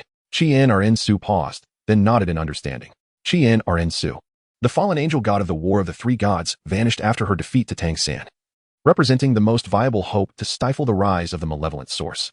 In the future, Tang San ascended to the position of a supreme deity, rendering the inhabitants of Dolua continent powerless against him. Today, I am fortunate to be reborn in this era. Such tragedies as those of the Spirit Hall shall not repeat. Elder sister, let us use our hands to shatter that detestable future, obliterating the hypocritical divine king, the false Shrek, the deceitful top 3 sects, and the era of the 2 empires, Tang Sect, forever entombed in the annals of history. Though unable to articulate her memories, Hu Qiying's resolve solidified within her heart. That evening, Qian Renxue completed the transcription of the heavenly poison arts in 3 copies, distributing 2 of them to her 2 companions, both of whom were poison attribute soul masters. Naturally, Sisu's poison was sharper, while SHLing leaned towards brute force. Yet both soul masters could benefit from this technique. Try practicing this heavenly poison arts, she instructed. After examining the text for an extended period, Sisu and SHLing grew increasingly astonished, particularly Sisu, who, being a master of toxins, was elated and promptly began to cultivate the technique. Over time, Sisu's long-stagnant soul power began to incrementally rise. Young master, this technique is truly a boon for us poison soul masters. With fervent emotion, Sishue spoke. Qian Renxue smiled and said, Shilong and Sishue, you 2 have diligently protected me for years while lying in wait within the halls of the Tiando Palace. You deserve this. Here are 2 soul bones. Absorb them. The 50,000-year-old Qian's hanking soul bone and the 50,000-year-old Haidashu soul bone were retrieved from Qian Renxue's soul guide. The Qian's hanking soul bone, a gift for Shilong, was matched with the Haidashu for Zishue. The 2 were overwhelmed with excitement upon receiving these soul bones. For 2 low-ranked title doyuos, such ancient soul bones held immense allure. With the bestowal of your techniques and these soul bones, Zishue, and I shall never forget your grace. From this day forth, my body belongs to you. My life is yours to command, and I will serve you without hesitation, Shilong declared. I feel the same, Zishue added. Enough. I have acknowledged your loyalty, Qian Renxue replied. Now, go and absorb these soul bones. Shilong, I must trouble you once more to deliver this poison technique to the Pope. As you command, Shilong said, taking the final piece of the heavenly poison technique. The 2 then retreated to their quarters to absorb the soul bones, after which Shilong set off with the technique in hand. Once they departed, Qian Renxue examined the external soul bone, the claw of the underworld. Shall I absorb it? Though it does not occupy a soul bone slot, it is not suited for me. External soul bones are indeed remarkable, but the underworld attribute is inherently dark, clashing with her angelic martial soul. Even if absorbed, the enhancement would be minimal, given that the system shop refreshes every 7 days. Qian Renxue believed there would be better options in the future. Who would be most suited for this external soul bone? Certainly, it would be the underworld spirit cat. If Qian Renxue revealed this external soul bone, it would undoubtedly incite a frenzy within the Star Luo Empire. Emperor Dai Tianfeng would go to great lengths to acquire it. However, it was inconceivable that she would part with it so easily. Among those close to her, the most appropriate candidate for this soul bone was the ghost leopard. Yet, allowing the ghost leopard to absorb, it would be a tremendous waste. The uniqueness of external soul bones lies in their potential for growth, maturing alongside their master. The lower the initial rank, the greater the potential for growth.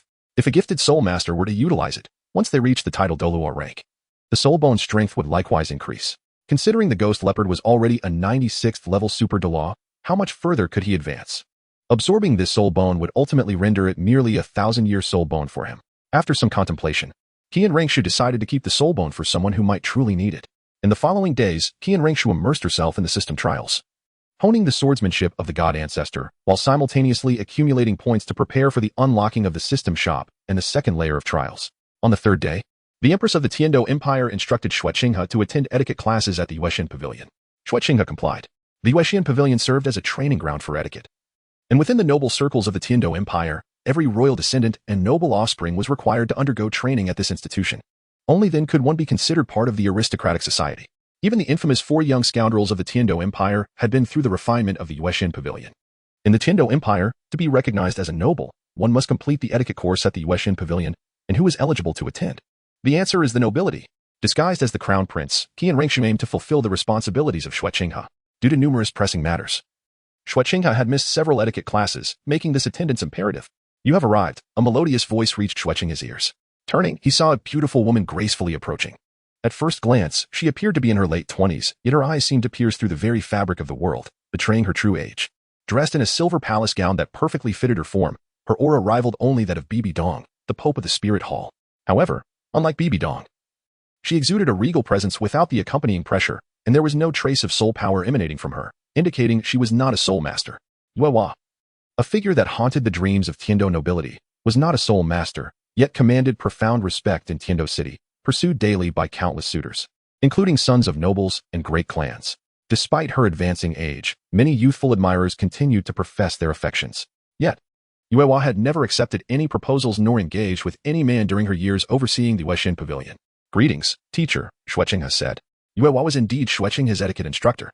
Curious about Yuehua's status, Shueqinghe had previously conducted investigations but had yielded no satisfactory results. The more elusive she appeared, the more intriguing she became. Thus, he activated the Fate Source Eye to glimpse her identity. Tang Yuehua age, 42 martial soul, Rui Ring innate soul power, 0 soul power level, 9 soul rings, none relationship, 20, -80, fortune level, light orange Tang Yuehua. Qian Renxue furrowed her brow at the negative relationship score of -80, indicating yet another adversary to her martial soul. What kind of martial soul was the Rui Ring? After conducting a thorough investigation, Qian Renxue discovered that this martial soul was a variant of the Haotian hammer. Let us commence today's lesson. Yuehua remained oblivious to the fact that the individual before her, Shueqinghe, was a member of the Wuhuan temple whom she harbored deep animosity towards, and who had discerned her true identity. Thus, the two performers commenced their lessons for the day. Upon the conclusion of their etiquette class, Qian Renxue promptly set out to investigate the circumstances surrounding the Haotian sect, ultimately uncovering a rather inconspicuous piece of information. The Blue Lightning Tyrant Dragon sect was embroiled in scandal, as the sect leader's son, Yu Xiaojiang, had failed to inherit the formidable Wuhuan of the sect. The Blue Lightning Tyrant Dragon, instead suffering a mutation that rendered him a waste. Indeed, the Haotian sect had also witnessed a disreputable incident in its history.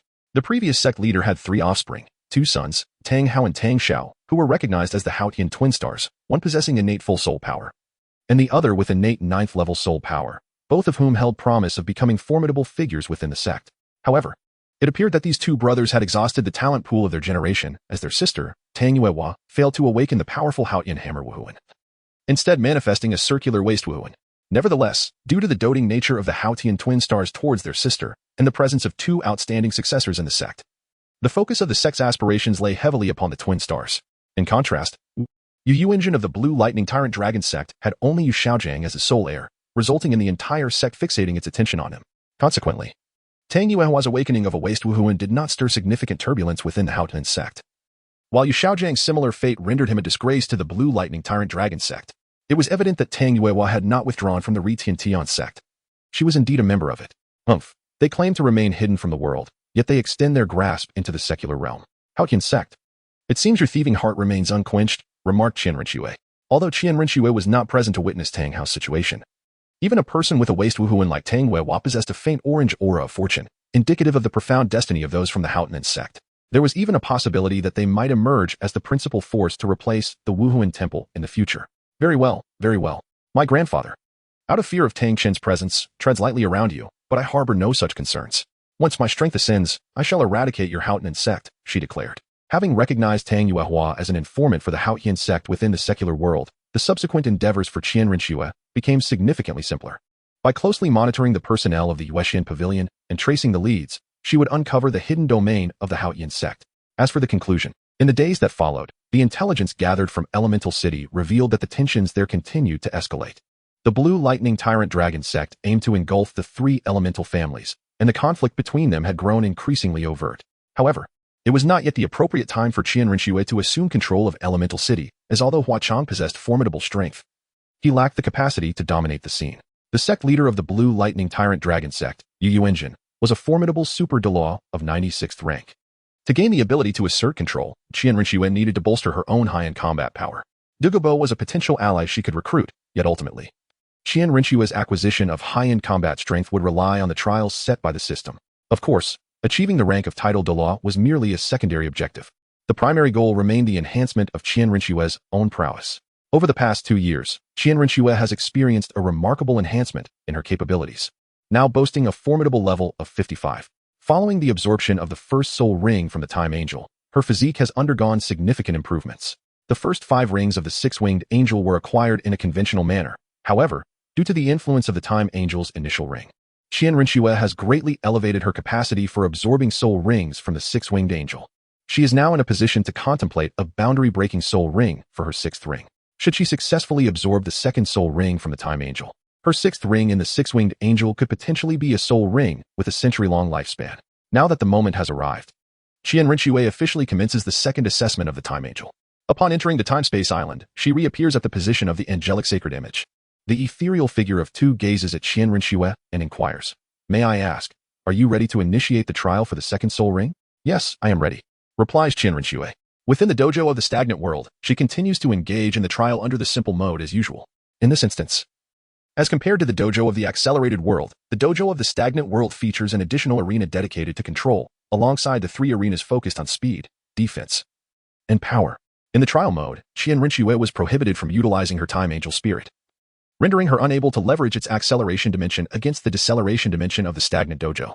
Consequently, she had to rely on traditional combat techniques while enduring the debuff. The spirits of the Soul Masters also underwent transformations. The first arena featured Soul Masters wielding 2 bullet fish spirits. The second arena presented Soul Masters with 3 Xuanwu turtle spirits, while the third arena comprised Soul Masters utilizing the blue electric Tyrannosaurus, the demon subduing staff, and the wondrous heavenly chrysanthemum. The fourth arena was composed of a combination of the blue Silver King, the Demon Fox, and the Blood Rose spirits. The initial 3 groupings posed a manageable challenge for Qian Renxue, with her speed reduced to a third. It was akin to her adversaries being accelerated 4-fold in the accelerated world. Having previously adapted to the trial environment of the stagnant world, she found herself at a slight disadvantage in the control arena. However, her sword-type spirit provided her an edge against both the Blue Silver Emperor and the Blood Rose, while Hulina's Demon Fox spirit could not contend with her in the mental domain. Upon effortlessly clearing the simple mode, Qian Renxue proceeded to the ordinary mode trials. The 5-fold deceleration of speed, although less than the 6-fold, was compensated by a marked enhancement in the strength of the spirits, rendering the overall challenge slightly below that of the difficult mode in the accelerated world. After successfully completing the ordinary mode, Qian Renxue still declined to accept it as her final result, instead gazing towards the difficult mode. The difficult mode, however, did not present itself as a trivial undertaking, especially at the first level, which brought an unexpected surprise. The soul-breaking spear, soul-breaking bow, and soul-breaking sword were replaced by the 7-killing sword, the Haotian hammer, and the blue electric Tyrannosaurus spirit. What surprises awaited her in this level? She refrained from recklessly attempting the difficult mode. The higher-tier spirits included the Blue Silver Emperor derived from the Blue Silver King, the legendary Super Spirit, the 9-tailed fox from the Demon Fox, and the Hell Rose from the Blood Rose. Contemplating these superior spirits, Qian Renxue inquired about the nature of the Silver Blue Emperor spirit within her ring while simultaneously engaging in a 6-winged sword dance trial with Hu Chang and Jin Yi, both titled Dolua. Once all preparations were complete, she initiated her challenge in the second layer of the difficult mode within the stagnant world. In the first level, the bullet fish, with its bullet-like speed, was replaced by the lightning eel spirit. The Soul Masters not only possessed the speed of agile attackers, but also bore a paralyzing effect akin to that of the blue electric Tyrannosaurus spirit. The sevenfold increase in speed nearly overwhelmed Qian Renxue's ability to perceive their movements. After dispatching these two Soul Masters, the defensive-oriented Soul Masters transformed into three top-tier spirits. The Mountain Giant. The defense of the Mountain Giant Soul Masters was nearly impenetrable, compelling Qian Renxue to adopt a strategy of attrition against these formidable barriers. She utilized her angel spirit for guerrilla tactics, purifying their soul power while awaiting its depletion before attempting to breach their defenses. By the third layer, the overall strength of the Soul Masters had already surpassed that of the first level of the difficult mode. The four Soul Masters comprised the Golden Saint Dragon Spirit, the Golden Crocodile King Spirit, the Haotian Hammer Spirit, and the White Armor Saint Dragon Spirit. Among the three great martial souls, the Haotian Hammer is surprisingly the weakest. The White Armor Sacred Dragon is slightly stronger than the Haotian Hammer, while both the Golden Crocodile King and the Golden Sacred Dragon are considered supreme martial souls, with the Golden Sacred Dragon surpassing the Golden Crocodile King. Prior to the trial, Qian Renxue diligently prepared, merging the six-winged sword dance of the Divine Master with her divine consciousness. Before the chaotic onslaught of the Haotian Hammer martial soul could fully manifest, she swiftly defeated its Soul Master, skillfully avoiding the Golden Sacred Dragon and targeting the weaknesses of her own martial souls provided by the two great offerings. She severed the White Armor Sacred Dragon and the Golden Crocodile King. Ultimately, she employed the six-winged sword dance, the Heaven S Sword Dance, to vanquish the Golden Sacred Dragon. The final layer of control did not come as a surprise to Qian Renxue. Her Fox Demon martial soul evolved into the nine-tailed celestial Fox martial soul, while the Blood Rose Soul Master was replaced by the Hell Rose. The Blue Silver King Soul Master was supplanted by the Blue Silver Emperor. Furthermore, compared to the four Strength-type Soul Masters, these three Soul Masters had also awakened their own domains. The Blue Silver Emperor's Soul Master activated the Blue Silver Domain. The Hell Rose Martial Soul opened the Black Garden, and the nine-tailed Celestial Fox Martial Soul established the Celestial Fox Domain. These three domains overlapped intricately, while simultaneously, the Blue Silver Emperor intertwined with the Thorny Rose, as the pinnacle of plant-based control permeated the space, leaving Qian Renxue with no escape. While the mental assault of the nine-tailed Celestial Fox was omnipresent, the three great martial souls of this stage may not necessarily surpass the four powerful assault-type martial souls in strength. Yet their degree of difficulty far exceeds that of the latter. Sword-type martial souls restrain the Blue Silver Emperor and the Hell Rose. But the sevenfold delay in time and pervasive control wear down Qian Renxue, who grows increasingly fatigued in dealing with the encroaching vines. The Celestial Fox Soul Master continually unleashes soul shocks that affect Qian Renxue, and even in the state of perception, her space for survival is gradually being compressed. Driven into a dire predicament, this is the hard mode. Death signifies complete downfall. Is Qian Renxue destined to fail here? As she wields the angel sword to cut through the thorns, flashes of her life race through her mind like a revolving lantern. Are you truly prepared to surrender? Amidst the silence, a voice questions Qian Renxue. Uncertain of why she feels this way towards you, are you willing to give up so easily? Indeed. Everything she has done was to gain her approval, to uncover the truth behind the Soul Palace's loss of fortune. Must she truly abandon her quest? The essence of an angel lies in guidance and protection. Answer your heart. You are the inheritor of the six-winged angel. Whom do you guide, and whom do you protect? Is this the voice of the divine ancestor? Qian Renxue soon comprehends the significance of guidance and protection. Her resistance wanes as the plant control formed by the Blue Silver Emperor and Hell Rose Soul Masters encircles her from all sides. This time, she does not wield her sword to futilely sever the thorny vines. Before long, she is enveloped by the plant tendrils, becoming a green cocoon. If the essence of the angel lies in guidance and protection, while she may not yet know whom she guides, she knows whom she protects, her beloved ones, her grandfather, her mother, and the Soul Palace. Golden flames ignite, swiftly consuming the entwined vines. Six wings unfurl from the incinerated tendrils, and a golden holy sword pierces through the ashes, traversing the realm. The golden sacred flame spreads from the sword hilt, incinerating everything in its path, ultimately turning to ash. The golden angelic domain expands outward, engulfing the blue silver domain and the black garden. The six-winged angel awakens in nature, ultimately incinerating all. In the control domain, Qian Renxue stands dazed in place, her soul power utterly depleted as the Blue Silver Emperor and Hell Rose Soul Masters collapse one after another. Qian Renxue clings to her last breath. As Soul Masters advance in their training, their understanding of martial souls outweighs the importance of soul rings and soul bones. Each martial soul possesses its unique characteristics. For instance, the master of the Haotian Hammer must possess unwavering resolve, unafraid of all in the world, to wield immense strength that can defy myriad laws. Even if it is not a supreme martial soul, it can still confront supreme and even divine martial souls. The master of the seven killing sword comprehends the true essence of their sword path. Only through this understanding can they grow stronger upon the sword path. Such insights cannot be imparted by even the most powerful soul masters. Yet, the Divine Lord reminds her that the essence of the angel lies in protection and guidance. The original angel god, Her sword protects the weak from the slaughter of evil soul masters, guiding the masters of evil martial souls away from the path of darkness, purifying with holy fire those tainted by blood. Only by comprehending the true essence of the angel can one maximize the power of the angelic martial soul. It is akin to a war. Upon entering the battlefield, how do you justify your reasons for fighting? The holy angelic martial soul, what does it guide and protect? Qian Dalu and Qian Xuanji failed to grasp the profound truth within, while the divine martial soul suppressed the Haotian hammer, a top-tier martial soul, through generations. During the trial, a familiar yet foreign voice awakened Qian Renxue, illuminating a direction for her. In this dilemma, she awakened her domain, the angelic domain. The angelic domain does not require deliberate awakening. Upon reaching level 60 and through diligent training, it comes naturally. However, the domain that Qian Renxue erupted into existence during her dire straits is of an entirely different caliber. She quietly approached the final layer. I thought I had reached my end, yet unexpectedly, in the face of adversity, I awakened my domain, a remarkable display of reversal. The Phantom 2 applauded. As a reward for your successful completion of the challenge, you will receive 8,000 points in difficulty mode. Upon completion, a crimson soul ring coalesced within the domain and surged towards Qian Renxue. In the next moment, her angel martial soul was summoned, and the blood-red soul ring fused onto her 12th wing, encapsulating the 2 emblem within. Upon absorbing the second soul ring, the abilities of the second soul skill of the timed angel contrast with those of the first. The second soul skill.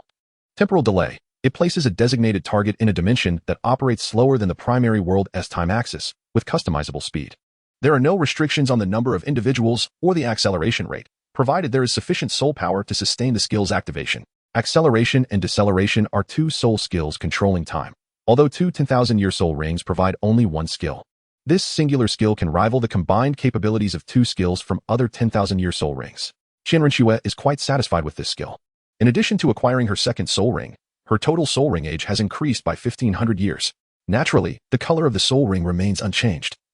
Qian Renshue's 4th soul ring is a standard 5,000-year ring, so after 2 trials, it has not reached the threshold of a 10,000-year soul ring. Next, she unlocked the authority to commence the second trial of the Timed Angel. Upon completing this challenging trial, the emblem of the Timed Angel 2 wing also fused into the divine mark on Qian Renshue's forehead, granting her the ability to access this secret realm. Finally, the reward for the second trial, a summoning card for a super Doloa of levels 95 to 97. If fortune favors her, she might acquire a summoning card for a title Doloa superior to that of the first trial, if luck runs a bit short. A 95-level super Doloa would still be a substantial boon for Qian Renxue. After accepting the card, Qian Renxue exited the trial space. Returning to the Timed Angel's sacred statue in the time and space square, Qian Renxue stood in her designated position as the Phantom 2 departed. She lowered her hand. Moving towards 3. Tester, you have preliminarily passed the first 2 trials of the Timed Angel, granting you the qualification to participate in my trials. However, I must inform you that having completed the first trial, passing the second trial is merely a matter of time. Yet here, the first 2 trials are not your reference points. You will face new assessments, 3 stated. What kind of assessment? Qian Renxue inquired. The similarity between the first and second trials lies in the straightforward application of temporal abilities. However, in this trial, you shall confront the realm of time reversal, 3 stated. As he spoke, 3 unveiled the trial he was responsible for to Qian Renxue. Spiral Tower Simple Mode. 5,000 points completion reward. 60,000, your Time Angel's 3rd Soul Ring. 19,195 level title Doa Summoning Card Normal Mode. 10,000 points completion reward. 90,000, your Time Angel's 3rd Soul Ring. 19,496 level title Doa Summoning Card Hard Mode. 20,000 points completion reward. 150,000, your Time Angel's 3rd Soul Ring. 19,599 level title Doloa Summoning Card within the Spiral Tower. The approach is not one of traditional completion, but rather a narrative-driven experience.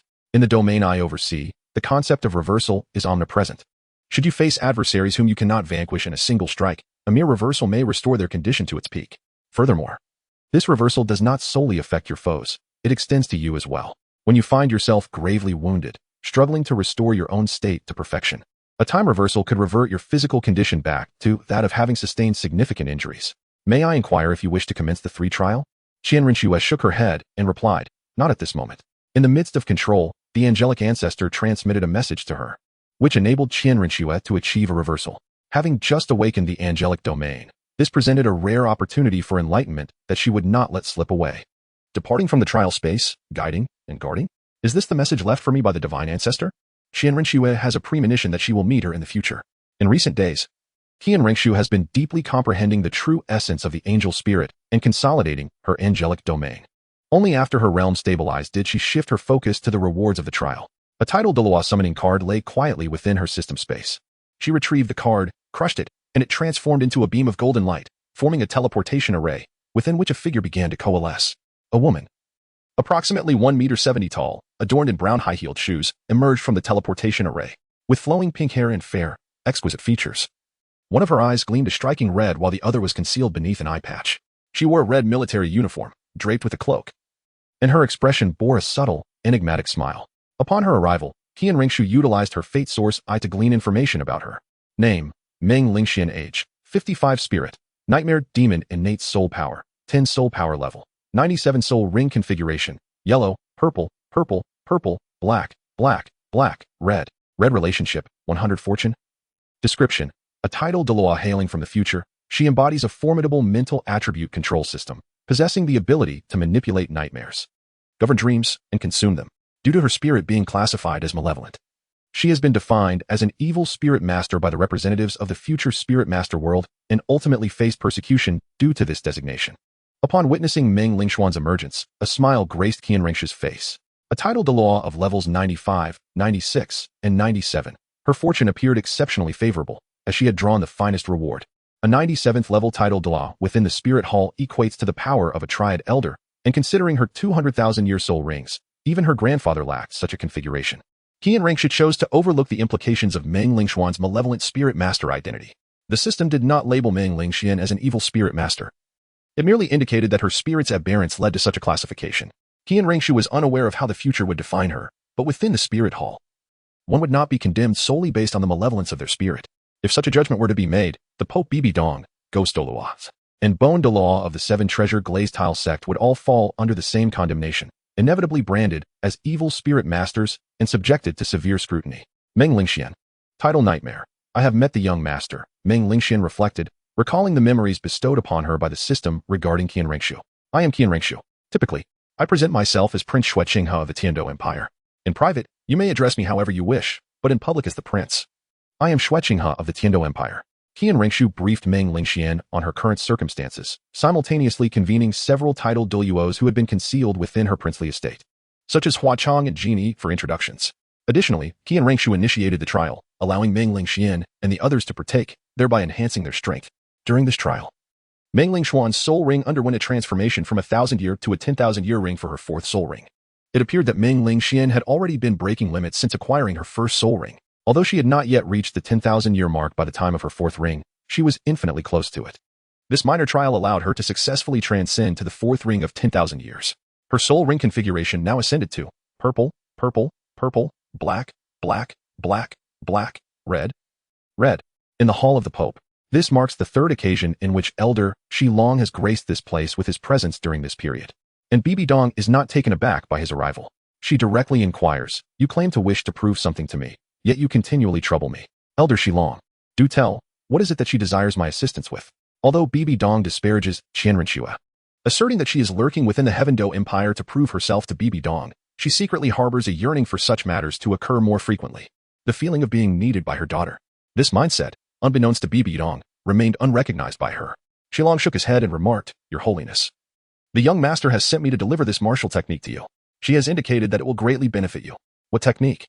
Bibi Dong responded to the cardinal beside her, "Present it." "As you command, Your Holiness." The cardinal descended, took the manuscript from Shilong's hands, and presented it to Bibi Dong. Seated in the Pope's position, Bibi Dong examined the handwritten technique, the elegant script unmistakably belonging to Qian Renxue, inscribed with the 3 characters, Heavenly Poison Art. Bibi Dong's brow unfurled as she opened the Heavenly Poison Art, meticulously perusing it. As she admired Qian Renxue's calligraphy, she also absorbed the content of the technique. With each passing moment, her astonishment grew. Her discerning eye revealed that this was no ordinary meditation method. Rather, it was a poison manipulation technique poised to send shockwaves through the realm of poison soul masters, significantly enhancing their prowess. Indeed, she herself could be deemed the continent's most formidable poison soul master. Upon unfurling this technique, Bibi Dong initially believed that Qian Renxue's gift would not substantially augment her soul power. Aside from 2 soul rings yet to be attached, her potential had already reached its zenith. All that remained was to face the divine trial. However, after reviewing this poison art, her perspective shifted. If If applied to her own capabilities, the technique could elevate her strength by several folds. Even if the divine trial restricted her full power, this poison art could enable her to contend with that old fellow, Qin Lu. Yet, this technique was a gift from Shuer, which stirred a complex sentiment within Bibi Dong. She was determined to confront Qin Lu and the Angel clan. Years of hatred had long clouded her judgment. What tormented her most was the relationship with Qian Renxue. Were it not for the fact that Qian Renxue was her daughter, she could have eradicated the Angel clan, destroyed the Spirit Hall, and avenged all wrongs without a second thought. Alas, Qin Lu had entrusted the hope of the Angel's ascendance to her. Now, she sensed Shuer gradually changing, growing closer to her, leaving her uncertain whether this was a blessing or a curse. A fleeting hesitation crossed Bibidong's resolute heart. She resolved to acknowledge her gift, expressing her gratitude for Shuer's present. To summarize, in the original narrative, Bibidong is portrayed as a person of obsession, drowning in her own delusions, shielded by Qian Renxue from a young age. She lacked social experience and was introduced to the world through Yu Xiaojiang, whom she fell for fervently, even contemplating eloping with him. As a saintess of the Spirit Hall and a genius with twin martial souls, it seemed absurd that she would consider abandoning the Spirit Hall for a seemingly worthless individual from the Blue Lightning Tyrant Dragon sect. Such naivety was evident. To prevent Bibidong from eloping, Qian Renxue resorted to any means necessary. However, he never anticipated she would choose a path that led to confinement and forced motherhood, magnifying her obsessive tendencies. Consequently, she harbored animosity towards her mentor, extending her hatred to the Angel clan, the Spirit Hall, and even the world itself. Due to her obsession, her perception of Yu Xiaojiang, a mere 29th level soul master, became distorted. In her eyes, he was glorified beyond reality. In truth, had Qian Renxue allowed Bibidong more exposure to society and freedom to forge her own social connections, she might not have been easily swayed by someone like Yu Xiaojiang. She found herself engulfed in darkness, yearning for light, grasping at straws. The only two who could serve as her lifeline were Yu Xiaojiang and Qian Renxue. Yet, in reality, it was solely Qian Renxue. Why? Because the beauty of first love is best preserved in memory.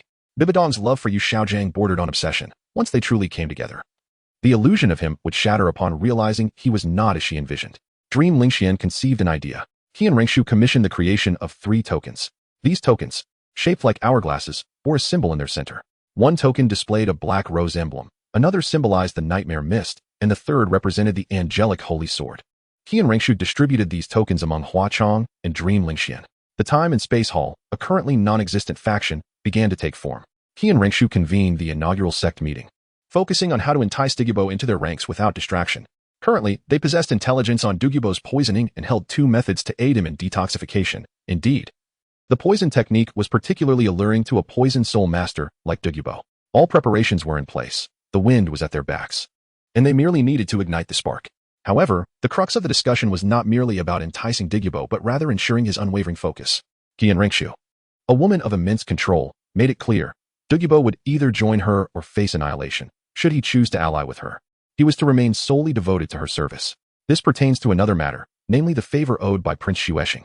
The current sect meeting is centered on severing the ties between Prince Xuexing and Dugu, Huachong remarked. Since Prince Xuexing initially bound Dugu to him through the favor of saving his life, the matter becomes considerably simpler. We could orchestrate an assassination of Prince Xuexing. Either he vanishes from the mortal realm, thereby nullifying the obligation, or Dugu intervenes to rescue him, thus repaying the favor.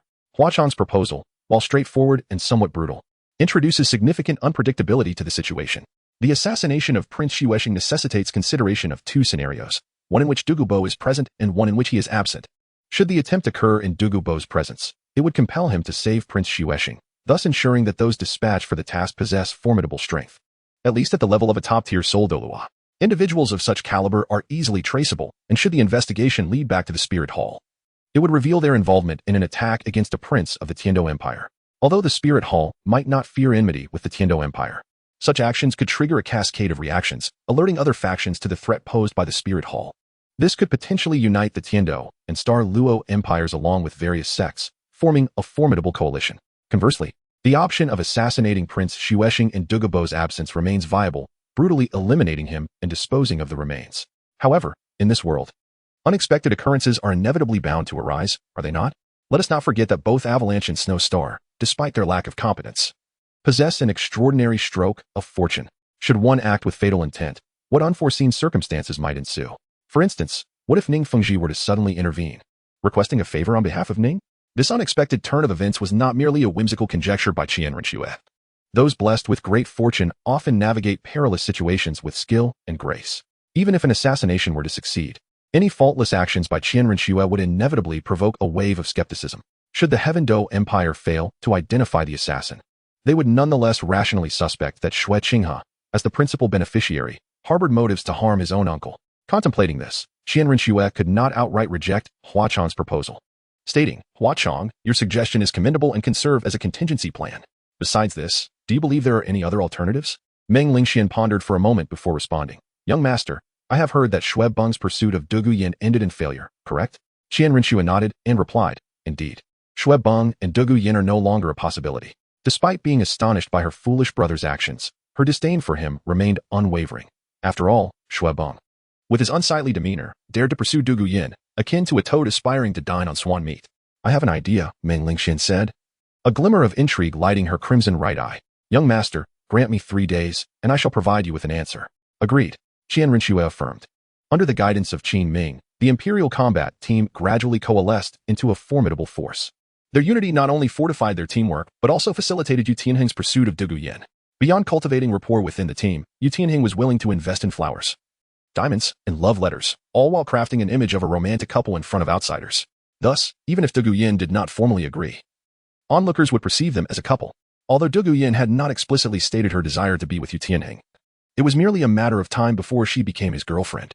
As Yutinhang took Dugu Yin out shopping, Xue Beng, the notorious scion of the Dou Academy, clenched his fists in frustration.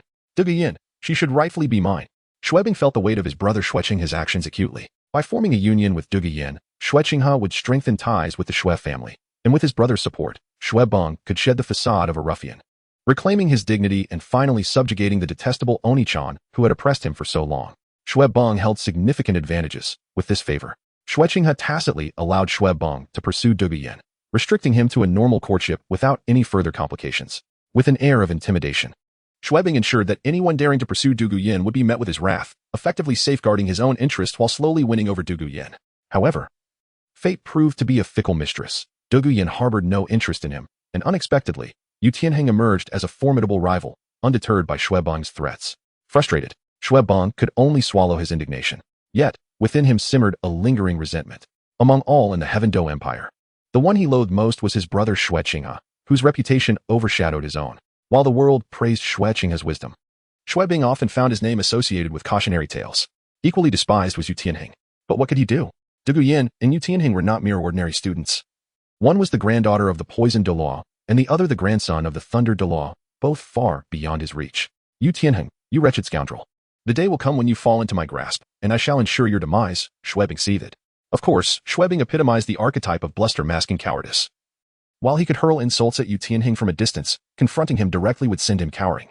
After venting his frustrations, Xue Beng embarked on yet another day of debauchery, striding into the red light district of Dou City with his entourage, indifferent to familial ties. Unbeknownst to him, as he departed, Meng Lingxian emerged from a shadowy corner, observing Xue Beng's retreating figure with a sly smile. She removed the eye patch from her left eye, revealing not an otherworldly gaze, but a hollow, vacant socket. Lowering the patch concealed the grotesque alteration of her visage. Direct control might be simpler, but I prefer a puppet with thoughts, one that reveals its deepest desires. Meng Lingxian mused.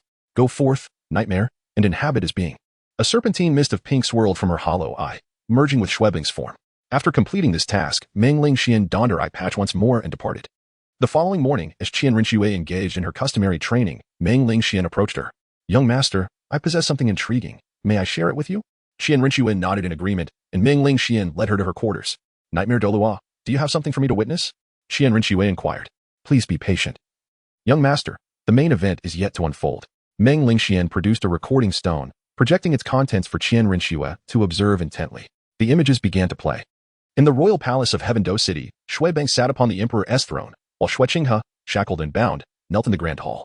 By decree of Emperor Xue Beng of Dou, the crown prince Xue Qinghe is to be deposed for fratricide and treason, intent on usurping the throne. His crimes are unforgivable. Thus, the assets of the crown princess estate are to be confiscated, and he is sentenced to death. All males within the estate shall be executed, while the females shall bear the mark of slavery. Upon witnessing this scene, Qian Renxue was taken aback and turned to Meng Lingxian. Meng Lingxian signaled for silence, whispering, "Young master, please continue watching." "Your Majesty, do you truly intend to proceed with this?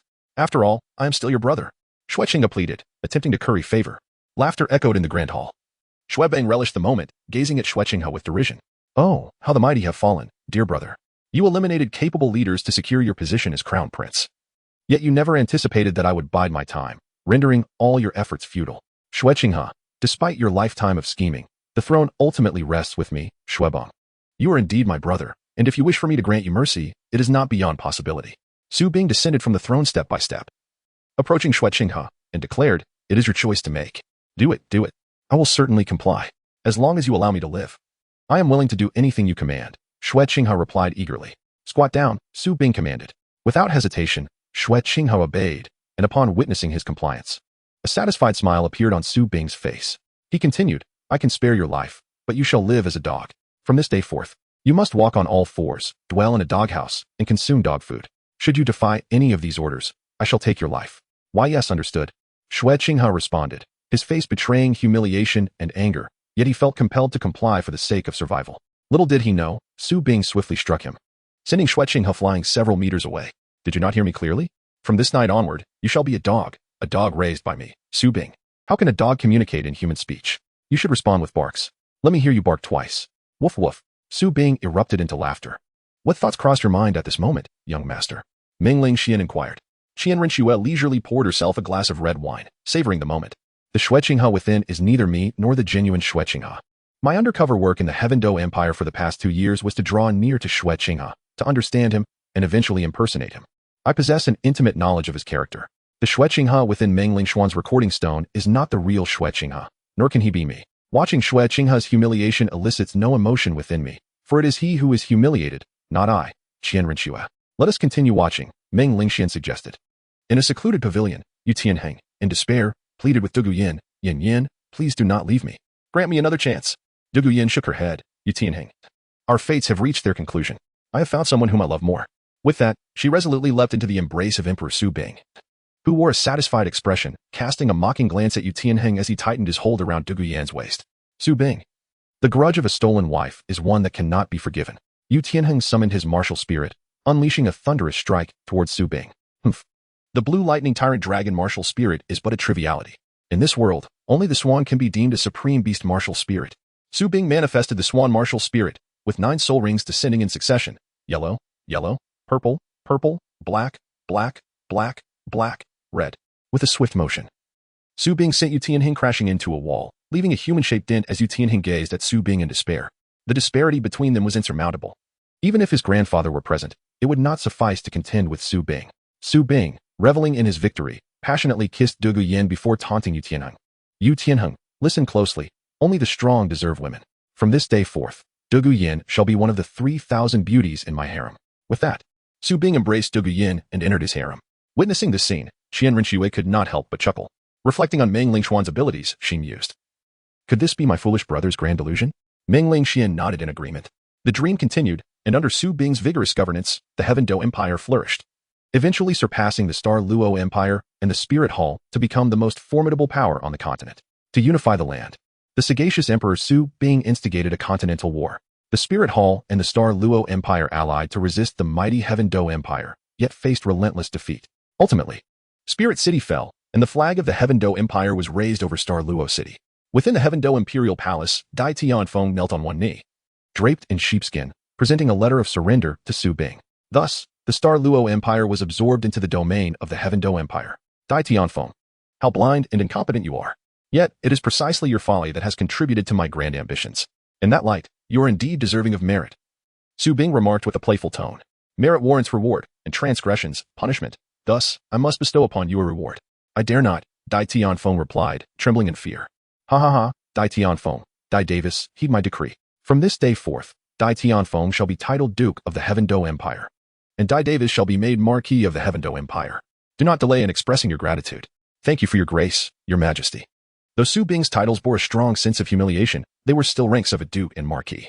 Dai Tianfeng and Dai Davis exchanged glances of joy. Kneeling in excitement, thank you, your majesty, for your generous bestowal. Su Bing's gaze shifted to the leader of another faction, Bibi Dong, the Pope of the Spirit Hall. Unlike Dai Davis and Dai Tianfeng, she was not adorned in sheepskin nor shackled in chains, yet the fall of the Spirit Hall struck her profoundly. Bibi Dong. Su Bing's gaze bore down on her. You led the Spirit Hall and allied with the Star Luo Empire against my Dou army. What punishment do you deserve? Bibi Dong, once proud, lowered her head. I beseech your majesty for leniency. Leniency? Ha. Su Bing laughed in a manner befitting a tyrant, descending from his throne to stand before Bibi Dong, lifting her chin with one hand. The realm is mine. The entirety of heaven Dou belongs to me, and all are my subjects. You have erred, and while I may tolerate your transgressions, there is a caveat. Leaning closer to Bibi Dong's ear, Su Bing whispered, if you wish to save those within your spirit hall, I shall await you in my chambers tonight. Qian Renxue, who had been passively observing, crushed her wine glass in a fit of rage, declaring, enough. I no longer wish to watch. Meng Ling Xian waved her hand, erasing the dream. This brother of mine may lack skill, yet his ambitions are boundless. He even dares to aspire to be my overlord? A glimmer of murderous intent flashed in Qian Renxue's eyes as she asked, Ling Xian, what significance do you see in Su Bing's dreams? Meng Ling Xian replied, a person may disguise themselves and deceive others, but dreams should not be deceptive. In reality, Su Bing is a figure who disregards the state and indulges in a life of revelry. Yet hidden within him lies an immense ambition. Ambition, no matter how grand, without the means to realize it, remains but a fantasy, Qian Renxue stated. Then, what if we assist him in achieving it? Meng Ling Xian proposed. Assist him? Qian Renxue furrowed her brow. Of course, I do not mean to undermine your position as the young master, or to aid Su Bing in unifying the continent. Meng Ling Xian quickly clarified. I suggest we help Su Bing secure his first step to win over Dugu Yin. What do you think? Qian Renxue, are you suggesting that the avalanche should target Dugu Yin, thereby inciting a conflict between Dugubo and Prince Xuexing? Correct. Meng Ling Xian smiled and said, the more distant our dreams, the more they appear to be unattainable fantasies. Yet, through relentless effort and the gradual achievement of each goal, one can ultimately reach the finish line, transforming dreams into reality. Conventional methods would not allow the avalanche to surpass Yutinhang, but what if we employed more insidious tactics, such as drugging, seduction, coercion, or even forcing a situation? Meng Ling Xian spoke with a smile, revealing her cunning plan. I will continuously suggest to the avalanche through dreams the feasibility of such actions, and eventually, he will follow my design to execute this operation. What a devious strategy. However, it holds significant potential for realization. Qian Renxue looked at Meng Ling Xian and inquired, there is one point I do not comprehend. What aspect eludes your understanding, young master? Meng Ling Xian asked. With your soul skills, you could directly manipulate the avalanche. Why complicate matters? Qian Renxue questioned. Rather than imposing rigid mental control that renders him subconsciously traversing the path I envision, only to remain oblivious afterward, I prefer to gently guide his heart and intentions, step by step, towards the path I have laid out. Mental control carries the risk of being countered, but if I can steer even his subconscious, would that not be far superior? Meng Ling Xian replied. Qian Renxue nodded, recognizing the validity of her reasoning. Utilizing mental control to make the avalanche the catalyst for the rift between Dugubo and Xuexing carries the risk of failure or exposure, while simultaneously leaving the avalanche in a state of confusion, unaware of any such occurrence. In contrast, employing dreams to subtly guide the avalanche and align with his true intentions as a trigger for Qian Renxue's plan to dismantle the relationship between Dugubo and Prince Xuexing indeed seems more advantageous. Xuexing remained oblivious to the fact that his dreams were being broadcasted. Upon waking in the early morning, the avalanche felt momentarily dazed, struggling to reconcile the stark contrast between dream and reality. In his dreams, his swan martial spirit was the mightiest on the continent, surpassing even the Haotian hammer and the blue electric tyrant dragon. He triumphed over his brother, inherited the throne of the Dou Empire, bested Yutinhang, and embraced Dugu Yin, while amassing a harem of soul master beauties such as Yulingling, Huowu, and Shui Binger. He vanquished the Spirit Hall and the Xinglua Empire, humiliating the father-son duo of Dai Tianfeng and Davis, and even turned the enchanting Pope of the Spirit Hall into his lover, drunk in the embrace of beauty, awake to wield the power of the world. Yet, upon awakening, the dream and reality stood in stark opposition. His swan martial spirit was merely ornamental, and in reality, he was trampled by his brother, with Yutinhang having intercepted his Dugu Yin. The Dou Empire was the weakest force among the three factions of the continent. The avalanche felt a deep sense of humiliation. He had dreamt for an extended period, indulging in the most splendid dream of his life, where all his deepest desires came to fruition. However, dreams are ultimately just that, dreams. Sooner or later, one must awaken from them. The avalanche awakened, remembering his humiliating reality and contrasting it with the heroic figure he embodied in his dreams. He suddenly felt an overwhelming urge to fall back asleep and continue the dream. At that moment, the displeased voice of Prince Xuexing echoed in. It was already well past noon. How could one still be asleep? Avalanche, my nephew.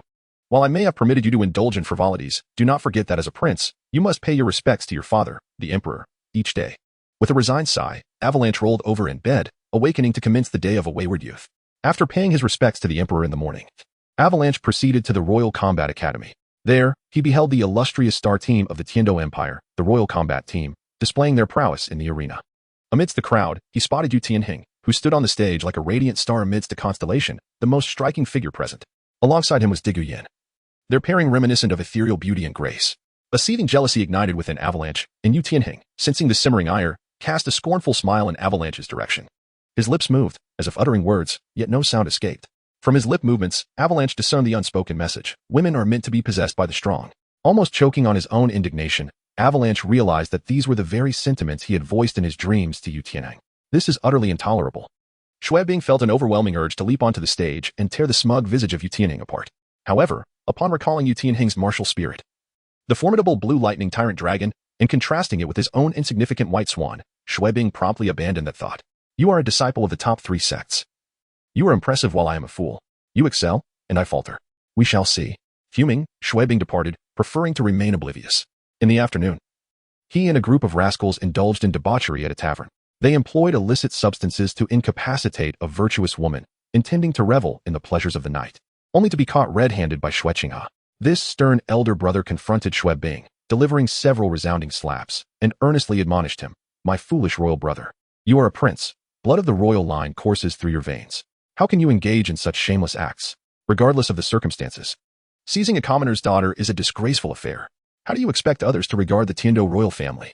Xuebing, unable to contain his indignation, retorted, "Brother, she is merely a commoner. Must you escalate matters so unnecessarily? In my view, abducting a noblewoman would be a grave error, but seizing a commoner, who would dare object? They wouldn't, and some even offer their wives and daughters willingly to ingratiate themselves with me." To Xuebing, commoners had always been inconsequential. However, in response to his remarks, a sharp slap echoed across the room. Xuechinghua, exasperated, declared, "You dare justify your misdeeds? She is a commoner, yet she is also a subject of His Majesty." He approached the victimized woman, offering her comfort and formally apologizing on behalf of Xuebing. The woman expressed her gratitude profusely, and onlookers regarded Xuechinghua with admiration, praising his actions as befitting of the Tiando royal family. Comparisons between Xuebing and Xuechinghua revealed the former to be utterly disgraceful. Xuechinghua embodied the virtues of their father and mother, while Xuebing inherited their flaws. Xuebing's fury surged at these comparisons. "Xuechinghua, you take the role of the villain, while I am left with the blame. How infuriating. Why are you still standing there? Return and reflect upon your actions." Xuechinghua commanded. Clenching his fists and gritting his teeth, Xuebing seethed in silence. "Are you still unconvinced?" Xuechinghua, having ensured the safety of the woman, approached Xuebing. "If you remain dissatisfied, I shall report this to father and let him decide your fate." No, brother. I shall not dare again. I will return and reflect on my actions." Xuebing quickly donned a facade of obedience, leading his dissolute companions homeward. Back at the prince's estate, Xuebing unleashed his pin of frustration, wildly smashing objects around him. "What are you doing?" Prince Xuexing quickly intervened, questioning him. "Uncle, as long as Xuechinghua stands tall, must I endure this humiliation forever?" Xuebing protested. "What else can you do?" Prince Xuexing scoffed. From birth, Xuebing had been a winner in life. Though lacking in martial prowess, his princely status ensured a life free from want. Yet, in matters of ambition, he was perpetually overshadowed by Xuechinghua, gasping for breath under the weight of his brother's superiority. Although his libertine lifestyle brought him joy, power remained his true desire. In love, he could never hope to rival Yutinhang, and pursuing Dugu Yin seemed utterly futile. Had his martial spirit been the Haotian hammer or another potent force, he might have contended fiercely. Alas, he was born a swan.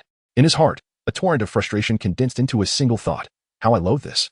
"I understand your frustrations," Prince Xuexing said, gently ruffling Xuebing's hair in an attempt to comfort him. "But remember this, to achieve greatness, one must endure. You must withstand solitude, pain, and humiliation. These are trials you must face, for otherwise, you shall never surpass your brother." Unbeknownst to Xuexing, he pondered how much of this wisdom Xuebing could truly absorb. Observing his nephew's distress, he sighed and departed. Upon returning to the prince's residence, Xuechinghua, having dealt Xuebing a harsh blow, inquired, "Are you prepared?" Meng Lingxian nodded, signaling her approval. "Young master, the script for Xuebing's comeback is ready. Tonight, he shall experience a most vivid dream." Xuechinghua nodded, settling in to witness the unfolding of Xuebing's grand dream, a rare source of amusement for him. That night, Xuebing found himself enveloped in an exceedingly long dream. This dream pales in comparison to the exhilarating reverie of the previous night.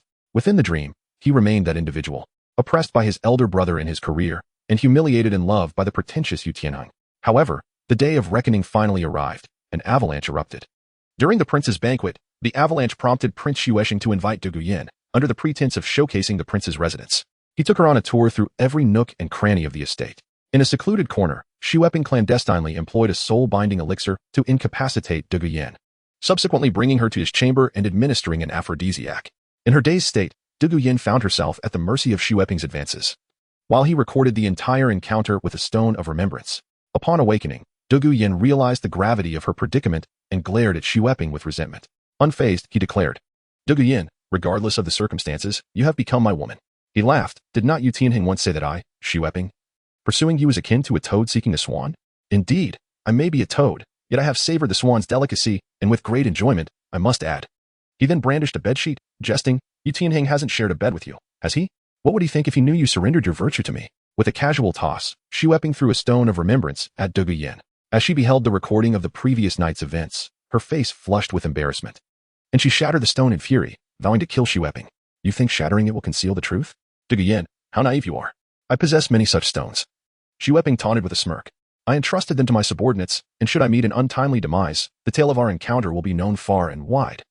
Not just throughout the academy, but across the entire empire." Dugu Yin, filled with loathing for Xueping, realized that should the stone be disseminated, her reputation would be irrevocably tarnished. Despite her grandfather being a titled Dolua, public opinion can be unforgiving, and she would be left with no face to show. Ultimately, she begrudgingly acquiesced. Xueping placed a hand on her shoulder, nonchalantly assuring her, "Fear not. As long as you remain obedient, this matter will remain our secret." His first demand was for her to sever ties with Yutinhang. Subsequently, Dugu Yin, under duress from Xueping, ended her relationship with Yutinhang and began courting him. Over time, Xueping gradually revealed his merits, and Dugu Yin, transforming her hatred into love, found herself enamored with him. Their relationship blossomed, and Xueping naturally assumed the role of the illustrious grandson-in-law of the poisoned Dolua. With the support of the poisoned Dolua, Xueping gained a sense of security in the court, no longer needing to feign weakness before Shueqinghe. As dawn broke, sunlight streamed in, and Xueping awoke once more, lost in contemplation.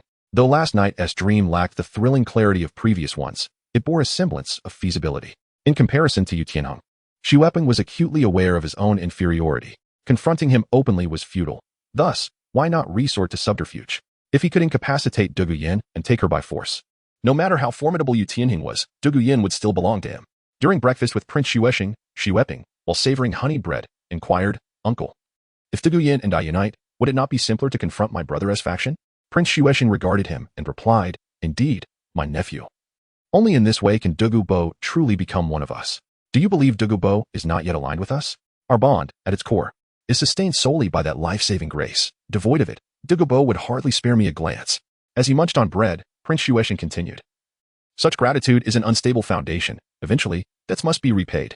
Only when you and Dugu Yin are wed, and she becomes your wife, will Dugu Bo become your grandfather-in-law. Solidifying our ties. With Dugu Bo as your backing, you could rightfully contest your brother for the throne. Alas, you have proven unworthy. As Dugu Yin has fallen to the clutches of that villain, Yutinhang," Prince Xueping lamented, shaking his head.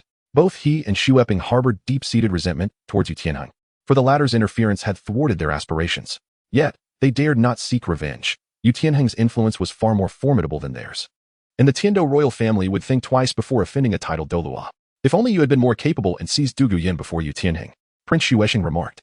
Throughout the day, Xueping refrained from skipping class or indulging in hedonistic pursuits. Instead, he sat in the arena, observing Dugu Yin. As a sole master of the violent serpent martial soul, her beauty, enhanced by her martial prowess, eclipsed any superficial charms he had previously encountered. Particularly, as he beheld her graceful movements, thoughts of embracing her ignited a restless yearning within him. Contemplating the events of the dream, a notion began to take shape. Yet the infamous reputation of Dugu Bo rendered Xueping hesitant to act on it. If this matter comes to fruition, all will be well, but should it falter, he shall undoubtedly be transformed into a mere puddle of venom by the wrathful poison Dolua. As for the Crown Prince's residence, it appears that Xueping has formulated some intentions, yet he lacks the audacity to execute such a decision. However, this shall pose no challenge for me, Meng Lingxian remarked. Today, I shall delve deeper into his dreams, allowing him to glimpse a more glorious future. In the realm of dreams, Xueping's experiences unfold like a serialized drama, continuing from the unfinished visions of the previous day. Within the Dou Empire, the influence of Shueqinghe represents a formidable force. The sagacious Crown Prince has gathered a cadre of wise ministers to assist him, and he has also become a disciple of Ning Fengji, thus securing the support of the Seven Treasures Glazed Tile School. It is evident that, within the political landscape of the Dou Empire, had it not been for the protection of Prince Xueping, Xueping would hardly stand as a rival to the Crown Prince. With the backing of Dugu Bo, Xueping finally had the opportunity to showcase his talents. Having previously donned the guise of a frivolous youth, he astounded all present by revealing his capabilities in politics, economics, and military affairs. He utterly outshone his brother, Shueqinghe, and in a moment of revelation, the entire court of Tiandou was left in astonishment at Xue Binge's prowess. Henceforth, the public's perception of Xue Binge transformed from that of a dissipated heir to a prince of remarkable talent, known for his patience and exceptional abilities. Such a prince gradually garnered recognition from the people. In order to sever Xueqing's most significant support, Xue Bing resorted to familiar tactics, abducting the young innocent by lowly Ning Rongrong, nurturing her, and then, on a fateful night, claiming Ning Rongrong's first blood, thus forging an alliance with the Seven Treasure Glazed Tile School. Thus, he became the son-in-law of the Seven Treasures Glazed Sect. Ning Fengji found it difficult to take sides between the two princes, Xue Qinghe and Xue Bang. From that moment onward, the influence of Xue Bang eclipsed that of Xue Qinghe. Subsequently, Prince Xue Xing discovered evidence implicating Xue Qinghe in the schemes against the two princes. The wise image meticulously crafted by his elder brother was shattered, revealing deep-seated hypocrisy that resonated within the hearts of many. The collapse of his facade led to Xue Qinghe's utter defeat in this battle for the throne, and the Seven Treasures Glazed Sect completely abandoned him, aligning itself with Xue Bing. Ultimately, Xue Bing ascended to the throne of the Dou Empire, stepping upon the fallen Xue Qinghe.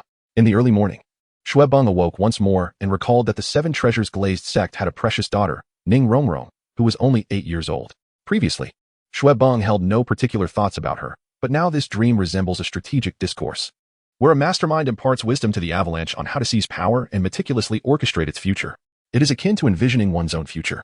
He may rely on the guidance of his dreams, taking measured steps alongside a woman, establishing connections with the forces behind her, garnering their support, and gradually ascending to the pinnacle of power within the heavenly Dou Empire. However, throughout this intricate process, while success may be achieved in all battles won, a single misstep could lead to irreparable ruin. After all, he is scheming for the granddaughter of the formidable Dugubo, Ning Fengji's beloved, Ning Rongrong. Of course, aside from ascending through the influence of women, the dream also imposes a requirement regarding Xue Bang's talents. Yet, this presents no challenge. Xue Bang possesses unwavering confidence in his abilities. If I were not to masquerade as a dandy, my talents alone could easily eclipse that foolish brother. On that day, the revelry of Avalanche and his companions commenced anew. As they indulged in libations while listening to melodious tunes, the four scions, intoxicated, engaged in discussions laced with crude language. Brother, one exclaimed, the allure of virtuous women has grown tiresome. Perhaps we should set our sights on enchanting soul masters instead. What do you think of pursuing beautiful female soul masters? Another chimed in, indeed, female soul masters are far more enticing. Just recently, I visited Element City, where I encountered the likes of Huo Wu and Xue Binger. Remarkably, they are barely 14 yet have already blossomed. Imagine the possibilities if we could entice them to our beds. Zhang Xiangue wiped his drool and remarked, if we truly succeeded, the pleasures would be exquisite, gentle as water, fervent as fire. Chen Hai added, the two jesters from our Royal Duel Academy are nothing to scoff at, especially Yi Lingling. To conquer such an icy beauty would be a monumental achievement.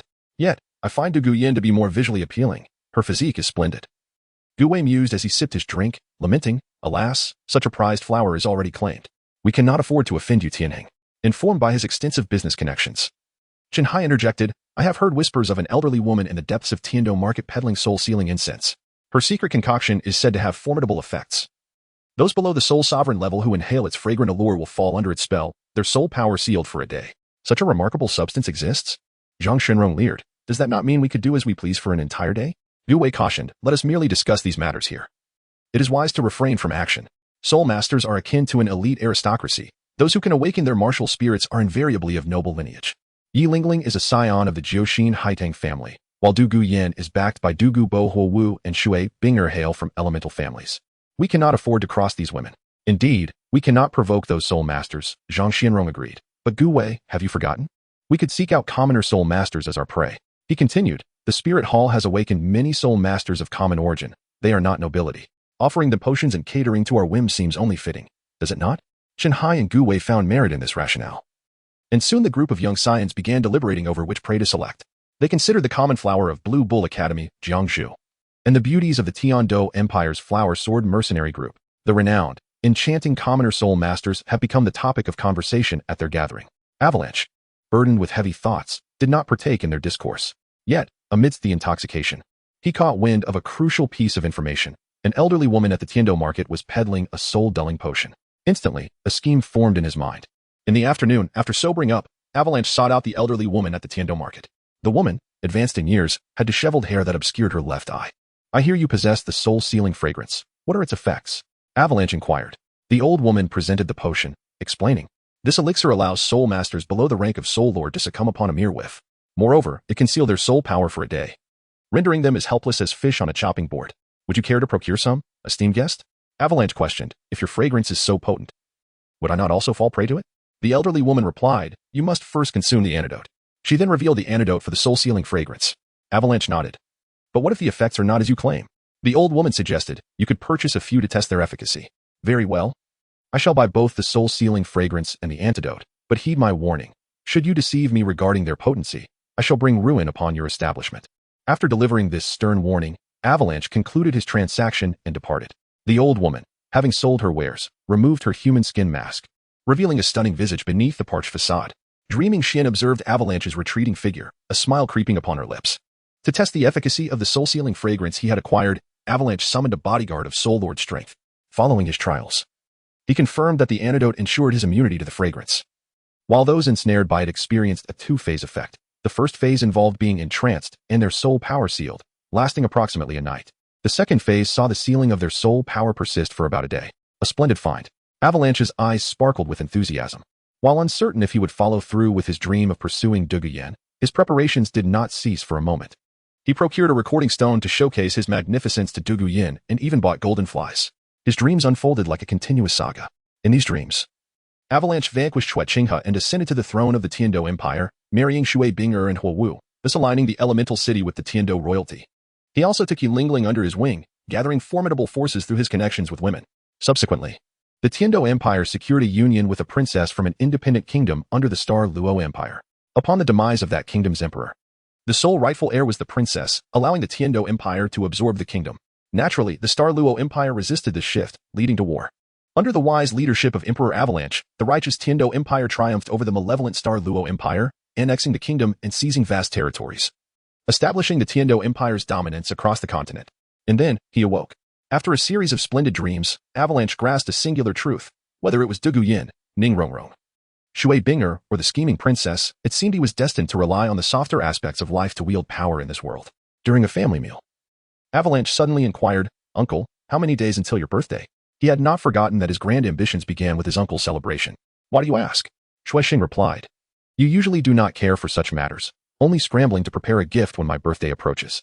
Avalanche offered an awkward smile. Forgive me, I was once thoughtless. Prince Shuexing, feeling gratified, remarked, in 3 days. 3 days? So soon? Avalanche was taken aback, having believed he had more time to prepare mentally. Will Elder Dugu Bo be attending? He questioned. Of course, for I am his savior. He would not deny me this courtesy, Prince Shuexing replied, somewhat smugly. What about Dugu Yin? Avalanche pressed eagerly. Prince Shuexing cast a glance at Avalanche. Our generation's friendships do not extend to yours. When have you seen Dugu Yin at any of my past birthdays? This realization struck Avalanche. Indeed, he had never encountered Dugu Yin at previous celebrations. But what if she did not come? How would his grand plans unfold? Uncle, could you invite Dugu Yin to this birthday celebration? Avalanche asked. Shuexing regarded him. Are you still pining for the young lady from the Dugu family? I believe your chances are slim.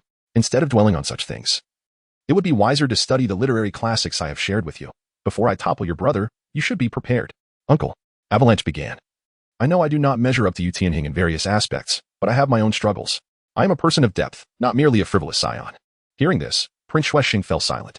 Seizing the moment, Avalanche continued, Dugu Yan's rejection of me stems from my poor reputation, which has led her to look down upon me. I yearn for a chance to interact with her privately, allowing Elder Dugu Bo to witness my true self. Even if she ultimately declines, I would find closure. Shuexing nodded. Very well, I shall extend an invitation to Dugu Yin. Whether you can seize this opportunity is up to you. Thank you, uncle. I shall not disappoint you, Avalanche responded, a profound smile gracing his face. At the Tiando Royal Academy, Yutinhang approached Dugu Yin with 99 flowers in hand, kneeling on one knee. Yin Yin, please agree to be with me. I love you. From the moment I laid eyes on you, I knew my heart could hold no one else. Before these 99 blooms wither, accept my love. I do not wish for our love to be acknowledged only when the last petal falls. Let us seize this moment while we are still young. Be my girlfriend. Meanwhile, at the confession scene, a multitude of students from the academy gathered around, fervently cheering and urging, agree to him, agree to him, agree to him. In that moment, Dugu Yin found herself utterly flustered by Yutinhang's declaration. She did not refuse him. Instead, her face flushed with embarrassment. In a voice as delicate as a whisper, she murmured, Tianheng, I am aware of your feelings for me, but I cannot make such a decision so swiftly. For my grandfather has always opposed our relationship. Very well, Yutinhang replied, presenting her with a bouquet of flowers. I will wait for you, Yin Yin. No matter how long it takes. Dugu Yin nodded in acknowledgement. In this romantically charged scene, The glare in the eyes of the avalanche was utterly blinding. He clenched his fists tightly, the fury in his gaze seemingly capable of reducing Yutinhang to mere ashes. Just wait, you cursed Yutinhang. Dugu Yin will eventually be mine. Upon returning to the Dugu family, Dugu Yin recounted to Dugu Bo the revelation of Yutinhang's affections towards her. Upon hearing this, Dugu Bo's expression fell. Yin, are you certain that this young man truly loves you, without ulterior motives? Dugu Yin nodded, saying, Grandfather, I can feel his genuine love for me, and I like him as well. Please allow us to be together. Yin. You perceive the complexities of human relationships far too simplistically, Dugu Bo sighed softly. As a cunning old fox, he had a deeper understanding of matters than Dugu Yin. He did not believe that Yutinhang's feelings for Dugu Yin were sincere, as he had seldom encountered genuine love among the nobility. From the outset, Yutinhang had his sights set on a purpose, aiming to draw her into the Blue Lightning Tyrant Dragon sect.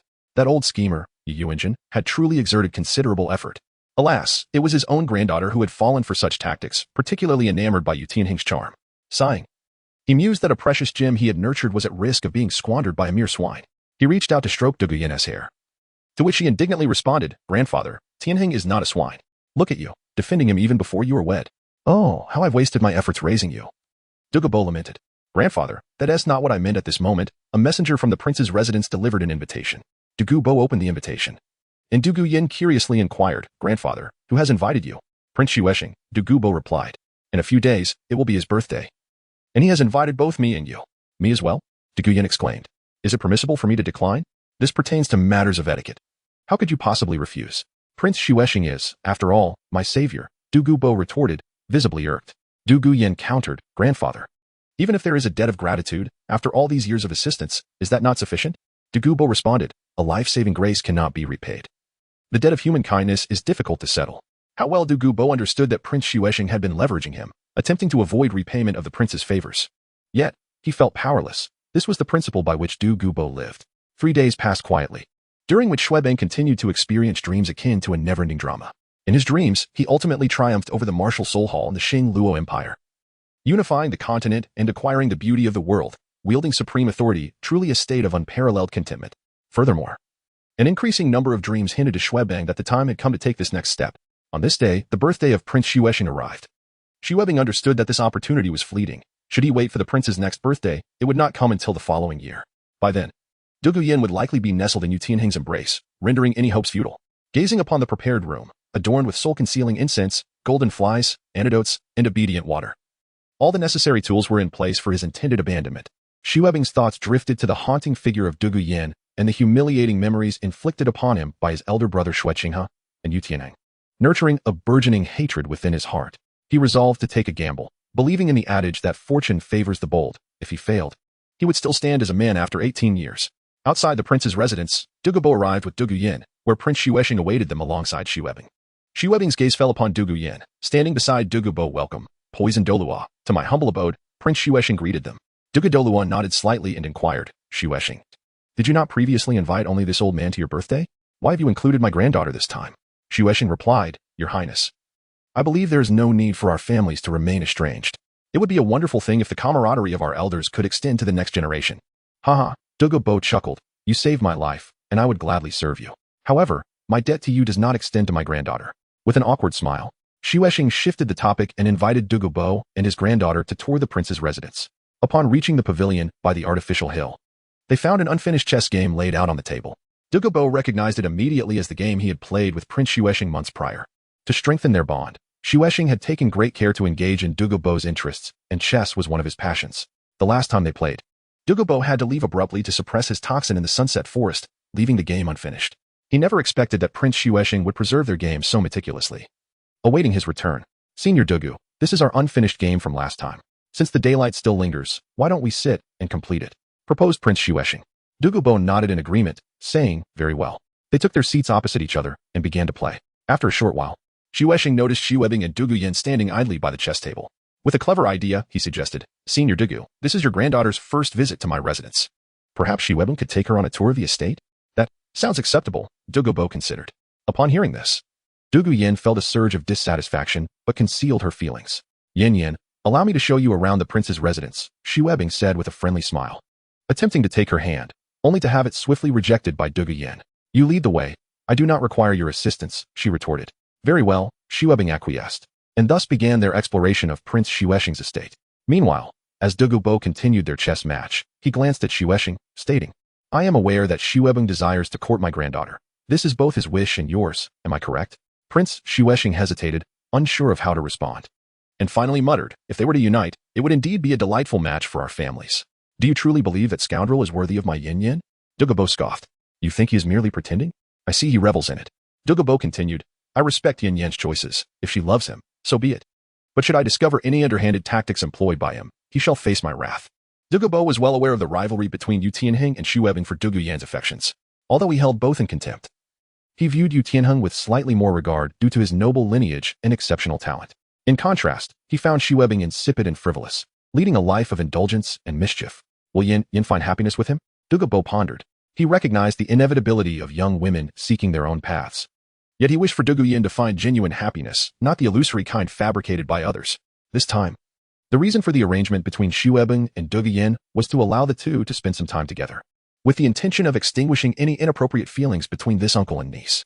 Dugu Bo was confident that with his presence, he had no concerns for his granddaughter's well-being. The two began a game of chess.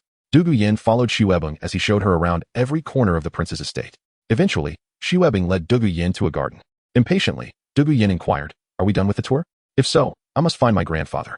Wait, Yin Yin, Xuebing replied. Do not call me Yin Yin. We are not related, Dugu Yin retorted. Xuebing asked, Do you truly have feelings for Yutinhang? What does it matter to you whom I like? Dugu Yin shot back. You are to be my future queen. How can you fancy someone else? Xuebing insisted. What nonsense are you spouting? Dugu Yin replied. I have long rejected you. Whomever you choose as your queen is your business, but do not come to me. Tell me, do you truly believe you can rival your brother in this? Dugu Yin mocked. You have yet to understand my true nature, Xuebing declared. I am not merely a debauched prince who indulges in pleasure. I have my own aspirations, my own ambitions, and my own talents. What you see is merely my facade. I endure and wait. One day, I shall ascend to the throne of Tiando. Dugu Yin, grant me a chance.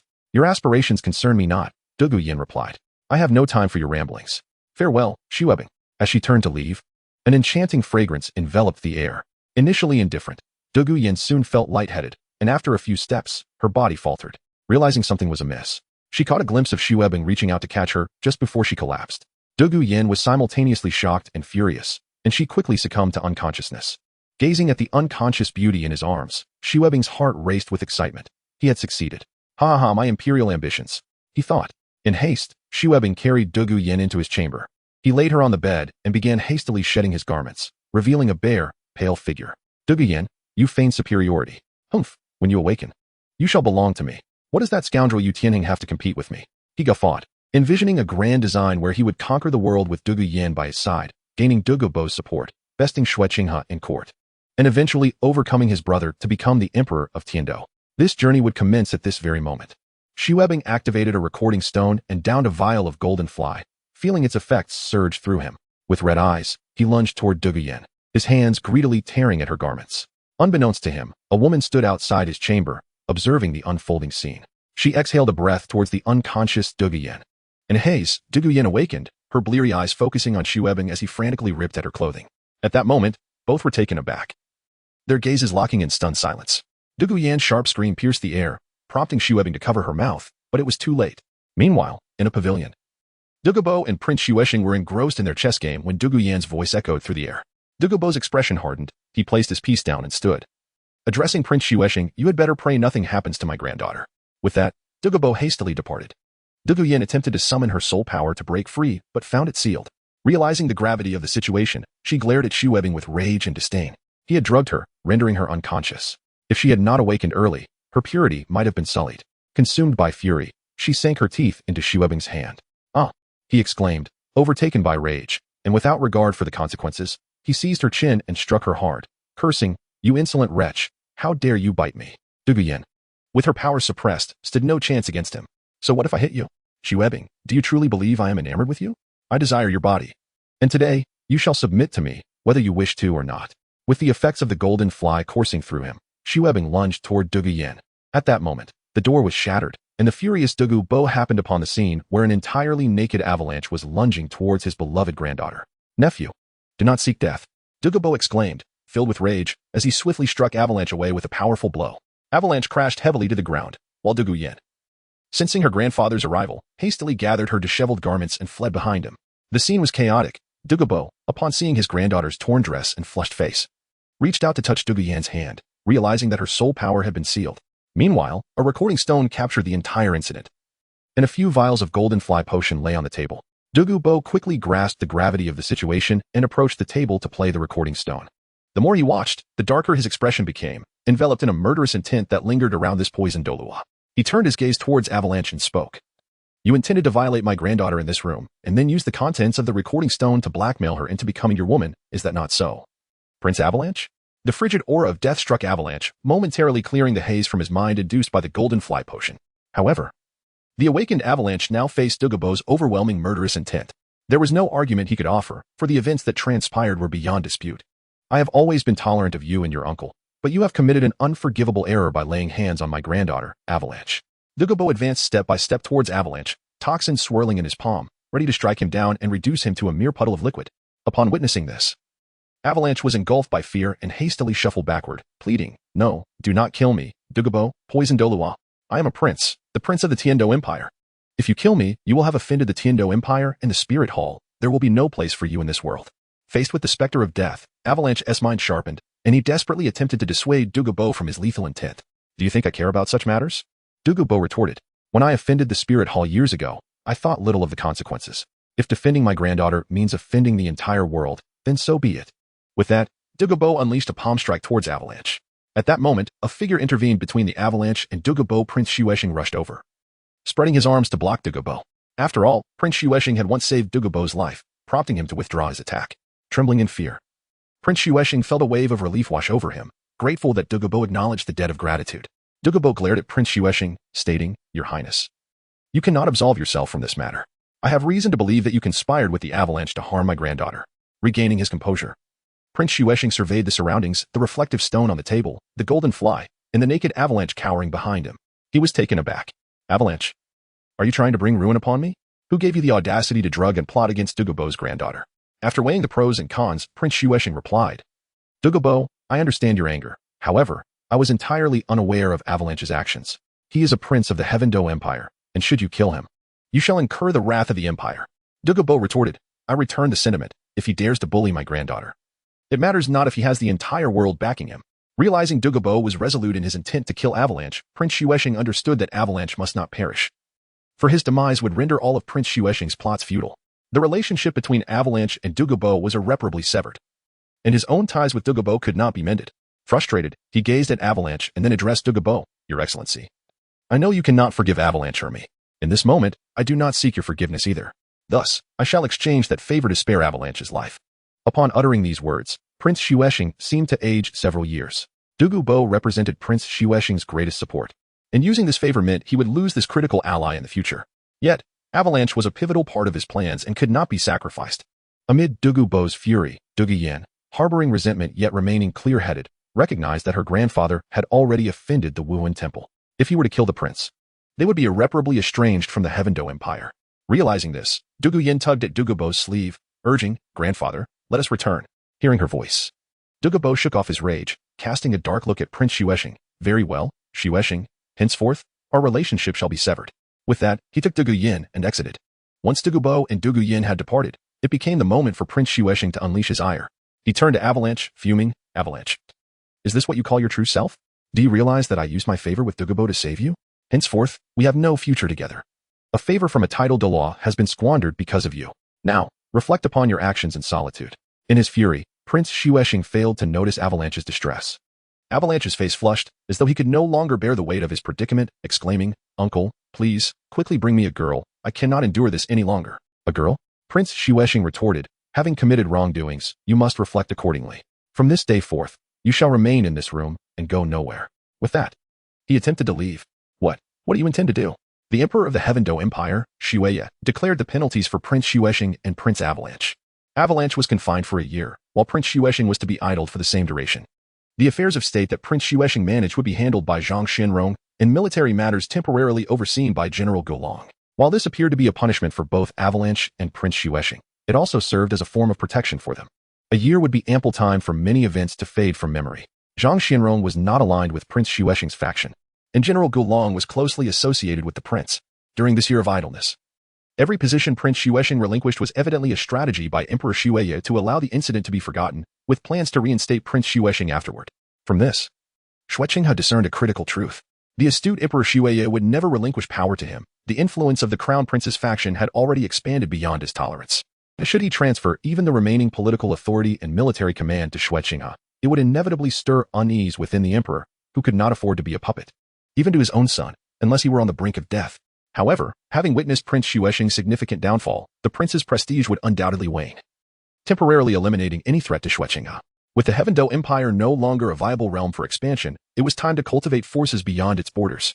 In the Crown Prince's residence, Xuexing had produced several crafted tokens. These tokens were emblematic of time and battle, with an hourglass motif at their center, engraved with the soul of the token holder. Xuexing had possessed 4 tokens, 3 gold and 1 silver. The 6 gold tokens bore the symbols of 6 souls, the angelic sacred sword, representing Qian Renxue, the rose seal, for Huayong, and the nightmare, symbolizing Malevolence. The 4 silver tokens were inscribed with the spirit of the emerald scale serpent, the princess of divine power, the tree of life, and the blue silver emperor. Qian Renxue entrusted the rose and nightmare tokens to Huayong and Malevolence, keeping the remaining silver token for herself. From this day forth, we shall present ourselves as a new faction to the world, named the Time-Space Sanctuary. Within our sanctuary, the Time-Space token shall symbolize our identity. The sect leader, esteemed patrons, and the holy sons and daughters shall hold the golden tokens, which require a minimum of title Dolua at level 95 to obtain. Elders and direct descendants of our sect shall possess the silver tokens, which are for those ranging from Soul Dolua to title Dolua at level 94. Those from Soul King to Soul Sage will hold the black iron tokens, while those below Soul King, unless exceptionally gifted, shall possess the bronze tokens. Huayong and Malevolence. Henceforth you shall be esteemed patrons of the Time-Space Sanctuary. As for me, my identity shall be the holy daughter of the Time-Space Sanctuary, Hixue. Yes, young mistress. Huayong and Malevolence replied in unison. After outlining the superficial aspects of the sect, Qian Renxue shifted the conversation, asking, now that we have driven a wedge between Dugu and Prince Xuexing, let us first develop Dugu as an elder of our Time-Space Sanctuary. Huayong, do you know where Dugu is at present? Huayong responded, according to my recent investigations, Dugu leads a monotonous life, only traveling between 3 locations, the prince's mansion, the Dugu family estate in the Dou Empire, and deep within the Sunset Forest. The Dugu family of the Dou Empire is the inheritance bestowed upon Dugu by Prince Xuexing. Dugu typically does not reside here. Only Dugu Yin makes her home in this place. Most of Dugu's time is spent in the Sunset Forest. At this point, Huachong added, within the Sunset Forest lies a field of poisonous mist, presumably a toxic array set up by Dugu, which affects anyone below the rank of title de law. Such elaborate arrangements of poison suggest that Dugu must be safeguarding something. Safeguarding what? Naturally, it is the Eye of Ice and Fire. Huachong has long intended to mention the significance of the Sunset Forest. Ever since awakening her memories, she has been aware that within the Sunset Forest lies a treasure of geomantic significance, known as the Eye of Ice and Fire. This place is credited with the accomplishments of the original Shrek 7 monsters, and ultimately led to the glory of the Tang Sect. However, this haven of rare treasures, nurtured by nature, has ultimately become a forbidden ground for the Tang Sect. In later generations, none but those from the Tang Sect or Shrek may obtain celestial treasures from this sacred site. The principles of seizing opportunities and the strong claiming their rightful place are well understood by Huachong. Thus, with her rebirth in this era, she cannot allow this treasure to fall into the hands of the Shrek 7 monsters. Nevertheless, Huachong cannot divulge to Qian Renxue the existence of this geomantic treasure. Only Qian Renxue may discover it for herself. From what you say, it seems to hold some merit, Qian Renxue expressed, intrigued by Huachong's words. Very well. The 3 of us shall set forth together towards the Sunset Forest. As the blossoms bloom in pairs, Dugu departed the prince's residence with Dugu Yin. On their way back, Dugu, filled with remorse, remarked, Yin, I am truly sorry. I never anticipated that Xuepeng would commit such inhumane acts. It was I who nearly cost you your innocence. Dugu Yin grasped Dugu's sleeve and sweetly replied, Grandfather, I do not blame you. You could not have foreseen the depths of Xuepeng's madness. However, is this not perhaps a fortuitous turn of events? From this night forth, you have regained your freedom and are no longer bound to serve that Prince Xuexing. You once taught me that as soul masters, life is precious. Yet love is even more valuable. For the sake of freedom, both may be forsaken. In the past, you were ensnared by a debt of gratitude to Prince Xuexing, which could hardly be considered true freedom, Dugu Yin stated. Indeed, Dugu reflected, feeling a sense of relief wash over him. As soul masters, we would rather perish than live in chains. From this night onward, I shall sever all ties with Prince Xuexing. He shall follow his own path while I tread my own. Seizing this opportunity, the grandfather and granddaughter clarified their boundaries with Prince Xuexing, even returning the estate in Tiando City that had been gifted to Dugu. Both were in high spirits, intending to indulge in some merriment. However, at that moment, the toxins within Dugu surged once more, causing him great distress. He had no choice but to escort Dugu Yin back home to the Sunset Forest, seeking solace in the eye of ice and fire to alleviate the toxicity afflicting him. As they arrived at the Sunset Forest, three figures emerged: Hua, Hua Chong, and Ming Lingxian. With the protection of two super Doluos, they could venture anywhere within the forest. In the heart of the Sunset Forest, Qian Renxue beheld a magnificent sight, a continuous mountain range with a volcano on one side and an icy peak on the other, forming a valley between them. They found themselves on the icy side, entering the valley. Outside the valley, a toxic mist spread through the air, enveloping this area. The extent of the mist was vast, naturally isolating the soul beasts from entering. The scene was truly spectacular. Dugubo is situated within that toxic veil, Hua Chang remarked. Shui nodded, surveying the surroundings. Dugubo had expended considerable effort to create such an extensive area of poisonous mist. What secrets lay hidden within the valley? In this location, Hua Chong and Meng Lingxian escorted Shui, isolating her from the toxic mist, as they ventured into the depths of the valley. After traversing the hazardous area, they arrived at the precipice of a cliff, where they gazed down upon the valley from the icy summit. Qian Renxue was astounded by the peculiar sight within the valley. There lay a hot spring, not particularly vast, yet divided into two sections. The oval pools exhibited waters of milky white and crimson hues. Intriguingly, although contained within the same basin, the two springs remained distinct and unmingled, each steadfastly retaining its own territory. The billowing steam rose from the space between the two springs, ascending until it gradually dissipated at the mountain's crest. This is. Qian Renxue found herself perplexed by the phenomenon before her, until Hua Chang remarked, "It is the legendary Eye of Ice and Fire. Do you know what this place is?" Qian Renxue inquired. "Young master, let us descend and explore," Hua Chang suggested. With that, the trio leaped from the cliff, gently descending to the ground below. Surrounding the Eye of Ice and Fire flourished an abundance of exotic flora that Qian Renxue was unfamiliar with, alongside some she recognized, such as the Millennium Ganoderma, 10,000-year Hishowu, and Snow Lotus, rare herbs that could fetch astronomical prices outside, readily available for harvest here. Qian Renshue's gaze fell upon a particular chrysanthemum, which captivated her attention due to its striking resemblance to the martial spirit of Zhu Dolaw. At this moment, Qian Renxue inadvertently activated the power of the Fate Source Eye. Introduction to the rare herb. Qirong Tong Tian Chrysanthemum, a neutral-grade celestial herb. Consuming it enhances one's fortune and invigorates the blood, allowing the cultivation of an indestructible body. It provides a certain enhancement to innate talents, and under the influence of its medicinal properties, it can elevate one's soul power to a certain degree.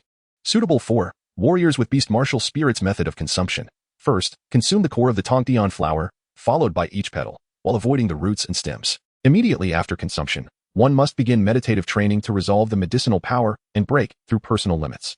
She glanced around and discovered, among these exquisite medicinal materials, additional precious celestial herbs akin to the Qirong Tongtian chrysanthemum. Introduction to the rare herb. Bajiao Xiabing grass. This celestial herb, derived from the extreme cold within the ice-fire duality, possesses toxic properties. Suitable for all martial spirits. Method of consumption. It must be consumed immediately upon harvest, otherwise its efficacy will dissipate over time. A single stalk consumed alone is poisonous, inflicting the utmost cold toxin upon the body. It must be taken alongside the Lihua Xingjiao vegetable, allowing the medicinal properties to be refined in the embrace of the ice-fire duality, thus endowing the consumer with the ability to resist all toxins and achieve immunity to both ice and fire. As she continued her exploration, Qian Renxue was increasingly astonished. The celestial herbs were opening a new portal for her. Previously, she had never believed in the existence of items capable of altering one's innate talents. But after witnessing these celestial herbs, her perspective had shifted dramatically. Huarjiang, are you familiar with this place? Qian Renxue recalled how Huarjiang had uttered the words ice-fire duality upon witnessing the scene, and her fate source had also provided her with this information. The ice-fire duality is one of the three great treasure troves of the current era. Huarjiang explained. This treasure trove does not refer to wealth, but rather to a fertile ground for precious plants. Due to the unique environmental influences, these extraordinary plants grow at an accelerated rate, tenfold shorter than usual. In simpler terms, if a spiritual herb were to grow for 10 years in any of the three great treasure troves, it would possess the efficacy of a 100-year-old herb. Nodding in understanding, Qian Renxue remarked, "No wonder Dugubo went to such lengths to establish a poison array to protect this place." Upon hearing this, Huarjiang scoffed. According to her understanding, Dugubo could indeed be considered one of the most unfortunate figures during the era of the three divine wars. He remained oblivious to the treasures he guarded, merely relying on the unique environment of the ice-fire duality to suppress his own toxicity and survive. Eventually, he encountered Tang San, who extended his life by several decades through the soul-bone healing method. In gratitude for this kindness, he became a close confidant of Tang San, sharing his innermost thoughts. Yet, Tang San, amidst the vastness of the duality and its numerous celestial herbs, never allowed Dugubo and Dugu Yin to benefit from even a single herb. Dugu Bo believed that the soul bone healing method had entirely resolved his own toxins as well as those of his granddaughter. However, years following the demise of the spirit hall, the toxins within him erupted, reaching the capacity limit of the soul bone's ability to contain them, leaving Dugu Bo in a precarious state.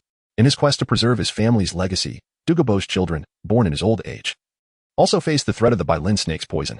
Realizing that the soul bone healing method could only address symptoms rather than the root cause, he sought a fundamental remedy from Tang San, who had ascended to the status of sea god. However, Tang San evaded Dugu Bo's pleas. Ultimately, Dugu Bo, Dugu Yin, and the offspring he had with Dugu Yin perished one after another due to the Bailin snake's poison, leading to the complete extinction of the Dugu family. From that point onward, the ice-fire duality, I transitioned from being the Dugu family's domain to becoming an exclusive treasure of the Tang sect. Yet, aside from the soul bone healing method, were there no other means to rescue Dugu Bo? Indeed, within the ice-fire duality there existed countless celestial herbs capable of saving him. The wrath of the tidal Dolua. Firstly, the celestial herbs absorbed by Tang San, namely Ba Jiao Xianbing grass and Li Huaxing Jiao vegetable, if properly assimilated, could transform Dugu Bo or Dugu Yan's physique, rendering them immune to all toxins while maximizing the potency of their own toxic abilities. These two celestial treasures are indeed the most suitable for this pair of grandfather and grandson to absorb. Furthermore, the fragrant and exquisite celestial treasures, along with several highly toxic ones, can effectively resolve the poison afflicting Dugu Bo. Initially, Dugu Bo invited danger into his home, believing he had welcomed a friend across generations. Instead, he attracted the most treacherous of wolves. It is often said that Dugu Bo and Tang San share a bond akin to a friendship across ages. However, while Dugu Bo is sincere and open-hearted towards Tang San, the latter has only ever schemed against him, calculating the value of celestial treasures, Dugu Bo's combat prowess, and the significance of the ice and fire duality. With the least expenditure, he nearly acquired an entire treasure-laden land. Many lament Dugu Bo's situation. A classic case of sitting atop a mountain of riches while remaining blissfully unaware. Qian Renxue is perplexed by the disdain that Huayang harbors towards Dugu Bo, whom she perceives as foolish. Upon learning of the critical importance of the ice and fire duality, the system unexpectedly revealed a notification. System task triggered. Occupy the ice and fire duality. Task brief. You have encountered a location of paramount significance for the rise of a child of destiny. The ice and fire duality. Presently, this area belongs to Dugu Bo. Ensure the integrity of the celestial treasures here while occupying this ice and fire duality. The task involves either subduing Dugu Bo and establishing a relationship of at least 60 or more, or eliminating him to claim this space. Task reward. A significant reduction in the fortune of the child of destiny, causing a major decrease in the fortune level of those connected to the celestial treasures here, while elevating the host's fortune to a higher tier, along with a substantial increase in the fortune of all members of the Spirit Hall, and one Soul Master summoning card. This is a question with an obvious answer. One must eliminate either Dugu Bo or either of the two, Hu Qiying or Emanating in. As either option suffices. The objective is to subdue Dugu Bo, who possesses the Soul Bone technique, Poison Mastery, and has connections with Qian Renxue. Although Qian Renxue has never encountered the Child of Destiny, she has pieced together enough information to form a general understanding. Dugu Bo is linked to the Child of Destiny, thus possessing immense fortune, and their connection likely revolves around the Eye of Ice and Fire. In the future, the Child of Destiny will arrive here, utilizing the celestial treasures within the Eye of Ice and Fire to resolve the poison afflicting Dugu Bo and Dugu Yin, thereby earning Dugu Bo's friendship. Dugu Bo is a man who holds grudges. If one offends him, the resentment can linger for a lifetime. Conversely, a single act of kindness can etch itself into his memory just as deeply. Thus, the Child of Destiny, by forging a bond with Dugu Bo and leveraging his celestial treasures, will rise to prominence. A mutually beneficial transaction, indeed, however, should this agreement be nullified. The Eye of Ice and Fire will henceforth belong to me, Qian Renxue declared. As Qian Renxue's words echoed, a somber, raspy voice resonated from all directions within the valley. Humph, some ignorant fools dare to intrude upon my medicinal garden. The voice reverberated, carried by soul power. Yet, how could Dugu Bo's minor trickery fool everyone? Hu Qiying and Emanating immediately turned their attention to the cliff of the volcano, where an elderly man clad in a black robe with long green hair stood, his cold eyes fixated on the ground below. Today, I shall show you what the wrath of a tidal Dolua truly entails. With that, Dugu Bo leaped down, and as he descended, soul rings cascaded around him. Yellow, yellow, purple, purple, black, black, black, black, black, 9 soul rings, an overwhelming pressure emanating from the tidal Dolua, bore down upon Qian Renxue and her companions. Due to the presence of Hu Qiying and Emanating, Qian Renxue felt no pressure from Dugu Bo. Emanating effortlessly dispelled the poisonous aura surrounding Dugu Bo, and as he landed, both summoned their own soul rings. Purple, purple, purple, purple, black, black, black, black, red, purple, purple, purple, black, black, black, black, red, red. Dugu Bo, witnessing their soul ring configurations from above and feeling the suppression of their soul power, was momentarily taken aback. He had intended for these insignificant beings to experience the fury of a tidal law, but it seemed he had underestimated the situation. Observing the bizarre soul ring configurations of Hu Qiying and Eling Suin, his eyelids twitched violently. The fool is I. Did I hear you correctly? You wish for us to witness the fury of a tidal Doluo, did you not? Hu Qiying inquired with a hint of amusement. And no, you misunderstood. That was not my intention, Dugu Bo hurriedly refuted. Hu Qiying feigned innocence. Then, are you implying that our ears have malfunctioned? Dugu Bo, may I inquire as to what brings you to this place? Dugu Bo asked. This location is evidently a primordial treasure, previously unclaimed by anyone. You discovered it first. Thus it belongs to you. Poison Doluo, correct? Hu Qiying replied. Dugu Bo nodded, acknowledging the truth of her words. The continent's most auspicious locations are typically governed by the principle of first come, first served, yet he wondered why they chose to articulate it thus. Did they acknowledge that the Eye of Ice and Fire was his domain? In addition to this principle, it is also a truth that gifted treasures belong to the strong within the realm of soul masters, is it not? The temporal palace will claim this auspicious site. Do you have any objections? Hu Qiying challenged. Dugu Bo. Dugu Bo's expression twisted momentarily before he fell silent, contemplating before conceding. Very well. This place belongs to you. I shall take my leave. Dugu Bo was unaware of the true nature of the temporal palace. But recognizing that they had dispatched 2 super Doluos, it was clear this sect was no ordinary one. If he could not confront them, he would at least retreat.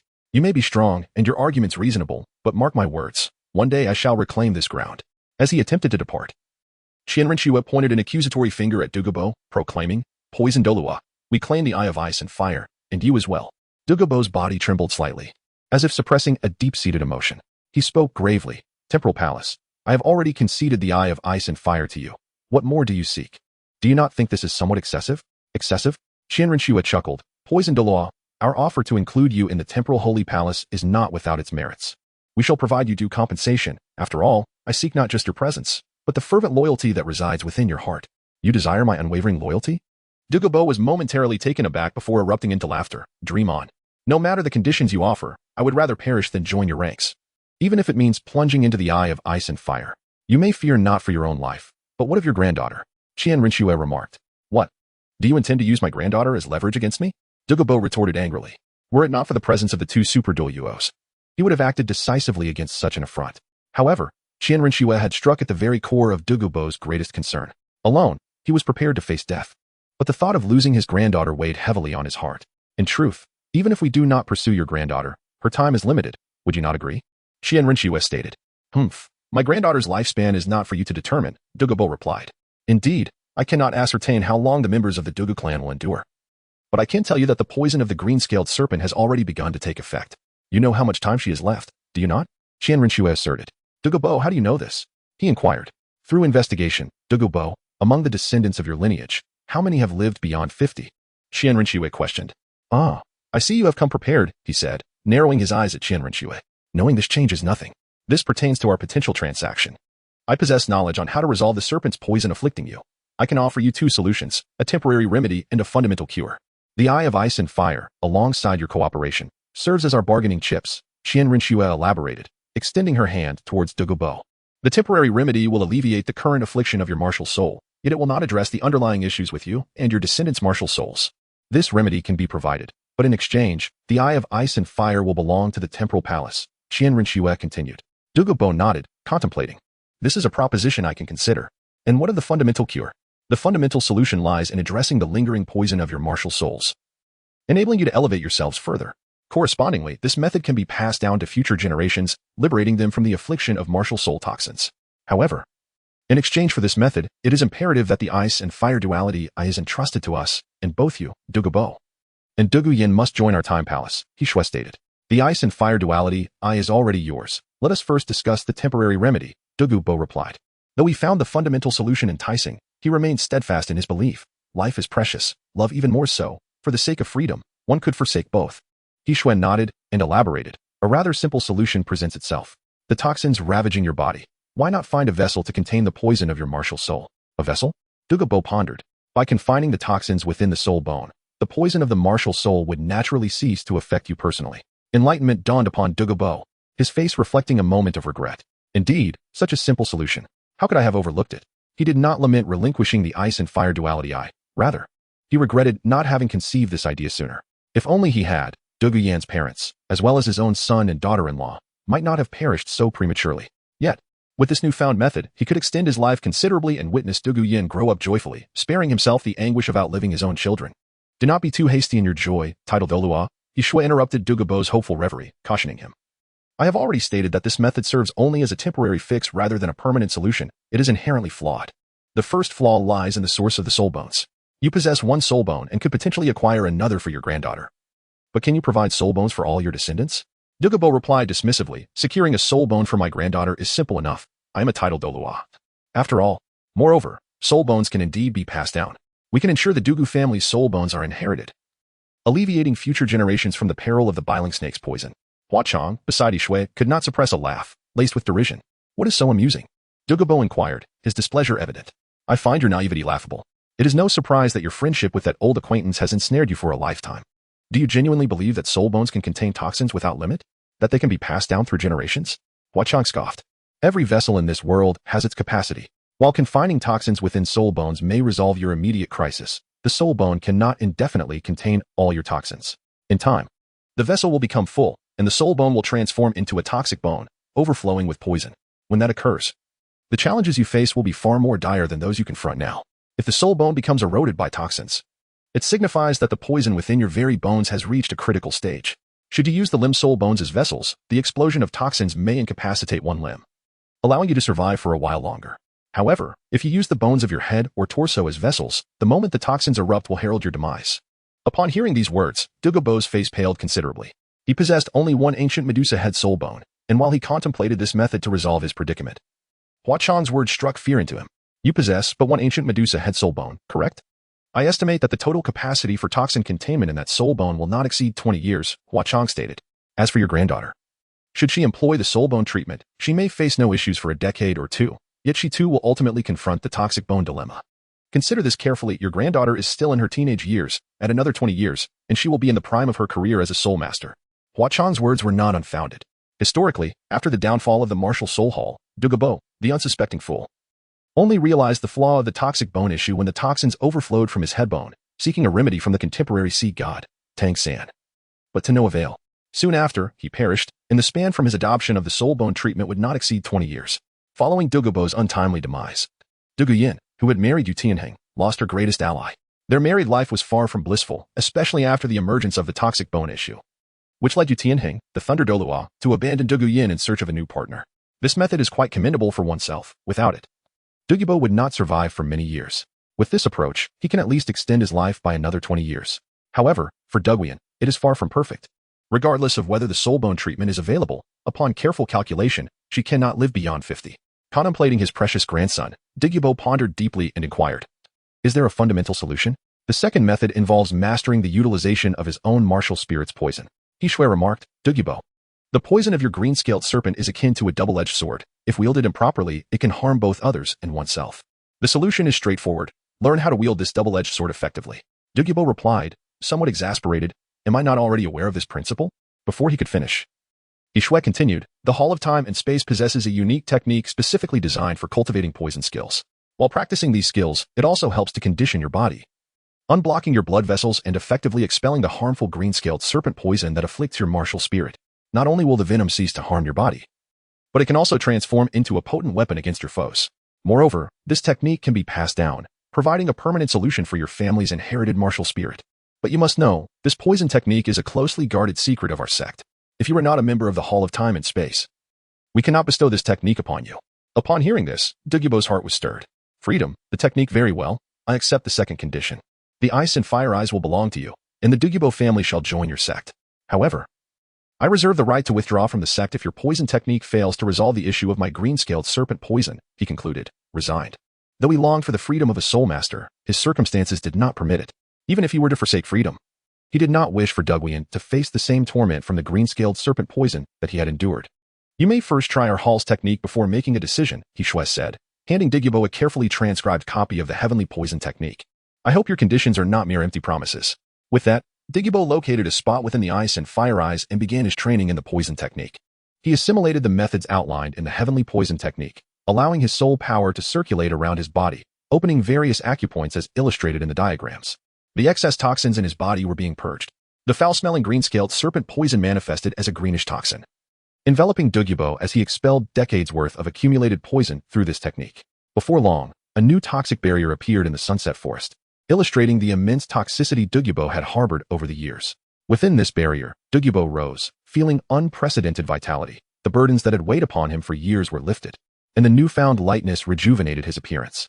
His iconic emerald green hair remained, but it was no longer a manifestation of his toxic affliction. Moreover, this poison cultivation would significantly enhance his training efficiency, making it conceivable that he could even break through to the rank of Super Dolua in the coming years. However, he dared not aspire to higher realms, for despite his extraordinary talent in his youth, he had squandered too much time contending with the green-scaled serpent poison. Emerging from the toxic barrier, he approached the three individuals outside. When Yixue activated the Eye of Fate, Dugubo's relationship with her increased to a level of 60 from 40. The favor of imparting knowledge is one I shall never forget. From this night forth, my life belongs to you. I shall join the Hall of Time and Space and never betray it, Dugu declared, clasping his fists. I am Yixue, the Holy Maiden of the Hall of Time and Space. This is Huachang, known as the Rose, a level 96 Super Dolua and a venerated member of our sect. After introducing Huachang, she proceeded to introduce Meng Lingxian, stating, Meng Lingxian, the Nightmare, a level 97 Super Dolua, also an esteemed member of our hall. Holding a golden token. Within the Hall of Time and Space, Super Doluos of level 95 and above are revered as esteemed members, while those of level 94 and below are considered elders, holding a silver token. Yixue nodded in satisfaction, casually tossing a silver token to Dugu as she said, This is your silver token. Dugu accepted the token, gazing at the symbol of the green-scaled serpent at its center, and chuckled wryly. It seems you have made up your minds. I must indeed join your sect. However, your conditions are such that I cannot refuse. Your Highness, from now on, I shall be an elder of the Hall of Time and Space. Subsequently, Yixue shared with Dugu the script she had prepared, revealing that the Hall of Time and Space is a hidden sect, not fully exposed to the world. Presently, with a level 96 Super Dolua and a level 97 Super Dolua, their top-tier combat power alone is sufficient to overshadow the renowned 7 Treasure Glazed Tile School. As Yixue introduced Dugu, she noticed a slight increase in their relationship level, now at 60. It was sufficient to earn her a Soul Mentor summoning card and elevate the fortunes of the Martial Soul Hall. Eagerly, she opened the system task page to check. The system task page indicated that the task had not yet been completed. Yixue was taken aback. System, my relationship with Dugu has reached over 60. That refers to his relationship with the fabricated identity of Yixue, not with you personally. The system assesses the relationship based on Dugu's connection to your true self. The system clarified. My true self? Yixue looked at Dugu, who was reflected in the Eye of Fate. If Dugu were to learn her true identity, their relationship would immediately plummet from 60 to 40. There are 2 ways to resolve this. One is to elevate Dugu's hidden affinity for her as Yixue. The other is to confess her true identity to Dugu, thus completing the system task. It is quite challenging to enhance Dugu's affection for her while maintaining her identity as Yixue. Yixue understood Dugu well enough. He is neither entirely righteous nor wholly wicked, possessing a narrow mindset. However, he is not the type to be swayed easily. He values his debts of gratitude and holds great importance to trustworthiness. In dealing with such a person, deceit and concealment would yield no benefit. Rather, honesty and sincerity might earn his genuine regard. In this scenario, Qian Renxue decided to confide her identity to Dugu, hoping to secure his loyalty. She was not concerned about the potential revelation of her identity. Rather, she feared that continued concealment would one day lead Dugu to discover the truth, which, while not likely to provoke betrayal, could foster lingering resentment. The rewards offered by the system task were exceedingly generous, and beyond that, Dugu's awareness of her identity could, after he calmed down, allow him to assist her, the Crown Prince Shuqinghe, with his influence in the Dou Empire. After careful consideration, she resolved to be honest. With this in mind, Qian Renxue addressed Dugu, saying, Mr. Dugu, we have met before. Dugu, momentarily taken aback and unsure of her intent, soon grasped the situation. He was astonished to see Qian Renxue enveloped in a radiant holy light, transforming from an exquisite young girl into an elegant young man. You are Shuqinghe. Dugu stammered, his eyes nearly popping out in disbelief. Now, take a look at my martial soul, Qian Renxue proclaimed as 6-winged angels unfurled their wings behind her, bathing the entire valley in holy light. The 6-winged angel, is this not the martial soul inherited from the Pope of the Spirit Hall? Dugu marveled. Allow me to reintroduce myself. I am the Saintess of the Time and Space Hall, as well as the Saintess of the Elder Hall of the Spirit Hall. I am, in fact, the Crown Prince Qian Renxue, she declared. Dugu was left speechless. The Spirit Hall had infiltrated the political landscape of the Dou Empire long ago, having ensconced itself beside the Prince Shuqinghe when Qian Renxue was merely 9 years old. By the age of 11, she had supplanted Shuqinghe, gradually eliminating princes Shui Luochuan and Shui Haizong to solidify her position as the crown prince of the Dou Empire. The entire revelation left Dugu in a state of shock. He had never anticipated the extent to which the influence of the Spirit Hall had permeated the inner workings of the Dou Empire. In this context, the faction of Snowstar is akin to grasshoppers after the autumn harvest. Had it not been for the incident at the prince's residence, he would have remained aligned with the Prince of Snowstar, becoming ensnared in the political maelstrom of the Dou Empire, leaving him utterly oblivious to his own demise. Qian Renxue confided her true identity to Dugu, addressing him. Poisoned Dolua Elder, I am aware of your conflicts with the Spirit Hall. In the past, they coerced you into joining their ranks and dispatched titled Doluos to hunt you down. However, I do not intend to pressure you into joining the Spirit Hall. For the Spirit Hall and the Time-Space Hall are distinct entities. Dugu replied with a wry smile, Young Master Qian Renxue. Your kindness towards me and our lineage of the emerald-scaled serpent is measurable. Even if you were merely with the Spirit Hall and requested my allegiance, I would harbor no resentment. On the contrary, I am grateful for your trust in revealing all of this to me. The relationship metric between Qian Renxue and Dugu, once marked by insincerity, dissipated, leaving behind a singular figure that surged to a state of 65. It seemed her actions were indeed justified. Ding. Task completed. Occupy the Eye of Ice and Fire. Reward acquired. The fortune of the Child of Destiny diminishes to a degree. Those associated with this place in the future will experience a significant drop in their fortune level, while the host's fortune ascends to a higher tier. And all members of the Spirit Hall see their fortunes rise substantially. Additionally, a Soul Master summoning card has been awarded. As the aura of fortune infused her, ethereal yet palpable, Qian Renxue perceived no anomalies, only noting that her previously deep blue fortune had transformed into a profound purple hue. The increase in fortune was an intangible reward. Yet the tangible reward excited her even more. A Soul Master summoning card, capable of invoking a Soul Master from various eras. The Soul Master, a long-lost vocation, once thrived in the history of Dolua continent. They were the artisans behind soul-guiding devices, capable of crafting both storage devices and those for combat. An auxiliary Soul Master, armed with an attack-type soul-guiding device, could unleash combat prowess comparable to that of a similarly ranked assault Soul Master. However, records of such existences are scant within the Spirit Hall, and presently, the profession of Soul Master has vanished from the continent, with all soul-guiding devices having been excavated. The presence of a Soul Master signifies a chance for Qian Renxue to revive the glory of soul-guiding devices. A title Dolua epitomizes the pinnacle of a faction's might. Yet a Soul Master could elevate the combat capabilities of an entire sect. Qian Renxue stored the summoning card away, deciding against using it in this location. The next order of business was to allocate the celestial treasures from the Eye of Ice and Fire. Mingling Xian departed from the Eye to summon Qian Renxue's battle team, including Jin Yi, Shilong, and Ci Shui. Meanwhile, Qian Renxue and Dugu scoured the valley abundant with celestial treasures. Upon discovering a celestial herb, Qian Renxue promptly harvested it, storing it in her soul-guiding device while elucidating its properties to Dugu. Upon hearing Qian Renxue's descriptions of the celestial herbs, Dugu was overcome with regret. He realized he had been sitting on a treasure mountain without comprehension. After occupying the eye for many years, he had merely utilized it to suppress his own toxins. A significant loss indeed. Dugu's heart bled at the thought, yet he understood that this was solely his own ignorance to blame. With an expression of hesitance, Dugu replied, Young Master, I have surpassed the prime age for absorbing celestial treasures. I would not wish to squander them. If possible, could you procure a celestial herb for Yin Yin? Rest assured, I would have done so regardless, Qian Renxue replied. After all, you were once the master of this place. And in gratitude for your contributions to the Eye of Ice and Fire, I cannot neglect you. You know how to care for your granddaughter, Qian Renxue added. Bring her forth so that I may meet her. Very well, Dugu responded, his figure flickering before vanishing from Qian Renxue's sight. Shortly thereafter, he returned, accompanied by Dugu Yin, who appeared eager to see the celestial garden. Dugu Yin, is that you? Qian Renxue inquired. Dugu Yin looked bewildered, gazing at Hua Chong and a stunning girl who seemed to belong to a realm beyond this world, utterly perplexed. In this place, did not grandfather typically prohibit entry? Who are these two older sisters? Qian Renxue explained. Your grandfather has already joined our sect. I am the Holy Maiden and the young sect master of our order. Naturally, he would address me as sect master. Of course, you two have joined our temporal hall, Yin Yin. Dugu Yin glanced at Dugu, who sternly said, Yin Yin. Why haven't you addressed the sect master? Yes, sect master, Dugu Yin replied reluctantly. There is no need to be so formal. You may call me Sister Shui. Qian Renxue said with a warm smile. Her amiable demeanor dissipated the slight dissatisfaction in Dugu Yin's heart, and she nodded, saying, Yes, Sister Shui. Then, sect master. What do you think? Dugu looked at Qian Renxue expectantly. Rest assured, I have already selected the celestial item for Dugu Yin. Qian Renxue approached the side of the Tuing Eye, plucking a purple celestial item, and said, The Bailin snake lineage is most suited for poison-type celestial items. Compared to the snow-white swan kiss, the purple poison dragon grass is milder in nature and more suitable for Dugu Yin to absorb. As she spoke, Qian Renxue handed the purple poison dragon grass to Dugu Yin, explaining the method of consumption. Meanwhile, Dugu Yin followed Qian Renshue's instructions to absorb the celestial item. Before long, a surge of vibrant soul power erupted, signaling Dugu Yin had completed the absorption, eliciting a soft, satisfied moan.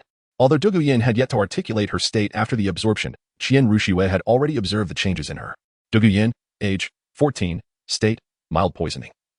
Martial Soul, by Lin Snake Emperor, innate soul power, 10, level, 30, soul ring configuration, yellow, relationship, 25, fortune, light orange.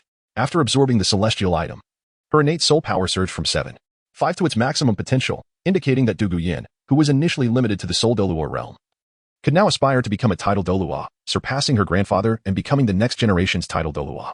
For reference, Zhu Xing, with an innate level 7 soul power, experienced a similar training speed after absorbing a celestial item, akin to a soul master with full innate soul power. Furthermore, Dugu Yin's martial soul evolved from the ordinary Bai Lin Snake to the Bai Lin Snake Emperor. The Bai Lin Snake is a high-level martial soul, while the Snake Emperor stands as a top-tier martial soul, comparable in quality to the formidable Blue Lightning Tyrannosaurus and White Tiger martial souls of the present era. Had it not been for Dugu Bo's severe poisoning, he would have had the opportunity to contend with the Star Luo Emperor and the Thunder Dolua for supremacy among beast martial souls. On the other side, Dugu Bo noticed Dugu Yin's transformation and approached her, checking her pulse and overall condition. Grandfather, I feel wonderful. It seems my martial soul has evolved. As she spoke, Dugu Yin summoned her martial soul. Dugu Bo gazed at the familiar emerald green giant python, which would have previously alarmed him had Dugu Yin awakened such a martial soul. Given the Bai Lin Snake Emperor's toxicity far exceeds that of the ordinary Bai Lin Snake. However, now, only a sense of paternal pride remained on his face. Excellent. What an admirable evolution. The legacy of my martial soul continues, Dugu Bo exclaimed excitedly. Suddenly, he felt a disdainful gaze from behind him. Turning around, he saw it belonged to Hua Chang. Dugu Bo was somewhat perplexed. My lady, why do you look at me so? He inquired. Hua Chang cryptically remarked, you are also aware of the need to secure a celestial item for your granddaughter. Dugu Yin is my granddaughter.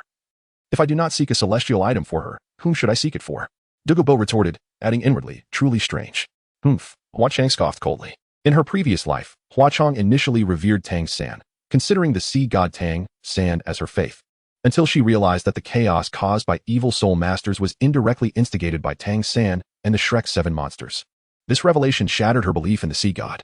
Recovering from her fervent devotion, she unearthed truths hidden beneath the ornate praises of Tang San's deeds. The friendship between Tang San and Dugu Bo is often recounted as a cherished tale, but is it truly as admirable as portrayed? Through her investigations, Hua Chang could only respond with a dismissive scoff. Take the present situation, for instance, realizing the significant value of celestial items. Dugu Bo promptly put aside his pride to request one from Qian Renxue for Dugu Yin. Yet, when Tang San was in need, he did not seek a celestial item for his granddaughter, instead willingly relinquishing one for a soul bone remedy. Ultimately, the celestial items were manipulated, and even the prime location occupied by the Dugu family became the Tang sect's forbidden ground due to the family's downfall. Truly, they were the greatest victims of the era of the Three Gods' War.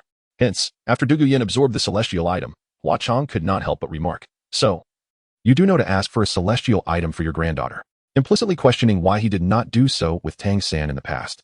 However, how did the eldest sister come to know the names and details of these celestial items? Hua Chang's understanding of the Tuyin was limited to a few documented celestial items in Tang San's Sea God Shura narrative. And the purple poison dragon grass was not among them. The fact that Qian Renxue was aware of these celestial items and their significance was entirely unexpected for Hua Chang. Nonetheless, it was preferable. Why should such a coveted location as the Tuyin fall into the hands of that selfish, greedy, and hypocritical scoundrel, Tang San? Meanwhile, Qian Renxue observed Dugu Bo's joy at his granddaughter's absorption of the new item, after Dugu Yin completed the absorption. Dugu Bo's relationship score with Qian Renxue rose from 65 to 75. It seemed the old poison master was quite easy to please. After expressing his heartfelt gratitude, Dugu Bo prepared to take Dugu Yin to absorb her third soul ring when Qian Renxue called out to him. Sect Master, do you have something to discuss? Dugu Bo inquired. Let Dugu Yin wait aside for a moment, Qian Renxue suggested. Dugu Bo nodded, allowing Dugu Yin to step aside. Qian Renxue then got straight to the point. Elder Dugu, I hear your granddaughter has recently been involved with Yutinhang. Is that correct? The poison Doluo replied, currently. They are not officially in a relationship. They merely have mutual intentions. In other words, they are just a thin layer of paper away from being recognized as a couple. Qian Renxue stated. The poison Doluo nodded. I believe, Elder Dugu, you must have noticed that Yutinhang's pursuit of Dugu Yin is not entirely innocent, Qian Renxue remarked, suggesting that his intentions within the Blue Lightning Tyrannosaurus sect are anything but pure, since this layer of the metaphorical paper has not been punctured. Let us refrain from allowing it to be so. Huazhang, standing by, added, in line of our shared allegiance. I offer you this counsel. Yutinhang is by no means a suitable match for your granddaughter. Qian Renxue merely wished to prevent the union of Dugu Yin and Yutinhang. Yet Huazhang was acutely aware of the repercussions should such a union occur. In that fateful year when Dugu Yin's poison surged, leaving her life hanging by a thread, Yutinhang did not seek out a physician for his wife. Instead, he callously abandoned her to pursue new affections and to inherit the martial soul of his blue lightning tyrant dragon clan. From this perspective, he is certainly not an appropriate match. Dugu nodded in understanding and said, I comprehend. With a wave of her hand, Qian Renxue dismissed him. After Dugu departed, Qian Renxue produced the Soul Master summoning card. She crushed the card, and the shards of light coalesced before them, forming a magic circle. An elderly man appeared within the circle. Spectacles perched on his nose, his hair in disarray, clad in a faded white coat, holding a book. She gazed at the old man through the eye of fate. Wang Yuan age, 87 innate soul power, 7, 8 martial soul, Book of Wisdom soul power level, 91 soul ring configuration, yellow, yellow, purple, purple, purple, black, black, black, black soul master rank, 9th rank relationship, 100 description, an eccentric soul master devoted to soul tools, his martial soul being the Book of Wisdom. A unique martial soul devoid of combat or auxiliary capabilities, solely bestowing upon its possessor an ever-increasing wisdom. Due to this, Wang Yuan, unable to become a battle-type or support-type soul master, chose the path of a soul master and ultimately ascended to the pinnacle of his profession. However, his lack of exceptional talent limited him to the strength of a titled Dolua. In pursuit of studying the hidden weapons of a certain faction, he clandestinely pilfered some divine artifacts and transformed them into soul tools. To prevent the loss of their sect's hidden weapons, that faction demanded his allegiance, which he vehemently refused, resulting in his demise. An eccentric soul master passionate about soul tools. I, Wang, have met the young master. The old man adjusted his glasses. His martial soul was peculiar. Neither a combat type nor an auxiliary type, but rather a life-oriented one, akin to the blacksmiths of Gengxin City, whose martial souls served either for forging or for exploration. It appeared to possess soul power but lacked any combat value. Nevertheless, a 9th rank soul master, Qian Renxue, possessing knowledge of the soul master system, realized her fortune in summoning him. Seeing the old man attempt to bow, she quickly interjected, Please, senior, no need for such formalities. I sense that your soul power has already reached the level of a title Dou. May I inquire if you possess a title? Wang Yuan paused, then replied. To speak frankly, those titles are superficial. I hold no regard for them, hence why I have not claimed one for myself. Indeed, Qian Renxue responded. By the way, what is this place, young master? Wang Yuan surveyed his surroundings, observing the vast array of exotic flora and the striking lake with its juxtaposition of ice and fire. Utterly astonished. This place is the Eye of Ice and Fire. Qian Renxue explained the significance of the Eye of Ice and Fire.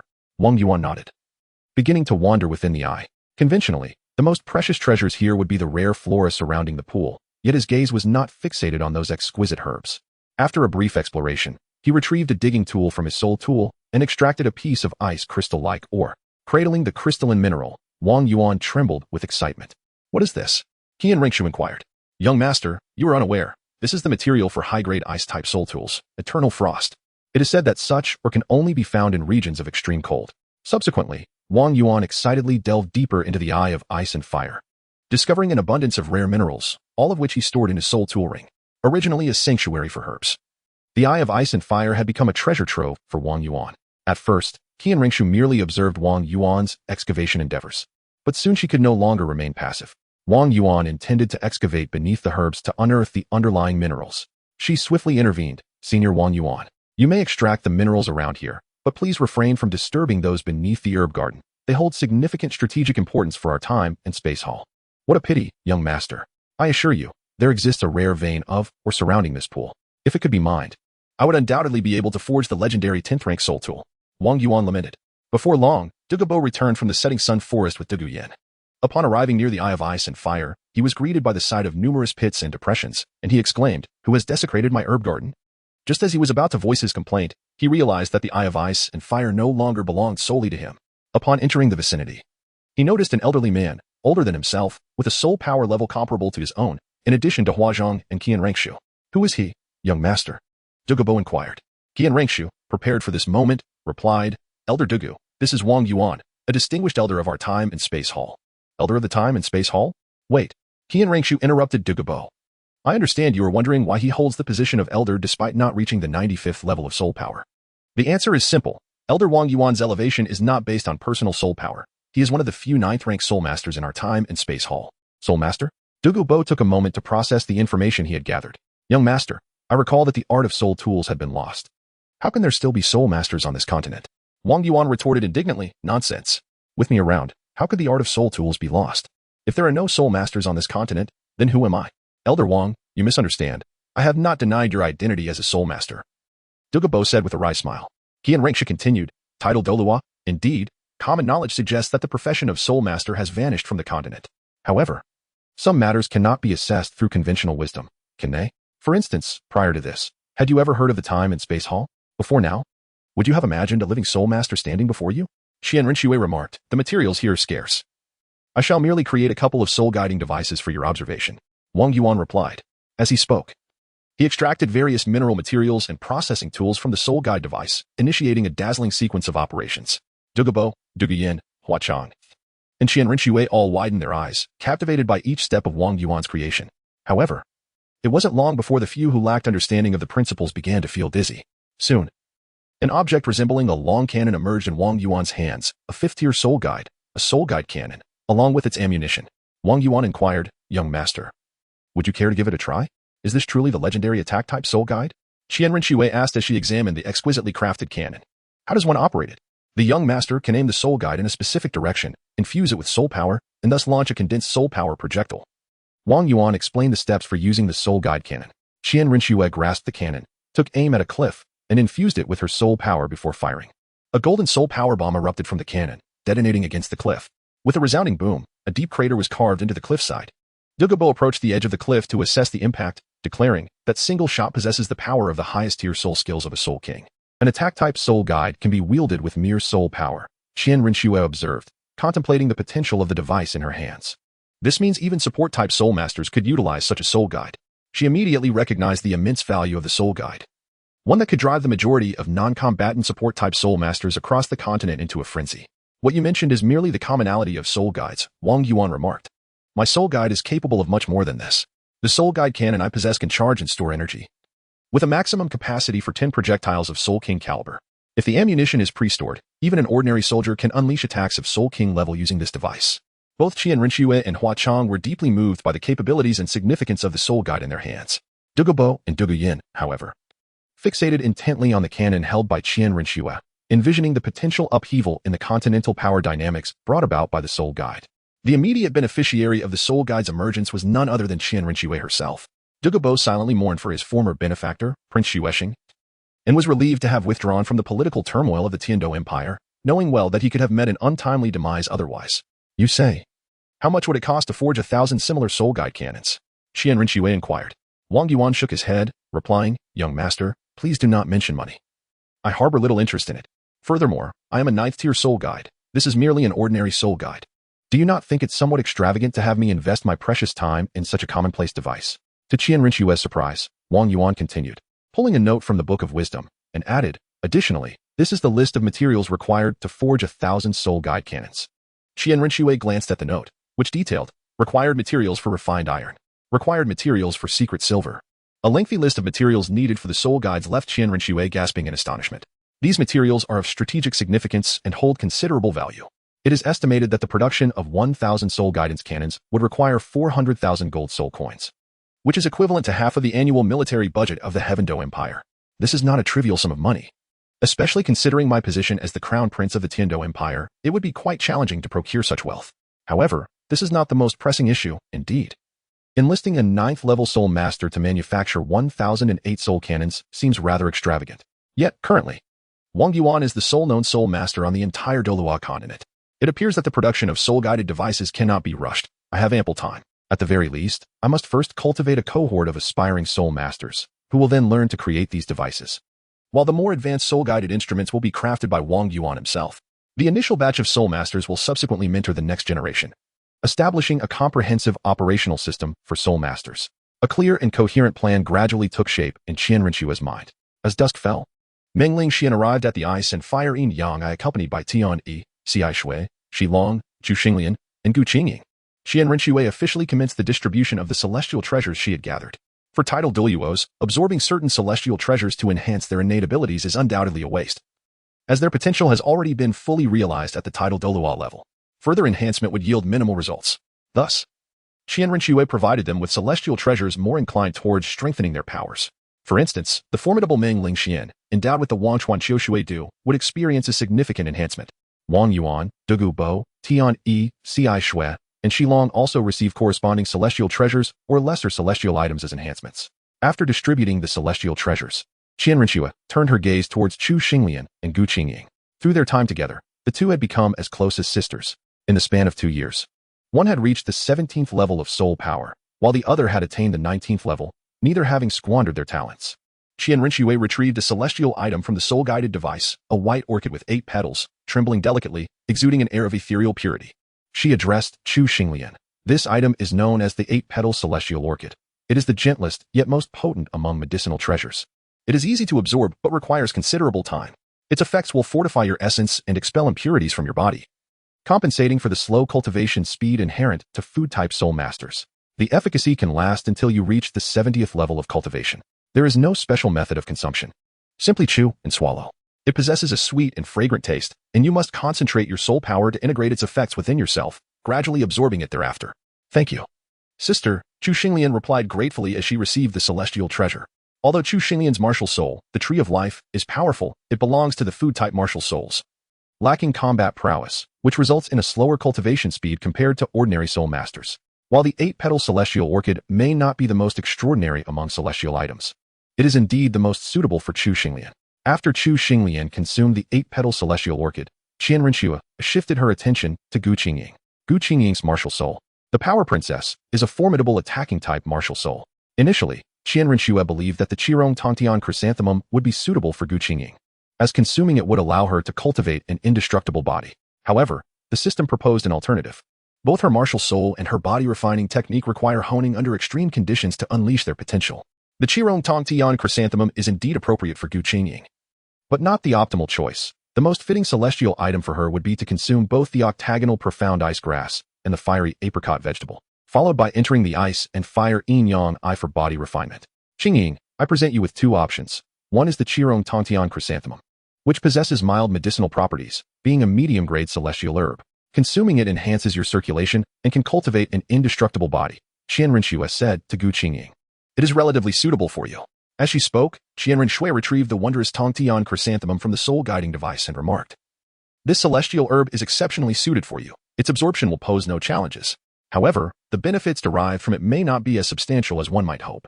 An alternative choice lies in the ice and fire alchemical body. The octagonal profound ice grass and the fiery apricot vegetable embody the pinnacle of ice and fire. One herb harbors the chill of frost, while the other contains the heat of flame. Each, when absorbed individually, inflicts considerable harm upon you. Only through the simultaneous absorption of both can one safely plunge into the heart of the ice and fire duality, to undergo the alchemical transformation. This entire process is excruciating and carries the risk of demise, yet the rewards are immense. Danger coexists with opportunity. The ice and fire celestial herbs will bestow upon you 3 rare attributes: immunity to fire, immunity to ice, and immunity to poison. Moreover, enduring the trials of ice and fire will significantly enhance your physical constitution. What shall your choice be? Dear sister, since you have presented me with 2 options, I trust that you believe I can withstand the trials of the ice and fire alchemical body, Gu Qingying declared, clenching her fists with determination. I shall not disappoint your expectations. I choose the ice and fire alchemical body. Gu Qingying followed Qian Renxue to a location near the ice and fire duality. These 2 celestial treasures had previously remained untouched by Qian Renxue, as they possessed the remarkable capability of immediate consumption upon harvesting. Instead of adhering to the methods prescribed by the system, she chose to utilize her soul power to resist, forcefully trampling the 2 celestial specimens into submission. The frigid venom of ice and the searing poison of fire ravaged Qian Renxue's hands.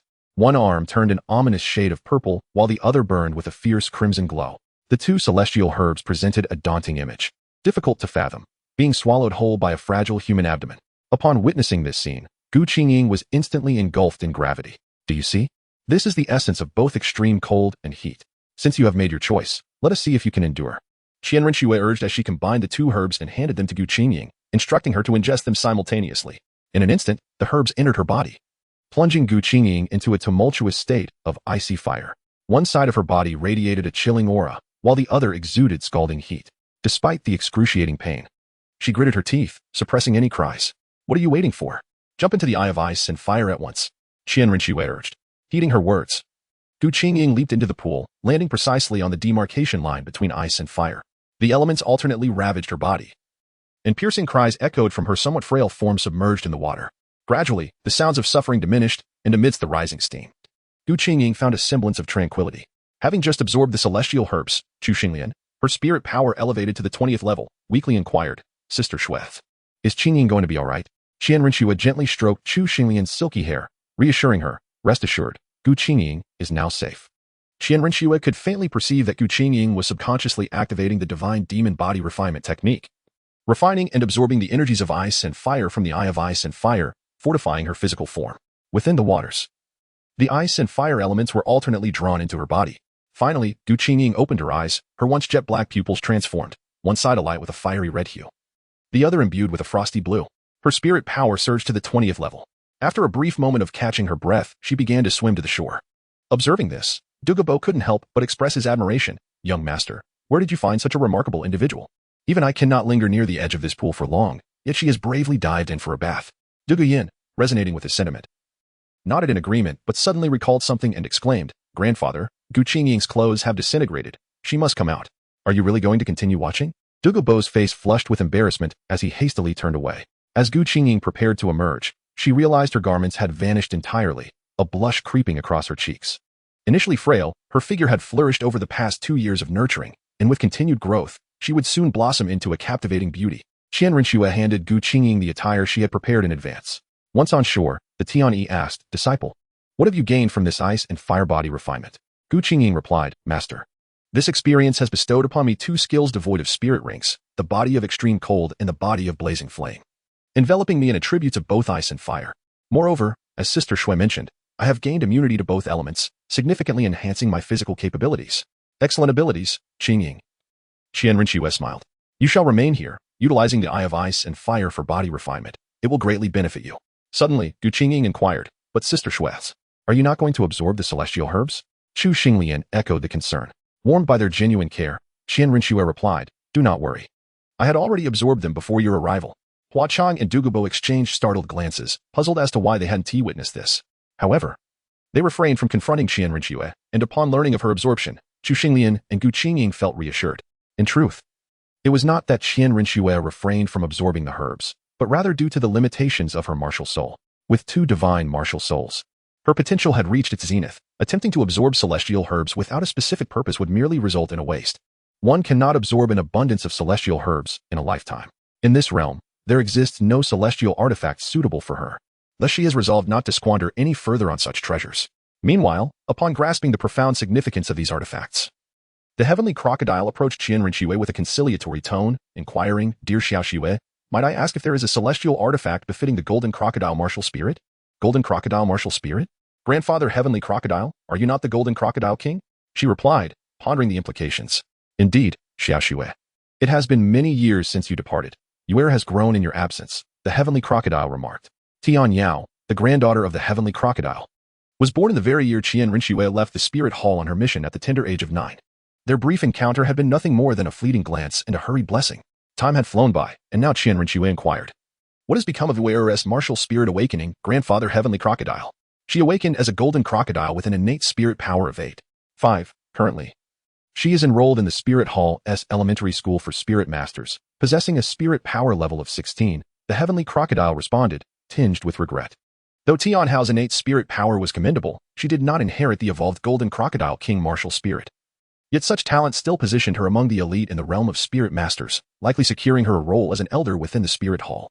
However, reaching the esteemed status of a revered elder, akin to the heavenly crocodile, posed a formidable challenge. The presence of celestial artifacts ignited a flicker of hope within him. Qian Renxue understood that, much like Dugu, the heavenly crocodile was a doting grandfather, seeking these artifacts for the sake of his granddaughter. Nevertheless, the golden crocodile martial spirit, endowed with attributes of gold, ranked among the finest of beast martial spirits, rivaling the illustrious white tiger and blue lightning tyrant dragon martial spirits. Considering Tian Yao's age, she was contemporaneous with Chu Xinglian and Gu Qingying. Qian Renxue contemplated whether to recruit her as a pivotal member of her new battle team. However, she swiftly dismissed this notion. Her future team would inevitably be intertwined with the Time and Space Hall, and she wished to prevent any associations between the Time and Space Hall and the Spirit Hall that might arise from having a golden crocodile spirit master within her ranks. Although she had no intention of recruiting her, Qian Renxue presented a golden fruit, resembling an apple, to the heavenly crocodile, stating, "The golden crocodile martial spirit embodies the power of gold, possessing immense strength. This golden dragon fruit can significantly enhance her martial spirit. I believe that should she consume it, Yuer may awaken her martial spirit and evolve from the golden crocodile to the golden crocodile king." Upon hearing this, the heavenly crocodile beamed with delight, exclaiming, "I am immensely grateful. Should you encounter any difficulties in the future, do not hesitate to seek my assistance. I shall certainly assist you. No need for such formality. Grandfather Heavenly Crocodile, we are all one family within the Hall of Offerings, and Yuer is akin to my own sister," Qian Renxue replied. During her expedition to the Sunset Forest, Qian Renxue successfully reclaimed Dugu, seized control of the ice and fire duality eye, acquired celestial artifacts from within, and gained the invaluable alliance of a spirit minor. This journey proved to be remarkably fruitful. As they departed, Qian Renxue instructed Dugu to remain in the ice and fire duality eye to safeguard it, while the others ventured into the Sunset Forest to prepare spirit rings for Gu Qingying and Chu Xinglian. After absorbing the celestial artifacts, the medicinal potency had yet to be fully realized, and their spirit power was constrained to level 20. Hua Chang's examination revealed that Gu Qingying's physical prowess had reached a level suitable for absorbing spirit rings, equivalent to that of a level 40 spirit elder. Consequently, Qian Renxue determined the spirit ring's age to be between 4,000 and 5,000 years. Chu Xinglian's physical capabilities had also ascended to the spirit master realm. Yet her strength could not compare to Gu Qingying's, leading to the selection of a spirit ring from approximately 2,000 years for her second ring. The group hunted for spirit rings in the Sunset Forest for several days, ultimately securing Gu Qingying's second spirit ring, a 500-year-old ring from the lightning dragon spirit beast. This is a formidable and ferocious spirit beast, which can be understood as a lower-tier spirit beast in the realm of spirit beasts, akin to the blue lightning tyrant dragon. Not only does it possess immense physical strength, but it also wields the power of thunder. After absorbing the spirit ring of the thunder dragon spirit beast, Gu Qingying acquired her second spirit skill, Thunder Body. This skill not only enhances the formidable strength of the divine power princess, but also grants her the ability to be enveloped by thunder. On the other hand, Chu Xinglian's second spirit ring was derived from the Sunset Forest, a plant-type spirit beast known as the 2,000-year soul-capturing flower. The spirit skill she obtained is the soul-capturing fruit, which replenishes soul power. Her soul-capturing fruit can restore 30% of the soul power of a soul master of the same rank, making it an exceptionally remarkable skill. With the acquisition of their second spirit rings, the effects of their medicines were also released. Chu Xinglian absorbed the 8-petal immortal orchid, elevating her soul power to level 26. Conversely, Gu Qingying's absorption of the immortal grade body refinement yielded greater effects than a mere increase in soul power, resulting in her reaching only level 24. As for my feelings upon the launch, I just returned from the hospital today, feeling somewhat disoriented. I didn't even realize I was posting a VIP chapter. So I apologize. Why did I decide to write this book? It was not a spur-of-the-moment decision. I initially intended to write this after the shocking success of my previous work. However, at the same time, I was also writing a story about the reincarnation of Qian Renxue in reverse de law, which I deemed sufficiently excellent, leading me to feel that my own work lacked novelty. Consequently, I experienced a surge of inspiration and rewrote the narrative of the Dou second cycle. While the performance of the second cycle was commendable, the only shortcoming was my somewhat chaotic mindset. At that time, I had no desire to write fanfiction, and due to the new year, a series of events transpired, causing me to abandon that book. Subsequently, I wrote another piece on Qijin titled The Fourth Calamity, which didn't perform well. After some reflection, I decided to return to writing Doulua fanfiction to recalibrate my mindset, picking up the well-conceived plot I had previously devised. While writing this article, I encountered comments on my work featuring Bibi Dong, where someone remarked that my plot had become overused.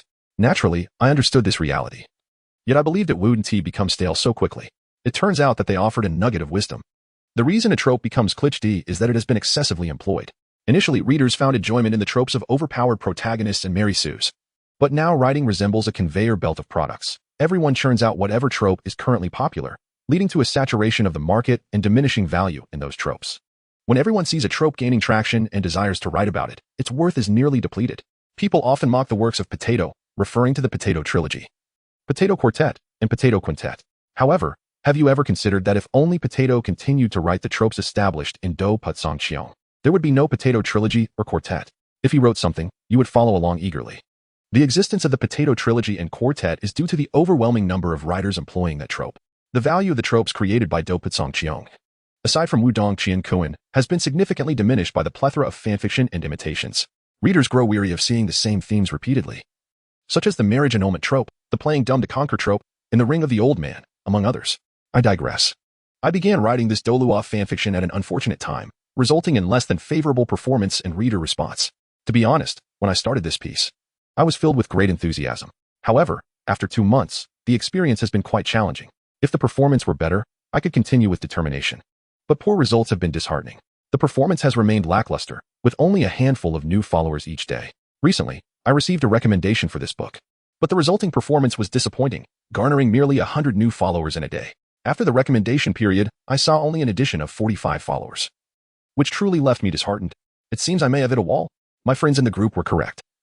This book might have fared better had I released it after my work on BB Dong, but at this moment, sigh. I view this launch as my final struggle to assess its performance. Life is filled with many frustrations. After writing 3 books without earning a profit, each fueled solely by passion for 2 months, I have endured half a year of hardship. If this book does not yield results, I may have to bid farewell to Qian for a while and return to Feilu to start anew and recuperate. The conversation has veered off course. I composed this Dolua fanfiction at an inopportune moment, and its performance and the reader's reactions have been less than satisfactory. To be honest, when I began writing this piece, I did so with immense enthusiasm. However, after 2 months, I find it increasingly challenging to endure. If the results had been favorable, I could have persevered. But the poor performance has been quite disheartening. The numbers have consistently remained low, with only a handful of new collections each day. Recently, my work received a recommendation. Yet the outcome was disappointing, with only a modest increase of about 100 collections in a day. Once the recommendation period ended, I noticed a mere 45 new collections, which truly chilled my spirit. It seems I have met with failure. My friends in the group were right. Perhaps this book would have fared better had I released it after completing BB Dong. However, at this moment, I have regarded the launch as my final struggle to gauge its performance.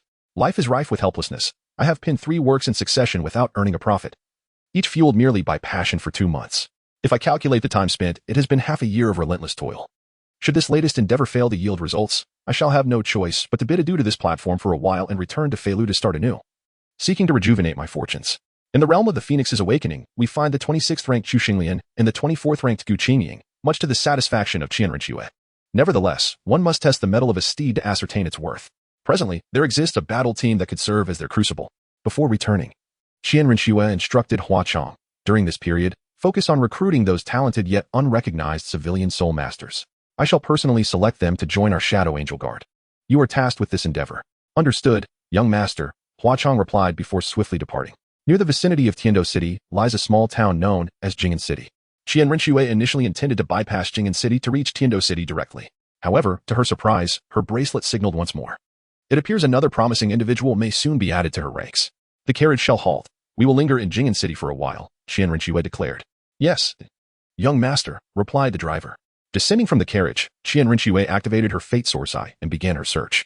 Although Jing'an City is modest in size, it bustles with life. In the early morning, numerous civilians flock to the market, hoping to procure necessities. Finding her target among the throng proves to be a daunting task. While traversing Jing'an City, Qian Renxue encountered several civilians gathering food supplies. If they were merely ordinary citizens, she would not mind. However, through her fate source eye, she discerned that these civilians were far from simple. Tang Xian, age, 21, martial soul, Haotian hammer, innate soul power, 7, soul power level, 38, soul ring configuration, yellow, yellow, purple, relationship, 0, -70, fortune level, purple. Tang Yu. How intriguing it is to encounter remnants of the Haotian sect here. Yet, considering their hidden existence, it is not surprising. Although the Haotian sect has cloaked itself in secrecy, they must possess numerous connections in the mundane world to maintain their influence and monitor the continent's dynamics. Grandfather did not disclose the whereabouts of the Haotian sect's hidden enclave to Qian Renxue. However, it will not be long before she uncovers it herself. Once she possesses the capability, she shall ensure the Haotian sect transitions from obscurity to extinction. Qian Renxue remains steadfast in her quest, searching for the 4th member of her team, who seems to be in the vicinity. A gaze filled with animosity flickered in her direction. Upon looking, she noticed a slight figure in a corner of the market, casting its gaze not upon her, but rather towards the Haotian sect disciples procuring supplies ahead. Perhaps sensing Qian Renxue's scrutiny, the diminutive figure trembled and hastily departed. Generally, she would not concern herself with the common folk. However, this particular individual is marked by the system as significant. Lin Yaya, age, 8, martial soul, nirvana egg, innate soul power, 0, soul power level, 0, relationship, 0. Fortune level? An innate soul power of 0 and a soul power level of 0. This is the 4th member designated for my team. A wave of doubt surged within Qian Renxue's heart. At this moment, the system responded, Host, the continent is home to an array of unique martial souls, some of which cannot be measured by conventional standards. Considering the name of her martial soul, what can you envision? Indeed, Lin Yaya's attributes are lacking. Destined never to become a soul master, Yet the name of her martial soul evokes the image of a formidable power, the phoenix. During its process of rebirth through nirvana, it transforms into an egg, devoid of any strength, resembling an ordinary chicken egg. However, once it undergoes rebirth, the phoenix will emerge far more terrifying than before. Very well. If it is a phoenix martial soul, then I shall accept it, said Qian Renxue as she followed suit. The little girl departed, unaware that Qian Renxue possessed a tracking device to locate her, meaning wherever she went, Qian Renxue could follow. Lin Yaya, carrying some firewood, delivered it to a vendor in Jing'an City before leaving the city and returning to a small village on the outskirts. Foaming Village? Qian Renxue stood quietly outside the village, contemplating its name. Welcome to Foaming Village, esteemed Soulmaster, greeted old John, the village chief, noticing the elegantly attired Qian Renxue at the entrance. You do not appear to be an ordinary person. Qian Renxue nodded and inquired, May I ask why your village is named Foaming Village? Upon hearing her question, old John straightened his posture and proudly replied, Esteemed Soulmaster, you may not know, but 50 years ago, a powerful soul saint emerged from our Foaming Village. And she was a female Soulmaster. Originally, our village ought to be named Saint Soul Village, yet many villages that have produced soul saints bear similar names. We decided to be distinctive and named our village Foaming, signifying that the phoenix rose from here. The Foaming Village, where the phoenix rose from. An exquisite name. Rich in meaning. Your village indeed produced a true phoenix, Qian Renxue remarked with a smile. Of course. Qian Renxue was not referring to the female soul saint from 50 years ago. In her eyes, that title did not befit her. However, the village had indeed birthed a genuine phoenix, and perhaps in the near future, the name Foaming Village would rightfully reflect its significance. Pleased by the Soul Master's compliment, old John beamed with pride. Esteemed Soul Master, would you care to visit Foaming Village? Qian Renxue nodded and followed old John into the village. As they walked, old John introduced the customs and culture of the village.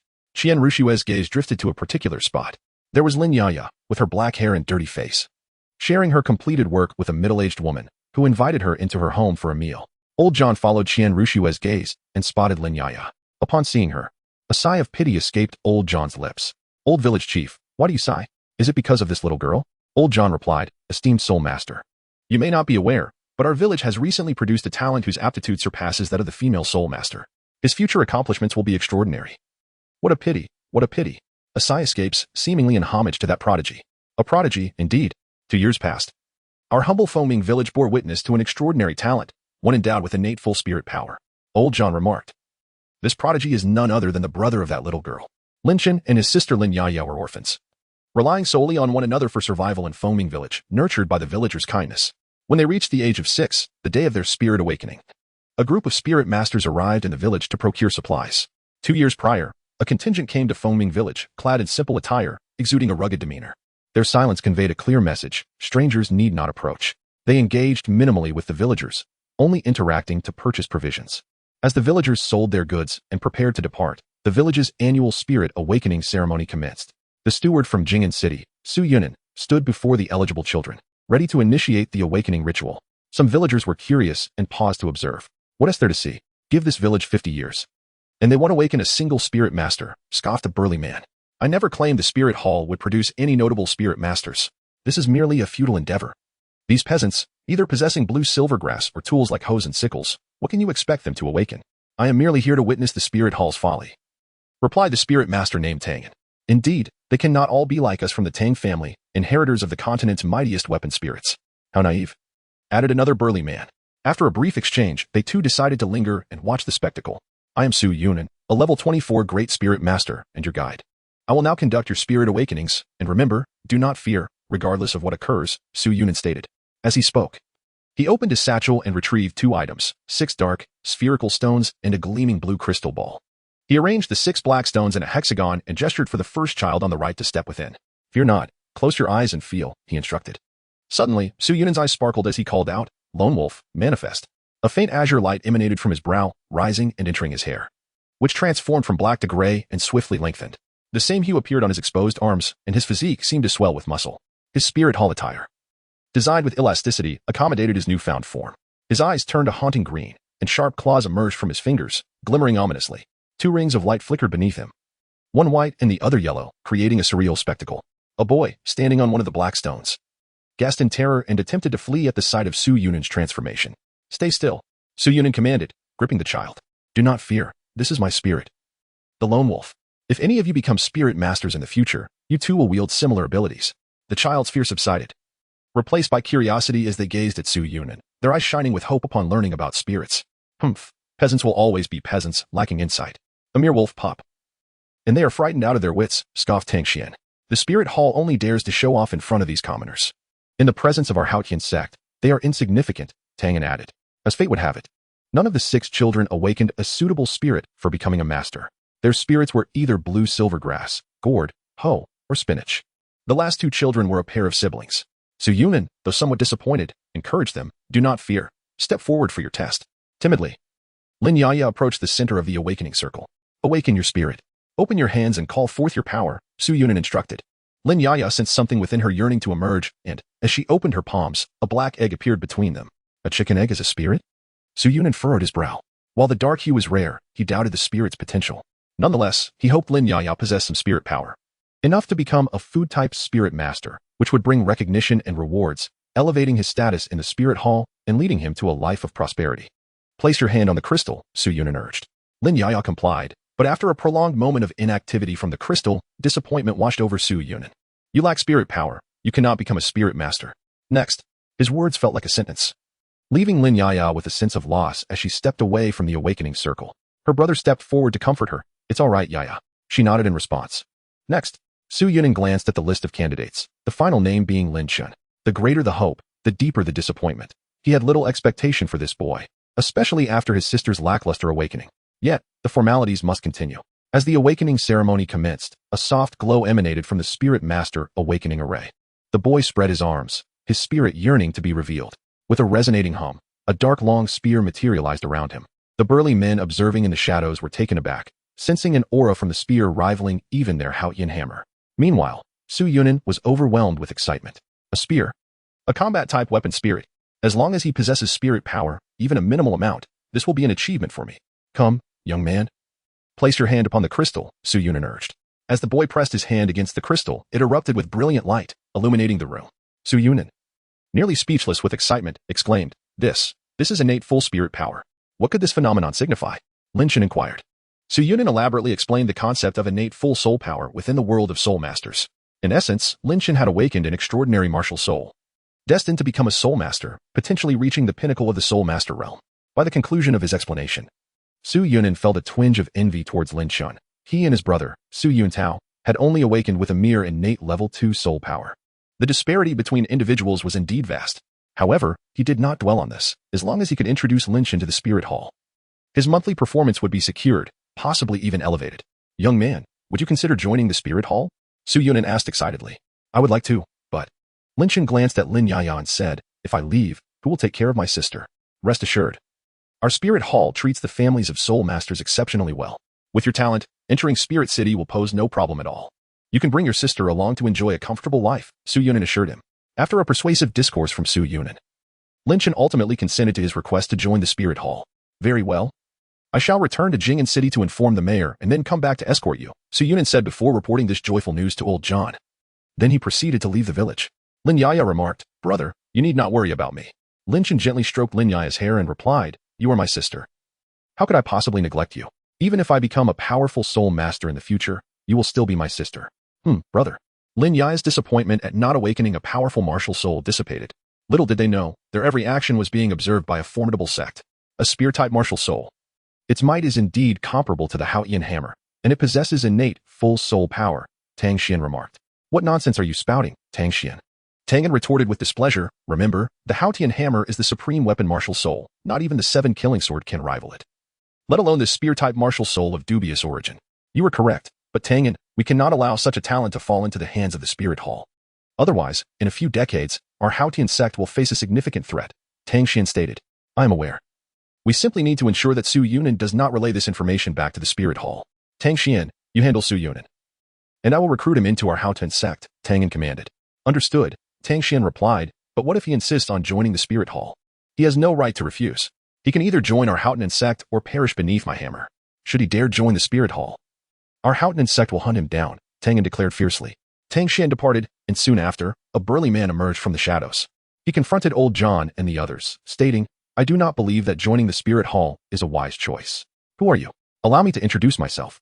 I am a disciple of the Haotian sect, and I wish to recruit Lin Chun, Tang An proclaimed. Haotian sect? Old John was taken aback. as the name had faded from the memories of ordinary people after the sect went into seclusion. A mere commoner, lacking in knowledge, open your eyes and behold. Tang summoned a massive hammer martial soul, accompanied by 3 soul rings of yellow, purple, and black. Why, you are a soul master, Old John exclaimed, nearly bowing in fear. Lin Chen and Lin Yaya gazed at Tang Xian with trepidation. Tang Xian stepped closer to the siblings and said to Lin Chen, join our Haotian sect. His tone brooked no argument. Lin Chen felt a sense of resistance, yet as one who had not yet become a soul master, he lacked the leverage to object. But my sister, surely you do not think that the Haotian sect would be like the spirit hall, burdened with the care of an unnecessary liability? Tang scoffed, we only desire you, not a useless burden. His derisive words left Lin Yaya feeling dejected. My sister is not a burden, Lin Chen protested. Those without soul power are considered burdens, are they not? Tang sneered. Your sister is destined to remain a commoner. And you have no option but to join our Haotian sect. No, I refuse to join the Haotian sect, Lin Chen retorted, anger flaring within him. Ha ha ha, young man. Remember this. Joining the Haotian sect is your greatest honor. You have no option to refuse, Tang warned. Should you dare to decline, I will not hesitate to kill you and your sister. As he spoke, Tang struck a nearby hard stone with a hammer, shattering it under the immense power of the Haotian hammer. Lin Chen sighed and said, fine, I shall join. Without hesitation, Tang seized Lin Chen and headed towards the village outskirts.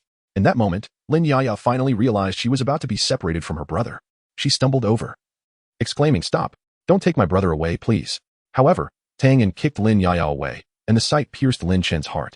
He turned to the villagers and urged, take good care of my sister.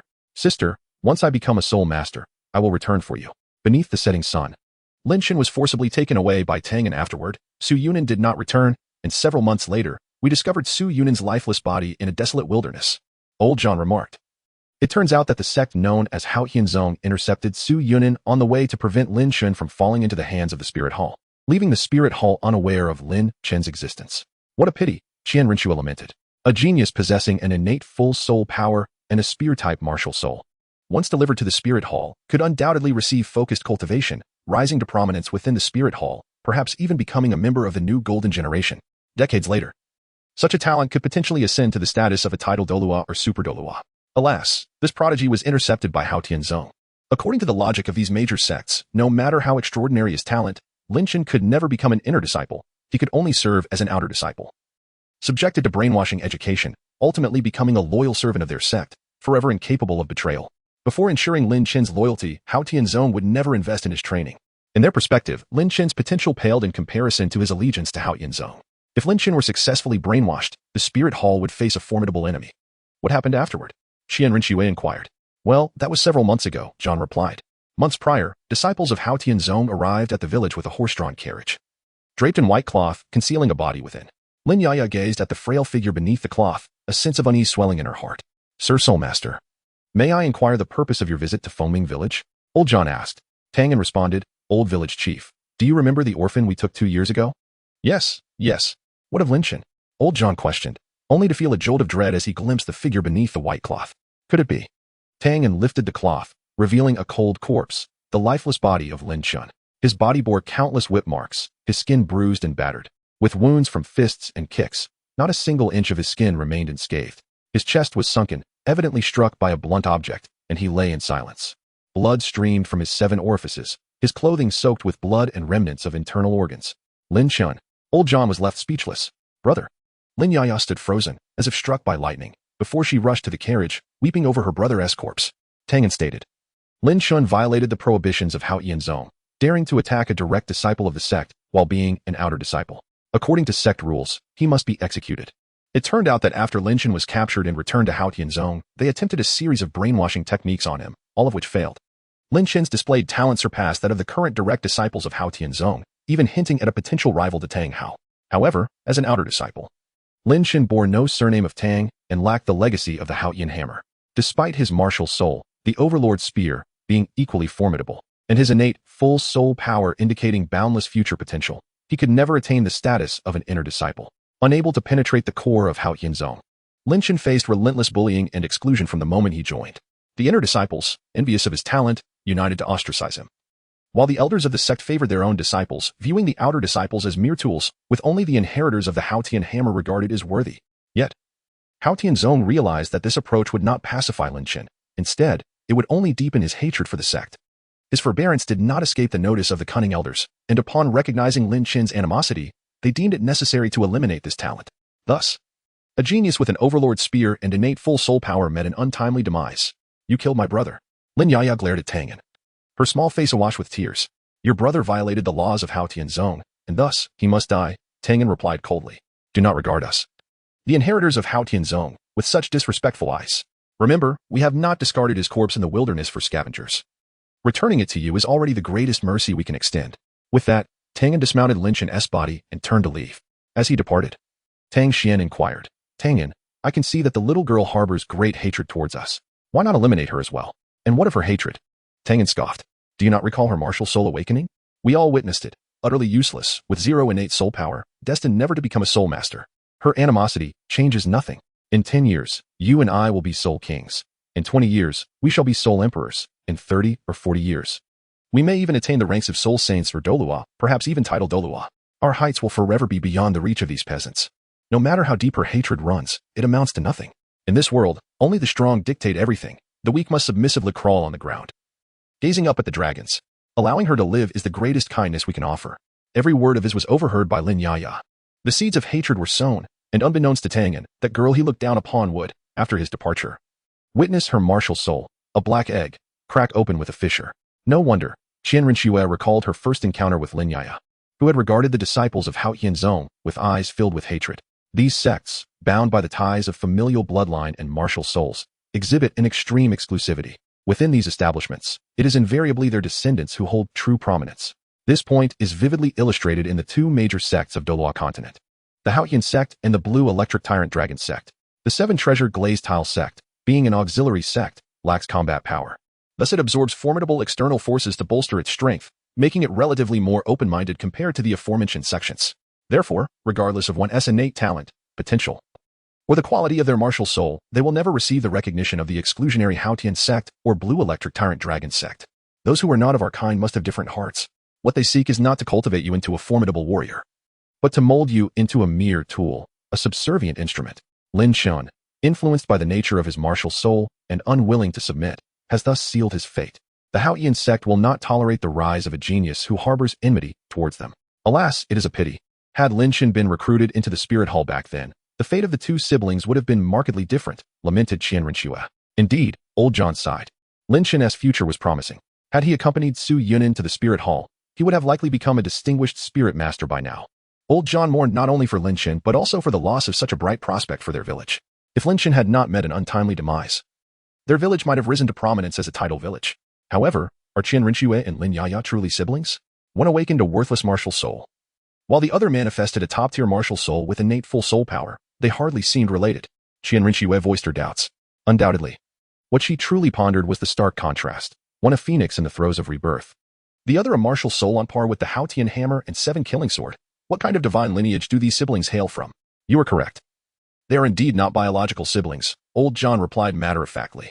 Lin Yaya is a child born in our village, while Lin Qian was adopted, which explains the disparity between a worthless martial soul and a prodigy with innate full soul power.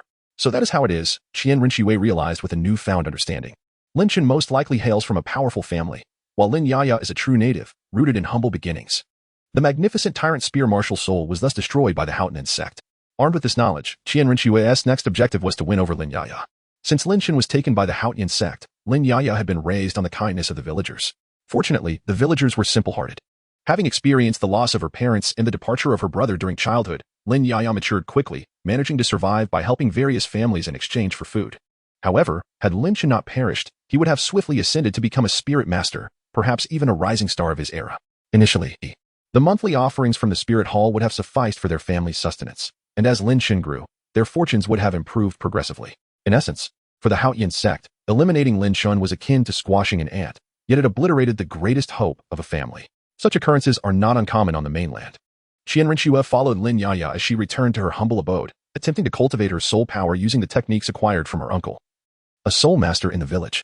However, her innate zero soul power predetermined that she could not embark on the path of a soul master. The seemingly harmless little girl harbors deep-seated resentment within her heart.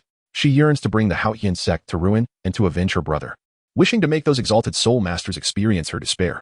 As she pulls back her sleeves, the pale yellow of her wrist reveals words etched into her flesh with a knife. Only the strong possess the power to speak. Yet, The harsh reality is that without soul power, she cannot become a soul master, let alone exact revenge on the Haotian sect. Despite repeated failures in her training, Lin Yaya's obsession with revenge compels her to engage in this futile endeavor time and again. Witnessing this, Qian Renxue lets out a sigh. Without soul power, one is destined to remain a mere mortal. This world is indeed cruel. The system interjects. What you say, host, does not represent everyone. Many evil soul masters arise from those ordinary individuals devoid of soul power. The nature of a martial soul influences the individual. But personal emotions can likewise distort one's martial soul, prompting it to undergo postnatal mutation. Some bear deep-seated grudges, others harbor resentment towards the world, and some possess ulterior motives. Their emotions affect their martial souls, leading to mutation, and a substantial portion of these individuals ultimately degenerates into evil soul masters. Are you suggesting that Lin Yaya will also become an evil soul master? Qian Renxue exclaims in shock. The system replies, I merely provide an example. Lin Yaya's martial soul inherently possesses the potential for a second awakening, a rebirth, and if the right opportunity arises in the near future, she will inevitably embark on a path of mutation, regardless of your presence. She is not a being from the original timeline. Her existence has created a significant karmic connection with the Haotian sect. This very karma is sufficient to lead the Haotian sect to its ultimate demise. Qian Renxue muses, is it truly possible that this seemingly powerless little girl, with her unknown martial soul, could be the catalyst for the Haotian sect's downfall? Such an inconceivable notion allows her to glimpse Lin Yaya's boundless potential.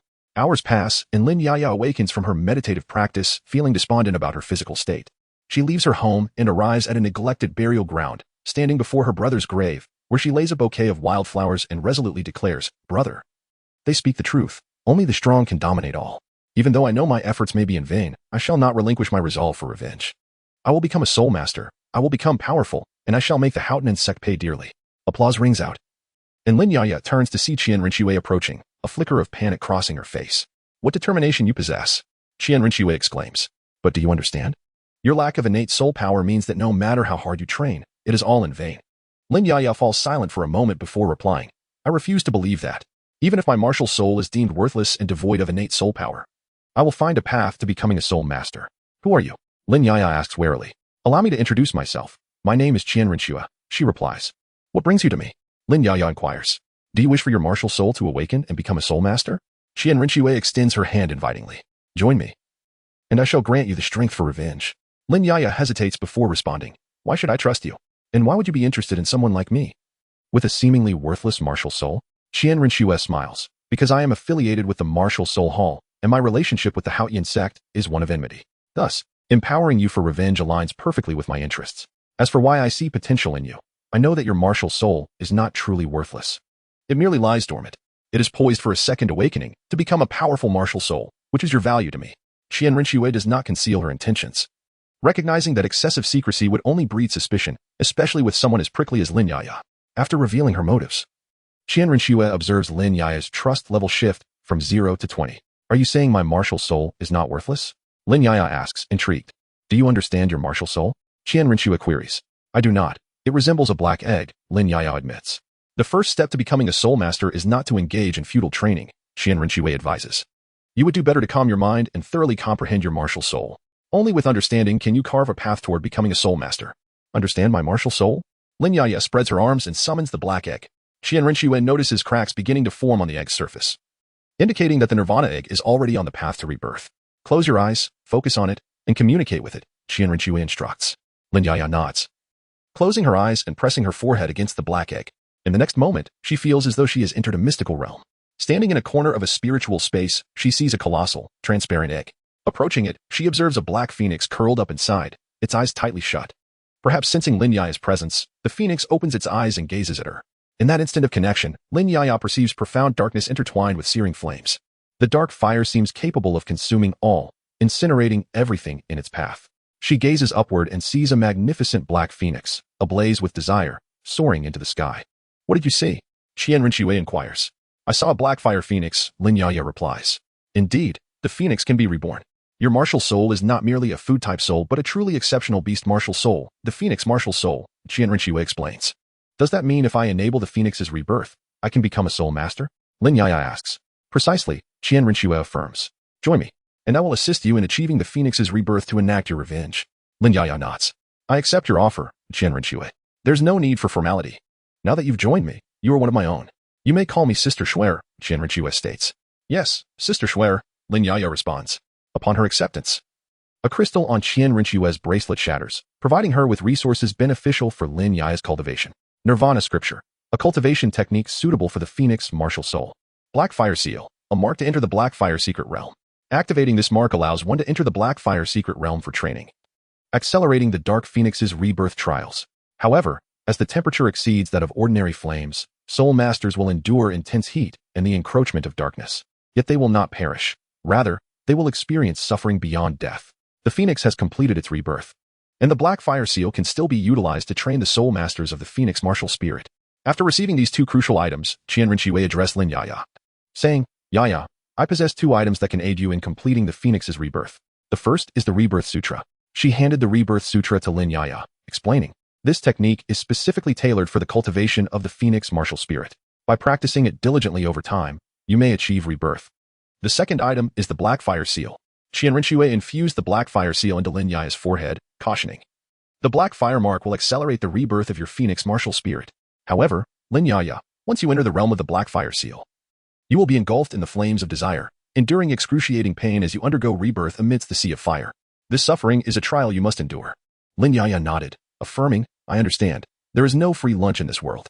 One must pay the price for the power they seek." Qian Renxue nodded in agreement. "Let us return for now." Several days later, Qian Renxue brought Lin Yaya back to the city of Tiandou. Before she could introduce Lin Yaya to the others in the royal palace, Lin Yaya had already activated the Black Fire Seal.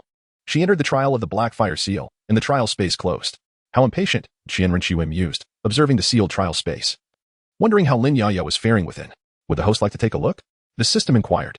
"Shall we initiate a live broadcast?" "Yes. Let me witness the nature of the trials Lin Yaya is enduring in the Black Fire," Qian Renxue replied.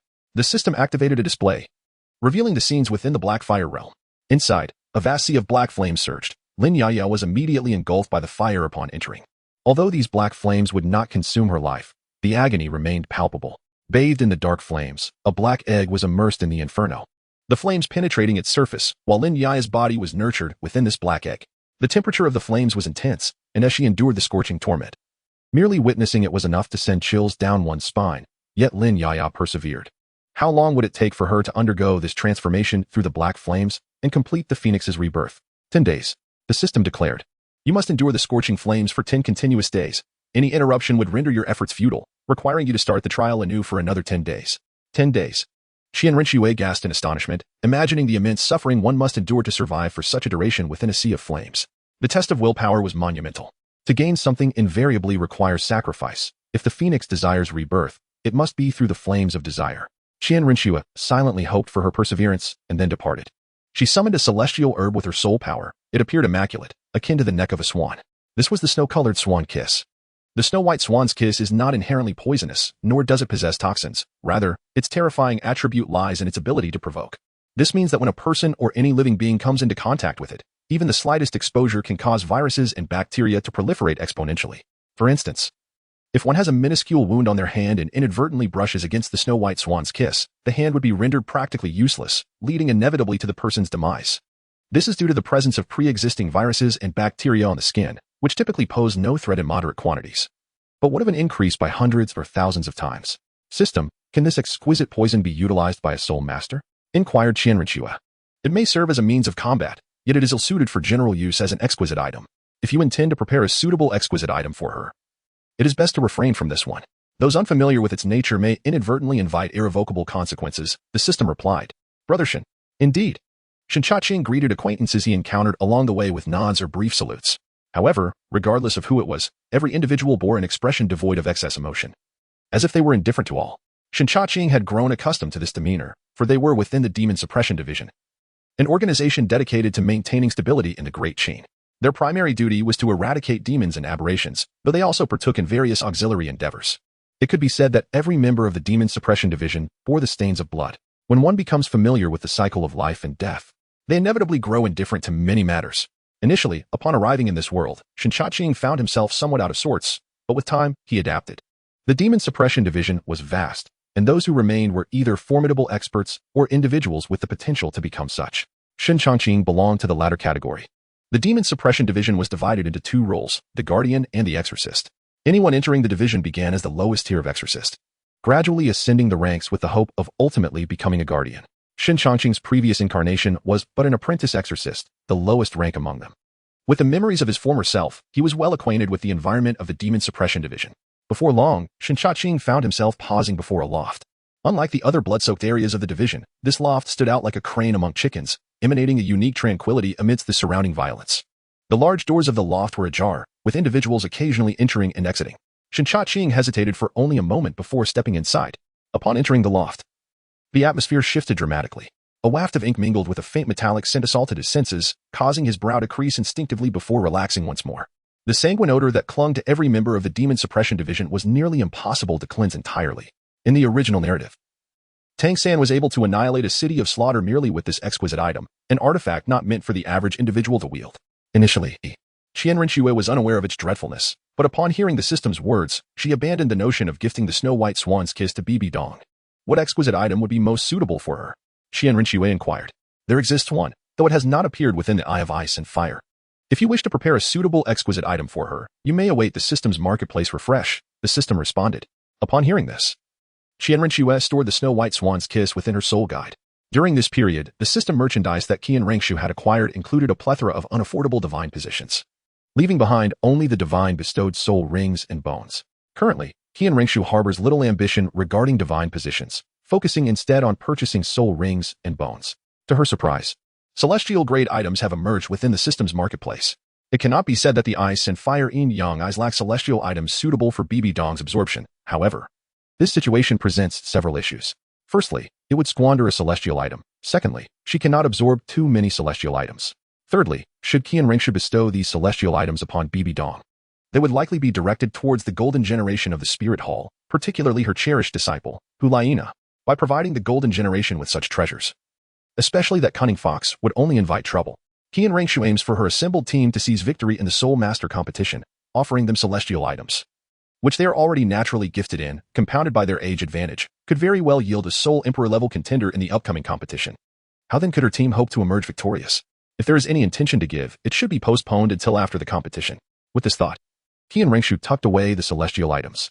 Meanwhile, Hua Chang's efficiency was remarkable. She promptly informed Qian Renxue that a batch had been located. Qian Renxue immediately departed the prince's residence, setting off towards the headquarters of the Shadow Angels. Initially, during Qian Renxue's infiltration of the Dou Empire, her grandfather provided not only the protection of 2 titled law elders, but also entrusted her with an intelligence organization trained by the Angel Clan. They are known as the Shadow Angels, loyal to the Angel Clan, trained for missions involving assassination, infiltration, and intelligence gathering. This explains why, in the original work, Qian Renxue, who is far away in the Dou Empire, can effortlessly grasp Tang San's movements. The headquarters of the Shadow Angels is situated outside the city of Tiandou, a location that was once under the dominion of a band of brigands. Subsequently, the Shadow Angels seized control of this stronghold, utilizing it as a strategic base from which to establish clandestine outposts throughout the Dou Empire and its surrounding regions, gathering intelligence from all corners. Following the arrival of Hua Chang, Qian Renxue entrusted the Shadow Angels entirely to her.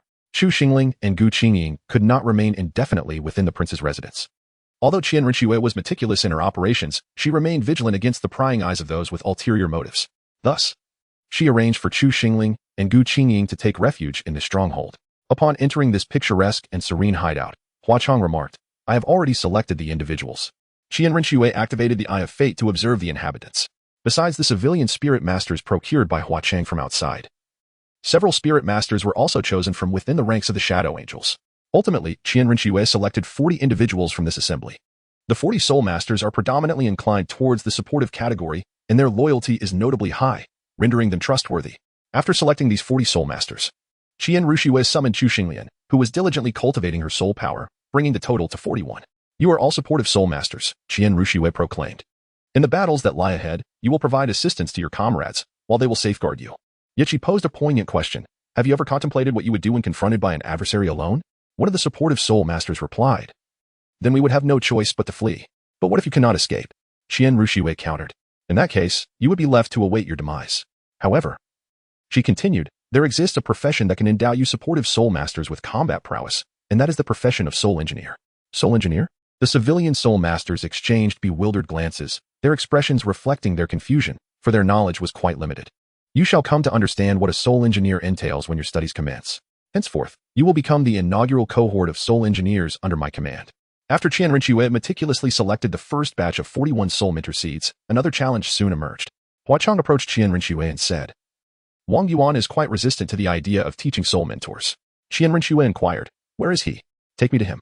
Upon arrival, Huachang had arranged a private chamber for Wang Yuan, fulfilling all his requests, including procuring various materials and organizing the laboratory. Qian Renxue opened the door to Wang Yuan's room and immediately noticed it was cluttered with a myriad of blueprints and books.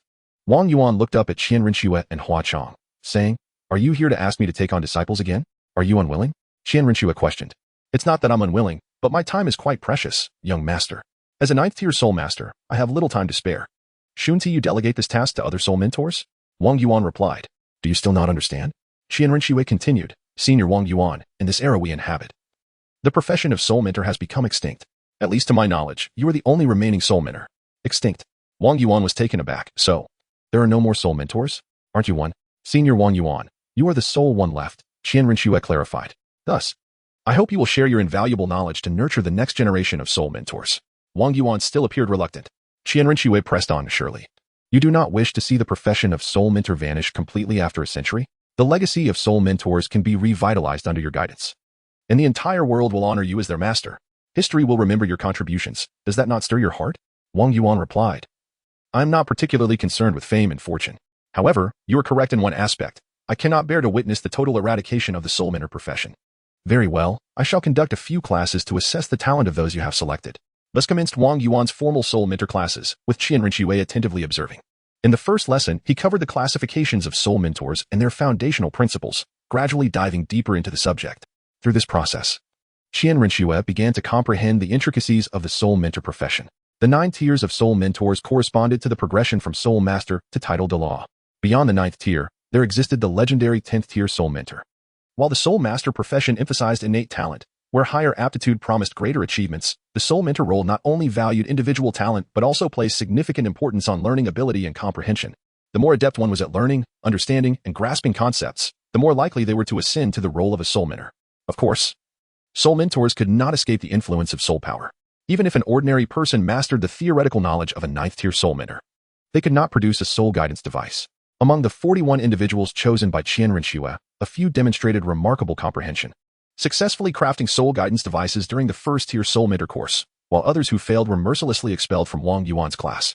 Qian Renxue was pleased to see Chu Xinglian among those who succeeded in creating a 1st tier soul guidance device. After imparting the theoretical knowledge of 1st tier soul mentors, Wang Yuan proceeded to explain the principles of 2nd tier soul mentors. However, Qian Renxue chose not to continue attending.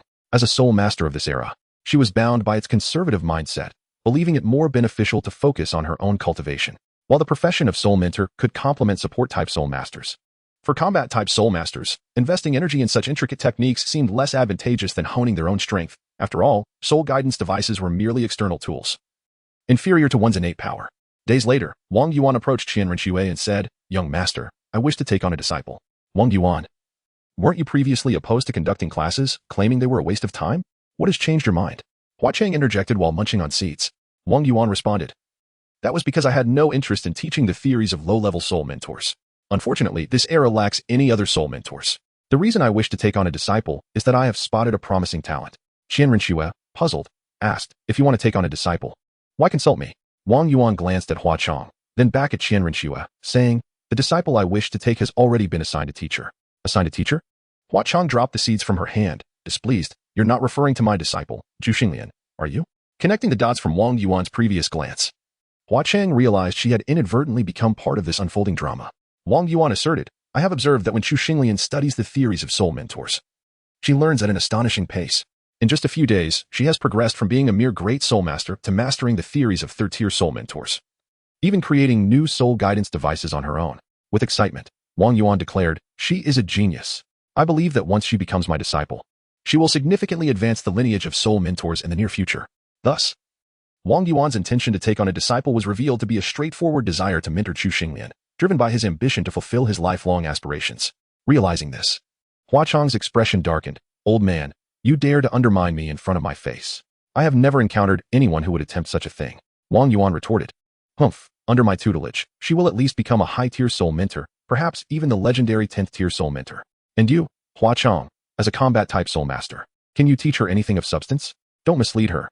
Who says combat-type soul masters cannot teach support-type soul masters? Even though I am of a combat profession and she of a support profession, I can still cultivate her into a title de law of the food system. Hua Chang replied defiantly.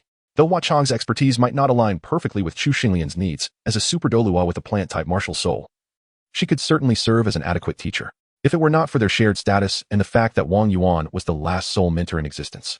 She would have long since silenced this brazen title Dolua who dared to challenge her authority.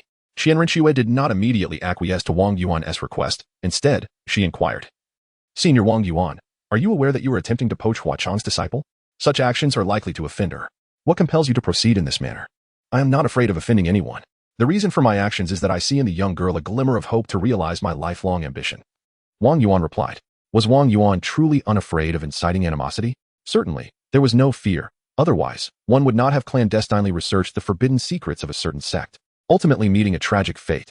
Subsequently, Wang Yuan began to narrate his lifelong aspiration. The profession of a soul mentor was Wang Yuan's fervent passion. Indeed, had the creation of soul-guiding devices not required soul power, he would have had no intention of cultivating it at all. His remarkable comprehension allowed him to grasp the intricacies of soul-guiding devices almost instantaneously. However, one constraint hindered his advancement in this domain: talent. Although he had reached the pinnacle of the soul mentor realm, Wang Yuan did not consider himself to have ascended to the highest echelon of this esteemed profession. Indeed, achieving the legendary status of a 10th-level soul mentor was his lifelong aspiration. Yet the limitations imposed by being a 91st rank title de law confined him to the precarious position of a 9th-level soul mentor. He possessed the theoretical knowledge requisite for a higher-tier soul mentor, yet this knowledge remained untranslatable into practice, which constituted his greatest anguish. His desire to recruit others stemmed from perceiving in Chu Xinglian a reflection of his own passion and aptitude for the soul mentor vocation. In comparison to himself, Chu Xinglian exhibited superior talent as a soul master, presenting greater opportunities to reach the apex of the soul mentor realm. Since I cannot become a 10th-level soul mentor, why not nurture one to help me realize my theoretical aspirations? The moment the idea took root in Wang Yuan's mind, it became inescapable. He began to focus on testing Chu Xinglian, ultimately confirming her remarkable talent in the realm of soul mentors, which ignited his desire to take her as his apprentice. After one particular class, he proposed this notion to Chu Xinglian, only to be politely declined, as she already had a mentor. Brother Shun, M.M. Shen Chaqing greeted acquaintances as he walked along the path, exchanging nods and brief salutations. Yet, regardless of who it was, there were no extraneous expressions on anyone's face, as if they all remained indifferent to everything around them. Shen Chaqing had long grown accustomed to this demeanor. After all, this was the Demon Suppression Division, an institution devoted to maintaining the stability of the Great Qin, primarily tasked with slaying demons and other malevolent entities, though it also had various ancillary duties. It could be said that every individual within the Demon Suppression Division bore the stains of bloodshed on their hands. When one becomes familiar with life and death, they inevitably grow apathetic towards many aspects of existence.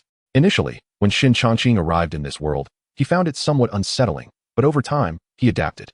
The Demon Suppression Division was vast.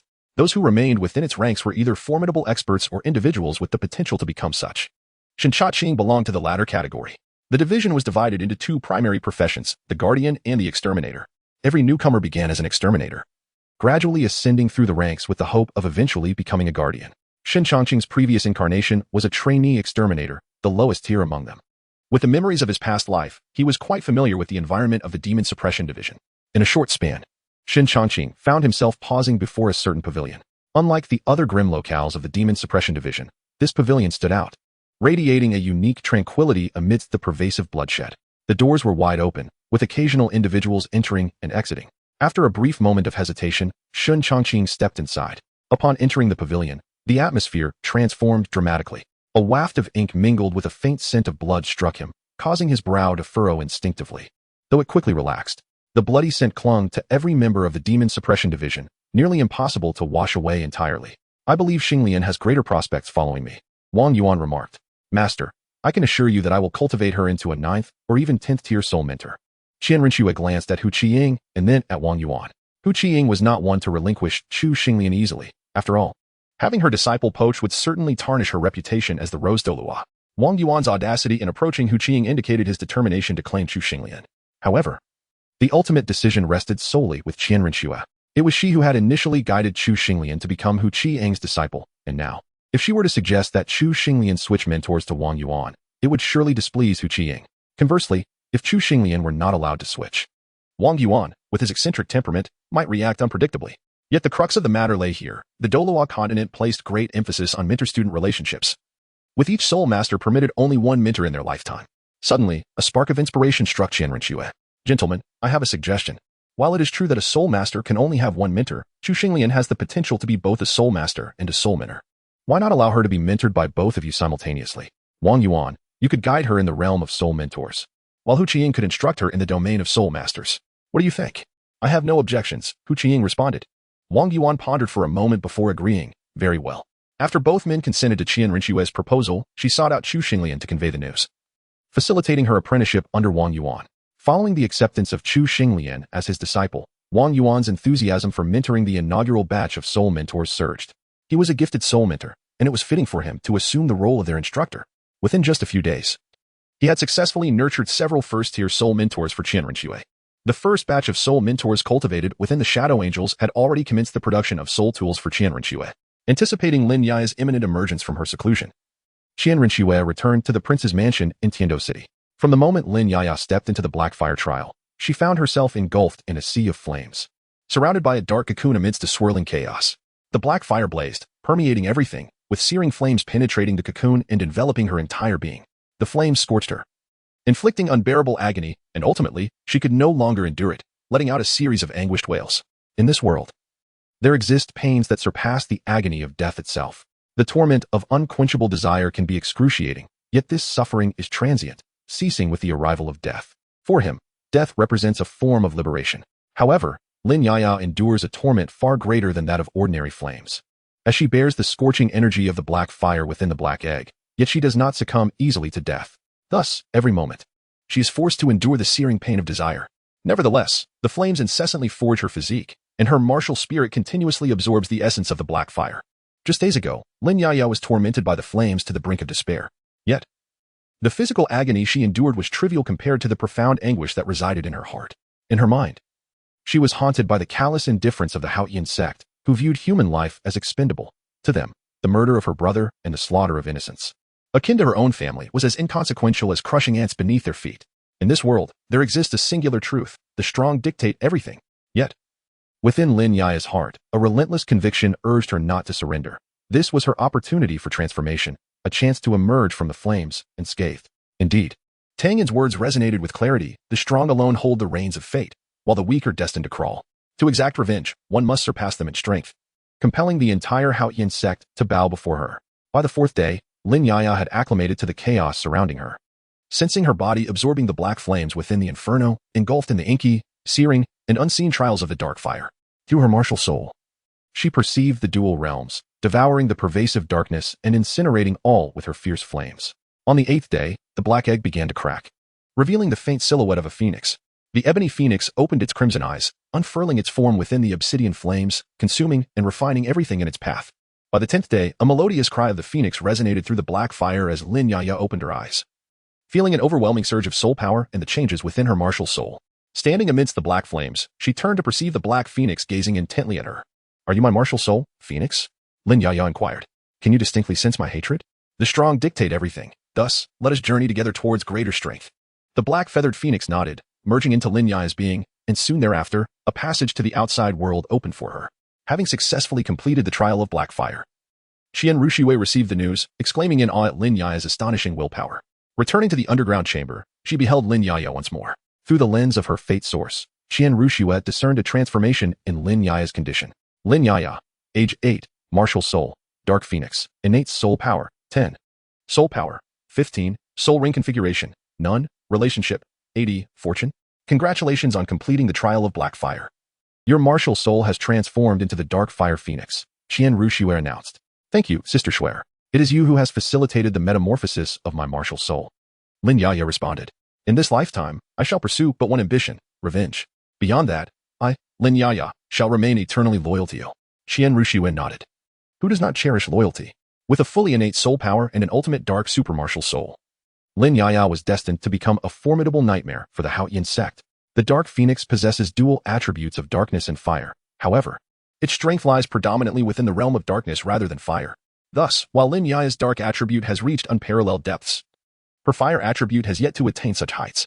As long as a single attribute reaches its utmost potential, it can be deemed a supermartial soul.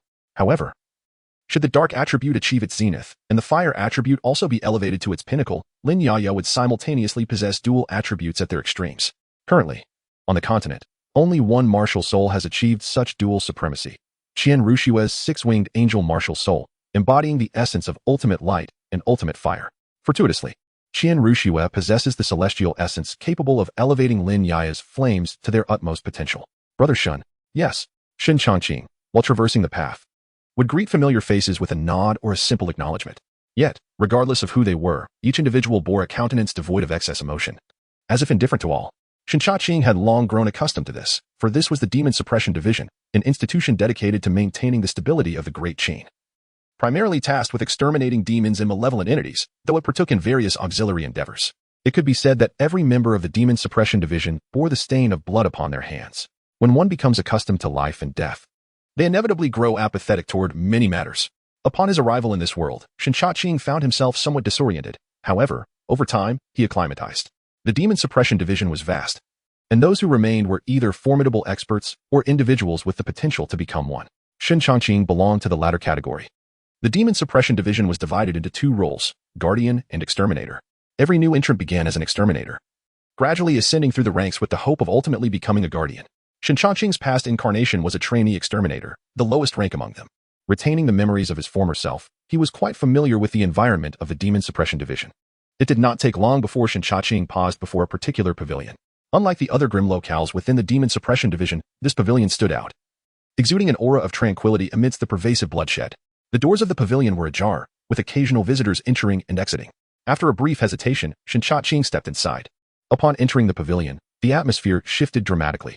A waft of ink mingled with a faint hint of blood assailed his senses, causing his brow to furrow momentarily before relaxing. The sanguine scent clung to every member of the Demon Suppression Division, nearly impossible to cleanse. Qian Renxue first produced a pearl, stating, "This pearl is a divine soul ring. Take it to absorb. It will grant you a soul ring that reaches your utmost potential without the need to absorb one from a soul beast, perfectly suited to you." During this period, the only items available for purchase in the monthly marketplace by Qian Renxue were the God-given soul rings and soul bones. Therefore, she acquired every one she encountered, amassing several God-given soul rings in her system space, knowing that by the time she reached level 60, she would only need one. Lin Yaya absorbed the soul ring she received, surpassing limits as anticipated by Qian Renxue. 10 days of training with the black flame had transformed her body, allowing her to easily surpass the limitations that most could not reach. Moreover, her soul power level had already ascended to 15. Her first ring was a purple 1,000-year soul ring, over a millennium old. After absorbing the first soul ring, Lin Yaya assessed her condition and said, "Sister Shui, the soul skill granted by my first soul ring is Black Flame. It allows me to unleash a black flame that possesses the ability to consume and burn away the soul power of any soul master it touches. That is an impressive soul skill. Your current level has reached 16. I have something wonderful for you," Qian Renxue replied. As an enemy of the Haotian sect, she was keen to nurture Lin Yaya properly. She retrieved a Celosia Phoenix sunflower from her pocket and said, "This celestial item is known as the Celosia Phoenix sunflower. Its purpose is to enhance your physique, elevate your aptitude, and refine your flames, possibly making your black flame even more lethal." Lin Yaya took the Celosia Phoenix sunflower and consumed it according to Qian Renxue's instructions, immediately elevating her soul power level from 16 to 20. The intense flames emanating from Lin Yaya's phoenix were comparable to the purifying fires of Qian Renxue's angelic martial soul, indicating she had reached an extraordinary level. With the dual attributes of her martial soul perfected, Qian Renxue presented another God-given soul ring. Upon absorbing it, Lin Yaya's second soul ring boasted an age of 3,000 years. "My second soul skill is called Devour. Any soul master who approaches me will have their soul power consumed by my darkness and transformed into my own," Lin Yaya explained. "Indeed," Qian Renxue nodded. This was an expected soul skill. Regardless of whether Lin Yaya's flames had improved, the primary attribute of the Dark Phoenix was darkness. Qian Renxue's ultimate light could easily purify the soul power of any adversary, while the ultimate darkness was capable of devouring, converting the soul power of others for her own use. The martial soul of ultimate light excels in swift battles, quickly depleting the opponent's soul power to secure victory, whereas the ultimate darkness martial soul is better suited for attritional warfare. After absorbing the second soul ring, the effects of the Celosia Phoenix sunflower manifested, and her soul power surged to 26. Lin Yaya, Zhu Xinglian, and Gu Qingying all reached levels above 20, qualifying as great soul masters. However, Lan Yin's growth in the Blue-Silver Emperor's space was hindered, with 3 talented students from Shrek Academy as substitutes. They only needed one more member to form a formidable 7-member soul master team. It was time to test their mettle. Who would serve as their crucible? Qian Renxue thought of teacher Qin Ming, a prodigy nurtured at Shrek Academy, who was currently training the elite team of the Heaven Dou Royal Academy, the Royal Dou team. In a few days, the new semester at the Heaven Dou Royal Academy would commence. She decided that the elite members of the Royal Dou team would serve as a sharpening stone for her emerging team. However, before that, Qian Renxue instructed Lin Yaya to rest for a day before undertaking 2 trials to enhance the age of her soul rings. At the headquarters of the Shadow Angel Guard, the 6 members, Chu Xinglian, Gu Qingying, Lin Yaya, and the 3 others recruited from Shrek Academy, Hailan, Niuba, and Ming, were assembled. Their martial souls and soul power levels were as follows: Chu Xinglian, Life Tree Martial Soul, Soul Power Level 26, Gu Qingying, Divine Power Princess Martial Soul, Soul Power Level 24, Lin Yaya, Dark Phoenix Martial Soul, Soul Power Level 26, Hailan, Healing Gem Martial Soul, Soul Power Level 26, Niuba, Hercules Bull Martial Soul, Soul Power Level 31, Ming, Mutated Silver Wolf King Martial Soul, Soul Power Level 29. The team was beginning to take shape. Qian Renxue addressed the 6, although we are still 1 member short. With the 3 of you from Shrek Academy serving as substitutes, we are still lacking 4 members. However, 6 is sufficient for now. Your backgrounds may not be esteemed, but in a world dominated by noble bloodlines, you are the outliers.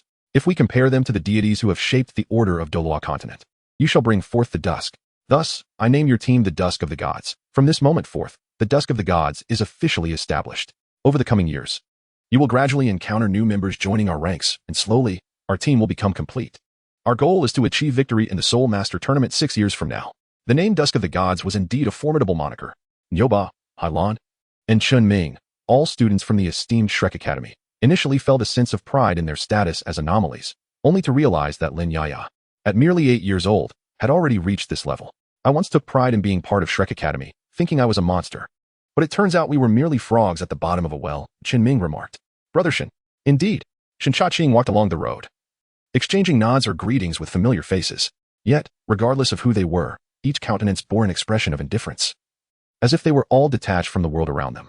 Shen Changqing had grown accustomed to this demeanor, for he was within the ranks of the Demon Suppression Division, an institution dedicated to maintaining the stability of the Great Qin by exterminating malevolent creatures. Naturally, there were other auxiliary roles within the organization. It could be said that every individual in the Demon Suppression Division bore the stains of blood on their hands. When one becomes familiar with life and death, many things inevitably fade into insignificance. Initially, upon arriving in this world, Shen Chaqing felt a sense of discomfort, but over time, he adapted. The Demon Suppression Division was vast, and those who remained were either formidable experts or individuals with the potential to become such. Shen Chaqing belonged to the latter category. The division was divided into 2 main professions, the Guardian and the Exterminator. Every newcomer began as an exterminator, gradually ascending the ranks with the aspiration of becoming a guardian. In his previous life, Shen Chaqing had been a trainee exterminator, the lowest tier among them. With the memories of his former self, he was well acquainted with the environment of the division. Before long, he halted before a particular pavilion. Unlike the other grim locales within the Demon Suppression Division, this pavilion stood out like a solitary crane among chickens, exuding a unique tranquility amidst the pervasive bloodshed. The large door of the pavilion was ajar, with individuals occasionally entering and exiting. Shen Chaqing hesitated for a moment before stepping inside. Upon entering the pavilion, the atmosphere transformed abruptly. A waft of ink mingled with a faint scent of blood greeted him, causing his brow to furrow instinctively, though it soon relaxed. The sanguine odor that clung to every member of the Demon Suppression Division was nearly impossible to cleanse away. In another setting, within the stronghold of the Celestial Angels, Qian Renxue savored her tea while inquiring of the seated Dugu. Senior Dugu, the Tian Dou Royal Academy has commenced its term. How have you managed matters regarding Dugu Yin? Dugu Bo shook his head, lamenting, my granddaughter is quite obstinate. I know not what spell Yutinhang has cast upon her. Though they have yet to formalize their relationship, I sense it is imminent. Senior Dugu, perhaps we need not forcibly intervene, Qian Renxue suggested. The effect of the purple poison dragon grass extends beyond merely enhancing Dugu Yin as soul power. It has also elevated her innate talent. Furthermore, with the cultivation techniques of the heavenly poison art, the gap between Yutinhang and your granddaughter will only widen in the future. Yutinhang draws strength from Dugu Yin. When she surpasses him, that allure will swiftly diminish. After a moment of contemplation, Qian Renxue continued, Senior Dugu, you are aware that the Time and Space Hall is preparing a team, and sharpening a blade requires a whetstone. I intend for the Royal Combat Team to serve as that whetstone, yet your granddaughter is among them. Among Soul Masters, victory and defeat are commonplace. Dugu Bo remarked, a single defeat could serve as a valuable experience for Dugu Yin. How can one become strong without enduring failure? Moreover, young lady, are you so certain that the team you are organizing will inevitably triumph over the Royal Combat Team? Dugu Bo mused, their talents are indeed remarkable. Yet their youth is a significant drawback. Nonetheless, you are correct. Victory and defeat are part of the journey, and for them, a battle with the Royal Combat Team, regardless of the outcome, will be a rare trial. At present, the Royal Combat Team's strength hovered above level 25 but below level 30. The disparity between the two teams did not appear vast, yet the Tian team possessed a notable advantage, Dugu Yin. After absorbing the purple poison dragon grass, her soul power had breached the spirit ancestor realm, reaching level 36. To overcome the Royal Combat Team, a premier team of the Dou Empire, posed a considerable challenge for the Twilight of the Gods team. On the day the Dou Royal Academy opened, the members of the Royal Combat Team returned from their respective families. Teacher Qin Ming summoned the elite team for a gathering. Now, share the results of your summer break, he urged. Over the course of the summer, the Royal Combat Team experienced varying degrees of growth. Yi Lingling, wielding the 9-heart-sea butterfly martial soul, progressed slowly due to its supportive nature, maintaining a soul power level of 26 but nearing an upgrade. Oslo, with his ghost leopard martial soul, achieved level 27 as an agile attacker. Yu Feng, with his wind bell bird martial soul, also reached level 27. Shimo and Shimo, both possessing the black tortoise martial soul, remained at level 26 as defensive warriors. During this summer, these auxiliary spirit masters have each advanced a level, attesting to the effectiveness of Qin Ming's recent training. He felt a sense of satisfaction regarding their achievements and turned his gaze towards the two individuals he anticipated the most, Dugu Yin and Yutinhang. As the captain and vice-captain of the team, you must not lag behind them, Qin Ming remarked. Yutinhang cast a glance at Dugu Yin, stepped forward, and without uttering a word, summoned his martial spirit for Qin Ming to sense. With a soul power of 29, you are merely a step away from reaching level 30 and becoming a soul zone. Keep striving and persevere, Qin Ming encouraged after sensing Yutinhang's soul power. Yutinhang retracted his formidable martial spirit and glanced at Dugu Yin, pondering to himself, in this moment, Yin Yin finds herself captivated by my imposing presence. However, this is not the case. Dugu Yin continues to harbor affection for Yutinhang. Yet, upon witnessing Yutinhang's progress, her heart remains largely unmoved. After bearing witness to the terrifying talent of Chu Xinglian and Gu Qingying, Yutinhang, a member of the blue electric Tyrannosaurus clan, appears rather ordinary in Dugu Yin's eyes. In fact, she had been unaware that, over the course of a summer, she had surpassed Yutinhang by a considerable margin. When Yutinhang noticed Dugu Yin staring at him in a daze, he believed that his formidable presence had left her awestruck, and a sense of pride swelled within him. It was time to choose a day to express his romantic feelings to Dugu Yin. Qin Ming inquired, and what about you, Dugu Yin? Coming back to herself, Dugu Yin stepped forward and summoned her martial soul. If Dugu Yin's azure scale serpent was merely a small snake, then the azure scale serpent emperor was a colossal creature, rivaling the might of the top-tier blue electric Tyrannosaurus martial soul, adorned with soul rings of yellow, purple, emanating a soul power of 36 levels. The previously composed expression of teacher Qin Ming froze on his handsome face at that moment. The other 6 members of the royal battle team gazed at Dugu Yin in disbelief. 36 levels, Dugu Yin, how have you cultivated? Qin Ming exclaimed in astonishment. Yin Yin, seeing the one you sought to impress surpass you by a full 7 levels is hard to accept, Yutinhang stammered. Dugu Yin was not one to boast, and having been warned by her grandfather upon her return, she knew that all matters concerning the time and space palace were to remain confidential. Particularly the ice and fire duality, which had been classified as a secret. She had prepared her explanation upon her return, stating, look at whether my martial soul has undergone any changes. Your martial soul? Qin Ming gazed at the colossal shadow of the python behind Dugu Yin, swallowing hard as he said, your martial soul is not the azure scale serpent, but the azure scale serpent emperor. Dugu Yin, your martial soul has evolved. Indeed, Dugu Yin affirmed. My grandfather utilized a secret technique unique to the Dugu family, allowing my martial soul to evolve from the azure scale serpent to the azure scale serpent emperor. Are you suggesting that your rapid increase in soul power is due to the evolution of your martial soul? Qin Ming asked. Yes, Dugu Yin replied. Having a title Dolua as a grandfather was indeed beneficial, unlike myself, who possessed only a 5th ring of purple configuration, Qin Ming thought enviously. Meanwhile, Yutinhang breathed a sigh of relief. It was fortunate that Dugu Yin's advancement was merely due to her martial soul's evolution and not a reflection of her cultivation talent being extraordinarily exceptional. Although the Azure Scale Serpent Emperor and Blue Electric Tyrannosaurus were both top-tier martial souls, Yutinhang did not believe the former could be compared to the latter. Once I reach the 30th level, the Blue Electric Tyrannosaurus will unlock the Dragon Transformation secret technique, and by then, the gap between Dugu Yin and myself will gradually narrow, perhaps even surpass her. This is acceptable. Only the Azure Lizard Emperor is worthy of my Blue Electric Tyrannosaurus soul. Yutinhang does not wish for Dugu Yin to surpass him, nor does he desire her to be an utterly useless ornament. Ideally, she should remain just slightly inferior to him, allowing him to maintain dominance over her, while also ensuring that Dugu Yin is not entirely devoid of utility. Thus, one could not only reclaim a devoted and formidable wife, but also leverage the influence of his great-grandfather, Dugabo, to elevate himself within the Blue Lightning Tyrant Dragon Sect, subduing Yutinhang in the process. However, Unbeknownst to Yutinhang, after absorbing the purple poison dragon grass and benefiting from the enhancements of the heavenly poison art, Dugu Yin now stood 6 levels above him.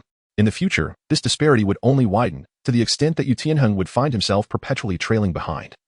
Unable to glimpse Dugu Yin's retreating figure, Dugu Yin exhaled deeply as she observed the comparatively weaker Yutinhang and Yi Lingling. A sudden thought crossed her mind. Should she seek a celestial herb for them from the sect leader? Yet, this seemed unlikely, especially since even her grandfather opposed her association with Yutinhang. Although Yutinhang felt a moment of relief, he soon became aware of an unusual matter. As a disciple of a prominent sect, he recalled that the blue-scale serpent martial spirit should have a chance to evolve into the blue-scale serpent king at the level of 70. Even Dugu Bo would have to adhere to this. Why, then, had Dugu Yin managed to evolve at the mere level of 30? After class, the royal combat team gathered. And Yutinhang inquired, Yin, is there something you are concealing from me?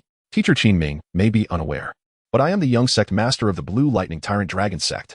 Shouldn't your blue-scale serpent martial spirit undergo metamorphosis upon reaching level 70? Teacher Qin Ming had intended to leave, but paused upon hearing Yutinhang's inquiry. Dugu Yin furrowed her crescent-shaped brows slightly and replied, Tianheng, do you not think your question is somewhat impolite? This is a confidential matter of the Dugu family. Realizing his error, Yutinhang reflected on the lesson, too eager to uncover the answer, resulting in his asking such a bewildering question. This matter resembles inquiring about the profound secrets of the Haotian sect or the mind control techniques of the 7 Treasures Glazed Tile sect, or even the dragon transformation of the Blue Lightning Tyrant Dragon sect.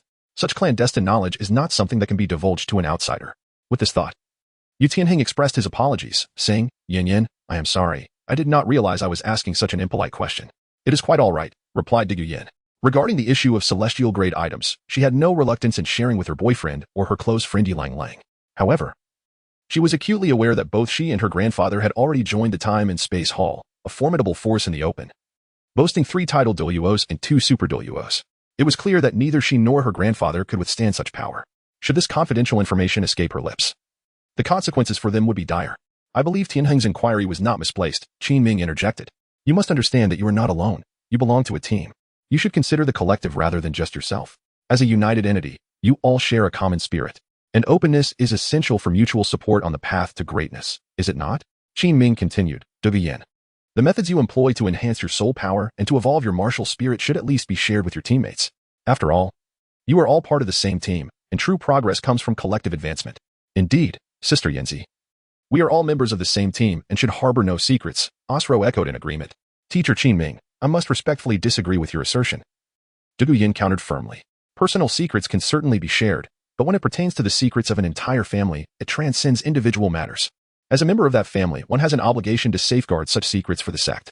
We cannot betray familial interests merely because we are teammates. Tianheng's secret technique of dragon transformation is, in essence, a form of beast transformation that can be utilized by beast martial soul practitioners. I will not demand he reveal this technique simply because we are on the same team. Osro, Yufeng, Shimo, would you share your family secrets with our battle team? I concur with Sister Dugu Yan's perspective, the usually reticent Yilong Lang interjected. Yutinhang also stepped forward, stating, Teacher Qin Ming, please do not fault Yin. I believe she is correct. While personal secrets may be shared, matters concerning family, sect, or even national secrets extend beyond individual boundaries. Those privy to such secrets ought to keep them safe. It was indeed impolite of me to ask such a question.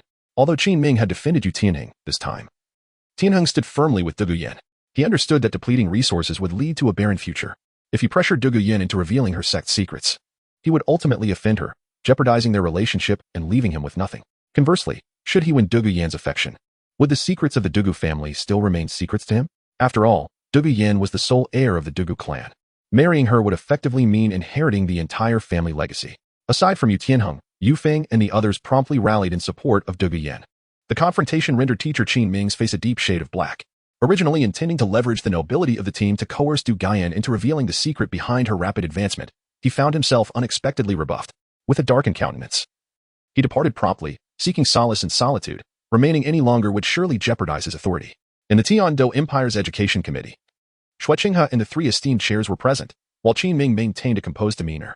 The Dream Machine chair inquired, Pray tell, Teacher Qin Ming, what are your intentions moving forward? Qin Ming responded, Esteemed chairs, I humbly request your permission to lead the Royal Combat Team away from the Royal Academy to challenge the various soul arenas across Doloa continent. To challenge the soul arenas? The Dream Machine chair hesitated, expressing concern. The soul arenas are not a place to be taken lightly. This is akin to the Colosseum of ancient Rome, where the nobles occupied the spectator seats while the participants in the battles were either slaves or those in dire financial straits. I believe that only the arena of combat can forge a formidable team. Teacher Qin Ming remarked that both sides in the arena would exert their utmost, and one could encounter teams far more powerful than the Imperial combat team, using them as a crucible to cultivate a strong team. Shuqingha concurred, stating that Teacher Qin Ming's words ring true. The Imperial combat team at the Royal Academy is inherently the most gifted. The combat experiences here offer little enhancement. Only through external challenges and real battles can a powerful team be forged. Qin Ming, visibly moved, expressed gratitude for the prince's acknowledgement, addressing the three esteemed instructors with the belief that only through a continuous succession of victories and the honing of an indomitable spirit can one achieve greatness. Dream Machine interjected. This is troubling. Esteemed instructors, someone has breached our Tiandou Royal Academy. The prince lies on the ground, his life uncertain. The three instructors, Shuqingha and Qin Ming, promptly rose, gazing at the instructor from the Imperial Combat Academy outside. A woman with pink hair, clad in a red military uniform and wearing an eye patch, approached the Tiandou Royal Academy. This is it. She confirmed her location before making her way into the Royal Academy. At that moment, several young rascals emerged from within, preparing to depart. When they were taken aback by the sight of the woman before them, the leader of the group, Avalanche, found himself rooted to the spot upon seeing her. He vowed that despite his numerous conquests, he had never encountered a woman so exquisitely beautiful and irresistibly alluring. The visage, the figure, if one were to indulge in them, the experience would surely be delightful. However, Shuepeng was no fool. In his mind, he swiftly conjured images of the formidable figures within the Heaven Dou Empire. Yet he found no trace of this woman among them. This implied, with a lecherous grin, Shuepeng emerged from the group of ruffians and obstructed the woman's path. Halt, young lady, this is the Heaven Dou Royal Academy, a place for the uninvited to avoid. If you wish to enter, I can escort you, he boldly proposed. Come now, grant me a smile. Do you know who I am? I am Shuepeng, a prince of the Heaven Dou Empire. Accompany me, and I shall fulfill all your desires. Shuepeng unabashedly flirted with the woman. Is that so? You can fulfill all my desires? The woman, adorned with an eye mask, retorted playfully. Indeed, I can. Shuepeng replied with a chuckle. Trust me. Suddenly, a formidable surge of spirit power radiated from the masked woman, incapacitating the ruffians before they could comprehend the situation.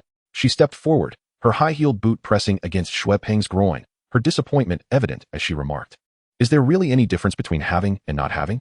With a forceful thrust, the heel pierced through, and the excruciating pain failed to rouse Shuepeng from his stupor. The guard stationed at the academy's entrance was momentarily stunned by the scene. Recognizing his inability to resolve the matter, he hurried to inform the committee, while the other guards attempted to detain the woman. Yet, they too fell victim to her mysterious power, collapsing en route to the Heaven Dou Committee, leaving a trail of unconscious bodies in her wake. As the three esteemed educators, Shuqingha, Teacher Qin Ming, and others, approached, they were met with the sight of fallen individuals and a woman with fiery red hair. Shuqingha stepped forward, inquiring, Who are you? You have harmed a prince of the Heaven Dou Empire and trespassed into our Royal Academy. Are you not aware that your actions are tantamount to provocation? I am Ming Lingxian. The woman introduced herself, fixing her gaze on Shuqingha. I initially intended to visit you with courtesy. But is it customary for the Heaven Dou Empire to employ ruffians as gatekeepers? Did my brother offend you? Shuqingha expressed his apologies. The expressions of Ming Shenji, Bai Bashan, and Jilin soured, as they were all too familiar with Shuepeng's character. I apologize on behalf of my brother's behavior, however. Might I inquire if he has sustained any injuries? Shuqingha asked, glancing at the fallen. They had merely been put under a unique form of hypnosis and would awaken without significant harm. I have rendered him incapacitated, Meng Lingxian replied with a smile. Incapacitated? Shuqingha gasped in shock. Do you realize who he is? Regardless of circumstances, he remains a prince of the Heaven Dou Empire. The three esteemed educators behind him appeared increasingly troubled by this revelation. Your Highness, I advise you to step back, Meng Shenji urged Shuqingha. Pulling him behind himself without hesitation, he fixed a steely gaze upon Meng Lingxian and declared, Should Shuepeng have harassed you at the academy's gate, we would offer our apologies. However, injuring a prince constitutes an act of violence at our esteemed institution. We must apprehend you and seek restitution from His Majesty.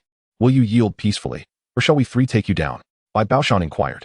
The three educators summoned their martial spirits, unleashing the overwhelming presence of their power as formidable spirit Duluos. Meng Shenji, the chief of the committee, wielded the black demon martial spirit at rank 86. Bai Baoshan held the heavenly star furnace at rank 85. Jilin possessed the azure vine at rank 83. Together, they were capable of contending with lower-ranking title Duluos. And while they acknowledged the woman's audacity, they did not doubt their ability to subdue her. In the face of the trio's oppressive spirit power, Meng Lingxian maintained an air of calm. Three spirit Duluos? It appears the royal family of Heaven Dou isn't as formidable as I had anticipated. With a flicker of crimson light from her singular eye, she effortlessly dispelled the pressure exerted by Ming Shenji, Bai Bashan, and Jilin. 9 soul rings fell around her. unleashing a suffocating aura that left the three educators' expressions drastically altered. They had encountered tidal Duluos before, yet this woman's power dwarfed theirs, surpassing even that of the renowned Dugu Bo by multiples. As Ming Xinji, by Baoshan, and Ji Lin wavered under her spirit pressure, the prince, Shrek Academy, stepped forward against the tide of Meng Lingxuan's might. Your Highness, please refrain from approaching, Meng Xinji cautioned. Shrek Academy, with a bitter smile, responded, esteemed educators. Should this lady wish to end our lives, what difference would your protection make? The three educators felt a pang of despair. While they might have stood a chance against someone like Dugubo, this woman was clearly a super Dolua of an extraordinary caliber.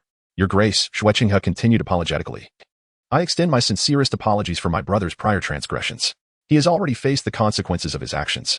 The esteemed educator's intervention was merely a response to the gravity of the situation. They could not remain indifferent to the prince's plight.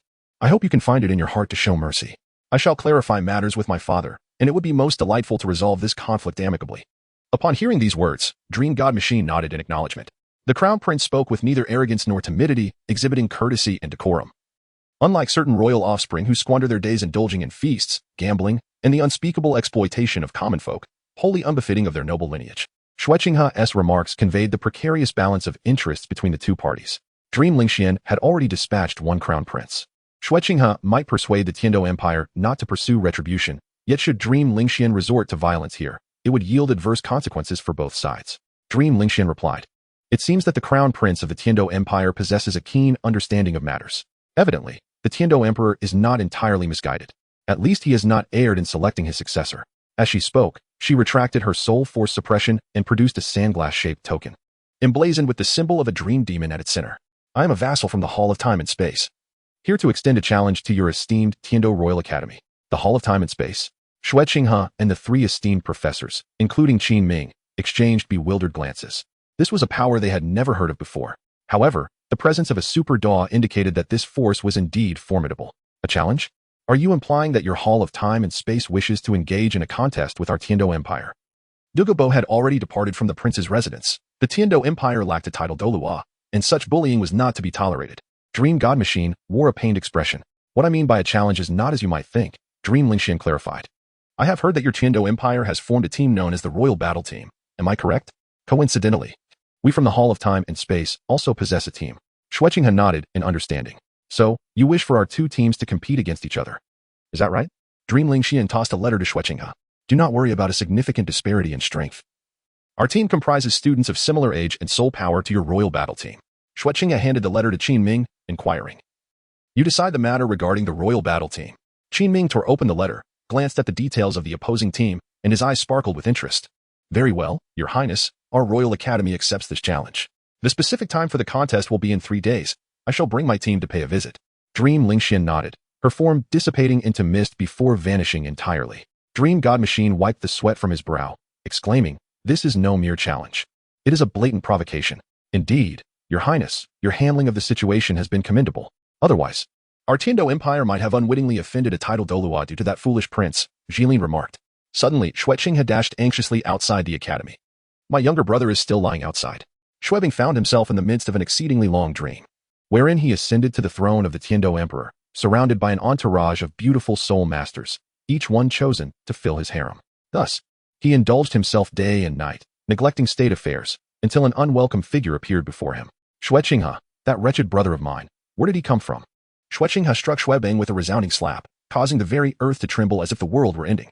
Shuebang, dazed and bewildered, gradually awakened to the sight of his detested brother's face. Soon after, he felt a sharp pain emanating from below. Adu! Shuebang's anguished cries echoed through the air. After a moment, he stifled the agony, gazing at Shrek Academy and the 3 esteemed professors, who were pulling apart his trousers. What met his gaze was a scene of blood-red mosaic. It was ruined, utterly trampled. At this moment, it struck like a bolt from the blue, leaving the local populace in shock. Shrek Academy sighed, patted the shoulder of the deposed Shuebang, and earnestly advised him, brother, remember this lesson and take care of yourself. What does it mean to take care of oneself? Shuebang, enduring his pain, let out a sharp croak. Do you not realize that I have been stripped of my status? I am a prince of the Tiando Empire. Should you not seek vengeance for me? Or is it you, brother, who has betrayed me and caused my downfall? The physical pain he endured paled in comparison to the torment of his psyche. Losing his manhood, what did that signify? His life would be devoid of color. He would become a eunuch, a prince incapable of producing heirs. What right did he have to claim the throne? Dream Machine interjected, "Your Highness, you misunderstand your brother. It was the woman you previously provoked who brought about your downfall. She is a titled Douluo, and you dared to toy with her? Even if she were to take your life, the Dou Empire would not dare protest." Jilin added his voice to the discourse. Shueqing has summoned a healing soul master from the academy who alleviated Shuebang's physical suffering. With a mix of disappointment and exasperation, he pointed at Shuebang and declared, "My foolish brother, how could you act so recklessly? Your previous actions nearly embroiled our Dou Empire in conflict with the titled Douluo. Alas, I have been deposed. The fault lies with me," Shuebang lamented, collapsing under the weight of his despair. However, his thoughts were consumed with the question of whether he could preserve his manhood. He eagerly inquired, "Master Soul Master, is there any hope for my future?" The healing soul master shook his head regretfully. "I am afraid I cannot assist you. Perhaps Yi Renxue, the leader of the Nine-Heart Tang Sect, may be able to." "Yes, Yi Renxue." A spark of hope ignited within Shuebang. He hastily bandaged himself and limped back to the princess residence. Such a chatterbox, Shueqing had glanced at the healing soul master before departing. The deposed Shuebang, having lost his ability to procreate, naturally forfeited his claim to the throne. Yet, if he were to be healed, he would still pose a threat to Shueqing. The Nine-Heart Tang indeed had the capability to achieve this. However, for Qian Renxue, it was of little concern. Even if Shuebang were to be cured, he would not be able to evade her machinations for long. The news of the mysterious titled Douluo challenging the Royal Academy and the deposed prince Shuebang spread like wildfire throughout the Dou Empire. Some rejoiced, while others sought to uncover the truth behind the events. The royal family's stance is intriguing. After the attack on Shueqing, he reported this incident to the Emperor Shuiyi. Upon learning of it, the emperor could only helplessly suppress the matter. If it were an ordinary individual who had been eliminated, he would have immediately ordered their arrest. However, in the case of a titled Douluo, even if she were to slay Shuebang, what could the Dou Empire possibly do? In this world, weakness is the original sin. Fortunately, the Emperor of the Snowy Night is not without heirs. He has a commendable son, Shueqing. Upon receiving this news at the prince's residence, Prince Shueqing immediately berated Shuebang fervently. "Why must you provoke someone as formidable as the titled Douluo? How do you expect to succeed your brother and ascend to the throne of the Dou Empire in the future?" With that, Prince Shueqing, fuming, took a seat to enjoy his tea, pondering that had Shuebang not been injured, he would have given him a sound thrashing. This individual is more adept at hindering success than facilitating it.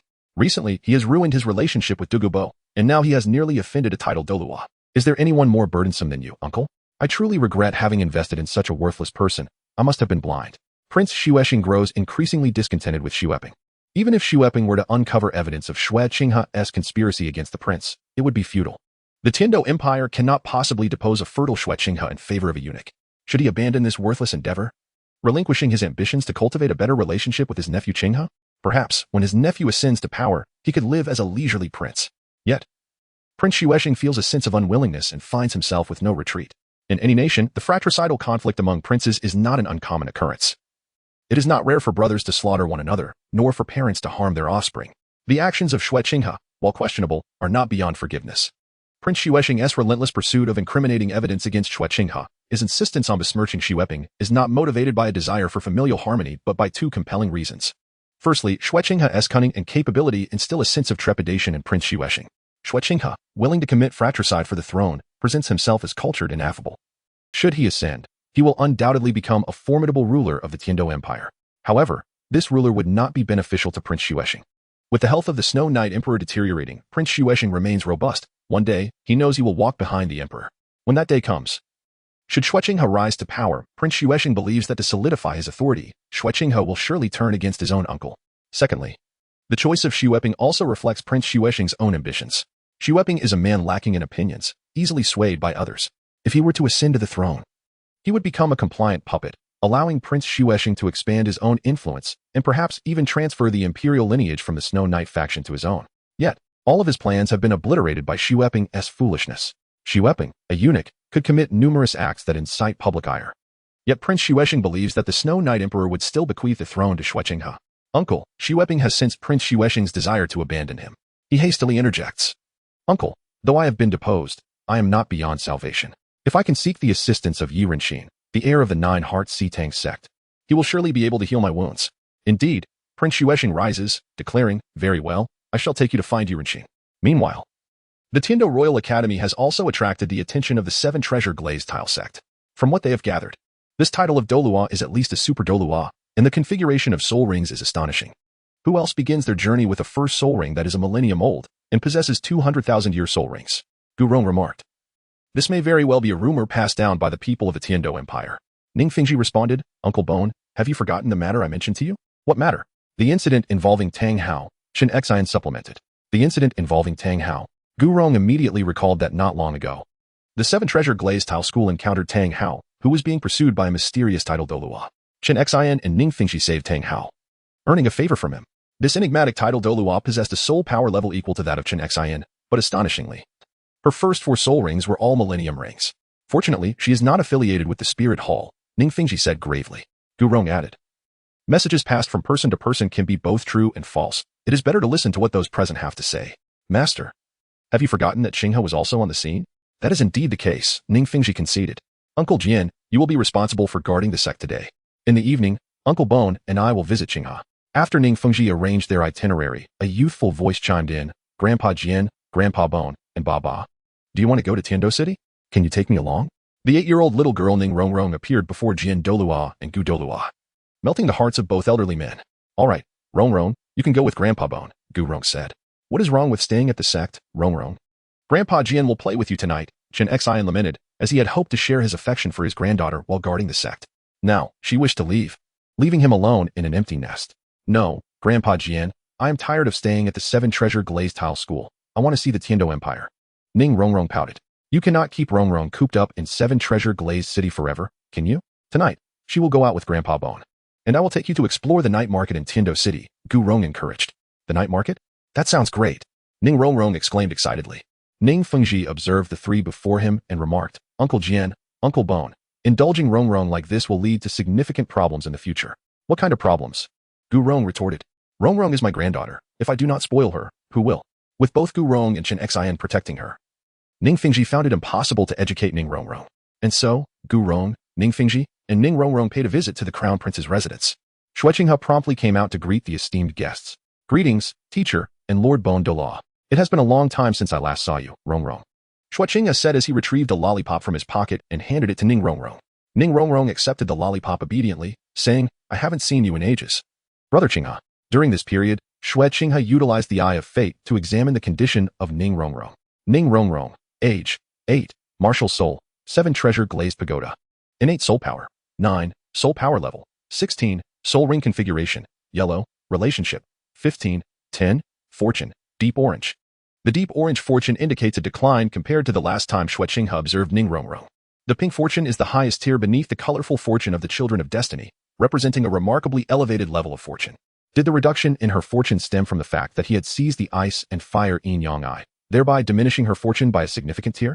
Xinghe was suddenly reminded that within the ice and fire yin yang eye lay a celestial herb, particularly suited for Ning Rongrong. She recalled the description of this celestial herb from the Eye of Fate, Chilua Tulip. This celestial herb is ideal for absorption by gem-type martial souls. Should a soul master of the 7 Treasure Glazed Pagoda absorb it, there exists a certain probability of evolving into the 9 Treasure Glazed Pagoda. Presumably, this celestial herb was originally intended for Ning Rongrong, and upon its absorption, her martial soul would have evolved into the 9 Treasure Glazed Pagoda. Since the celestial herb, which was rightfully hers, had fallen into his possession, was it the reason her fortune had diminished so greatly? Xinghe then recalled another individual, a disciple of the Shrek Academy's dean, that chubby boy, who possessed a colorful fortune. His martial soul had mutated from a common hen into a malevolent fire phoenix. Owing to the inherent flaws associated with the malevolent fire, the most suitable celestial herb for his absorption would be the coxcomb phoenix sunflower. This celestial herb, however, had already been absorbed by his prodigious phoenix martial soul, Lin Yaya. His fortune must have diminished from pink to orange as well. Regarding the act of usurping Ning Rongrong's opportunity, Xinghe felt no moral burden. Although she appeared to share light-hearted banter with Ning Fingji, she had already discerned the cunning thoughts of that old fox, uniting the 3 sects and the 2 empires, balancing the influence of the Spirit Hall. She aimed to maintain the current state of affairs on the continent. This cunning old fox will undoubtedly become an obstacle for the Spirit Hall in unifying the continent, especially since his daughter is entangled with the Child of Fate. The 7 Treasures Glazed Tile itself poses a significant threat, as it can reach the 79th level and become the continent's foremost comprehensive support spirit. If Ning Rongrong, a soul master with innate soul power of 9, were to absorb the Chilua Tulip, causing the 7 Treasures Glazed Tile to evolve into the 9 Treasures Glazed Tile, it would be catastrophic. Therefore, even if this celestial grade spirit remains in her possession, Qian Renxue would never relinquish it to the 7 Treasures Glazed Sect. It is time for Ning Rongrong, Xinghe, and Ning Fingji to discuss matters pertinent to their stations. Xinghe inquired, what brings you to the Qinghe residence, teacher? Ning Fingji replied, I have heard that your Tiando Royal Academy was challenged by a mysterious title de law, and the Avalanche Prince was severely injured as a result. I wish to understand the situation from you. Upon hearing this, Shueqing has stated, I was present during the incident, so I shall share everything I know. He then recounted the entire sequence of events to Ning Fingji. A title Doluo from the time and space hall? Ning Fingji furrowed his brow, deep in thought, yet could not recall the name of this sect. Teacher, even you are unaware of the time and space hall? I have spent the whole day searching for information about it, but to no avail, Shueqing lamented. Ning Fingji sighed with relief, saying, Shueqing, this world is far larger than you can imagine. On this continent, the Spirit Hall and our 3 sects, along with the 2 great empires, appear to dominate. But did you know that there are numerous hidden sects within Doluo continent, many of which possess strength comparable to our 3 sects? I suspect the time and space hall may belong to such a hidden sect. Indeed, Shueqing nodded. However, teacher, you seem rather relieved. May I ask why? Ning Fingji responded, my greatest concern would have been if she were a title Doluo of the Spirit Hall. The power of the Spirit Hall's soul masters far exceeds that of any other force. Should such a formidable title be affiliated with the Spirit Hall, the balance of the continent would have long been shattered. Shueqing, equally grave, remarked, indeed. Conversely, since she is not a title de law of the Spirit Hall, there exists a possibility of swaying her allegiance. If we can garner their support and forge a bond of mutual interest, then even the Spirit Hall, no matter how ambitious, would think twice before acting rashly. Ning Fengji continued, Meng Lingshuan's visit to the Tiando Royal Academy is to challenge our academy's ace team, with the challenge set for 3 days hence. Teacher, if you're interested, you are welcome to observe. Brother Shin. Shin Cha-Ching exchanged greetings with acquaintances as he walked, each nodding in acknowledgement. Yet, regardless of who it was, every face bore little expression, as if they were indifferent to all. Shin Cha-Ching had grown accustomed to this demeanor. For this was the Demon Suppression Division, an institution dedicated to maintaining stability in the Qian Empire, primarily tasked with exterminating demons and monsters, though it engaged in other auxiliary duties as well. It could be said that every individual within the Demon Suppression Division had blood on their hands. When one becomes accustomed to life and death, many matters fade into insignificance. Initially, Shin Cha-Ching found it difficult to adapt to this world, but over time, he grew accustomed to it. The Demon Suppression Division is vast, and those who remain are either formidable experts or individuals with the potential to become such. Shin Cha-Ching belongs to the latter category. The division is divided into 2 professions, the Demon Keeper and the Demon Exterminator. Anyone entering the division starts as a low-ranking demon exterminator, gradually rising through the ranks with the hope of becoming a demon keeper. Shin Cha-Ching's previous incarnation was a probationary demon exterminator, the lowest tier among them, possessing the memories of his former self. He was well acquainted with the environment of the Demon Suppression Division. Before long, Shin Cha-Ching paused before a particular pavilion. Unlike the other somber places within the Demon Suppression Division, this pavilion stood out like a crane among chickens, exuding a unique tranquility amidst the pervasive bloodshed. The pavilion's doors stood ajar, with occasional individuals entering and exiting. After a brief hesitation, Shin Cha-Ching stepped inside. Upon entering, the atmosphere shifted dramatically. A mixture of ink fragrance and a faint scent of blood assailed his senses, causing him to frown instinctively, though he quickly relaxed. The blood scent clinging to everyone in the Demon Suppression Division was nearly impossible to wash away. Before long, Ning Fengji, having obtained the information he sought from Shueqing, departed swiftly. During this period, the Bon Dolua took Ning Rongrong to the night market of the Tiando Empire. Young master, was that all Ning Fengji inquired about? Shilong asked. What else could he possibly ask? Qian Renxue replied, Ning Fengji is committed to maintaining the balance of the continent, not wishing for any faction, particularly the Spirit Hall, to gain too much power. The emergence of a new force, a mysterious title Dolua, must be as enticing to him as blood is to a shark. However, Qian Renxue's meticulously crafted scheme aims not only to elevate the time and space hall onto the world stage, but also to ensnare Ning Fengji, the big fish. The 7th temporary substitute for the God of Dusk team, Meng Lingxian, has been selected, a control-type plant spirit master, Zhao Yuan, with a 26th level green vine spirit. This soul master temporarily alleviates the God of Dusk team's awkward situation of lacking a control specialist, barely forming a cohesive unit. Once the team was assembled, they began gentle training, during which Hua Chong gathered the soul masters within the Shadow Angel Guard to engage in team battles with the God of Dusk team, gradually honing their synergy through combat. Meanwhile, at the Tiando Royal Academy, Qin Ming informed the members of the Royal Battle Team about the challenge from the God of Dusk team. Upon hearing the name, Yutinhang remarked, God of Dusk team. What a splendid name. I wonder if their strength can live up to it. Here's their information. Qin Ming presented the details given by Meng Lingxian to the 7 members of the Royal Battle Team for their perusal. Having learned about the Royal Battle Team's specifics in advance, Meng Lingxian also provided Qin Ming with the information regarding the God of Dusk team, including the names and life details of its members, though omitting their exact ages. After reviewing this information, the Royal Battle Team engaged in discussion. Divine Power Princess? I'm not certain, but it doesn't seem to be a particularly strong spirit, Shirimo commented. No matter how powerful the spirit, it cannot breach the defenses among our brothers. Shirimo added.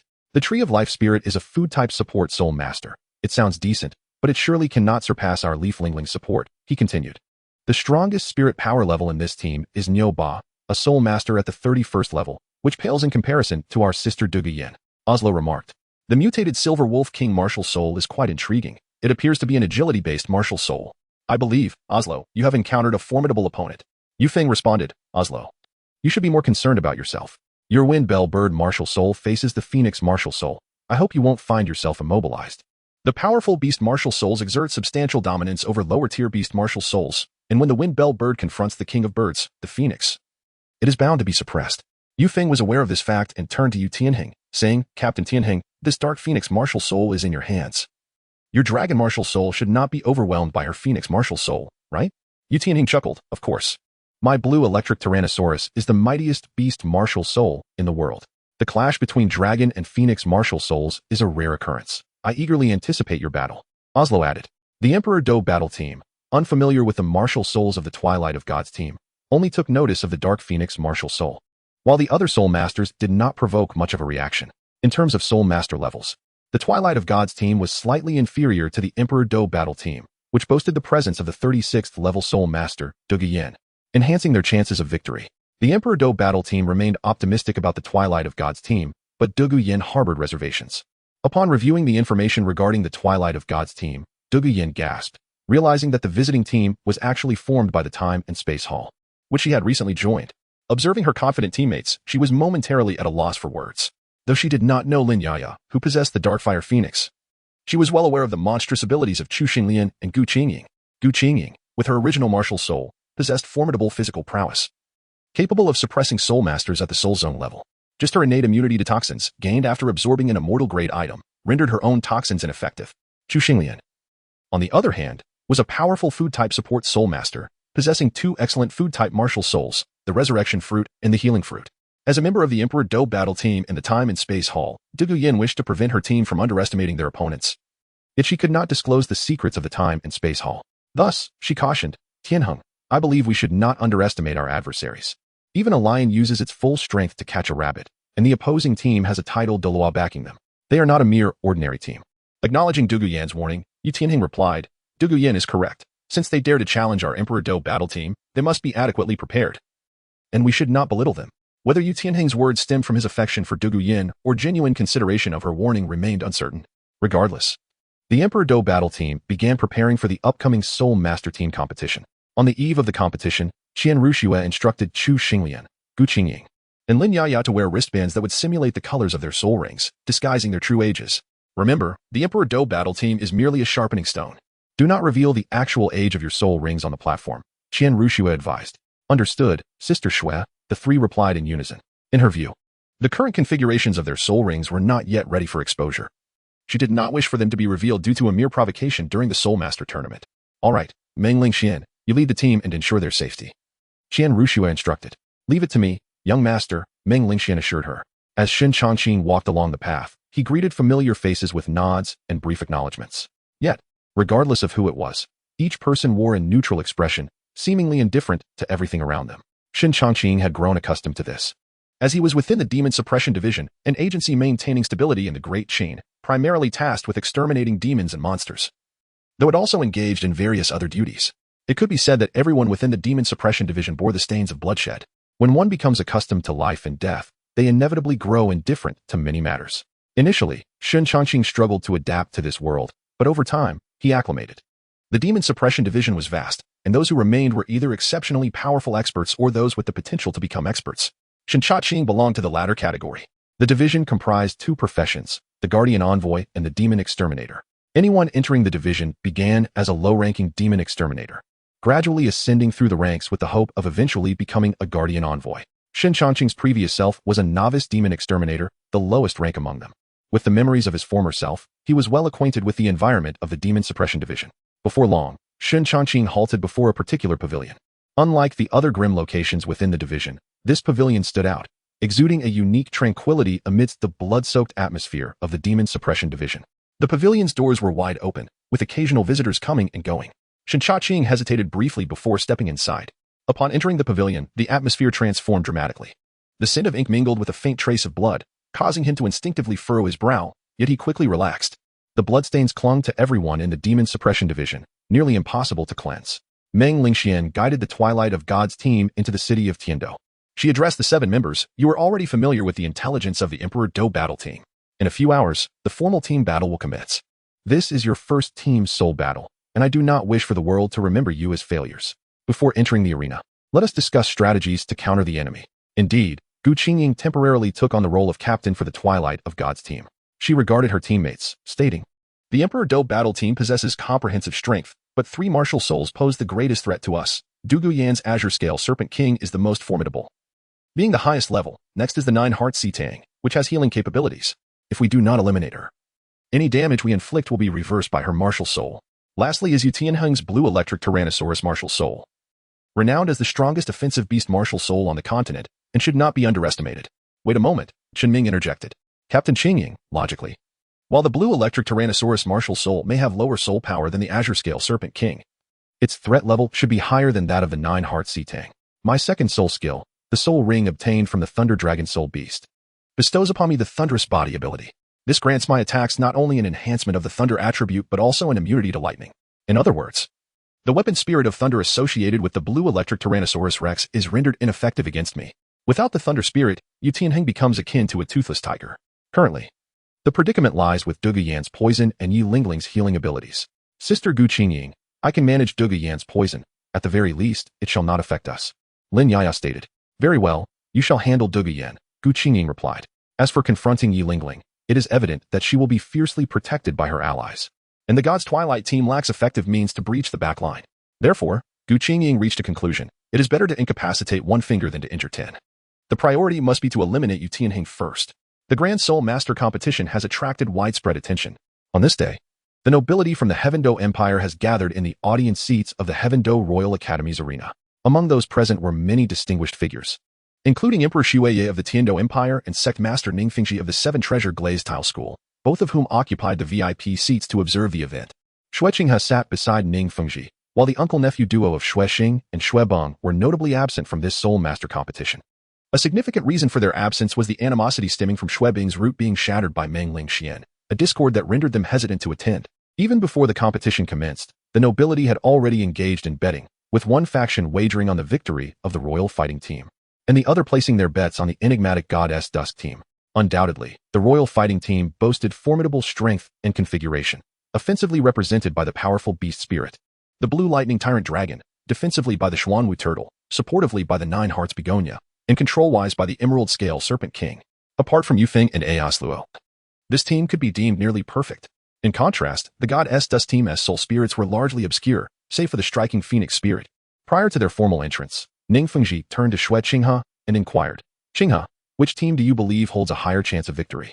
After a moment of contemplation, Xueqinghe replied, "Though I am loath to admit it, from the perspective of the time and space hall, they must establish their reputation in the world without the blemish of defeat. Their choice to compete must be backed by some form of assurance. I believe the Goddess Dusk team holds a greater chance of winning." Ning Fengxi nodded in agreement, stating, "I share that sentiment." Following the betting frenzy among the nobility, Ning Fengxi, a substantial financier, also placed his bet on the Goddess Dusk team emerging victorious. It must be noted that Ning Fengxi is indeed an astute businessman. On one side of the royal arena, the 7 members of the royal fighting team had entered through the designated entrance, led by the esteemed teachers from the Royal Academy and teacher Qin Ming. Typically, teacher Qin Ming would lead the team alone, without the participation of the 3 chief instructors. But given that their opponents were led by a titled Dolua, all 3 instructors were present to maintain dignity. After a considerable wait, Meng Lingxian finally led the 7 members of the Goddess Dusk team to another entrance of the royal arena. Both teams faced each other, with the royal fighting team and all the spectators directed their attention toward the mysterious Goddess Dusk team. The gazes of some powerful individuals settled upon the trio, Gu Qingying, Zhu Xinglian, and Lin Yaya. Why? They appeared exceedingly youthful. In the audience, Ning Fengxi exclaimed in astonishment, "Gu Rong, what is the soul power level of these 3? Gu Rong stammered, "It seems to be 2 at level 26 and 1 at level 24. But they look to be under 10 years old. Under 10 years old." Ning Fengxi's pupils quivered as he glanced at Ning Rongrong, a peer of theirs, and noted the stark disparity in their abilities. Qin Ming, positioned in front of the royal fighting team, also scrutinized the trio. The teacher had once mentioned that a soul master above level 20 by the age of 12 was the standard for enrollment at Shrek Academy, marking them as extraordinary. Yet these three girls, possessing over level 20 soul power before the age of 10, could only be described as prodigies among prodigies. Unbeknownst to Qin Ming, the three opposing team members were once his juniors. As both teams prepared for battle on their respective sides of the arena, Dugu Yin regarded her opponents with a mixture of complexity. As a member of the Time and Space Hall, she pondered whether she should unleash her full strength in this contest. A voice resonated in her mind, advising, do not carry any burdens, nor hold back.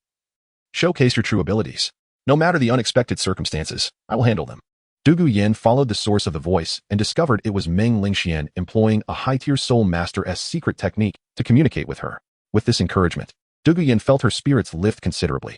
Both teams summoned their respective soul spirits, and after a minute, the battle commenced. Meng Xinji stood at the center of the arena, officiating the contest. As the signal was given, both sides called forth their soul spirits. The royal fighting team revealed their spirits: the Wind Bellbird, Ghost Leopard, Blue Lightning Tyrant Dragon, Emerald Scale Serpent King, and Xuanwu Turtle, creating a spectacle akin to entering a zoo, save for Yilingling Nine Hearts Begonia. Conversely, the goddess Dust team summoned their own soul spirits. Brother Shen. As Shen Chaqing walked along the path, he would occasionally encounter familiar faces, exchanging greetings or nods. Yet, regardless of who it was, each individual bore an expression devoid of superfluous sentiment, as if they were indifferent to everything around them. Shen Chaqing had long since grown accustomed to this demeanor, for this was the Demon Subduing Division, an institution dedicated to maintaining stability within the Great Qin, primarily tasked with vanquishing demons and malevolent creatures, albeit with some ancillary duties. It could be said that every person within the Demon Subduing Division was stained with the blood of many. When one becomes accustomed to the cycle of life and death, they inevitably develop a sense of detachment towards numerous matters. Initially, upon arriving in this world, Shen Chaqing felt a sense of discomfort, but over time, he adapted. The Demon Subduing Division was vast, and those who remained were either formidable experts or individuals with the potential to become such. Shen Chaqing belonged to the latter category. The division was divided into two professions, the Guardian and the Exorcist. Every newcomer began as an exorcist at the lowest rank, gradually ascending the ranks with the hope of ultimately becoming a guardian. In his previous life, Shen Chaqing had been a trainee exorcist, the most junior among them. With the memories of his former self, he was well acquainted with the environment of the Demon Subduing Division. It did not take long for Shen Chaqing to pause before a particular loft. Unlike the other grim locales of the division, this loft stood out as a serene oasis amidst the blood-soaked surroundings. The large door of the loft was ajar, with occasional individuals entering and exiting. After a moment's hesitation, Shen Chaqing stepped inside. Upon entering the loft, the atmosphere shifted dramatically.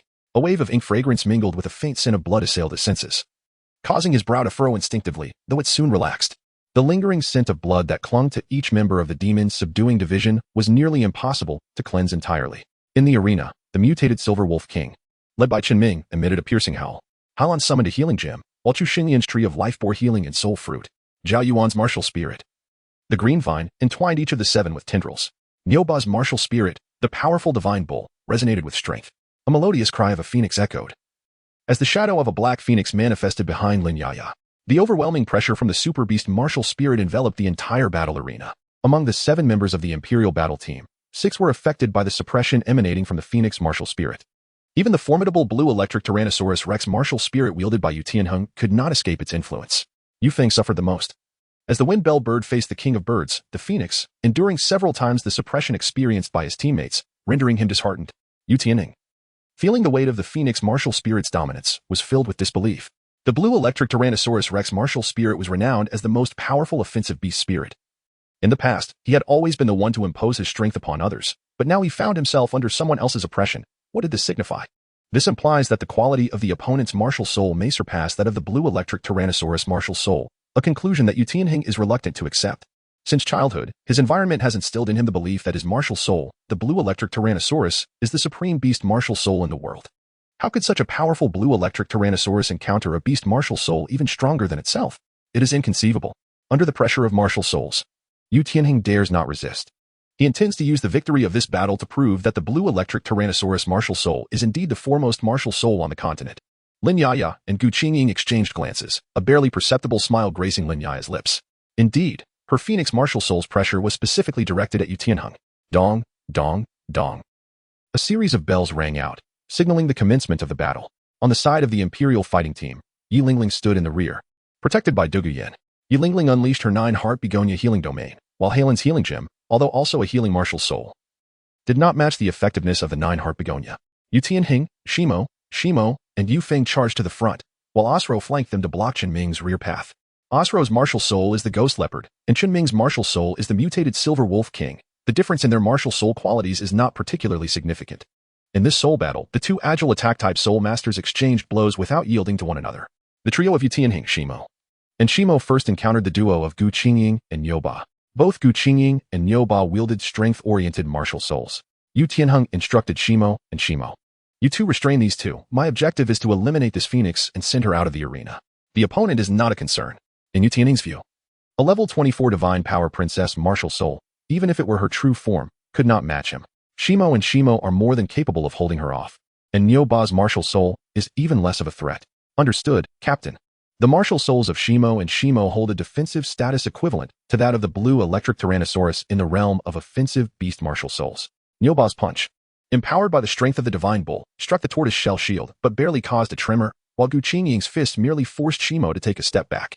As the two defensive soul masters engaged Nyoba and Gu Qingying, Yu Feng leveraged the advantages of being an agile attack-type soul master to restrain the three, effectively containing the battle prowess of Gu Qingying and Nyoba from the Divine Twilight team. Seizing the moment, Yutinhang leapt from behind, breaking through the encirclement of the four. In this maneuver, his arms transformed into dragon claws entwined with lightning. This is his first soul skill, the Thunder Dragon Claw, which directly targets the Phoenix martial soul, Lin Yaya. During this process, Zhao Yuan attempted to ensnare Yutinhang with his vine, hoping to impede his advance. However, before the vines could reach Yutinhang, they were crushed by his lightning serpent. Yutinhang was closing in on Lin Yaya, and a fierce contest between dragon and phoenix was about to unfold. From the audience, Meng Lingxian observed Yutinhang's reckless approach and sneered. It is not ignorance that leads to one's demise, but rather arrogance.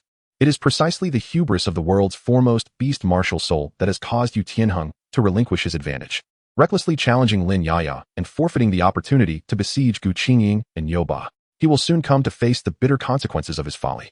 At that moment, the Dark Phoenix unleashed a torrent of black flames, sweeping towards Yutinhang, who responded without hesitation. His second soul skill, Thunderous Might, clashed with the sweeping force of the thunder, intertwining with the black flames. Ultimately, the black flames gained the upper hand, roaring ever more fiercely, while a portion of Yutinhang's lightning was devoured by the encroaching darkness. Abandoning his long-range lightning attacks, Yutinhang swiftly approached Lin Yaya with remarkable speed. As he drew near, he extended his Thunder Dragon Claw, infused with the might of Thunderous Might, towards Lin Yaya.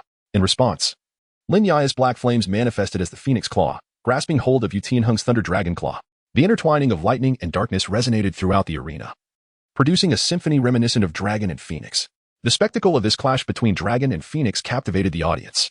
However, Yutinhang failed to consider one crucial point. The Dawn of the Gods team boasted more than just Lin Yaya as its primary force.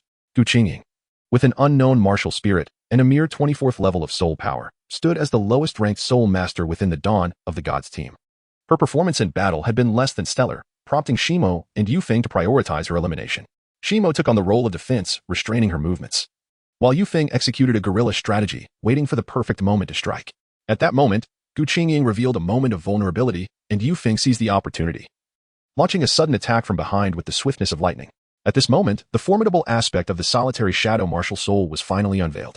As the icy figure of the solitary shadow came into contact with Yu Feng, his feeble attack was akin to striking a stone with an egg, utterly ineffective. Conversely, the frost emanating from the solitary shadow ensnared the wind bell bird in a frozen grip. With a swift motion, the solitary shadow seized the ice sculpture of the bird and hurled it off the arena. Yu Feng's companion, Shimo, watched in bewilderment as Yu Feng was cast out of the ring, momentarily at a loss for words. The first soul skill, Metal Body.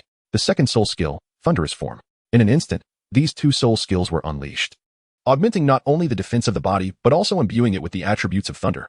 The strength of the solitary shadow was formidable enough to shatter your defenses. This young girl unleashed a punch towards Shimo's sturdy shell.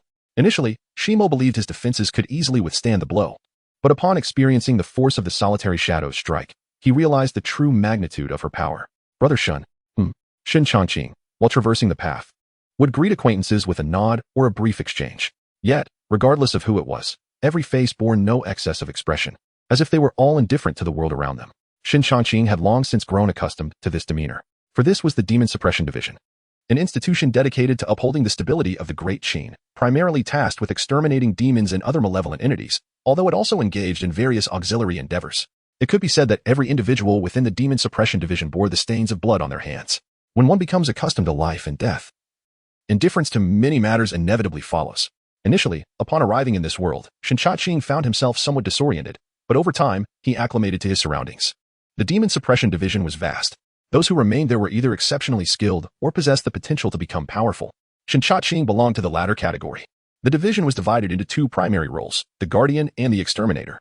Anyone entering the Demon Suppression Division began as the lowest-ranked Exterminator, gradually rising through the ranks with the hope of ultimately becoming a Guardian. In his previous life, Shenchaching had been a trainee Exterminator, the most junior of his kind. With the memories of his former self, he was quite familiar with the environment of the Demon Suppression Division. It did not take long for him to pause before an attic. Unlike the other somber locales within the division, this attic stood out, offering an oasis of tranquility amidst the surrounding bloodshed. The doors of the attic were ajar, with individuals occasionally entering and exiting. After a brief hesitation, Shenchaching stepped inside. Upon entering the attic, the atmosphere shifted dramatically. A waft of ink mingled with a faint scent of blood greeted him, causing his brow to furrow instinctively. Though it soon relaxed, the blood-stained aroma that clung to each member of the Demon Suppression Division was nearly impossible to wash away. 116. I am immune to poison. I consume poison. The solitary shadow, an 8-year-old girl, delivered a punch upon the seemingly impenetrable shell of her opponent, causing it to cave in. How could my defense falter? Shimo was propelled by her extraordinary strength, crashing heavily outside the arena, blood spilling from him mid-flight, leaving a crimson trail in his wake. After dispatching Shimo, the solitary shadow directed another punch towards the unsuspecting Shimo, who met the same fate as his brother, being ejected from the arena. The battlefield was ever-changing. None could have anticipated that the once seemingly fragile solitary shadow would suddenly erupt, eliminating both Yufeng and Shimo in swift succession. With this decisive strike, the opponent was eliminated without offering the Royal Combat Team any opportunity, even though Yi Lingling, the Nine Hearts Begonia, was capable of healing. Once a teammate was down, their fate was sealed. In an instant, the Royal Combat Team had already lost 3 of their combatants. After dispatching these 3, Gu Qingying swiftly turned to assist Lin Yaya. It was evident that she intended to join forces with Lin Yaya to confront Yutinhang. Meanwhile, in the rear, Dugu Yin stood guard, indicating a betrayal of her teammates. She had forsaken the protection of Yi Lingling and was now making a full effort to intercept Gu Qingying. At this moment, Zhao Yuan's vine entangled itself, while Nyoba obstructed Dugu Yin's path. Although both possessed lower soul power levels than Dugu Yin, they effectively hindered her progress. Meanwhile, Yutinhang and Lin Yaya had engaged in several exchanges without gaining the upper hand.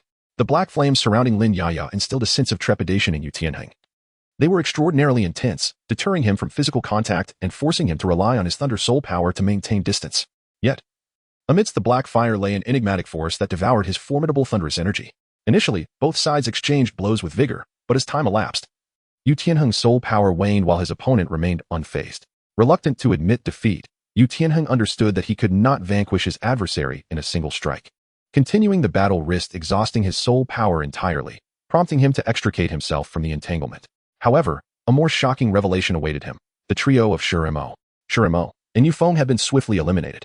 The young girl responsible for their demise, Gu Qingying, advanced menacingly towards him.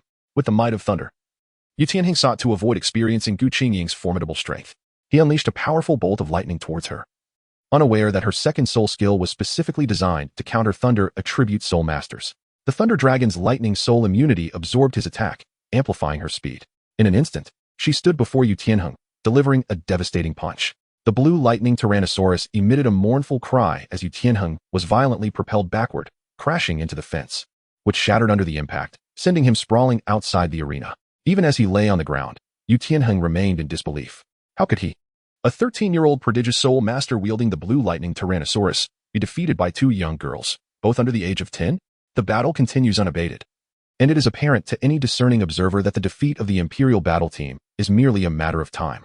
The only glimmer of hope lies in whether the formidable Dugu Yin, possessing the highest soul power in the arena, can turn the tide of this contest.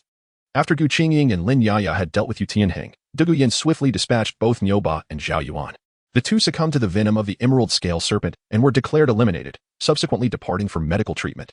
Dugu Yin gazed upon Yutinhang, who lay outside receiving care, his expression one of utter desolation.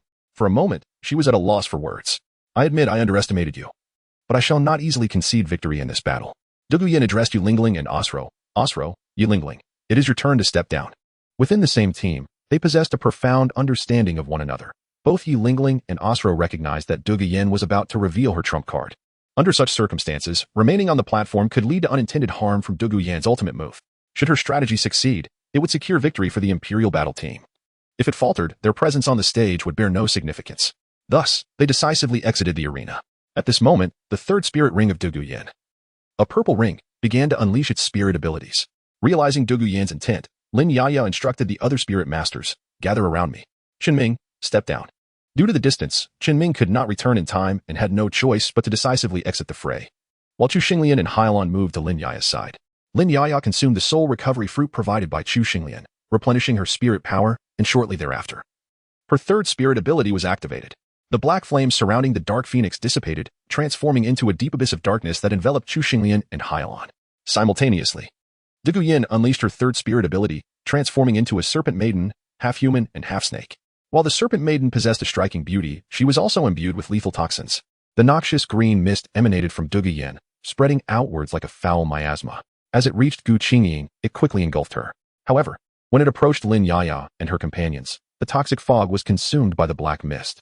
In the heart of the poisonous fog, Dugu Yin stared blankly at Lin Yaya and Gu Qingying, inquiring, "How are you unharmed?" "My first spirit ability not only grants me a metallic form but also shields me from the toxins.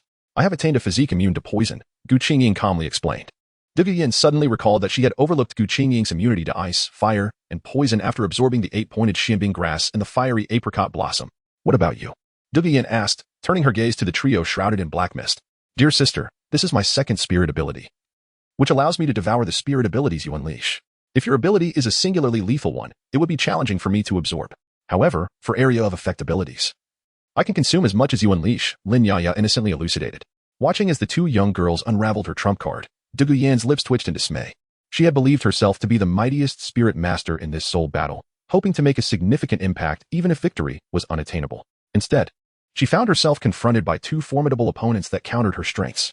Ultimately, Dugu Yin resigned, declaring, "I concede." Even with her trump card deployed, Dugu Yin, whose expertise lay in toxins, stood no chance against a spirit master immune to poison, regardless of an additional spirit ring. "Brother Shin."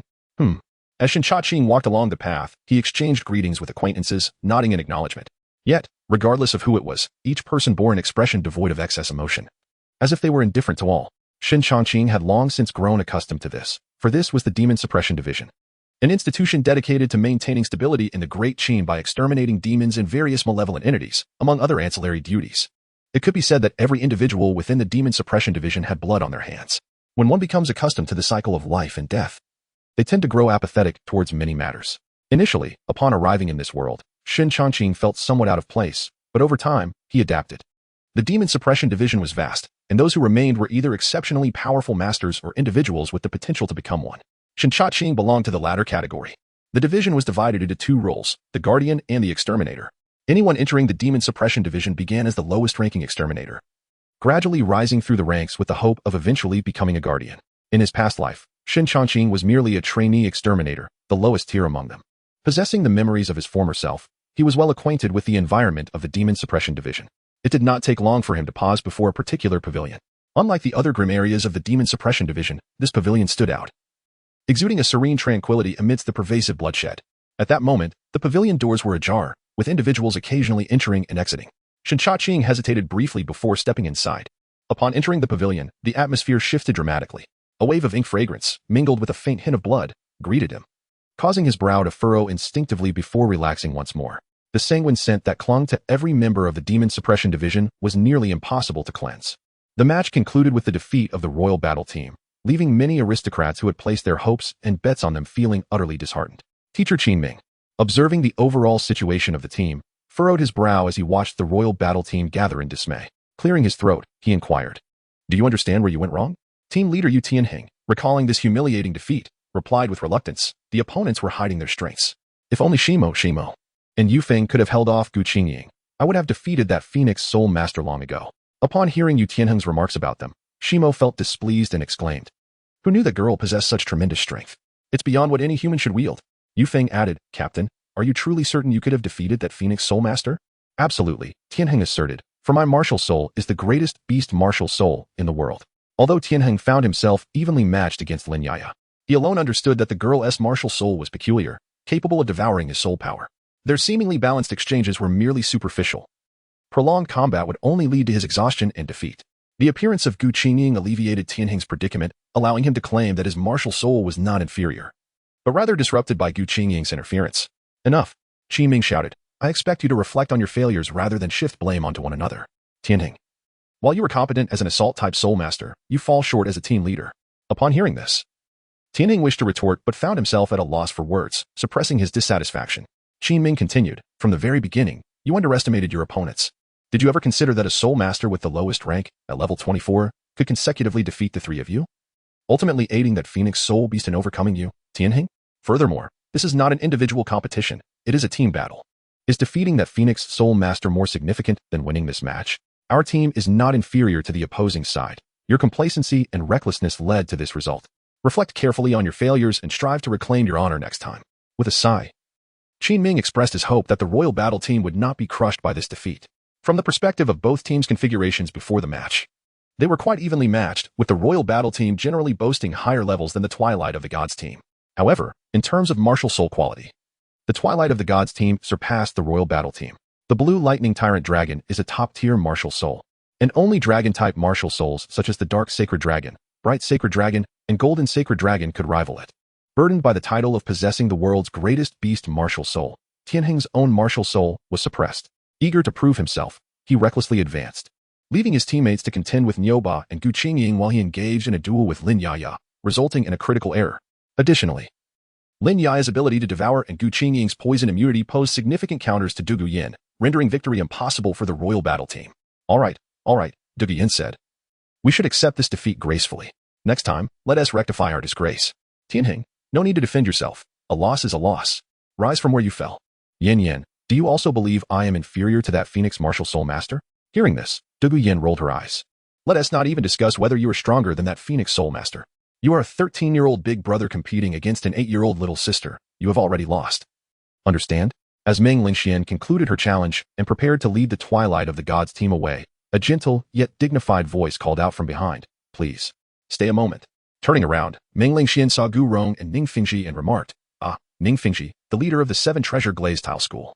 What brings you here? I would like to speak with you for a moment, if it is convenient, Ning Fingji replied. Since you inquire about convenience, I must respond that it is not, Meng Lingxian stated. Ning Fingji appeared embarrassed, hesitating for a moment before saying, if it is inconvenient now, I shall visit another day. Meng Lingxian nodded and turned to lead her team away. Gu Rong, Ning Fingji inquired, can you discern her strength?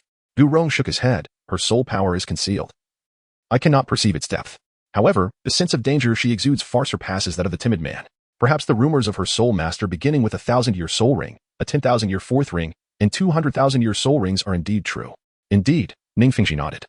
As long as it is not the power of the spirit hall, it is a force we can unite with. We shall seek another opportunity to communicate with her. The royal battle team represented the dignity of the Tiando royal family and the nobility of Tiando. This defeat not only tarnished their reputation but also meant that only the Tiando nobility and members of the 7 Treasure Glazed Tile School were privy to the match's details. Thus, any news regarding this battle circulated solely within the circle of Tiando nobility and did not spread further. Unbeknownst to the royal battle team, the Twilight of the Gods team had made their way to the prince's residence. As they emerged from the underground passage leading to the prince's residence, Shrek Academy assessed the 7 members of the team and remarked, you all performed admirably in this battle. I plan to send you to an Advanced Soul Master Academy for further study. Advanced Soul Master Academy? The members of the Twilight of the Gods team exchanged intrigued glances. Attending school was considered a normal aspect of life for the children of noble families, but for these impoverished soul masters, it was a cherished aspiration. In the continent, most Soul Master Academies primarily focused on lineage and reputation rather than talent when recruiting students. Otherwise, they would not impose such stringent admission requirements at Shrek Academy while still attracting numerous applicants. But sister, Chu Xinglian inquired, shouldn't one first attend a junior academy, then a middle academy, before advancing to an Advanced Soul Master Academy? Your abilities have already reached the admission standards for the Advanced Soul Master Academy. Attending the junior and middle academies would be superfluous, Qian Renxue explained. Meng Lingxian, please take them to our Soul Master Academy to enroll shortly. Remember, let them enter as commoner soul masters to better integrate into the academy's environment. Brother Shen. As Shen Chaqing traversed the path, he would encounter familiar faces, each offering a nod or a greeting. Yet, regardless of who it was, every countenance bore no extraneous expressions, as if they were all shrouded in a veil of indifference. Shen Chaqing had long since grown accustomed to this reality, for he was within the Bureau of Demon Suppression, an institution dedicated to maintaining the stability of the Great Qin by vanquishing demons and malevolent entities, though it also engaged in various ancillary pursuits. It could be said that every individual within the Bureau bore the stains of blood upon their hands. When one becomes desensitized to the cycle of life and death, many things begin to lose their significance. Initially, upon arriving in this world, Shincha felt a sense of disorientation, yet with time, he adapted to the environment. The Bureau of Demon Suppression was expansive. Those who remained were either formidable experts or individuals with the potential to become such. Shincha belonged to the latter category. The Bureau was divided into two primary professions, the Guardian and the Exorcist. Every newcomer began their journey as the lowest-ranking Exorcist, gradually ascending through the ranks with the aspiration of ultimately becoming a Guardian. In his former life, Shincha had been an apprentice Exorcist, the most junior among them.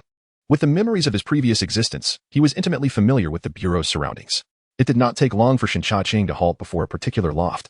Unlike the other grim and oppressive areas of the Bureau, this loft stood out like a crane among chickens, exuding a unique tranquility amidst the pervasive bloodshed.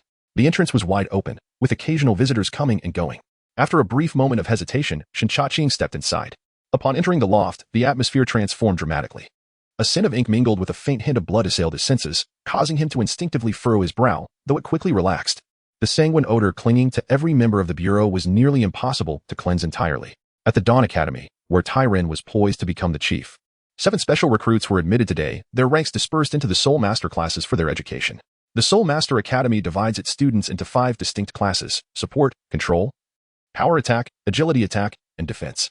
Lin Yaya, Nyoba, and Gu Qingying are assigned to the power attack class, while Chen Ming finds himself in the agility attack class. Hailan and Chu Xinglian are placed in the support class, and Zhao Yuan is assigned to the control class.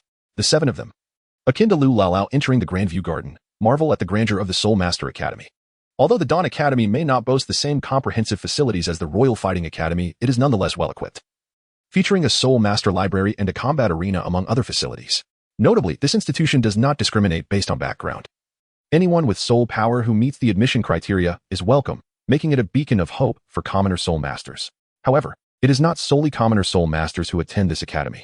As Lin Yaya, Nyoba, and Gu Qingying enter the power attack class, they find that most of the students have already settled in. Although a peculiar phenomenon occurs, the seats closest to the teacher remain conspicuously empty, oblivious to the oddity.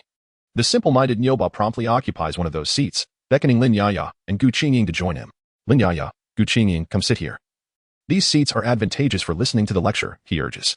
Despite sensing the unusual nature of the seating arrangement, Lin Yaya and Gu Qingying comply and take the seats Nyoba has claimed.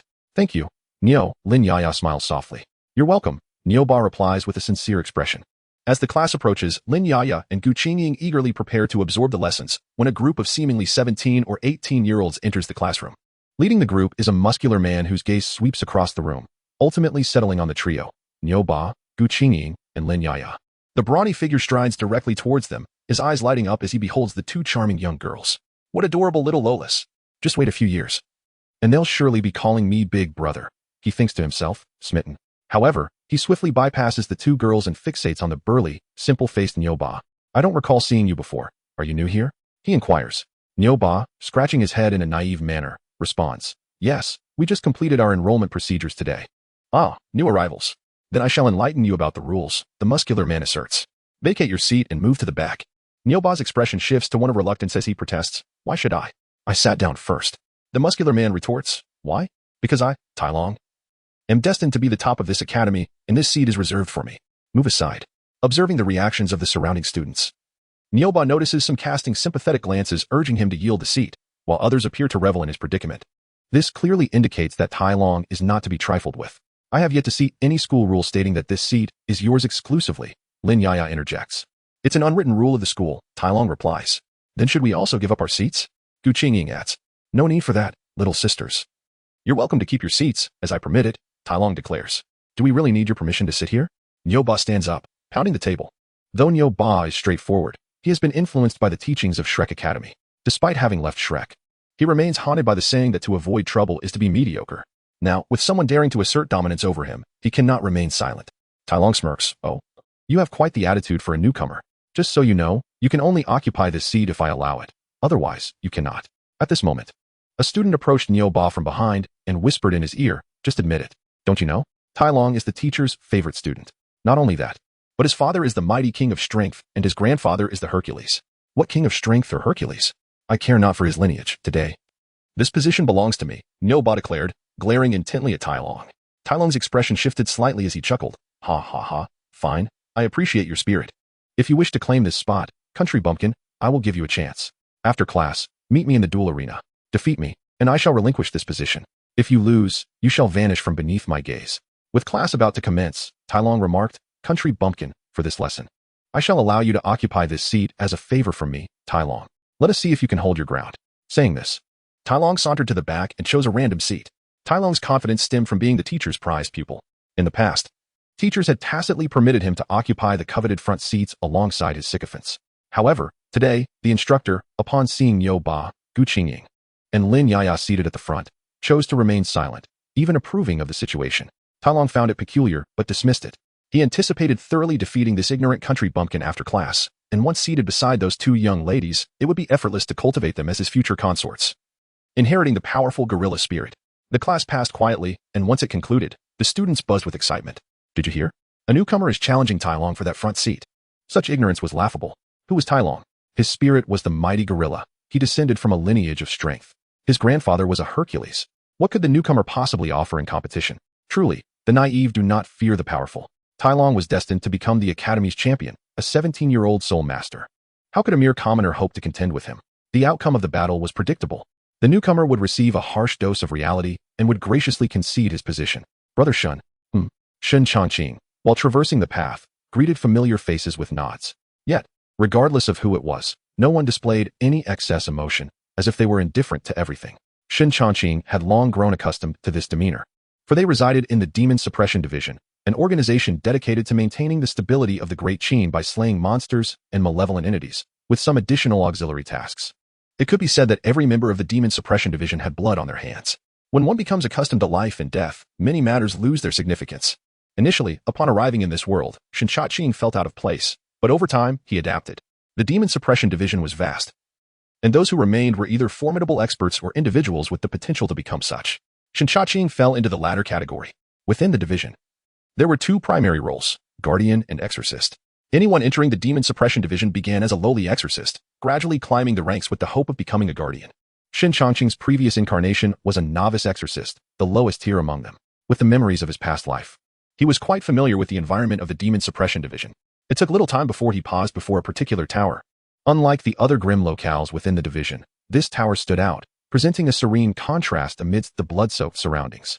The tower's doors were open, with individuals occasionally entering and exiting. Shen Changqing hesitated for a moment before stepping inside.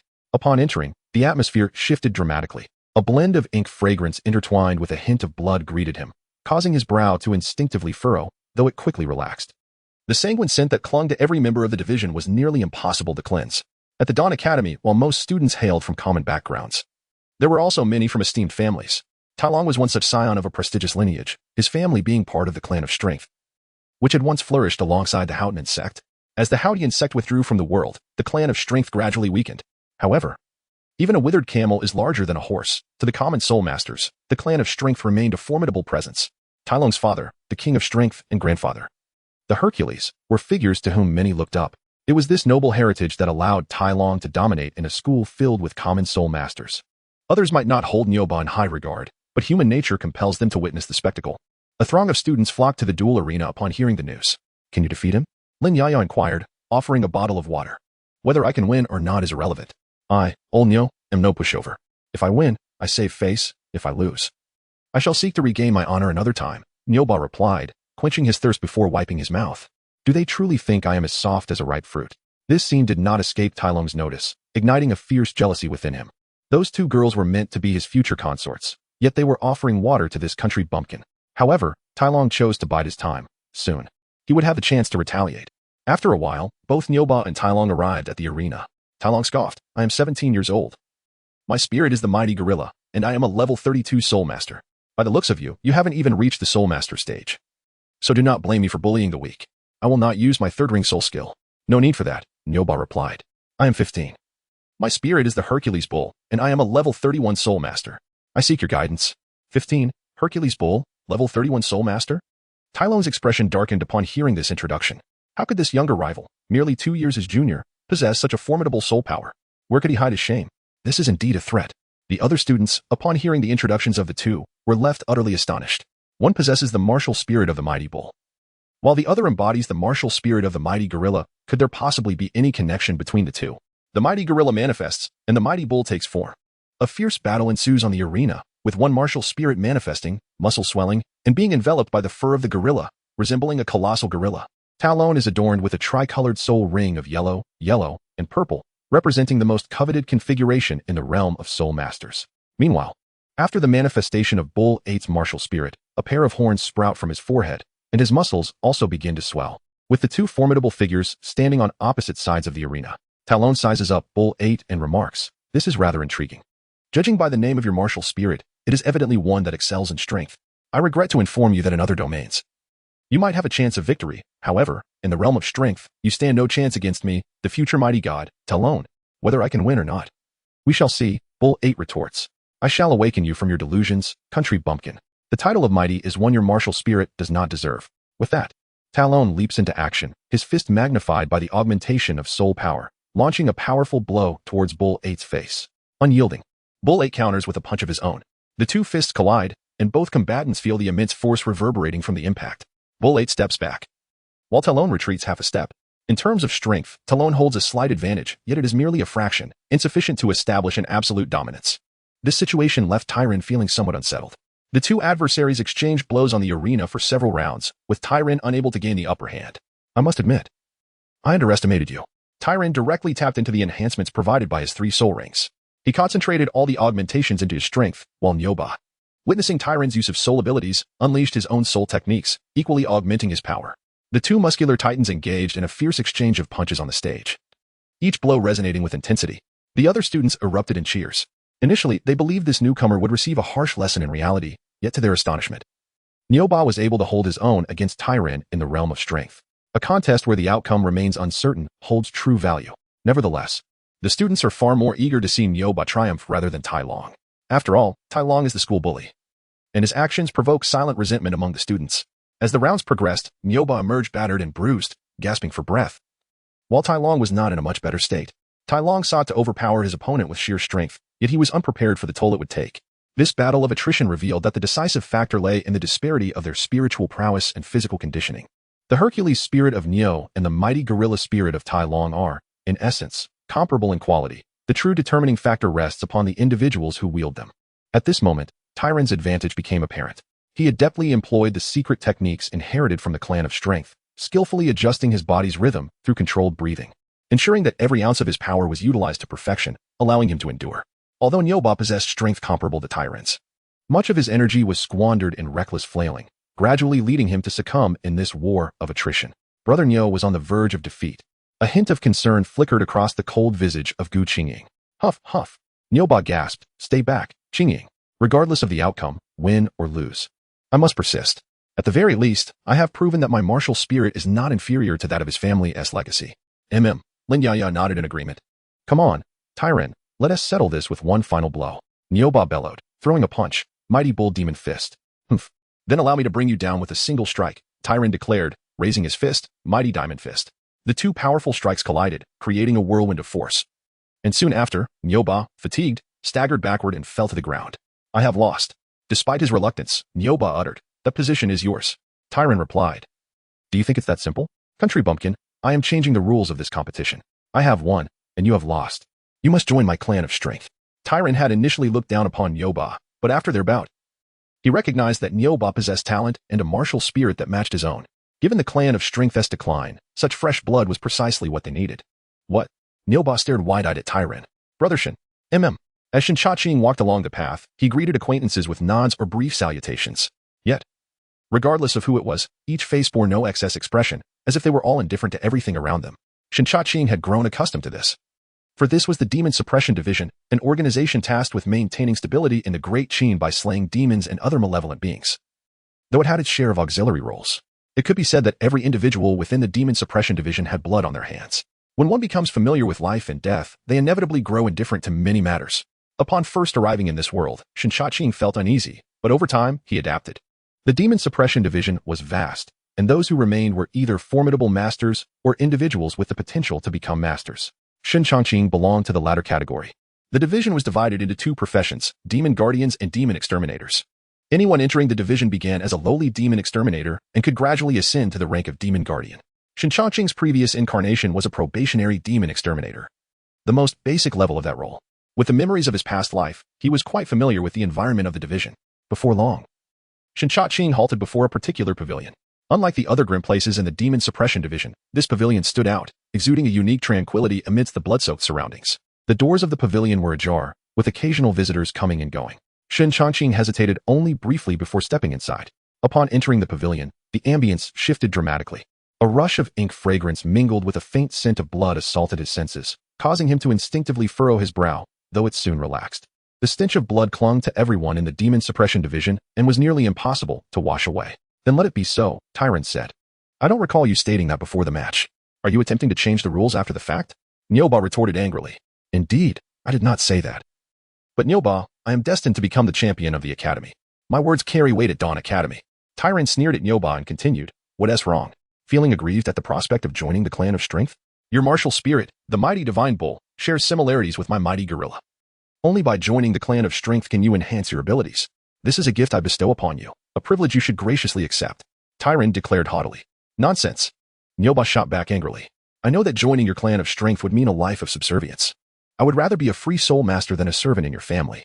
Joining another's clan equated to becoming their slave in the Dolua continent. Joining a family meant an unwavering allegiance, bound to serve them, a relationship far more stringent than that of a disciple. Thus, common soul masters would only join a clan in dire circumstances. You are a loser, and that is not for you to decide, Nyoba. Being a dog of the Clan of Strength is your honor. If you refuse, I will beat you into submission. Tyrant raised his fist, ready to strike Nyoba. The Clan of Strength, like most noble soul masters across the continent, only showed courtesy to those of equal rank, and when it came to those beneath them, Tyrant would certainly not deviate from this norm. The only soul masters worthy of Tyrant's respect were those stronger than himself. As for Nyoba, he was merely a lucky bumpkin with a mutated martial spirit, and he should feel honored to be the haughty families of soul masters are truly detestable. Gu Qingying remarked. Your duel with Brother Nyo is merely a contest for the claim to that position. Brother Nyo never stated that losing would compel him to join your family. Are you attempting to coerce him? Talon replied, Little sister, I have made it clear, at Dawn Academy, my word is law. Gu Qingying retorted, Ah, I see. So might makes right. Indeed, you are correct. Might is indeed the law, Talon affirmed. Very well, my martial spirit is also of the strength type. Let us compete once more. Should I prevail, both Nyoba and I shall join your family. Should I lose, you must kneel and apologize to Brother Nyo. Gu Qingying proposed. Talon's expression twitched slightly as he replied, He is not worthy of my kneeling. However, little sister, you seem exceedingly confident in your abilities. So I shall accept your challenge. It is rather shameful to intimidate a child, yet Gu Qingying's proposition was far too enticing. On one hand, Nyoba's talent warranted the attention of the Li family, and on the other, once Gu Qingying joined his family, she would be unable to escape. At that point, as the young master of the Li family, he could nurture her as he wished. Your soul power is nearly exhausted. I shall not take advantage of you.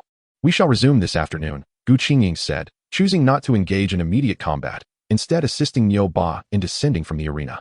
Qingying, are you certain you wish to challenge him? Nyoba inquired. Do you doubt my strength? Gu Qingying raised an eyebrow at him. No. That's not what I meant, Nyoba stammered, recalling how he struggled to breach Shimo's defenses during their match with the Imperial Combat Team. While Shimo had been easily dispatched by Gu Qingying with a single blow, her strength was evidently far superior to both his and Talon's, leaving no cause for concern regarding the outcome of their duel. What I mean is, these families of soul masters are notoriously domineering, even if you win. What if they attempt to force you into their family? Nyoba questioned. Brother Nyo, have you forgotten who our leader is? Lin Yaya interjected. Right, I almost overlooked that. Our Divine Twilight team is backed by a titled Dolua, Nyoba acknowledged. Precisely, Hua Chang added. The so-called King of Strength is merely a soul king with a bit more muscle, while the God of Strength is simply a soul do, capable of contending with a title Dolua in terms of power. They are not to be feared. This afternoon, I demand that you not only defeat Talon but also incapacitate him, severing his most powerful arm. I will support you. The Li family is but a pack of lackeys. If they dare to oppose, let them stew in their own frustration. Her words dripped with a profound disdain for the Li family, who, despite their formidable reputation within the academy, were fundamentally nothing more than the loyal dogs of the Tang family. Upon learning of the conflict between Nyoba and Talon, Hua Chang devised a plan. As a former subordinate of the Haotian sect, the Li family had mastered the essence of protecting their own and bullying the weak. In the past, when the Haotian sect reigned supreme, no one dared to provoke the juniors of the sect, for if one harmed the young, the elders would soon seek retribution. This is precisely in line with the ambitions of the Chinese Zhang family. Utilizing this arena, we can lure out the titan of the Li family, eliminate him, or even slay him if necessary. Although the titan may not possess exceptional strength, he is nonetheless one of the three great artisans of our era. This master craftsman remains loyal solely to the Tang family and under his skilled hands Countless concealed weapons can be forged in the future. The Li family is renowned for producing exceptional blacksmiths, and many of the Tang family's concealed weapons originate from his craftsmanship. During the War of the Three Gods, the Allied forces achieved remarkable feats by defeating the Spirit Hall. Such individuals have ingrained themselves into servitude, kneeling before Tang Hao and his son until their knees take root. They cannot be swayed. If they cannot serve my purposes, what use is there in their existence? To eliminate him would sever a limb from Tang San's future. However, Gu Qingying had not anticipated Hua Chong's ruthlessness. She discerned Hua Chong's animosity towards the Li family. Yet she could not fathom the notion of severing a limb from her adversary. Her initial intention was merely to teach him a lesson. Qingying, allow me to impart to you a profound truth. Mercy towards one's enemies is cruelty towards oneself. Are you suggesting he is our enemy? Indeed, Hua Chong affirmed. Your only relative in this world is your sister Shuer, is it not? Understand this. In the future, a nefarious villain will incapacitate your beloved sister. And he is a confidant of that villain, complicit in the torment of your sister. If you wish to avert such a fate, then heed my counsel during this contest. Very well, Sister Hua Chong, Gu Qingying replied, no longer hesitating. Brother Shen. Yes. Shen Cha-Ching replied as he walked along the path, greeting familiar faces with nods or brief salutations. Yet, regardless of who it was, each individual bore an expression devoid of excess emotion, as if they were indifferent to all. Shen Cha-Ching had grown accustomed to this demeanor, for this was the Demon Suppression Division, an institution tasked with maintaining the stability of the Great Qin by vanquishing demons and malevolent entities, among other duties. It could be said that every member of the division bore the stains of blood. When one becomes accustomed to the cycle of life and death, they inevitably grow indifferent to many matters. Initially, upon arriving in this world, Shen Cha-Ching found it challenging to adapt, but over time, he acclimated. The Demon Suppression Division was vast, and those who remained were either formidable masters or individuals with the potential to become masters. Shen Cha-Ching belonged to the latter category. The division was divided into two roles, the Guardian and the Exorcist. Everyone entering the division began as a lowly exorcist and ascended step by step, ultimately aspiring to become a Guardian. Shen Cha-Ching's previous incarnation was a trainee exorcist, the lowest tier among them, with memories of his past life. He was quite familiar with the environment of the division. It did not take long for him to halt before a particular pavilion.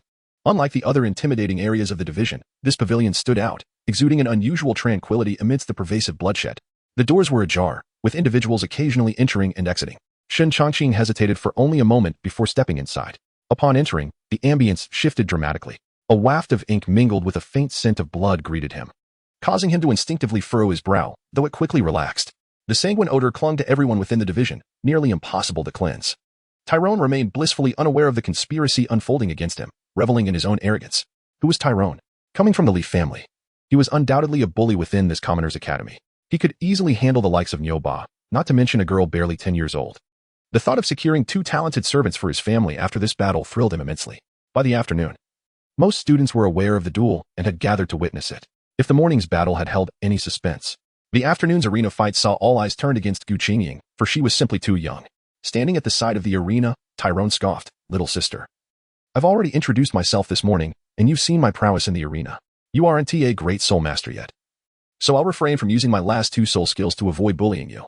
Gu Qingying disregarded Tyrone's scornful tone and introduced herself. "I am Gu Qingying, the soul of the Princess of Power, a level 24 battle soul master." Tyrone's expression transformed into one of disbelief. This little girl, merely 8 years old, was already at level 24. He recalled that at her age, he had only just acquired his first soul ring at level 10. This person's comparisons are utterly infuriating, and Tyrone couldn't help but feel a twinge of jealousy. However, being at level 24 still fell within his acceptable range.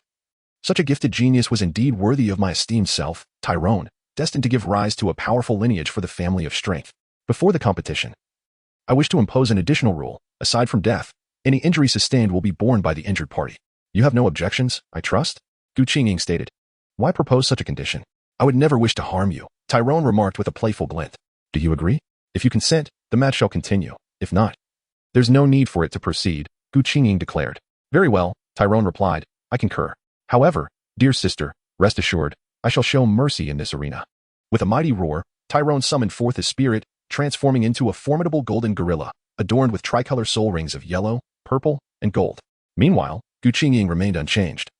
Lacking any beastly spirit attachment or summoning of weaponry, she merely surrounded herself with 2 yellow soul rings. What of your martial spirit? Tyrone inquired, puzzled. My martial spirit is my very being, Gu Qingying coldly asserted, her fist clenched tightly. Ding ding ding. The match commenced officially. Tyrone, unhurried, said, Little sister, I shall allow you to strike first. Gu Qingying nodded, her eyes flashing with a bolt of lightning. First soul skill, metal body. Second soul skill, thunderous form. Her opponent wielded the martial spirit of the family of strength, excelling in brute force. Though her innate talent did not match that of Yutinhang, her overall power surpassed his, enhanced by an additional soul ring. Both were adept in the realm of sheer strength, hence Gu Qingying harbored no underestimation of Tyrone. She intended to give her all from the very outset. With the two soul skills activated, Gu Qingying hurled a punch towards Tyrone. Observing her diminutive fist, Tyrone casually remarked, "Little sister, that punch of yours lacks power. Come now, let us clash fists." As he spoke, Talon unleashed a punch, adhering to their prior agreement by employing only his first soul skill. However, the moment their fists collided, Talon sensed something amiss. A formidable force surged forth, and his arm felt as though it were a mere bamboo pole, attempting to withstand the charge of a rampaging bull. In an instant of impact, that pole shattered. Due to his underestimation of the situation, Talon had not exerted his full strength from the outset. At the moment of confrontation, the bones in his palm and arm suffered a catastrophic fracture.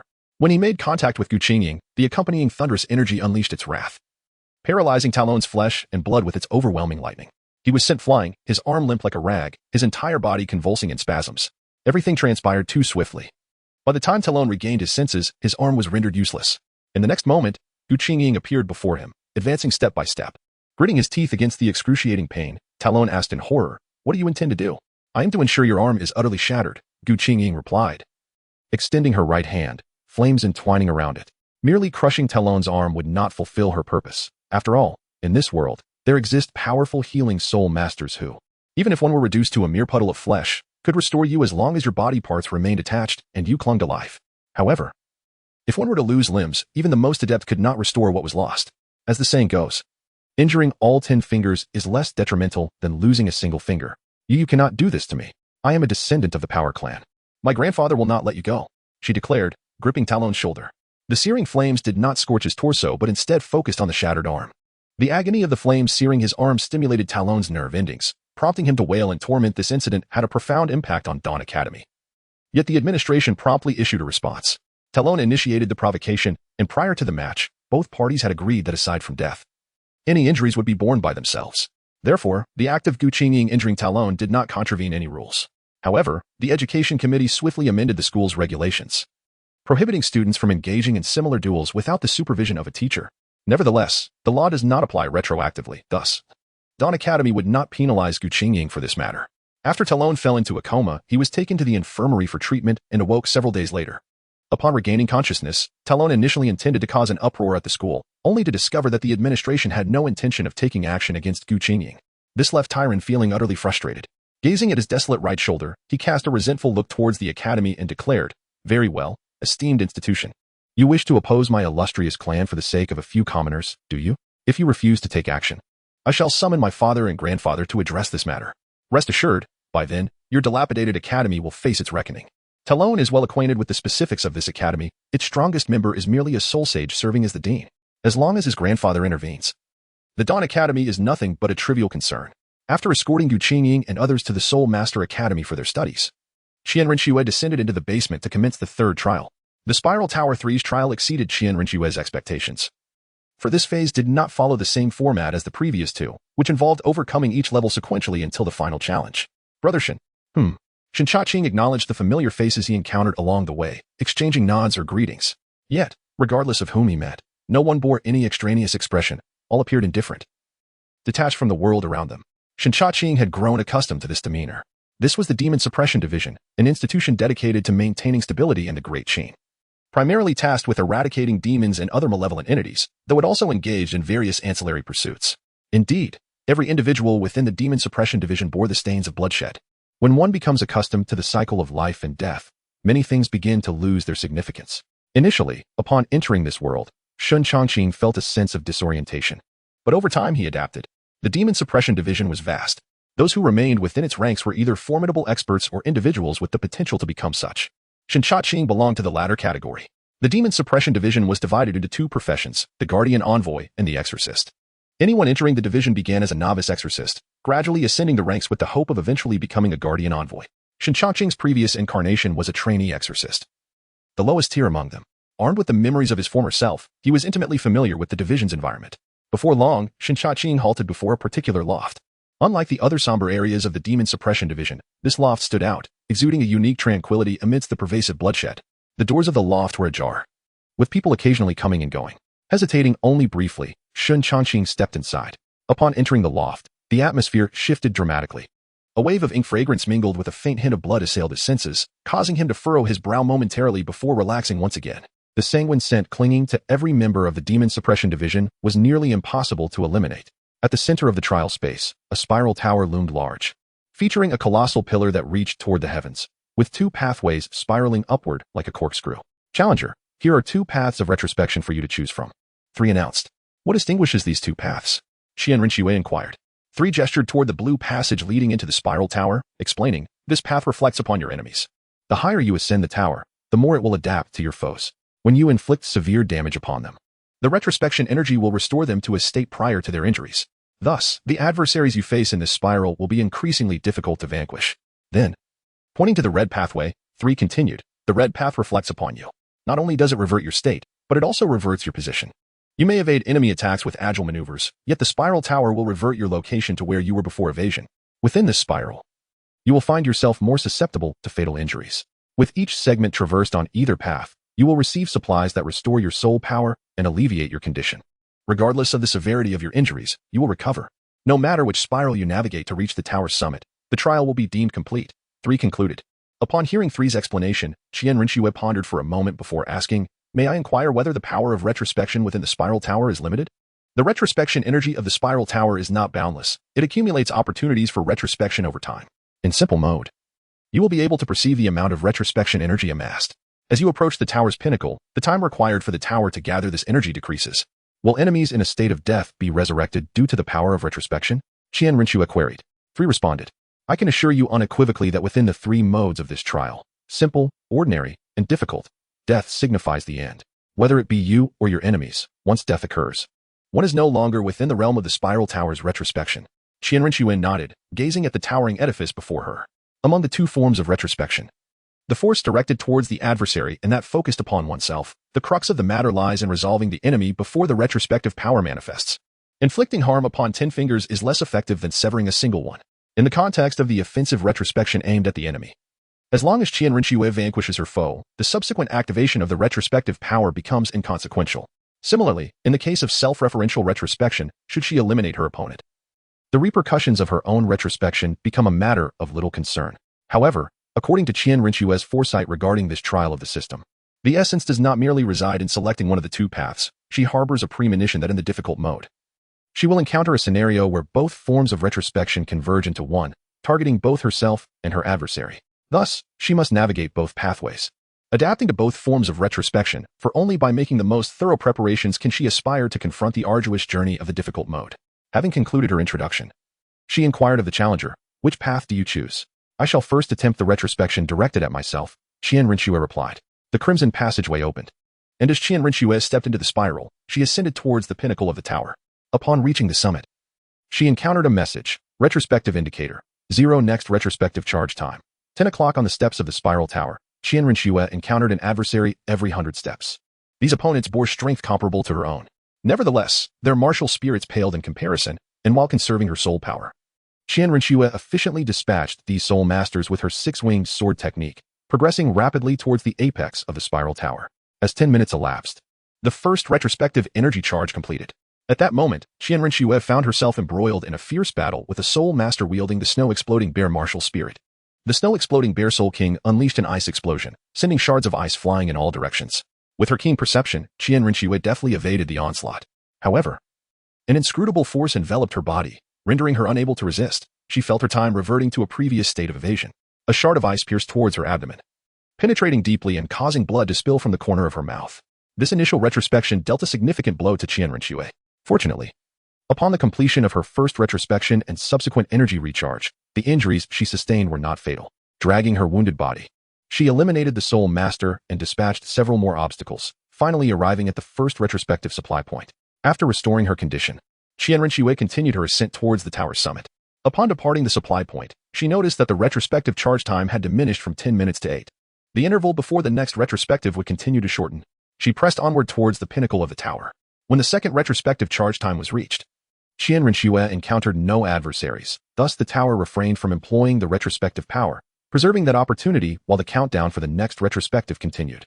The tower below will choose the opportune moment to initiate a rewind. In instances where a rewind cannot be executed, it will accumulate rewind indicators for the next activation. However, if the Tower of Rewind decides not to initiate a rewind beneath its structure, but rather to amass rewind indicators, then at a pivotal moment, it may unleash its full potential for a rewind. At this thought, Qian Renxue felt a heaviness in her heart. This was not mere paranoia. Such a scenario might not manifest in simpler or ordinary modes, yet what if it were to occur in the challenging mode? What then would she do? As Qian Renxue advanced, she pondered strategies while vanquishing her adversaries. Each time she entered a state of rewind, she contemplated how to safeguard herself amidst the rewind and confront her foes. Qian Renshue's strategy concerning the Tower of Rewind was to adopt an aggressive approach, resolving to eliminate enemies before the tower could enact a rewind. Initially, this notion appeared sound, yet as time progressed, it became increasingly problematic. The Tower of Rewind was manipulated by sentient awareness. When it determined that the moment was not ripe for a rewind, it would accumulate opportunities for the next. If Qian Renxue chose to evade the rewind, the amassed indicators would grow ever more numerous. Upon reaching the pinnacle of the tower, all the accumulated rewind indicators would explode towards the mid to upper sections of the tower, while her opponents remained unchanged in strength. The frequency of rewinds targeted at her would escalate, and even the strongest mental fortitude would ultimately succumb to the passage of time. She fell short of even passing the simplest trials, collapsing near the summit of the Tower of Rewind. Brother Shun, indeed. As Shen Chongqing traversed the path, he acknowledged familiar faces with a nod or a greeting. Yet, regardless of who it was, each countenance bore no excess emotion, as if all were steeped in indifference. Shen Chongqing had long grown accustomed to this, for this was the Demon Suppression Division, an institution dedicated to maintaining stability within the Great Qin, primarily tasked with exterminating demons and malevolent beings, albeit with some ancillary duties. It could be said that every individual within the Demon Suppression Division bore the stain of blood upon their hands. When one becomes familiar with life and death, many matters fade into insignificance. Upon his initial arrival in this world, Shen Chongqing found himself somewhat disoriented, yet over time, he adapted. The Demon Suppression Division was vast. Those who remained were either formidable experts or individuals with the potential to ascend to greatness. Shen Chongqing belonged to the latter category. Within the division, there were two principal vocations, the Guardian and the Exterminator. Every newcomer began as an exterminator, gradually ascending through the ranks with the hope of ultimately becoming a Guardian. Shen Chongqing's former self was a probationary exterminator, the lowest rank among them. Possessing the memories of his previous life, he was well acquainted with the surroundings of the Demon Suppression Division.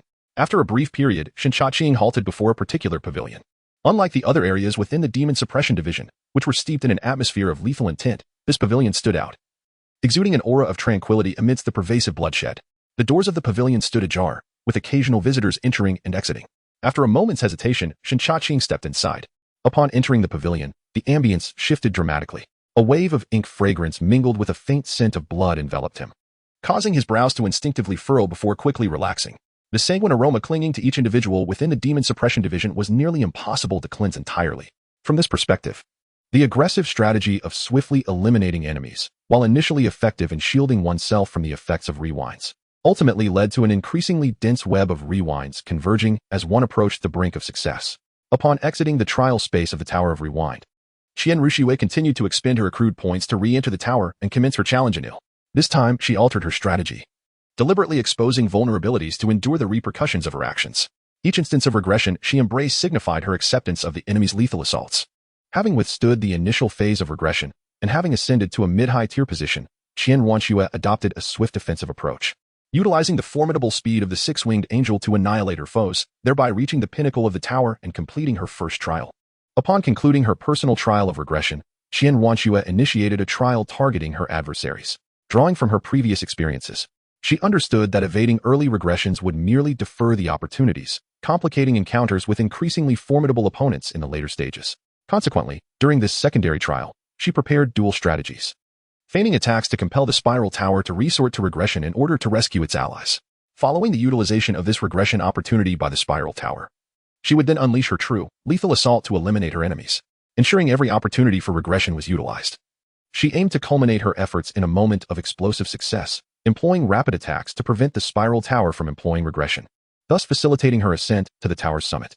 Throughout this period, she confronted trials of both personal and adversarial regression, persisting until she triumphed in each. However, whether facing her own regression or that of her foes, Qian Renxue grappled with a severe dilemma. Regression was, inescapably, a certainty. Avoiding it in the early stages would only exacerbate difficulties later on, especially within her own regression trials, where each regression perfectly positioned her in the path of enemy assaults. forcing her to endure the attacks from the Spiral Tower's adversaries. In simpler scenarios, Qian Renxue could withstand their attacks. But the question lingered, how could she develop countermeasures or shield herself from being overwhelmed by regression in more challenging circumstances? This became a pressing issue she needed to resolve before daring to engage in the trials of greater difficulty. After spending 4 consecutive days within the trial space, she resolved to grant herself a brief respite.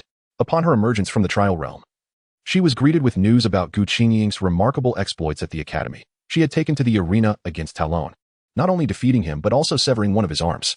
In the eyes of Qian Renxue, this matter was of little consequence. The only thing that puzzled her was when Gu Qingying had become so ruthless, capable of severing an arm without hesitation. Thus, Qian Renxue promptly set off for the Dawn Academy. Meanwhile, after losing an arm, Talon returned to the Li family, seeking his grandfather. "Grandpa, Grandpa," he cried out, calling in despair. His grandfather, Tainua, emerged, remarking, "At your age, still crying like a child, you bring shame upon our family. Your grandfather has gone to drink with your great-grandfather." Upon glancing at Tailong, Tainua's gaze fell upon his right shoulder, which was now empty, resembling the one-armed Yanghua. Tainua was momentarily taken aback. Rubbing his eyes in disbelief, he observed that his son's once powerful right arm had vanished. Anxiously, Tainua approached Tailong, demanding to know what had transpired. "Grandpa," Tailong wept, recounting the grievances he had suffered at Dawn Academy. Hearing that his son had been grievously injured by a rural upstart, Tainua's forehead bulged with anger as he coldly declared, "What a Dawn Academy! Daring to harm the son of the mighty king of strength." Grasping Tailong's left hand, he asserted, "Come, we shall visit Dawn Academy together. I will make them aware of the might of the king of strength." Upon arriving at Dawn Academy, Qian Renxue inquired about the events that had transpired. "It was I who allowed Gu Qingying to cripple Tailong," Hua Chong admitted. Confounded, Qian Renxue questioned, "I recall no enmity between you and the Li family. Why would you do such a thing? Though there is no animosity, young mistress, I cannot reveal that the Li family is merely a loyal hound to Tang San. I intend to target the Li family. Sister, the Li family cannot be swayed. They have sworn allegiance solely to Tang Hao. If they are merely a dog of another house, why not eliminate them and enjoy a splendid feast of dog meat?" Hua Chang responded. Qian Renxue countered, "You speak truthfully. Yet have you considered the Li family's connections to the other 3 elemental families? Should we eliminate the Li family, we would irrevocably sever ties with the other 3 families, extinguishing any possibility of winning them over." Of course, Qian Renxue also intended to explore the possibility of winning over the Li family. Hua Chong suddenly realized that Qian Renxue was focused on the other 3 elemental families and that it was prudent to refer it is quite simple.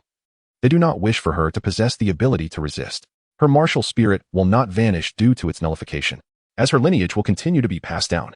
The Li family seeks her divine bloodline of the princess, rather than her personhood, aspiring for her to become powerful enough to support their clan. Such occurrences are not uncommon in the Dolua continent, where nobility relies on lineage and commoners on mutations. Although the probability of a mutation in ordinary martial spirits is low, the vast numbers and lengthy history ensure that a few commoners occasionally emerge with extraordinarily potent martial spirits.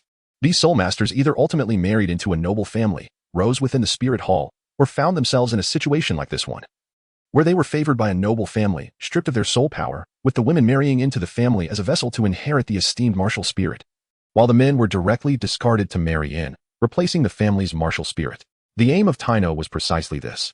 If Gu Qingying's martial spirit proved sufficiently exceptional, she would become a formidable progenitor, enhancing the lineage of the Li family. In the future, should the bloodline of the Li family be transformed by the divine martial spirit of the princess, they might ascend to greatness. This, however, was an impossibility. Gu Qingying clearly understood Taino's intentions. Taino sneered and declared, "This is beyond your discretion. Joining the Li family and marrying my son is a privilege. It is an honor bestowed upon you by the Li clan, and you ought to graciously accept it." As he spoke, Taino approached Gu Qingying, adding, "You need not continue your studies. Return with me to the Li family, and in due time, you shall bear my son." Witnessing this scene, Qian Renxue's eyes narrowed as she remarked, "You are right. The Li family indeed requires a thorough reckoning." Although Qian Renxue did not endorse Hua Chong's radical policies against the Li family, the audacity of this clan to extend their reach towards her kin, attempting to render Gu Qingying powerless and seize her for breeding, was tantamount to courting death. Just as Taino was about to succeed, Qian Renxue positioned her sword between Taino and Gu Qingying. "Who are you?" Taino inquired. "I am Qingying's sister," Qian Renxue replied. "Mighty King Taino, did you seek my permission to harm my sister?" Concurrently, Qian Renxue activated her fate source eye to assess the fortunes of the two. Two obscure figures. Taino's fortune was a pale purple, while Talon's was a deep purple. "You are her sister, splendid. We shall take you both back to the Li family to atone for your sins." Taino, embodying the essence of the mighty king, was a formidable soul king with 5 soul rings of yellow, yellow, purple, purple, and purple, earning a reputation within the soul master realm. Once his martial spirit manifested, he launched a punch at Qian Renxue. In that moment, the overwhelming aura of a Soul King surged from Qian Renxue, with 5 soul rings cascading into her sacred sword. The configuration of yellow, yellow, purple, purple, and black soul rings materialized before the onlookers. Qian Renxue's figure flickered, evading Taino's strike with astonishing speed, reappearing behind him. Though your strength is considerable, your speed leaves much to be desired. You are akin to a lumbering gorilla, Qian Renxue remarked, enraged by her taunt. Taino retaliated with a soul skill, pivoting to deliver a punch towards Qian Renxue. This time, Qian Renxue did not evade. Instead, she parried Taino's fist with a sword. In the next instant, a flash of light enveloped her, and she vanished from Taino's sight, reappearing behind him. It seems the lesson left for your son was insufficient. Thus, I shall take your right arm, Qian Renxue declared as she struck down. The golden holy sword descended upon Taino's powerful right arm, and in but a fleeting moment, that robust limb severed and fell to the ground. Awakened from his fury, Taino was seized by excruciating pain radiating from his shoulder, and the hollow sensation left in its wake, eliciting a pained wail from him. Baba, Talon swiftly approached, supporting his father with one arm. Taino, drenched in sweat, summoned his soul power to staunch the blood gushing from his wound. His gaze filled with animosity towards Qian Renxue as he remarked, "Do you comprehend that I am a member of the Power Clan? Await the retribution from my kin. Then let them come," Qian Renxue retorted, the holy sword in her grasp shimmering with divine light, cleansing the bloodstains from its blade. Hua Chang shook his head in regret, pondering, what a pity, this incident did not draw a Titan here. Titan is the true prize, possessing the strength of an 86th level Soul Dolua, in extreme circumstances. His power could withstand even a title Dolua. Yet, it is not merely his might that defines his worth, but rather that he is one of the 3 master craftsmen of our era. This is his greatest value. Thus, the father and son, each missing an arm, supported one another as they departed from the Dawn Academy. On their way home, Taino's unease grew with each passing thought, spiraling into deeper regret. Although the Power Clan's guerrillas often acted impulsively, it did not imply they were fools. The more he contemplated, the more he sensed something amiss. The adversary was aware of both Talon and his identity. They could not possibly be ignorant of the Power Clan's might. Even without the protection of the Haotian sect, the Power Clan remained a formidable presence. The audacity to provoke them while fully aware of their identity suggested that their opponent possessed a substantial background, one that enabled them to disregard the consequences of retaliation from the Power Clan. Realizing this, Taino turned to Talon and instructed, "Do not disclose this matter to your grandfather." "Baba, why not?" Talon queried, perplexed. "We may have provoked an enemy beyond our capacity to confront. I fear he may act rashly in seeking vengeance," Taino explained. "Brother Shin." "Yes." Shin Cha-Ching greeted familiar faces on the path, exchanging nods of acknowledgement. However, regardless of whom he encountered, each person's expression bore no excess emotion, as if they were indifferent to everything. Shin Cha-Ching had grown accustomed to this demeanor, for this was the Demon Suppression Division, an institution dedicated to maintaining stability within the Great Qin, primarily tasked with eliminating monsters and malevolent beings, along with some ancillary duties. Indeed, every individual within the Demon Suppression Division bore the stains of blood. A person who witnesses life and death regularly becomes desensitized to many matters. When Shin Cha-Ching first arrived in this world, he found it unsettling, but over time, he acclimated. The Demon Suppression Division was vast. Those who remained were either formidable experts or individuals with the potential to become such. Shin Cha-Ching belonged to the latter category. The division itself was divided into 2 roles, the Demon Guardians and the Exorcists. Each member began as an exorcist at the lowest rank, gradually ascending until they could aspire to become a guardian. Shin Cha-Ching's previous incarnation was a probationary exorcist, the most junior among them. With memories of his former self, he was well acquainted with the environment of the Demon Suppression Division. Before long, he paused before a particular pavilion. In contrast to the otherwise oppressive atmosphere of the Demon Suppression Division, this pavilion stood out like a crane among chickens, presenting a unique tranquility amidst the pervasive bloodshed. The pavilion's entrance stood wide open, with occasional visitors coming and going. After a brief moment of hesitation, Shin Cha-Ching stepped inside. Upon entering, the ambience shifted dramatically. A blend of ink fragrance and faint traces of blood met him, instinctively causing him to furrow his brow, though it soon relaxed. The sanguine scent that clung to every member of the Demon Suppression Division was nearly impossible to wash away. "The mighty Titan has also arrived," Talon expressed. "Shall we not avenge the loss of the arm?" "Baba, grandfather once said that none of the Power Clan are cowards." Taino swiftly delivered a reprimanding blow, saying, "You foolish child, when did I ever declare that we would not seek vengeance? I merely wish for us to refrain from rash actions until we ascertain the background of our adversaries. They must possess some confidence to strike against us knowing our lineage. Once we inform your grandfather, I fear he will act impulsively." Talon, however, remained unconvinced, believing it impossible to endure such a significant loss without seeking retribution. This matter must be brought to grandfather. Only he could advocate for them. Upon returning to the Power Clan, Taino focused on recuperating and dispatched someone to investigate the identities of Gu Qingying and her companions. Meanwhile, Titan, returning from drinking with Nyogal, found no sign of Taino but was greeted by Talon. Seeing his grandson approach with tears in his eyes, Titan's heart softened. My dear grandson, what troubles you? Titan inquired. But his expression shifted to concern upon noticing Talon's missing arm. Grandfather. Talon sobbed, recounting the events of the past days with embellishments. Concluding with a sense of injustice, Grandfather, I intended only to extend an invitation to them to join our power clan. Yet they were so cruel as to sever my arm, along with Baba's. Upon hearing this, Titan's fury ignited. How dare they sever the arms of his son and beloved grandson? With a determined spirit, Titan declared, the clan of strength shall seek retribution. As he spoke, he grasped Talon's hand and said, Come, my dear grandson, let us embark together on this quest for vengeance. Ah, how my grandfather dotes on me, Talon replied. Thus, the duo set forth towards Dou Academy. In the Seven Treasures glazed sect, the leader remarked, We have made progress. The talented individuals who challenged the Royal Combat Team are now studying at Dou Academy. Dou Academy? Ning Fengji inquired. Indeed, sect leader. Dou Academy was formerly known as Blue Overlord Academy, which was recently renamed. The informant from the Seven Treasures glazed sect responded. Ning Fengji nodded, recalling information from his memory regarding Blue Overlord Academy. Blue Overlord Academy was founded by Lu Erlong, one of the legendary Golden Iron Triangle, and it served as an institution for all soul masters. However, it was recently renamed, and the team that had previously suffered defeat at the hands of the Royal Combat Team had now taken residence in this newly renamed academy. It cannot be a coincidence. This academy has been incorporated by the Time and Space Hall. We can establish contact with the Time and Space Hall through this institution, Ning Fengji stated. Swordmaster, accompany me to pay them a visit, he added. Yes, sect leader, came the reply. After severing Tainua's arm, Qian Renxue had also obtained intelligence regarding the clan of strength and the four great families of single attributes from Huazhong Menglingxuan and her companions. The four great families of single attributes were once affiliated with the Haotian sect. However, due to the actions of Tang Hao, the heir of the Haotian sect, who had slain Qian Xuanji, they incurred the wrath of the Spirit Hall. Tang Hao declared his withdrawal from the sect and chose to live in seclusion, while the Haotian sect itself also vanished from the world. Thus, Tang Hao and the Haotian clan managed to evade the retribution of the Spirit Hall. However, this left the four major families of single attribute in a dire predicament, abandoned by the Haotian clan and left to bear the brunt of the pressure from the Spirit Hall alone. Consequently, each of the four families harbors a common sentiment, animosity towards the Haotian clan and the Spirit Hall alike. Their hatred for the Spirit Hall is self-evident, while their resentment towards the Haotian clan stems from the latter's abandonment. Yet, the Li family stands apart from the other three. They once pledged their allegiance to Tang Hao and do not harbor hatred towards him, still considering him their master. Hua Chong remarked, Tang Hao indeed acquired a loyal servant.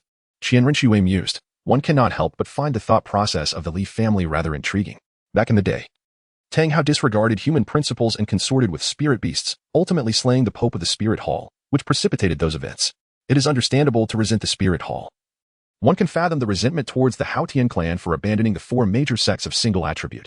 However, how is it that they hold no animosity towards Tang Hao? This situation is utterly bewildering. From the perspective of the four great factions of singular attributes, the one they ought to despise the most is Tang Hao, not the Haotian clan. Both the Haotian clan and their singular attribute families have been ensnared by Tang Hao. At most, the Haotian